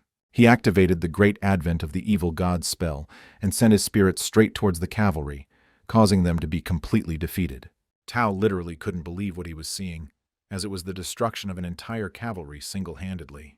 Moreover, she couldn't even get close to the Overlord. He wondered how strong the Absolute Evil really was. Tao immediately jumped off his horse and asked the Absolute Evil to kill him, because he was a non-entity who did not realize the limitless abilities of his master. He wanted him to punish him for the stupidity he had shown. But Ju Hyuk knew that his concern was born out of loyalty, and it was not a sin that could be washed away by death, so he asked the man not to worry about it. In addition, he announced that the appearance of this cavalry was similar to the appearance of a boss, and he killed them all.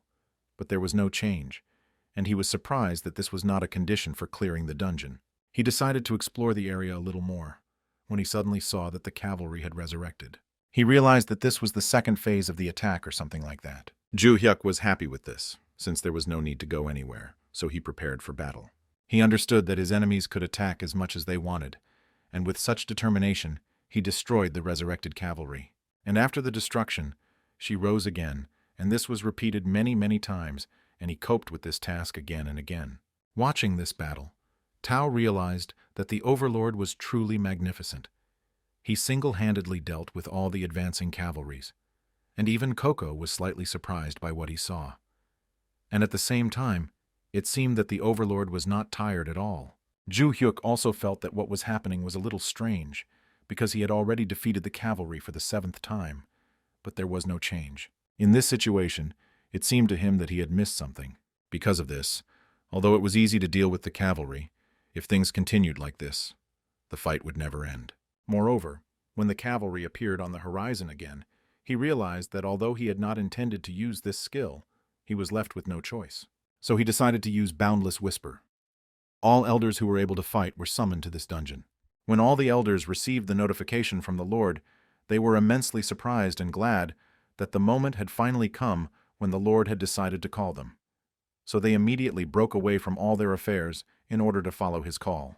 Finally, the elders who had come to his call lined up before the Lord, and Tao, looking at the elders, clearly did not understand who all these people were. Moreover, looking at the elders, he felt that an extremely strange energy was emanating from them. And Rexer and Johann emanated an energy similar to assassins. They were like ghosts. Their presence was completely imperceptible, and it was impossible to even roughly imagine their strength. Moreover, Tao had not seen any of these subordinates in Cardia before. Ju Hyuk suddenly realized that he had forgotten to introduce these people to Tao. He asked him not to worry, because these people were their supporters, after which Luxo approached them first to greet the man. And finally then Tao realized that the Lord had not acted at full strength last time either, so they had only called upon his cavalry.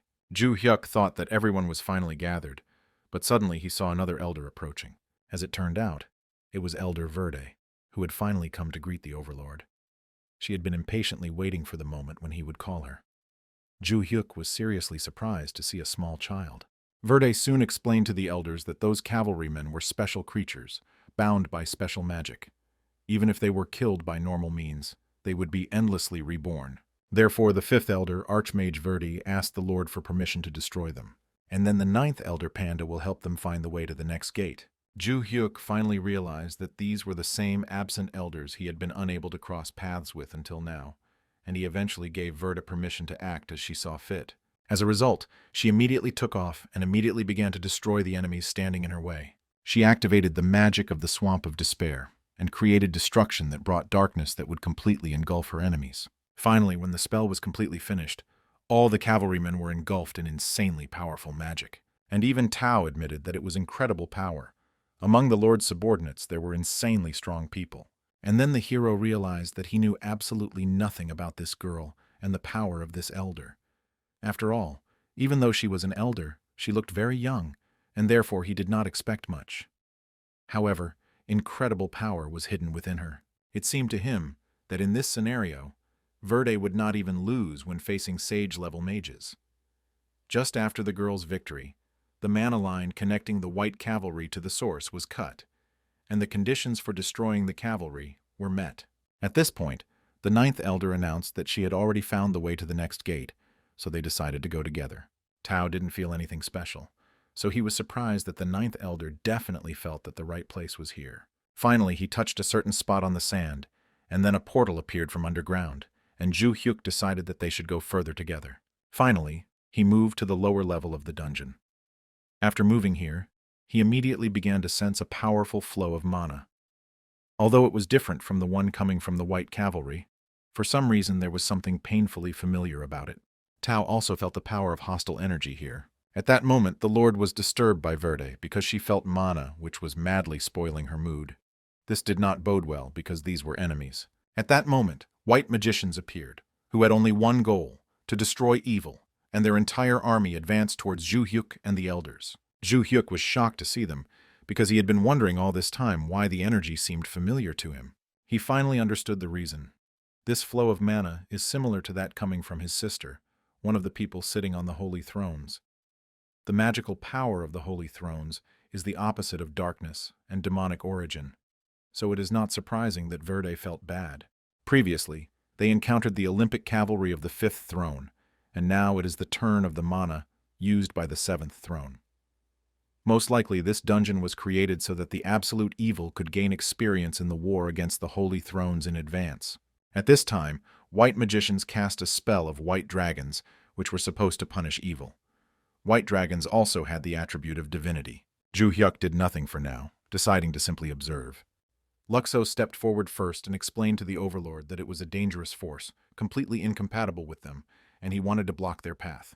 But Zhu Hyuk stopped Luxo and reminded him that he was the Lord, the one who leads the elders, and not the other way around, so he asked Luxo to trust him. After which he activated the evil space and the encouragement of evil, and marks appeared above everyone's heads. All bonuses were applied to creatures in the evil space that possessed the attributes of evil and darkness. Luxo also realized that he must have felt the incredible power that filled their bodies. Rex had already experienced such a power once. It was a completely different power, unlike all the others, because it was a power granted to them by the Lord. Johann decided to go on the attack first, and they rushed together with Rexer in order to glorify their Lord. While watching Rexer and Johann fight, Luxo realized that he previously felt like he was blocked by a wall, which is why he couldn't get stronger. But now it felt like this wall had been completely destroyed. The skill even changed the fighting style of the second and third elders, who always stuck to secret battles. Luxo realized how strong their lord's power really was. Luxo and the rest of the elders also decided to go into battle, because if it was about such power, then they could do anything. For Verdi, the hardest thing was to control the incredible power that had accumulated in her body. She decided to concentrate on the attack, because if we were talking about white mages who were completely incompatible with them, this did not present any problem for her at all right now. So she activated a skill called Granting Eternal Peace, and a huge three-headed dragon appeared behind her. As a result, the fight has now become more even, dragons against dragons and elders against white mages. Watching this, Zhu Hyuk understood that the compatibility of light and dark energy made no sense. After all, if the opponent was strong, then all that was needed was to become even stronger. This was called absolute power. Moreover, at this moment, since his charisma had exceeded 100, the system congratulated him on the fact that he had created the skill Greatness of the Monarch. The period of action of the space of evil and the encouragement of evil was 20 seconds, and they had to confront 72 white wizards. However, for the elders who received the full buff, 20 seconds was enough to destroy absolutely all enemies. Moreover, their side did not suffer any damage, all thanks to the new power that was granted by their lord. They realized that when the Lord was with them, they became even more ideal, so they began to glorify their greatest ruler. At that moment, Zhu Hyuk noticed the skill Greatness of the Monarch, and he realized that this was probably a reward for the loyal elders who distinguished themselves during this battle. His new skill gave a general buff to all targets that had pledged allegiance. However, there was a chance that a person or character could be subject to deletion if they betrayed the overlord they had pledged allegiance to. Zhu Hyuk thought this buff skill was of great power. Moreover, if you look at the description, it seems like it is a permanent type buff, although it is used only if there is an oath and no betrayal, so using it on players would not be the best idea. Turning to the elders, he decided to find out if they had all sworn an oath of allegiance to him, and apparently they unanimously answered yes. Zhu Hyuk understood that the elders would never betray him, because they were loyal, and asked them to swear their loyalty to him again. Then they all had an oath of allegiance, in which they promised to be loyal to the monarch without any lies or betrayal. Coco immediately voted first, and although he had no idea what was written there, it was clearly something good. As a result, oath number 1 was taken. Verde was amazed that there was a line here too, so she quickly swore allegiance as well. The rest of the elders did not understand what they needed to do, And while they were thinking about the oath to the Lord, they had already missed the time for first and second place. But at that moment, while the others were taking the oath, the ninth elder discovered something strange, because despite the fact that they had destroyed all the mages, new streams of mana began to appear. At one point, the magicians became alive again and began to chant their goal again, to destroy evil. At this point, Verdi realized what they were planning to do and stood before the Overlord, warning him that their attack was incredibly dangerous. They used a magic circle using their own body as a conductor. It would be a mana explosion called self-destruction. Therefore, the elders immediately began to cover Ju Hyuk with their bodies in order to save him. The guy understood that he was too confused, and he didn't know what was going on with him. But for the elders, an explosion of this scale was clearly dangerous. Therefore, he was simply obliged to protect them at all costs. Luxo believed that he was dying, and asked that the Overlord be sure to survive and avenge them. But suddenly they noticed that they were all safe and sound, because the Lord had managed to protect them at the last moment with his skill. Ju Hyuk was extremely happy that he managed to activate the skill at the last moment. It was a dangerous situation in which he could lose several elders whose defense was extremely weak. However, at the moment when the wizards self-destructed, they all gained a ton of experience points and leveled up due to defeating their opponents. And at the same time, the Absolute Evil's exclusive defensive skill, Evil God's Defense, was activated. To be honest, he was really lucky this time, and so he decided to remember that the Holy Seas had another chance to turn the tide of the battle. Soon, Ju Hyuk went home to watch the news, which announced that an unprecedented mass layoff was taking place. The country's leading unions, led by the large union of the Divine Star, are carrying out a large-scale restructuring, closing their branches in the city. The Divine Star emphasizes that the union's situation has become grave due to the social chaos caused by the Absolute Evil. Seiya was afraid that her brother would be at a disadvantage again after such news spread, and he himself understood this. However, they say that since they have capital, they will cut off all economic flows. But if that happens, people who are desperate to make a living will not be able to side with them. And since their dirty deeds are being exposed one after another, they are trying to shift all the blame onto Ju Hyuk himself. Seiya didn't understand what they should do in such a case. In this situation, instead of answering, the brother only asked the girl if she knew why he acted so passively. She thought it was because of the quest to collect 300 fiefs, but she suddenly remembered that he had just finished it recently, meaning he was now in full force. And she got it right, because he was going to rush head-on at full speed into the big Union car. She wanted to see who would try to dodge the collision first. Besides, he clearly understood that large unions greatly underestimate people. As soon as the guy returned to Olympus, he immediately captured another fief, which now came into his personal use. After this, Ju Hyuk calmly addressed the people. The hero knew that they couldn't get into the hunting grounds here because they were blocked. He explained that now that he had absorbed the fief, they could once again use the hunting grounds for free. Moreover, he would not charge any commission, and this made people incredibly happy, because they immediately understood the generosity of Absolute Evil.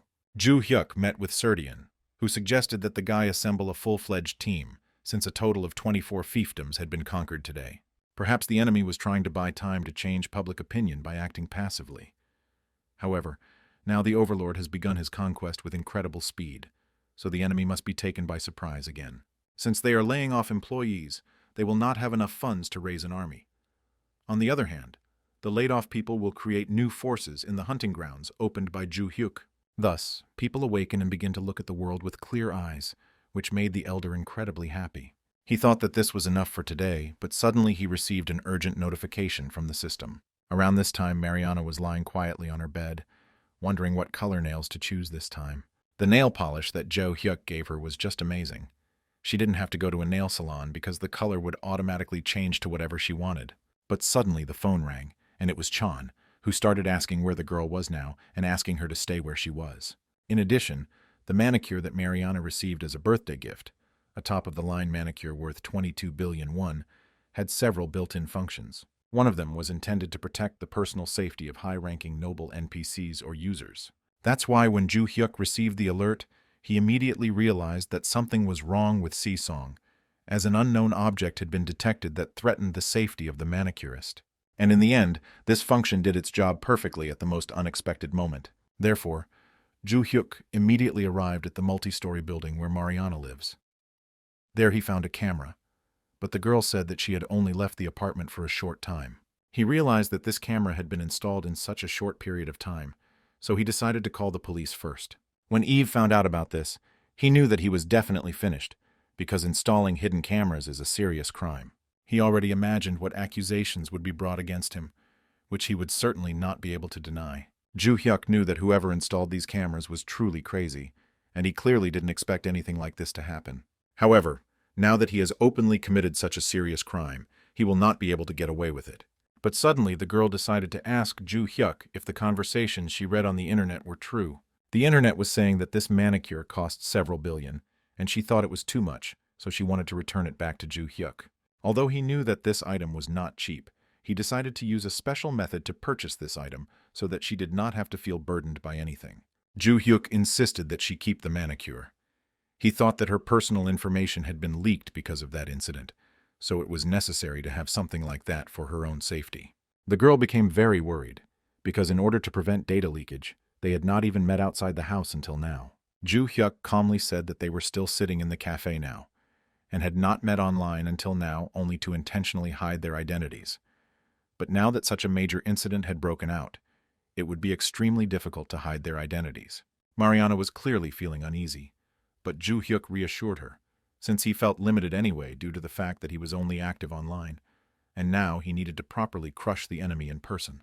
As soon as Ju Hyuk entered Olympus, Luxo immediately came to him with a report on the hills and valleys of the new territory. After the Overlord used that skill, certain changes occurred in their lands. New boss monsters have been discovered: the black-furred deer and the black-furred otter. It has been confirmed that these monsters appear at regular intervals, and that defeating them has a high chance of dropping a black stone. One of these black stones was brought to the Lord as proof. We also directly examined the hunting grounds and cross-checked this information.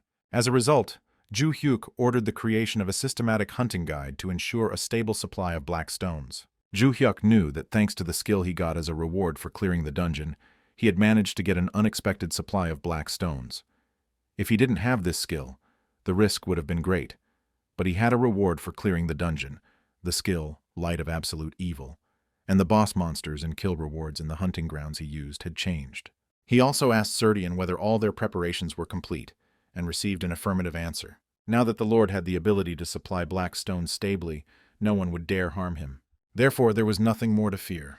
The time had come to show the world the true greatness of the Lord. Soon, the president of the Justice Union was contacted by the commander regarding the scandal involving Helen's leader, and he realized that it was a very unusual scandal.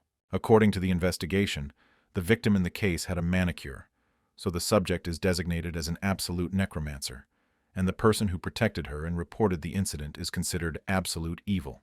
It is not yet clear whether his involvement in the case with Helen's manager is a coincidence, or whether there are hidden agendas involved. But the commander also received new information. It had just been revealed that the absolute evil could provide a constant supply of black stones. Now he has the most unique ability in the world. Even if they have to send CIA agents, they must protect this man at any cost. Ju Hyuk, the ultimate evil, is able to ensure the supply and demand of black stones without interruption, and his announcement has once again turned the world upside down. Israel immediately issued a statement that if the Lord so desired, they could provide assistance at any time. Iceland, however, stated that if anyone dared to harm the absolute evil, they would declare war on Korea. China, however, stated that it considers absolute evil to be its brother. The entire world became even more steadfast in declaring their support for the ultimate evil, and then came the even more shocking announcement that Ju Hyuk was forming the Ultimate Evil Alliance. Soon, even the YouTube channel showed members of the Union of Absolute Evil: Mariana, Ju Hyuk himself, Markin, and of course Rufandal. When Kang Moo-hwan saw the news, he knew that Ju Hyuk was clearly going to attack them openly, and he knew that he had to attack back. But he couldn't understand how this guy was able to ensure a steady supply of black stones. He must have discovered a hidden hunting ground. Anyway, he created an alliance, exposed all his comrades. He said that the girl that Eves of Helen disturbed was an absolute necromancer. It turns out that Mariana from the Union of Absolute Evil was also a commoner, and the person who was with this girl was none other than Absolute Evil. Kang Moo-hwan knew that he didn't care whether it was everything else or these two. He just couldn't leave them alone. If the foreign scoundrels continued to bother him, he would use his last resort. Suddenly, Kang Moo-seok received a notification that Chae Song-hwa had gone to Runa to meet with the Ultimate Evil. If it was this woman, he was ready to say that she was capable of bringing absolute evil down to the very bottom. In addition, Kang Moo-seok also received an application for the Seventh Throne, and this commoner was the Absolute Evil's sister. At this time in Rune, Ju Hyuk summoned Lee Ju-ran and Se-song, and he already guessed that he knew the reason why he summoned them.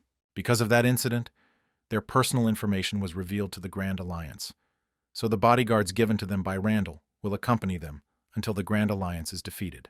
He also warned that they should keep in mind that US and Chinese CIA agents will also provide security in case of an emergency, after which he also gave Seiya some varnish and asked her to apply it and not remove the coating again, that it was for safety reasons. She thanked her brother, but was worried whether everything would be okay with the guy. Ju-hyuk explained that as for him, he had already made all the preparations. At that moment, one of his assistants came running and said that he needed to visit the reception room for a short while. Ju-hyuk didn't understand if the elders had come. The matter was different. He said that a woman of indescribable beauty wanted to see him. As a result, once he met with Che Hwa-song, she stated that it was a great honor for her to meet the Lord, and then introduced herself. Ju-hyuk also recognized this celebrity. He did not understand how she could get here, so he decided to find out what business brought her to him. She happily explained that she had been given a special quest and decided to show it to Ju-hyuk. He saw the quest to gain the Lord's trust, and Ju-hyuk realized that it was definitely not a lie. He was curious about who gave out this quest. More importantly, he didn't understand how anyone would dare let a user into the Lord's castle to complete a quest. It was literally absurd, especially now that there are rumors in the media about his meetings with Sesong. A famous girl decided to come to him, using the powers of charm. While Che Hwa-sun was begging for a way to gain the Lord's trust, the guy just smiled slyly and said that it would be very difficult for the girl to do so. But she happily declared that she was ready to do anything to win his trust. Besides, she was happy, believing that her plan had succeeded, and no matter what the absolute evil was, in the end it was a toy in her hands. Jo-hyuk warned her that his concern would hurt her a little. Che Hwa-sun just laughed, not understanding what he was talking about. But after one basic hit, she died instantly.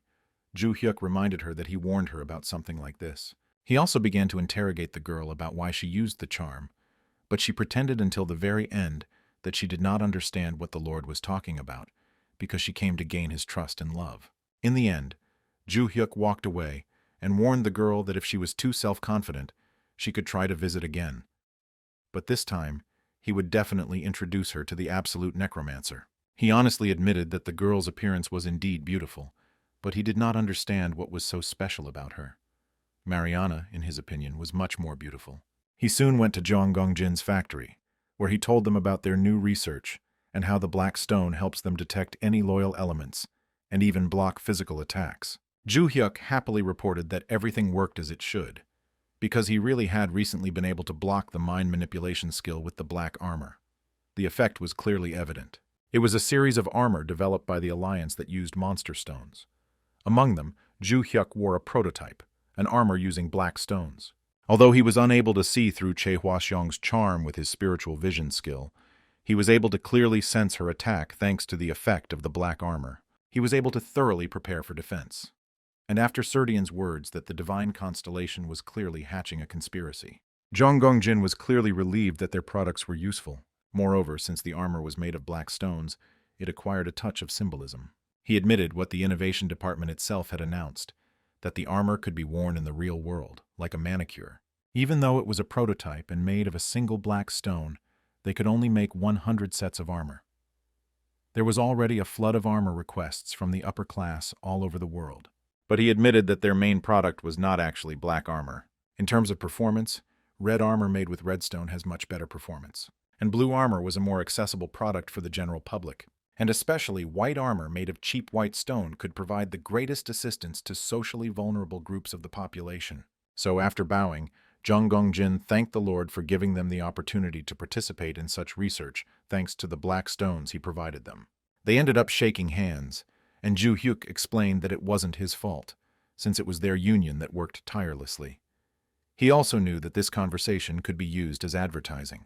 He soon went live on air to promote the armor that the union had made. Many were surprised that the absolute evil was doing a marketing ploy for the first time, but they weren't mad at him because the armor's performance was actually good. In addition, they spent all the money they earned on winter clothing made of blue fur and gave it to the poor absolutely free of charge. Soon, when Ju-hyuk confessed to Sesong that it really had nothing to do with his intentions and plans, she happily explained that people didn't know about it and were talking about how kind he was.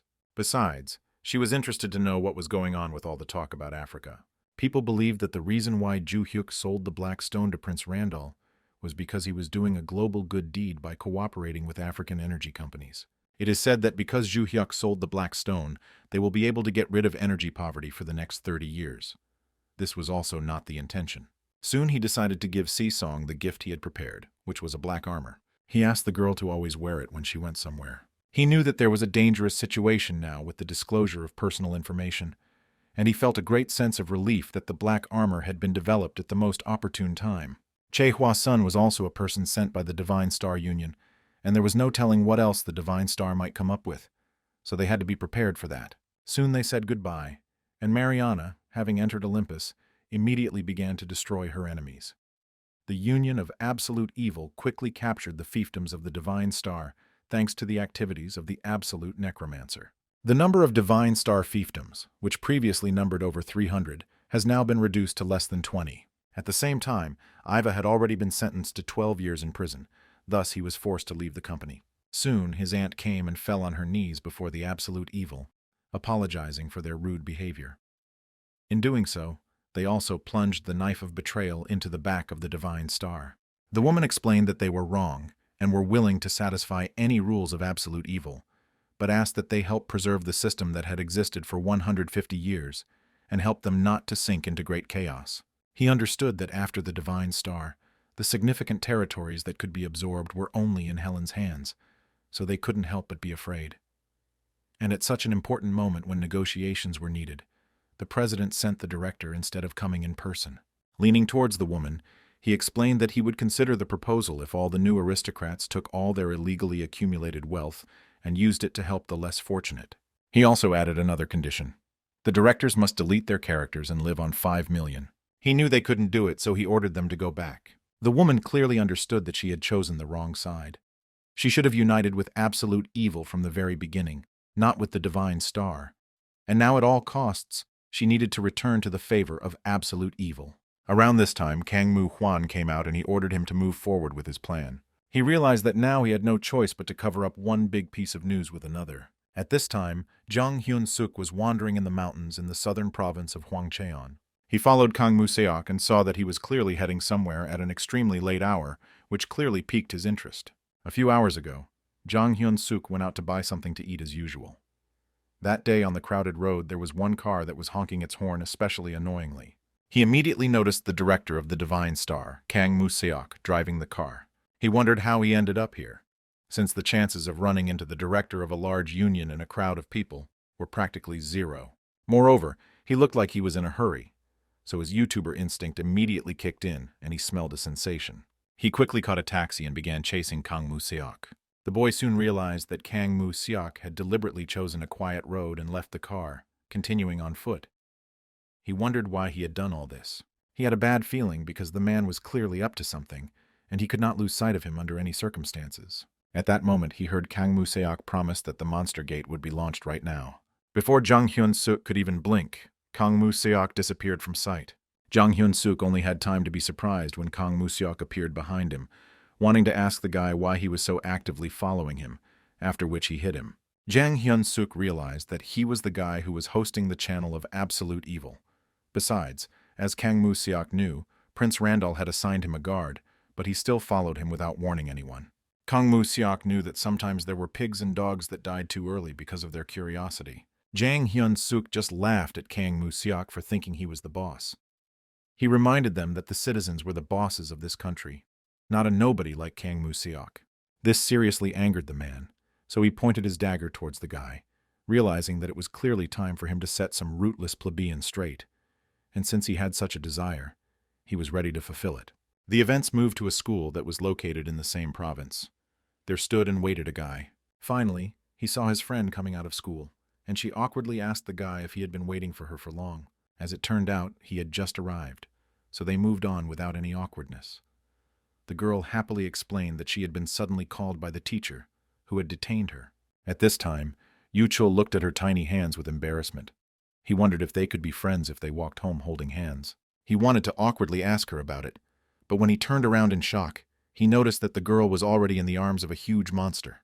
With all her might, she begged the guy to run away, after which the monster shoved the girl into his mouth and slammed it shut. As a result, the Republic of Korea was plunged into chaos. It was a small town in the southern province where one morning monsters appeared, an unprecedented situation where monsters appeared in the real world. Citizens who heard the news of the disaster gathered in shelters and waited for help, but a problem arose. The army did not appear for more than 2 hours, and numerous citizens, from young students to office workers and elderly people, became victims of the monsters. When Luna saw this news, she could not look at it any longer, and approaching her brother, tried to understand how this could have happened. The guy understood that if the military had responded in time, the damage would not have increased to such an extent. But he did not understand whether there was a problem with issuing the order. Moreover, he was interested to know how the monsters managed to get into the real world. At that moment, an urgent message suddenly arrived from Randall, who urgently needed to be told something. Soon a car came for the guy, and the butler took him to a luxurious mansion. The butler explained that they had prepared this mansion as soon as they arrived in South Korea. There's also a bunker here that can withstand a nuclear attack. Even though it's an underground bunker, the lighting, temperature, and humidity control were perfect. The guy clearly knew a lot of money and resources had been invested in this. Ju Hyuk was allowed into the room, and upon entering, he decided to ask Rendell what they were talking about in such an important conversation. But suddenly he saw a badly injured Jang Hyun-suk. He approached Rendell in fear to understand what it meant. Rendell only explained that the bodyguards assigned to the boy from their side were a little late, and he was attacked. Ju Hyuk asked who did this to him, and Rendell coldly said that the culprit was the director of the Divine Star named Kang Moo-seok. Although Jang Hyun-suk found himself in an extremely dangerous situation, he managed to survive thanks to the support of the red armor. Ju Hyuk looked at the guy in surprise and didn't understand why it was necessary to go so far. But instead of explaining, Randall handed him the tablet, knowing that once Ju Hyuk saw the video, he would understand everything himself. The video was recorded by Jang Hyun-suk's camera. Suddenly he saw a portal and the same monsters he had seen on the news coming out of it. As it turned out, Kang Moo-seok had stabbed Jang Hyun-seok, who was chasing him. Before he was stabbed, Jang Hyun-seok had driven Kang Moo-seok to an emotional breakdown, and then he fought desperately, even when the angry Kang Moo-seok stabbed him several times. During this life-or-death struggle, Jang Hyun-suk managed to install a small camera that was attached to Kang Moo-suk's shirt. Everything Kang Moo-seok did last night was recorded and automatically transferred to the tablet. The item developed by the Divine Star that artificially creates monsters was brought by Kang Moo-seok and activated in the real world. Ju Hyuk clearly didn't understand why the hell it had to come to this. He turned a blind eye to the fact that they treated citizens like mongrels and pigs, but he couldn't ignore the problem, saying that they were nothing but moral monsters. He swore that he wouldn't let them get away with it.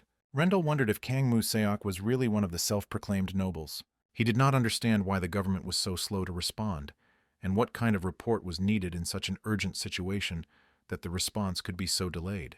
Ju Hyuk clearly understood that this was someone's plan, and it was terribly shocking. Otherwise, there was no way to explain what was happening. Someone was clearly playing dirty. Rendell realized that, in this case, not only the Divine Star, but also politicians were involved in this incident. The enraged hero asked the prince not to dwell on this matter. Ju Hyuk clearly understood that these assholes would not stop at what they had done, and the surest way to shut them up was to reveal the truth, even if it meant touching on those behind their backs. Soon, Kang Moo-seok spoke to the others, explaining that he, as an adult, felt a great responsibility. Since the Divine Star is a union created by humans, they promised to do their best to fulfill all the duties to humans. He is a man of caution, but still something had to be said. He asked to turn on the video and immediately announced that the video he was showing had not been manipulated in any way. The location where the video was filmed was in the mountains, right next to the place where the disaster occurred, and in front of all the people was a world not in the game, but in reality. It was a very important scene when the man went down on his knees. After this, the silhouette of a presumably muscular orc appeared from the portal. Kang Moo-seok tried to gather more information about the personal details of the person captured on camera, but the video only ended on a scene where the face of absolute evil was clearly visible. That's why he considered him the culprit. The absolute evil left Olympus around the time this video was filmed, which was the main evidence. Therefore, experts came to the conclusion that something was brewing in this world. The captain of the Justice Union also watched this performance with attention. He decided to check the data that the absolute evil had left Olympus. But according to their data, he was on Olympus, although it was not possible to determine the exact location. They wondered where the guy was when such accusations were being made against him. Meanwhile, he arrived at the Swordsman's Union Island to meet his ally. The man immediately greeted the Absolute Evil, and the latter thanked him for the warm welcome. By the time the Absolute Evil arrived, the man had already prepared items that matched his request, and the boy understood that this time he would also remain in his debt to him. He also immediately asked the man if he had seen the video released by the Divine Star. He suspected that the man might have lost all desire to sell him anything, but Ju Hyuk promised that if the Divine Star's claims were true, he would give him all the black stones he owned. The man immediately realized that the Absolute Evil had a card that would turn the whole situation around, and he asked that Ju Hyuk contact him at any time if he needed help. They were ready to make any sacrifice for him. Right after the Divine Star's union released the video, all of Ju Hyuk's family members moved into a new house. When they saw it, no one could believe that it was really a house in which they could live. The house they arrived at had the same features as the mansion that Rendell lived in. The mansion was designed so that the personal protection of the family was the top priority, making intrusion nearly impossible. Once Ju Hyuk's identity was revealed, preparations were made under Serdian's direction. Rendell helped with choosing a suitable location for the mansion and preparing the defense. In addition, with the help of the Magic Union, it was decided to send Ju Hyuk and Seiya's parents on a trip to Switzerland, which they had dreamed of all their lives. One day, Ju Hyuk will, of course, admit that he is absolute evil, but now he could not tell his parents about it, because he was afraid that they would be too shocked. So the parents went on a trip to Switzerland, and Ju Hyuk was arrested at that time. This was predictable because the Divine Union called him absolute evil. Reporters were flocking in, and breaking news was breaking about the urgent arrest of a man who was absolutely evil. At this moment, when the entire situation was being broadcast live, and the entire country's attention was focused on this incident, Ju Hyuk walked confidently without closing his eyes. One of the reporters approached the guy with tears in his eyes, not understanding how he could walk with his head held high when countless innocent people had died. But Ju Hyuk just calmly turned his gaze to the tearful and angry citizens and explained that they would be able to watch the whole truth about the incident on the Absolute Evil TV channel. They didn't understand whether Absolute Evil was still promoting its YouTube channel even in such a situation, but suddenly they saw that an unexpected broadcast had started on the channel. The broadcast featured a young man named Jang Hyun-suk, and the headline stated that the real culprit of the disaster was a Divine Star. He addressed his respected viewers and admitted that he had filmed the video they would see at the risk of his life. In this video, Kang Moo-seok's face was clearly visible, and it was also clearly visible that he stabbed Jang Hyun-suk. They realized that the guy was only able to survive thanks to the armor he was wearing, and they didn't understand what Kang Moo-seok had decided to do. Everyone realized that he was the one who was responsible for summoning the monsters. In addition, people realized at one moment that the absolute evil was falsely accused.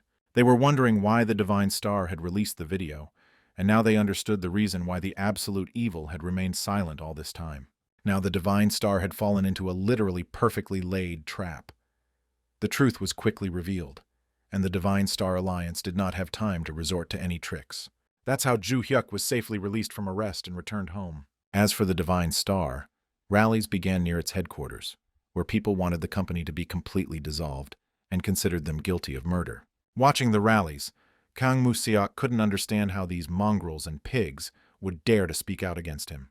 But suddenly, an assistant came running with a report that their building was on fire because people were throwing Molotov cocktails. As a result, Kang Moo-seok began to run away in a hurry, cursing the fact that he was unable to carry out his perfect, well-thought-out plan. But soon he saw people who began to climb into the building and approach him with bats. In the end, Kang Moo-seok was unable to escape punishment and was arrested. He was also subsequently taken into custody. But the anger of the citizens towards the two rich men who had committed the terrible massacre did not subside even after they were arrested.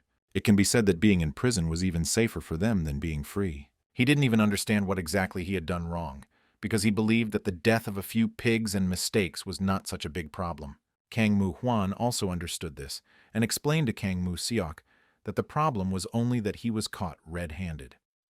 Besides, Kang Moo-hwan had already used all he could, but public opinion was so heated that it was difficult to justify his actions. They might have to spend a few years in prison, but they could be released under a special pardon, and then they could start all over again, because they were aristocrats anyway. Soon it was announced that the president of Divine Star and director Kang Moo-seok had been arrested, and Seiya had a question. Can she now join her brother? Ju Hyuk also thought that the time had already come, and besides, everyone already knew that she was his younger sister. But she had a question. She wondered if they were doing everything right and how soon the divine star would fall completely. The answer was obvious. The leaders were behind bars, and public opinion was against her. But suddenly Mariana knocked on the door and asked to talk to Ju Hyuk, so Luna quickly left them alone. Left alone, Mariana awkwardly handed Ju Hyuk the cookies and explained that she was into cooking and baking, so she baked these cookies for him. Besides, recently she really saw how Ju Hyuk worked and how nervous he was, so she decided to please him. The guy happily declared that he would eat it with pleasure, and after that the embarrassed girl quickly left. Soon, Ju Hyuk sat down at the computer and, as promised, began to eat cookies. He decided to look at the recent news. They wrote that the union with a 150-year history had collapsed on its own, since most of the union's members had left their posts, which made revival impossible. But there were still many unresolved questions, and Ju Hyuk still didn't fully know who exactly his enemy was. There was clearly someone even more powerful behind the divine star. After joining the game, he found himself in Taurus's fortress, where the elder reported that he had discovered something in the basement. The door was very cleverly hidden, so it seemed to be an ancient creation of an experienced craftsman. He assumed that this was the work of an NPC of the Empire Master level or higher. Most likely, it was a storage-type space. After putting all the facts together, Ju Hyuk clearly knew that there must be something important there if it was a top-tier NPC structure. In prison, Kang Mu Hwan told Kang Mu Seok that they still had 100 million gold coins left. This was the hidden power of the Divine Star, the secret storage that Kang Mu Seok's great-grandfather ordered. He asked the master from Rufus to do this 100 years ago, so if they took these 100 trillion gold coins, they could return. This was the best news that Kang Mu Seok had heard so far, because over the past few days he had begun to think that there was no hope for them. Besides, he clearly remembered the time he spent in the common cell before moving to solitary confinement. He never expected that there would be those malicious bugs there. He didn't understand why those media creatures were doing this to the aristocrats, and swore that he would definitely kill them with his own hands. Kang Mu Hwan told his grandson not to worry, because they would return to their original place. The vault is designed so that no one except a direct line descendant of the Divine Star can open it. If one does not have skills equivalent to that of a master, one will never be able to enter, even if one summons the great-grandfather of absolute evil. But as it turned out, by this time the Ninth Elder had already managed to unlock the lock of this vault. The hero expected nothing less from the Ninth Elder, although he himself was surprised that opening a secret vault created over 100 years ago was so easy. Over the past 100 years, not only reality but also the world of Olympus had experienced significant technological progress. Moreover, Panda, as the Elder was called, was a high-level, master-level NPC, so it was not surprising that he was able to break through this defense.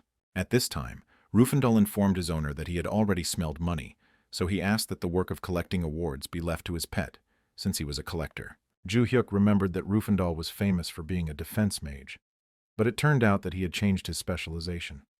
He didn't even know that there was such a character class before. Although the description of the hidden class said that it could be used to collect everything, which seemed ideal to him, but Ju Hyuk understood that since the class was not hidden and no one used it, it was obvious at first glance that it was not the best class. Rufandal was interested in when the owner had become so active. It seemed that his activity had increased since he had defeated Balrog. He was even pleased to see that his master had become so active. But so many events began to happen around him that at some point Rufandal even missed the oath of allegiance, because he was waiting for the expiration of the penalty for death. This resulted in a great loss for him, and he ended up in 7,007th place, when he used to be in first place. As a result, his position as a pet was in jeopardy, so he wanted to regain it with all his might. At this point, the Ninth Elder explained that they could enter. But suddenly the stone stated that the blood connection of the direct line of the Divine Star was not confirmed, and the entry of outsiders could be dangerous. So the door asked if they really wanted to enter the Master's secret vault. Ju Hyuk realized that the vault belonged to a Divine Star, and so he ordered everyone to consider themselves as going on a dungeon raid from now on, as this journey could be quite dangerous. After that, the doors opened and they walked in. The Ninth Elder also sensed the possible presence of traps, so he decided to go ahead. He also thought about the fact that the message clearly said something about the creator of the Master. Master is a title given by the Empire. Only those who have achieved exceptional achievements in each field or possess outstanding skills can receive it, and it is considered an honor to receive recognition of one's skill from the Empire.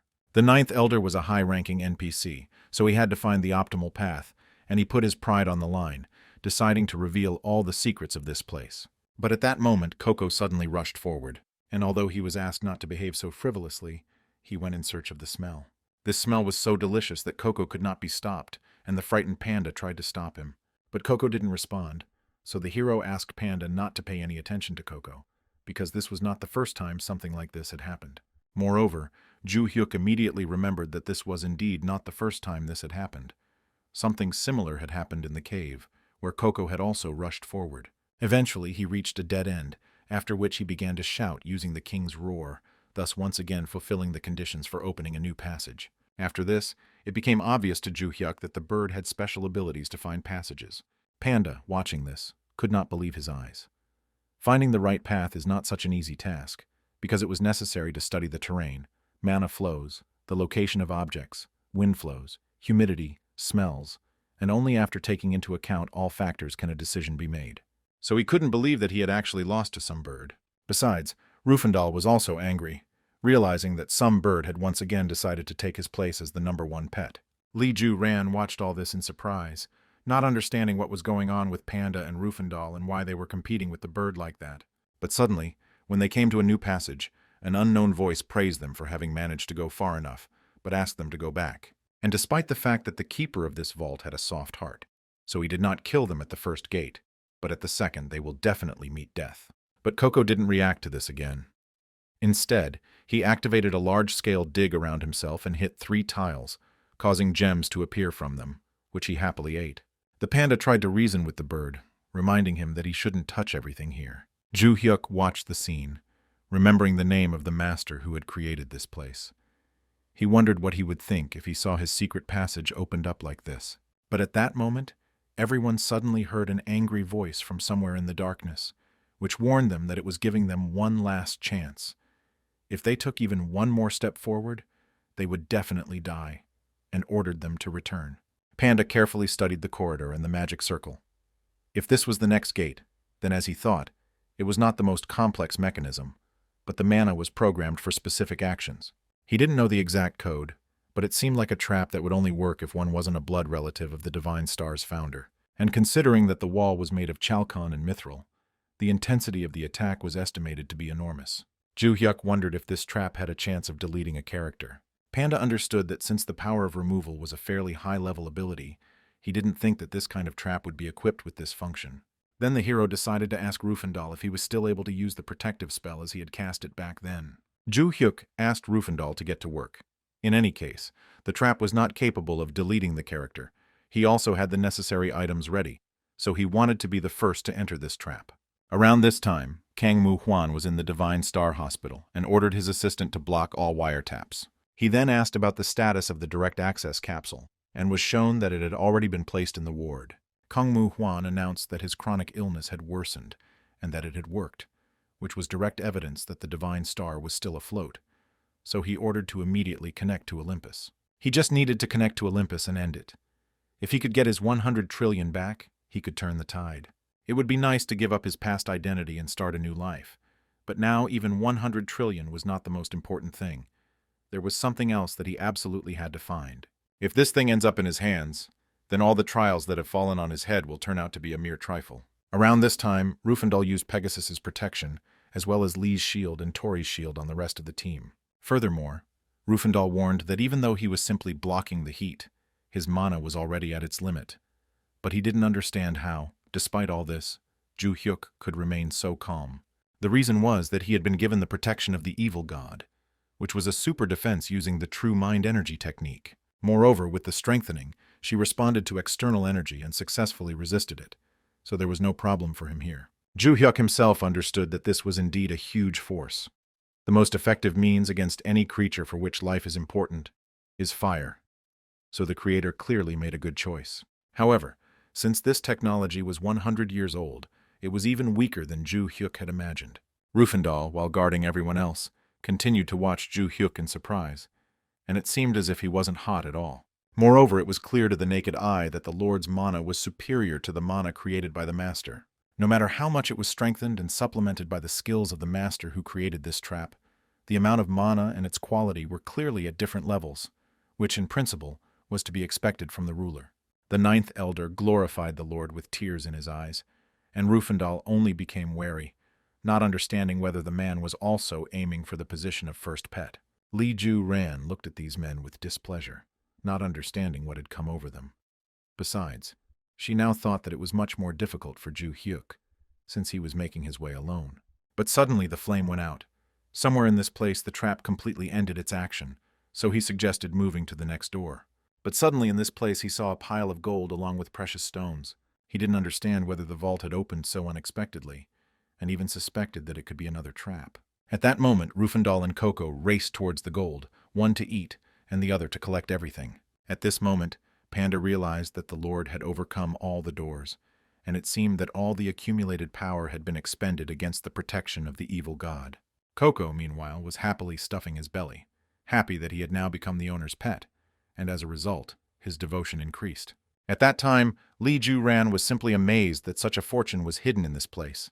Even her father didn't have such capital. Moreover, if this was a secret savings, then she wondered how many resources the divine star had squeezed out of the common people to accumulate all this.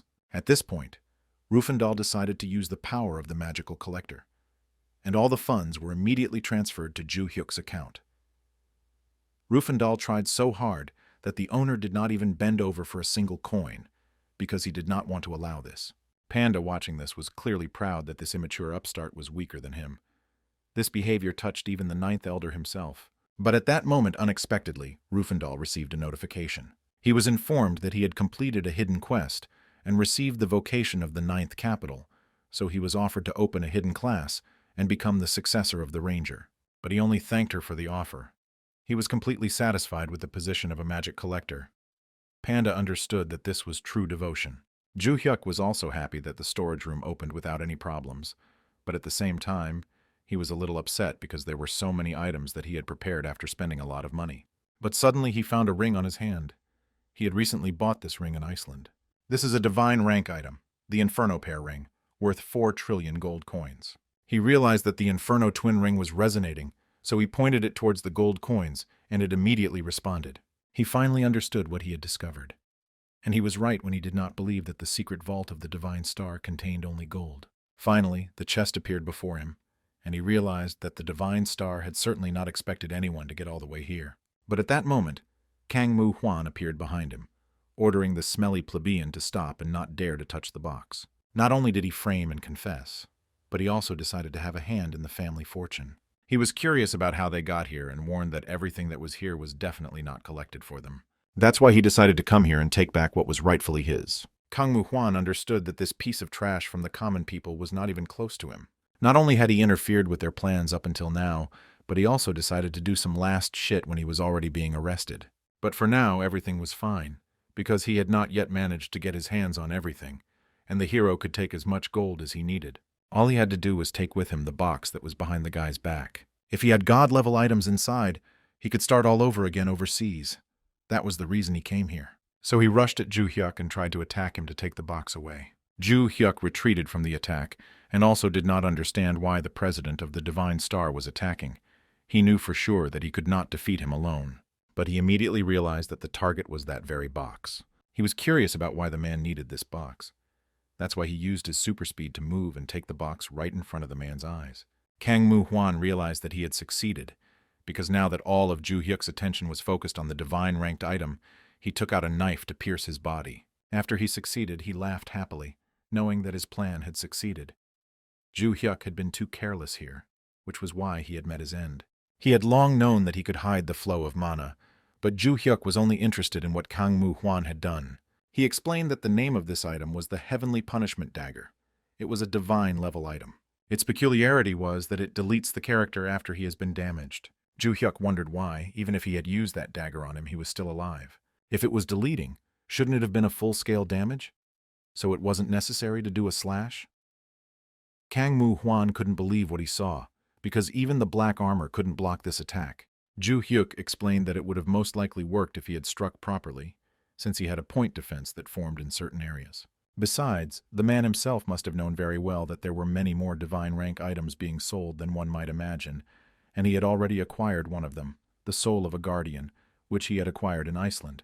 He quickly realized that this was clearly Kang Mu Huan's way of dealing with young talents in order to get rid of his competitors. After which the hero pushed the man away and threw him to the ground, pointing his sword at his face. Ju Hyuk admitted that he also searched hard to find a weapon that could remove, and it turned out that the dagger he used wasn't the only one with the removal function. Ju Hyuk wants to know how Kang Mu Huan will feel when he faces the removal himself. The man then angrily shouted at Ju Hyuk to stay away, but he calmly leaned over and explained that it was just a joke. In the end, he died from one basic blow. The hero was even curious about what he wanted to achieve if he died so easily. Kang Mu Huan only swore that he would definitely kill Ju Hyuk sooner or later, but Ju Hyuk really doubted that he would be able to do it. The hero drew his attention to the elder in Rufandal, who had been nearby all this time. At this point, Rufandal had already managed to film everything that happened. He had a perfect recording from beginning to end. Ju Hyuk just wanted to know how the man managed to connect to Olympus, because he should be in prison now. He already guessed that most likely he was pretending to be sick and connected to Olympus from the hospital itself. He knew that they would probably get an amazing reaction from people who saw this video. As a result, Kang Mu Huan, screaming in despair, soon logged out, and Ju Hyuk returned to Taro's fortress with all the gold and items. Since Jung Hyun-suk was still recovering, the editing was entrusted to Mariana, who filtered out all the content that might be detrimental to Ju Hyuk himself. Mariana also wondered if Kang Mu Huan would really be sentenced to life imprisonment after the video was published. But Ju Hyuk said that it was unlikely to happen. He had many connections with politicians, so he would definitely be able to find a loophole.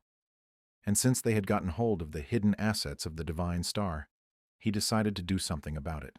After gathering with his partners, he explained to them that this time they had obtained around 100 trillion gold coins, divine rank items from the Divine Star's secret storage, as well as various rare rank items, and he wanted to use this opportunity to create a fund. He tried to participate in donating to the families of those killed in the Monstergate incident, but he did not trust those organizations. Recently, he was advised to start a fund directly in NZ. Rendell thought it was a great idea, since some of the donations seemed to be going into the wrong hands, and if Ju Hyuk had used NZ's help, he might not have had to disclose his personal information. But Serdian didn't understand how Ju Hyuk was going to help those people. At this time, a woman was looking at a photo of the girl who was with Yu Chil that day. She understood that even if the whole world forgot about her, she would always remember her daughter and would never forget her. But at that moment, she heard a knock on the door from strangers. They were sent from the Chunggong Jin Welfare Foundation. Ju Hyuk donated approximately 500 billion won and established a welfare fund. Counselors have been appointed to help people affected by the disaster return to society, and benefits of 1 billion won per person will be provided for 20 years. But Ju Hyuk did not stop there and created new jobs. Recently, not only were all the expenses necessary for training paid for the social workers of the welfare fund, but they were also assigned clearly high salaries. Thanks to Ju Hyuk, South Korea changed, and Kang Mu Huan lost everything, both the money and the divine-ranked items that Ju Hyuk took for himself. Moreover, now he was deprived of any possibility of connecting to Olympus, and there was no way out of the situation at all. He tried to contact his teacher, but he was no longer helping him. Kang Mu Huan didn't even care about himself, but he understood that Kang Mu Seok had to avoid his fate, because he couldn't allow his grandson to do that. He needed to protect Kang Mu Seok. Soon after the Ju Hyuk Welfare Fund was established, its activities began in earnest. But suddenly the Minister of Employment and Labor called Ju Hyuk, and he contacted him as a representative of the fund. He soon announced that the fund's activities needed to be scaled back. Naturally, the foundation was currently performing many tasks, and they were also trying to hire people for jobs that were limited. Considering the other companies and alliances supporting South Korea, the salary amount needed some adjustment. The same was true for the dungeons, which were now open for free. The minister didn't know whether Ju Hyuk was aware of this, but such actions were stifling other unions. In short, he decided to divide everything between himself and live in peace and quiet. Besides, the man understood that the absolute evil only needed to deflate a little. If he as a minister had his say, then he would listen. Besides, the man reported that Ju Hyuk's management methods were a little out of line with reality. But suddenly Ju Hyuk said that if the minister was the person in charge of employment, then he should use his common sense and just thank him. The government was run on the income from the fief, and moreover, with reduced taxes there was no mechanism for stealing money, so he did not understand what the problem was. He asked the man to go online and find out what public opinion was currently, and the man clearly had no right to tell him anything now, but should, on the contrary, thank him with all his heart for everything he had done. After that, the man disconnected. Ju Hyuk didn't understand how the minister could act like he had never logged into the internet, and he hoped that the minister would at least say some stingy compliment. He understood that if the minister behaved like this, then things were probably even worse in the government. The minister was clearly furious that some young guy dared to teach him. Besides, the problem was that he insisted that he could easily convince the absolute evil, but if his superiors found out about it, then he would definitely face severe punishment. But he had something to report to Mr. Nam, so he called and informed Karma that his attempt to convince the boy had failed, and that he clearly did not have the makings of a member of the nobility. The man was clearly disappointed that he had failed to convince the absolute evil. He had been trying to act in moderation all this time, but he couldn't cope with it, so it was time to deal with this problem more seriously. He believed that there was a limit to the fighting ability of absolute evil. It was for this reason that he watched silently from the sidelines, but he realized that he had been too lenient towards him. Turning his attention to his daughters of the fifth throne, the man wanted to know if he had overestimated the abilities of his children. Unlike absolute evil, those who sit on the Holy Throne grow infinitely through Holy Throne quests. Even the absolute evil, which is considered the most powerful player in 200 years, cannot defeat the Holy Seas if they, having reached the peak of their growth, join forces. Of course, the tediousness of the process may hurt pride, but this was their true path, which should lead to unprecedented heights. However, he was curious about what was wrong with Yu Jung-suk, and as said, instead of waiting a little while for the growth process to be completed, they, without even deigning to unite, rushed into trouble alone and were defeated. In this way, they created favorable conditions for the growth of absolute evil. The only result of ascending to the Holy See and displaying one's pride is a demonstration of extreme competence and narrow-mindedness. But at that moment, unable to bear it any longer, the Fourth Holy See believed that Karma could have helped them from the very beginning. If he had put in a little more effort, none of this would have happened. They wouldn't have been disgraced in all sorts of ways. So she asked Karma not to pretend he didn't care. At that moment, the man squeezed the girl's neck with his strength, slowly starting to kill her. He explained that the reason he accepted them into the ranks of the sons of the heavenly ruler was not because they were his family, but simply because they were already in the know. Gasping for breath, the girl began to ask her father for forgiveness. The man simply calmly explained that, although he had tried to watch from the sidelines, he had realized that he should postpone his retirement. There had been too much noise around the First Holy See lately, so he decided to deal with the First and Second Seas himself. Around this time, one of Karma's henchmen had already come to see Kang Moo-seok. He poisoned the boy. It was a necessary measure, since Karma believed that he should first get rid of such exhibits that did not bring any benefit. Soon, the news that Kang Moo-seok, who was in prison, died of unknown causes without leaving a will, spread all over the internet. Kang Moo-hwan knew that his grandson should not have died such a death, and he did not understand how the boy could have passed away before him. Moreover, up until then, Kang Moo-seok had never suffered from any chronic illnesses, so there was no reason for him to die suddenly. He knew it was a clear attempt to cover his tracks, and it was obvious. After this, the man, still crying, but now in rage, began to walk away. He understood that all this time he had been crawling before the sons of the heavenly ruler, but clearly not for such an end. Soon he came to Karma, who had already heard the news and expressed his condolences to the man. He wondered if it was normal for him to be here all this time, since he was still supposed to be serving his prison sentence. But instead, Kang Moo-hwan just angrily demanded to know why he killed his grandson. He couldn't understand if he had forgotten everything they had done for him until then, while under his wing. Or perhaps they coveted the place of the one sitting on the holy throne, which is why they did this to his grandson. Taking a sip from the bottle that had once been given to him, Karma explained that it was simply time to deal with his grandson and asked Kang Moo-hwan to leave, as he did not wish to talk about anything. In the end, Kang Moo-hwan took out a knife from his hidden pocket and decided to end everything here and now by killing Karma. But instead, a dagger flew into his back. Looking around, he saw many daggers flying under the ceiling. Kang Moo-hwan was amazed that the man was even able to use this skill in reality, but he warned that this could not go on forever, and even he would sooner or later come to an end.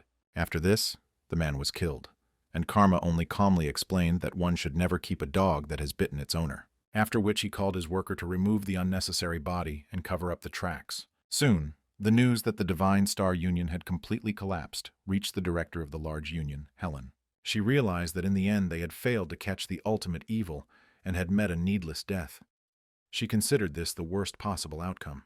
As far as is known, these two did not have any chronic diseases, were not among those who would commit suicide, but it turns out that someone eliminated them.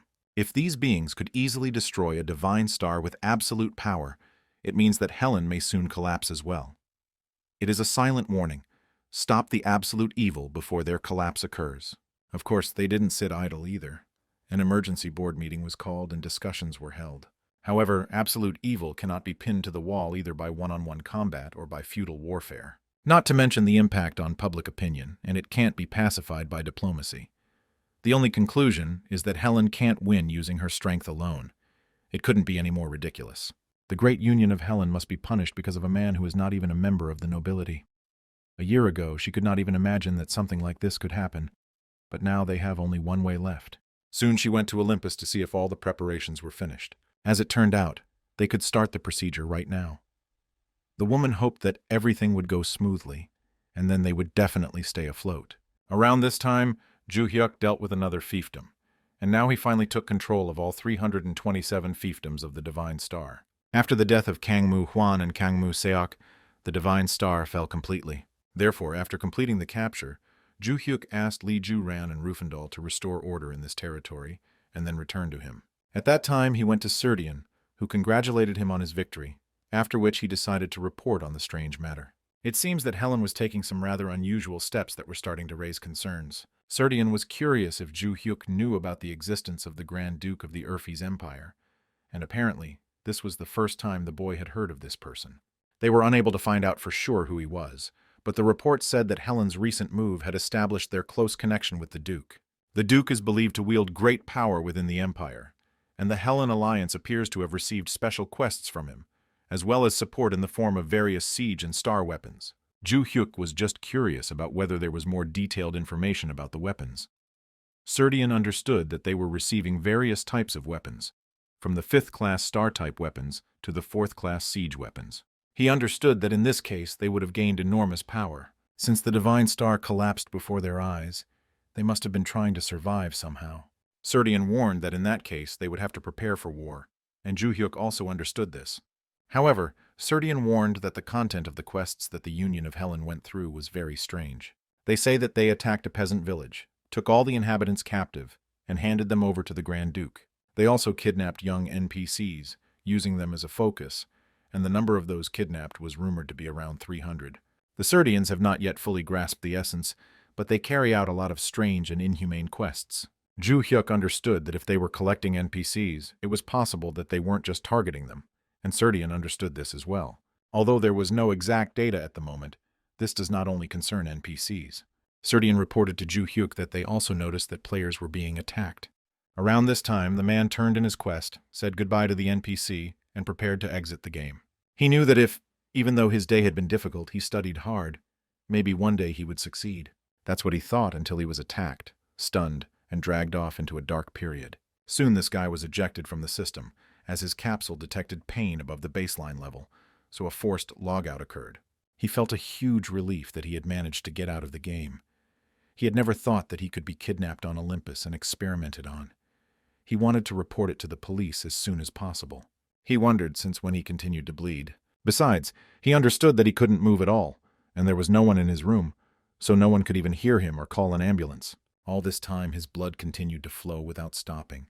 He asked for someone to help him, but no one responded. At this time there was a spy under his windows, who immediately reported to the director that although this guy had returned back due to a forced exit, it looked like he would die soon anyway.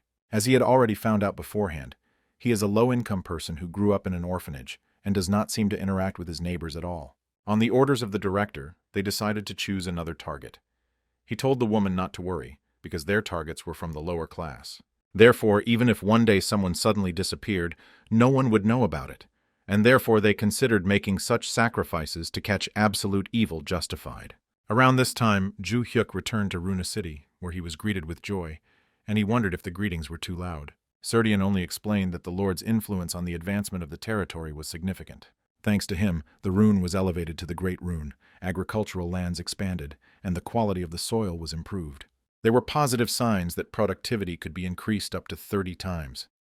Rune was no longer just a granary, but a fertile territory. Ju-hyuk, just looking at Serdian, remembered how his entire body trembled when he spoke about using the 2 black stones before expanding the territory. In addition, Ju Hyuk noticed that a new altar had also been erected in this place. After the promotion to Great Rune, a sculpture in the shape of an altar was added.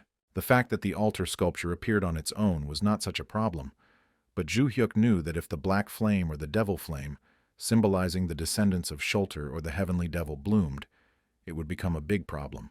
Since the hidden part was only unlocked after expanding to Taurus and Rune, the system seems to want him to upgrade that as well. So the hero asked Serdian if there was anything else unusual that would be worth his attention. He explained that they still hadn't found the NPCs and players who were attacked by the Grand Duke. Ju Hyuk became very curious about what happened to the NPCs and players who were hit. When he heard from the previous report that the Grand Duke of the Empire was kidnapping people, he immediately had a bad feeling. This is because he also encountered a situation where the player was kidnapped by NPCs. Every time his teacher tortured him under the pretext of gaining knowledge, he felt unbearable pain, and even when he was forced to log out, he had to suffer all sorts of side effects. He was worried that they were gathering players to do something strange with them, so he asked Serdian to let him know immediately when any information appeared. In addition, Serdian reported that there were additional issues that required his personal consideration. This time, the territory had expanded greatly, but he wondered if there would be a separate adjustment in the tax rate. He understood that if soil fertility improved and agricultural land expanded, tax rates would have to increase without any adjustment. He explained to Serdian that they were receiving enough money from their payments anyway, so no adjustments were needed, and Serdian was happy with this decision, sensing that his lord would become the holiest man on this earth. After this, he happily explained to the people inhabiting these lands that tax rates had been frozen. After that, the Great Lord's qualification was confirmed, and Ju Hyuk's level was raised, but he clearly understood that the level rise definitely had nothing to do with the Great Lord title. Anyway, now he was level 77 and he would finally be able to use global area detection. And now, since Serdian was not going to calm down anytime soon, he decided to test his skill. After which I activated the detection skill on the global area and felt something interesting. He felt all his body senses activated. He was interested in checking at what distance detection was possible. But suddenly he felt something strange, as if something was happening somewhere in the distance. As it turned out, the director was at that time about 13 kilometers west of the Great Rune, along with Limian, and the woman reported that they had prepared everything as the Grand Duke had requested. She thanked the director for the offer of cooperation, since she herself had personal scores to settle with absolute evil. She couldn't understand how someone of the lower class could behave like that towards the new nobility that ruled this land. She would never forgive him. She also noticed the siege weapon that the director had spoken of, a rank 4 siege weapon called Shay. For this operation, 3 cargo flights were carried out by air from the Empire in the strictest secrecy. The maximum range was about 13 kilometers, and it was equipped with a large area concealment function. The plan was to tear down the castle walls in 2 stages and launch a precision attack on the absolute evil in the remaining 3rd stage. The director didn't know what the old perverted duke wanted to achieve by demanding that even players be sacrificed, but in any case, it was through the sacrifice of the despicable plebeians that he was able to borrow this magical weapon. Since this place was 13 kilometers away from Runa, they thought that Ju Hyuk would never notice it if they managed to do everything before he used the skill to create the purple wall. The assistant told the woman that they had a really serious problem. Absolute evil had entered the Shay site, and the woman couldn't believe it. Shay currently had the large area concealment function activated, so she was confident that they would never be caught. She decided to make a change in strategy, and she ordered the weapons to be switched to close-range attack mode. Now she was sure that the guy clearly didn't understand what he was dealing with yet, so they had to hit him first before he noticed them. Finally, the first sight started, and the setup was complete. In close-range mode, and there were a couple of seconds left before launch. Once the launch was made, they all thought that the absolute evil would definitely be defeated. Ju Hyuk just calmly watched the approaching attack, realizing that they really did have a very good magic weapon. But after Ju Hyuk was hit by a volley, the woman realized in shock that the target was not destroyed. Ju Hyuk, approaching the enemies with displeasure, decided to ask if they were really planning to attack his fief with this weapon. He considered this to be a kind of declaration of war, and in that case, he was also declaring war on the Hellen Union and offered to fight them once. In the end, on a hill located 13 kilometers west of Rune, 3 barrels of the 4th-level siege weapon Shay and 60 mages were completely destroyed. He even felt sorry for wasting his energy on trash like them. For reference, the Shay bombardment aimed at Ju Hyuk was repelled without causing any damage due to the effect of the Mutant Guardian necklace. He also realized that it seemed that all the members of the Union had been destroyed. He wondered what was happening to the cannon, So he learned that the gun had an auto-return function. He was very sorry, because he really wanted to take it for himself. Finally, Ju Hyuk decided to check his stats and realized that the level of notoriety had been rising for some time, but had now reached its maximum. He was curious about what the maximum status meant. He had no idea what it meant, and decided not to waste time here, but to quickly return to his land. Upon returning to reality, the woman sat in her office, not understanding how their failure could have happened.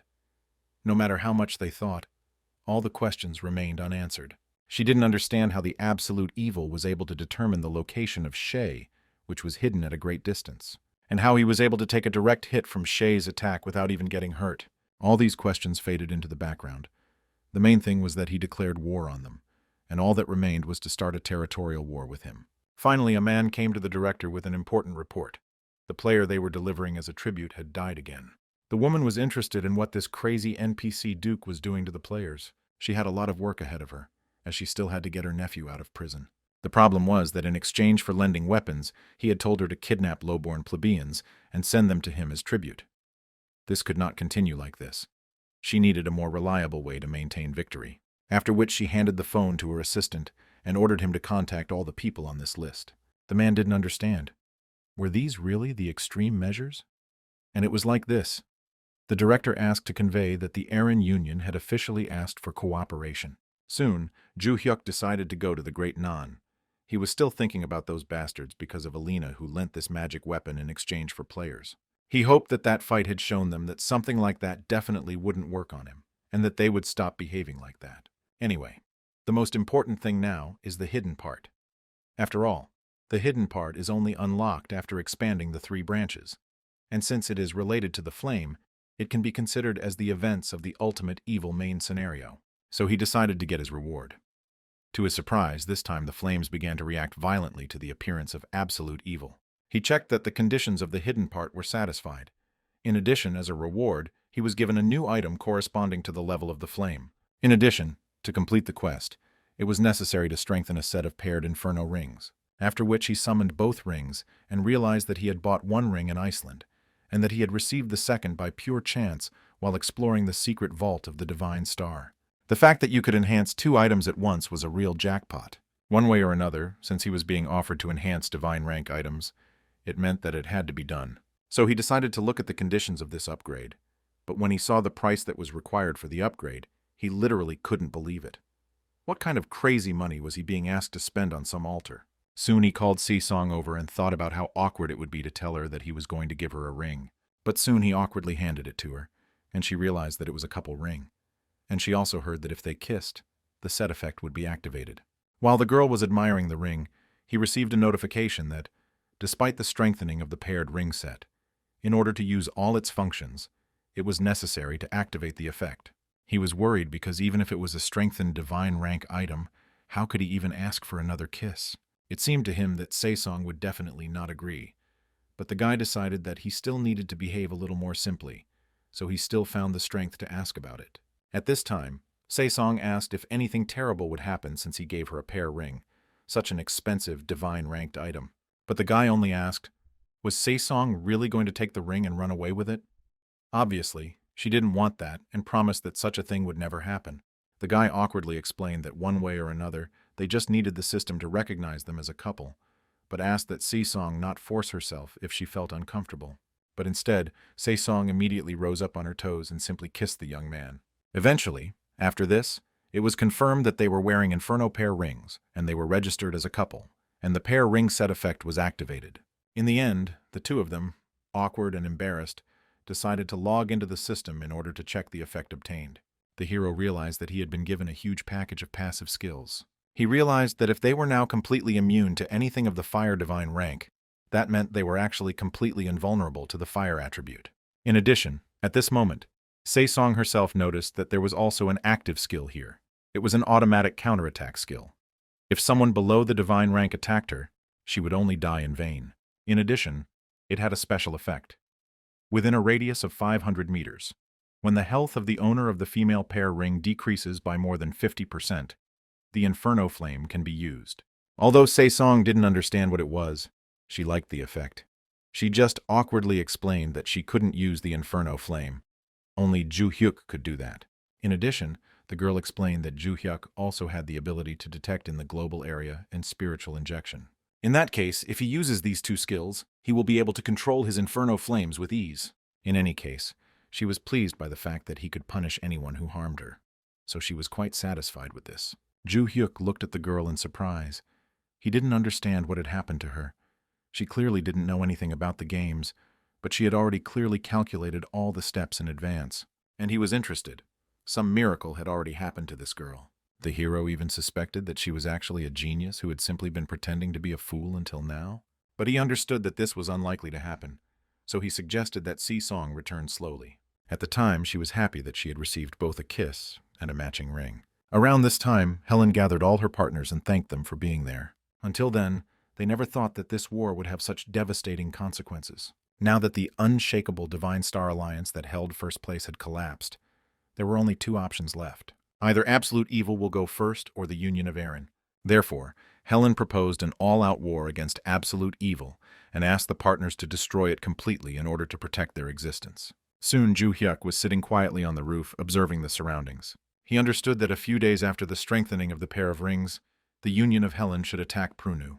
But there was also talk of uniting the forces of the Allies, which included the 7 major alliances of South Korea. Most likely they felt they had no escape route, or perhaps they found a way to suppress it. Soon he noticed how a huge number of robots in metal armor began to approach. It was a tank division. Ju Hyuk, seeing this, also went down to his assistants and began to ask Serdian if he had managed to find out what kind of magical weapon they had brought. Serdian didn't know this, but he assumed that it could be an anti-personnel weapon with fire properties. He understood that in that case, the army consisted of about 50,000 people. Se-Song was worried and did not understand whether Ju Hyuk would be okay here. He just calmly touched the girl and explained that this would be a symbolic battle. There was no point in simply winning. He enjoyed showing off his overwhelming difference in strength. So today he will fight without using Mercury's strike and asked all his assistants to get ready. Finally, when everyone was ready, Ju Hyuk suggested that they go to the battlefield to have a good game with their opponents, as they wanted. President Jr. waited for the gates to open, but was surprised to see that only 3 people stood against them. The guy was clearly incredibly outraged by such an act of absolute evil. Moreover, he had only seen absolute evil on video before and didn't really know anything about it. But the director of the Union, Helen, who actually met him, assessed his powers as follows. The absolute evil was a type of player they had never seen before. He fired multiple magical blasts with the force of a typhoon, absorbed their attacks as mana, and used them as his ultimate weapon. Although she didn't want to admit it, she still had to report that his power was real. Then Junior stepped forward and suggested that they go into battle first and draw Ju Hyuk's attention to themselves. This time they brought with them an armored division developed with the help of Esgaya, so he asked Elin to prepare to attack the absolute evil. His goal is to provoke Ju Hyuk at all costs and force him to come down with the castle system. Then victory will be theirs. Suddenly the boy received a report that the man who came out to fight them was pure evil. He was currently approaching and entering the range. Junior then ordered everyone to get into position, as now they had a chance to tie him up without the ability to move or fight. After this, a mass shooting began, in the end of which they failed to hit the enemy. Then Junior realized that he had come out specifically to say hello to them, and was trying to show that no matter how hard their big union tried, it was useless. After finishing the attack, Ju Hyuk calmly walked out, waving the evil god's protection at himself. After that, he calmly approached the guy and understood that he clearly knew that he could not kill him, and understood that he clearly must have a reason to attack like that. The boy just started to worry, not understanding how after such an attack, Ju Hyuk didn't have even a single scratch. In addition, he understood that since the boy was so calm now, it seemed like he had some kind of trick. Ju Hyuk laughed, noting that tricks were only required when the weak were trying to defeat the strong. The guy didn't understand how absolute evil dared to say something with such confidence. Besides, from his behavior he clearly understood that he didn't intend to attack directly. In that case, they had a chance to buy time. And at that moment, the director of the Union, Helen, ordered her magicians to quickly finish their preparations, because if the president of the Union, Gendai, was dragging out time, this was their chance. By this time, the mages had finished their preparations, and 3 barrels of the 4th-level anti-personnel weapon called Vulcan were ready. When all preparations were completed, Director Elin warned Ju Hyuk that this would be the end for him, and then ordered the anti-personnel weapons to be activated. After that, a flame lit up under Ju Hyuk. It was so huge that even Junior himself felt quite hot. Helen, watching this, hoped that Ju Hyuk would be baked enough. Moreover, she was happy with such a pleasant sight. But what was her surprise when Ju Hyuk emerged from the flames unharmed? Moreover, he immediately headed to the director. The hero himself noted quite well how smart his advisor was. Serdian accurately predicted that the weapon would indeed have the property of fire. The new Inferno blessing protected the player's body from fire. He simply calmly informed those present that it was quite warm here. The viewers of the broadcast were amazed that even a 500-meter-long pillar of fire was not a problem for him, and his health did not decrease by a single unit. After that, Ju Hyuk decided to use the skill Inferno Wrath, and all fire attribute attacks that were not of divine rank were destroyed. Helen only panicked, not understanding how a magic weapon could be destroyed in just one moment. She had never heard of a magic weapon being destroyed in the last 200 years. This was an item that was borrowed from the Duke with great difficulty, so they would definitely have a big problem with losing it. At one point, Junior rushed to attack Ju Hyuk, not understanding how he dared to disturb the public peace. The hero calmly reported that the nobles' projects planned by the Divine Star were connected with the Seven Unions. They had taken the future away from the youth, but they still had the courage and the audacity to worry about their own skin, and he could not forgive that. He was saved from an attack by his president's assistant, and realized that the absolute evil was really as cool and passionate a guy as he had heard about him. Ju Hyuk was truly this young man's type.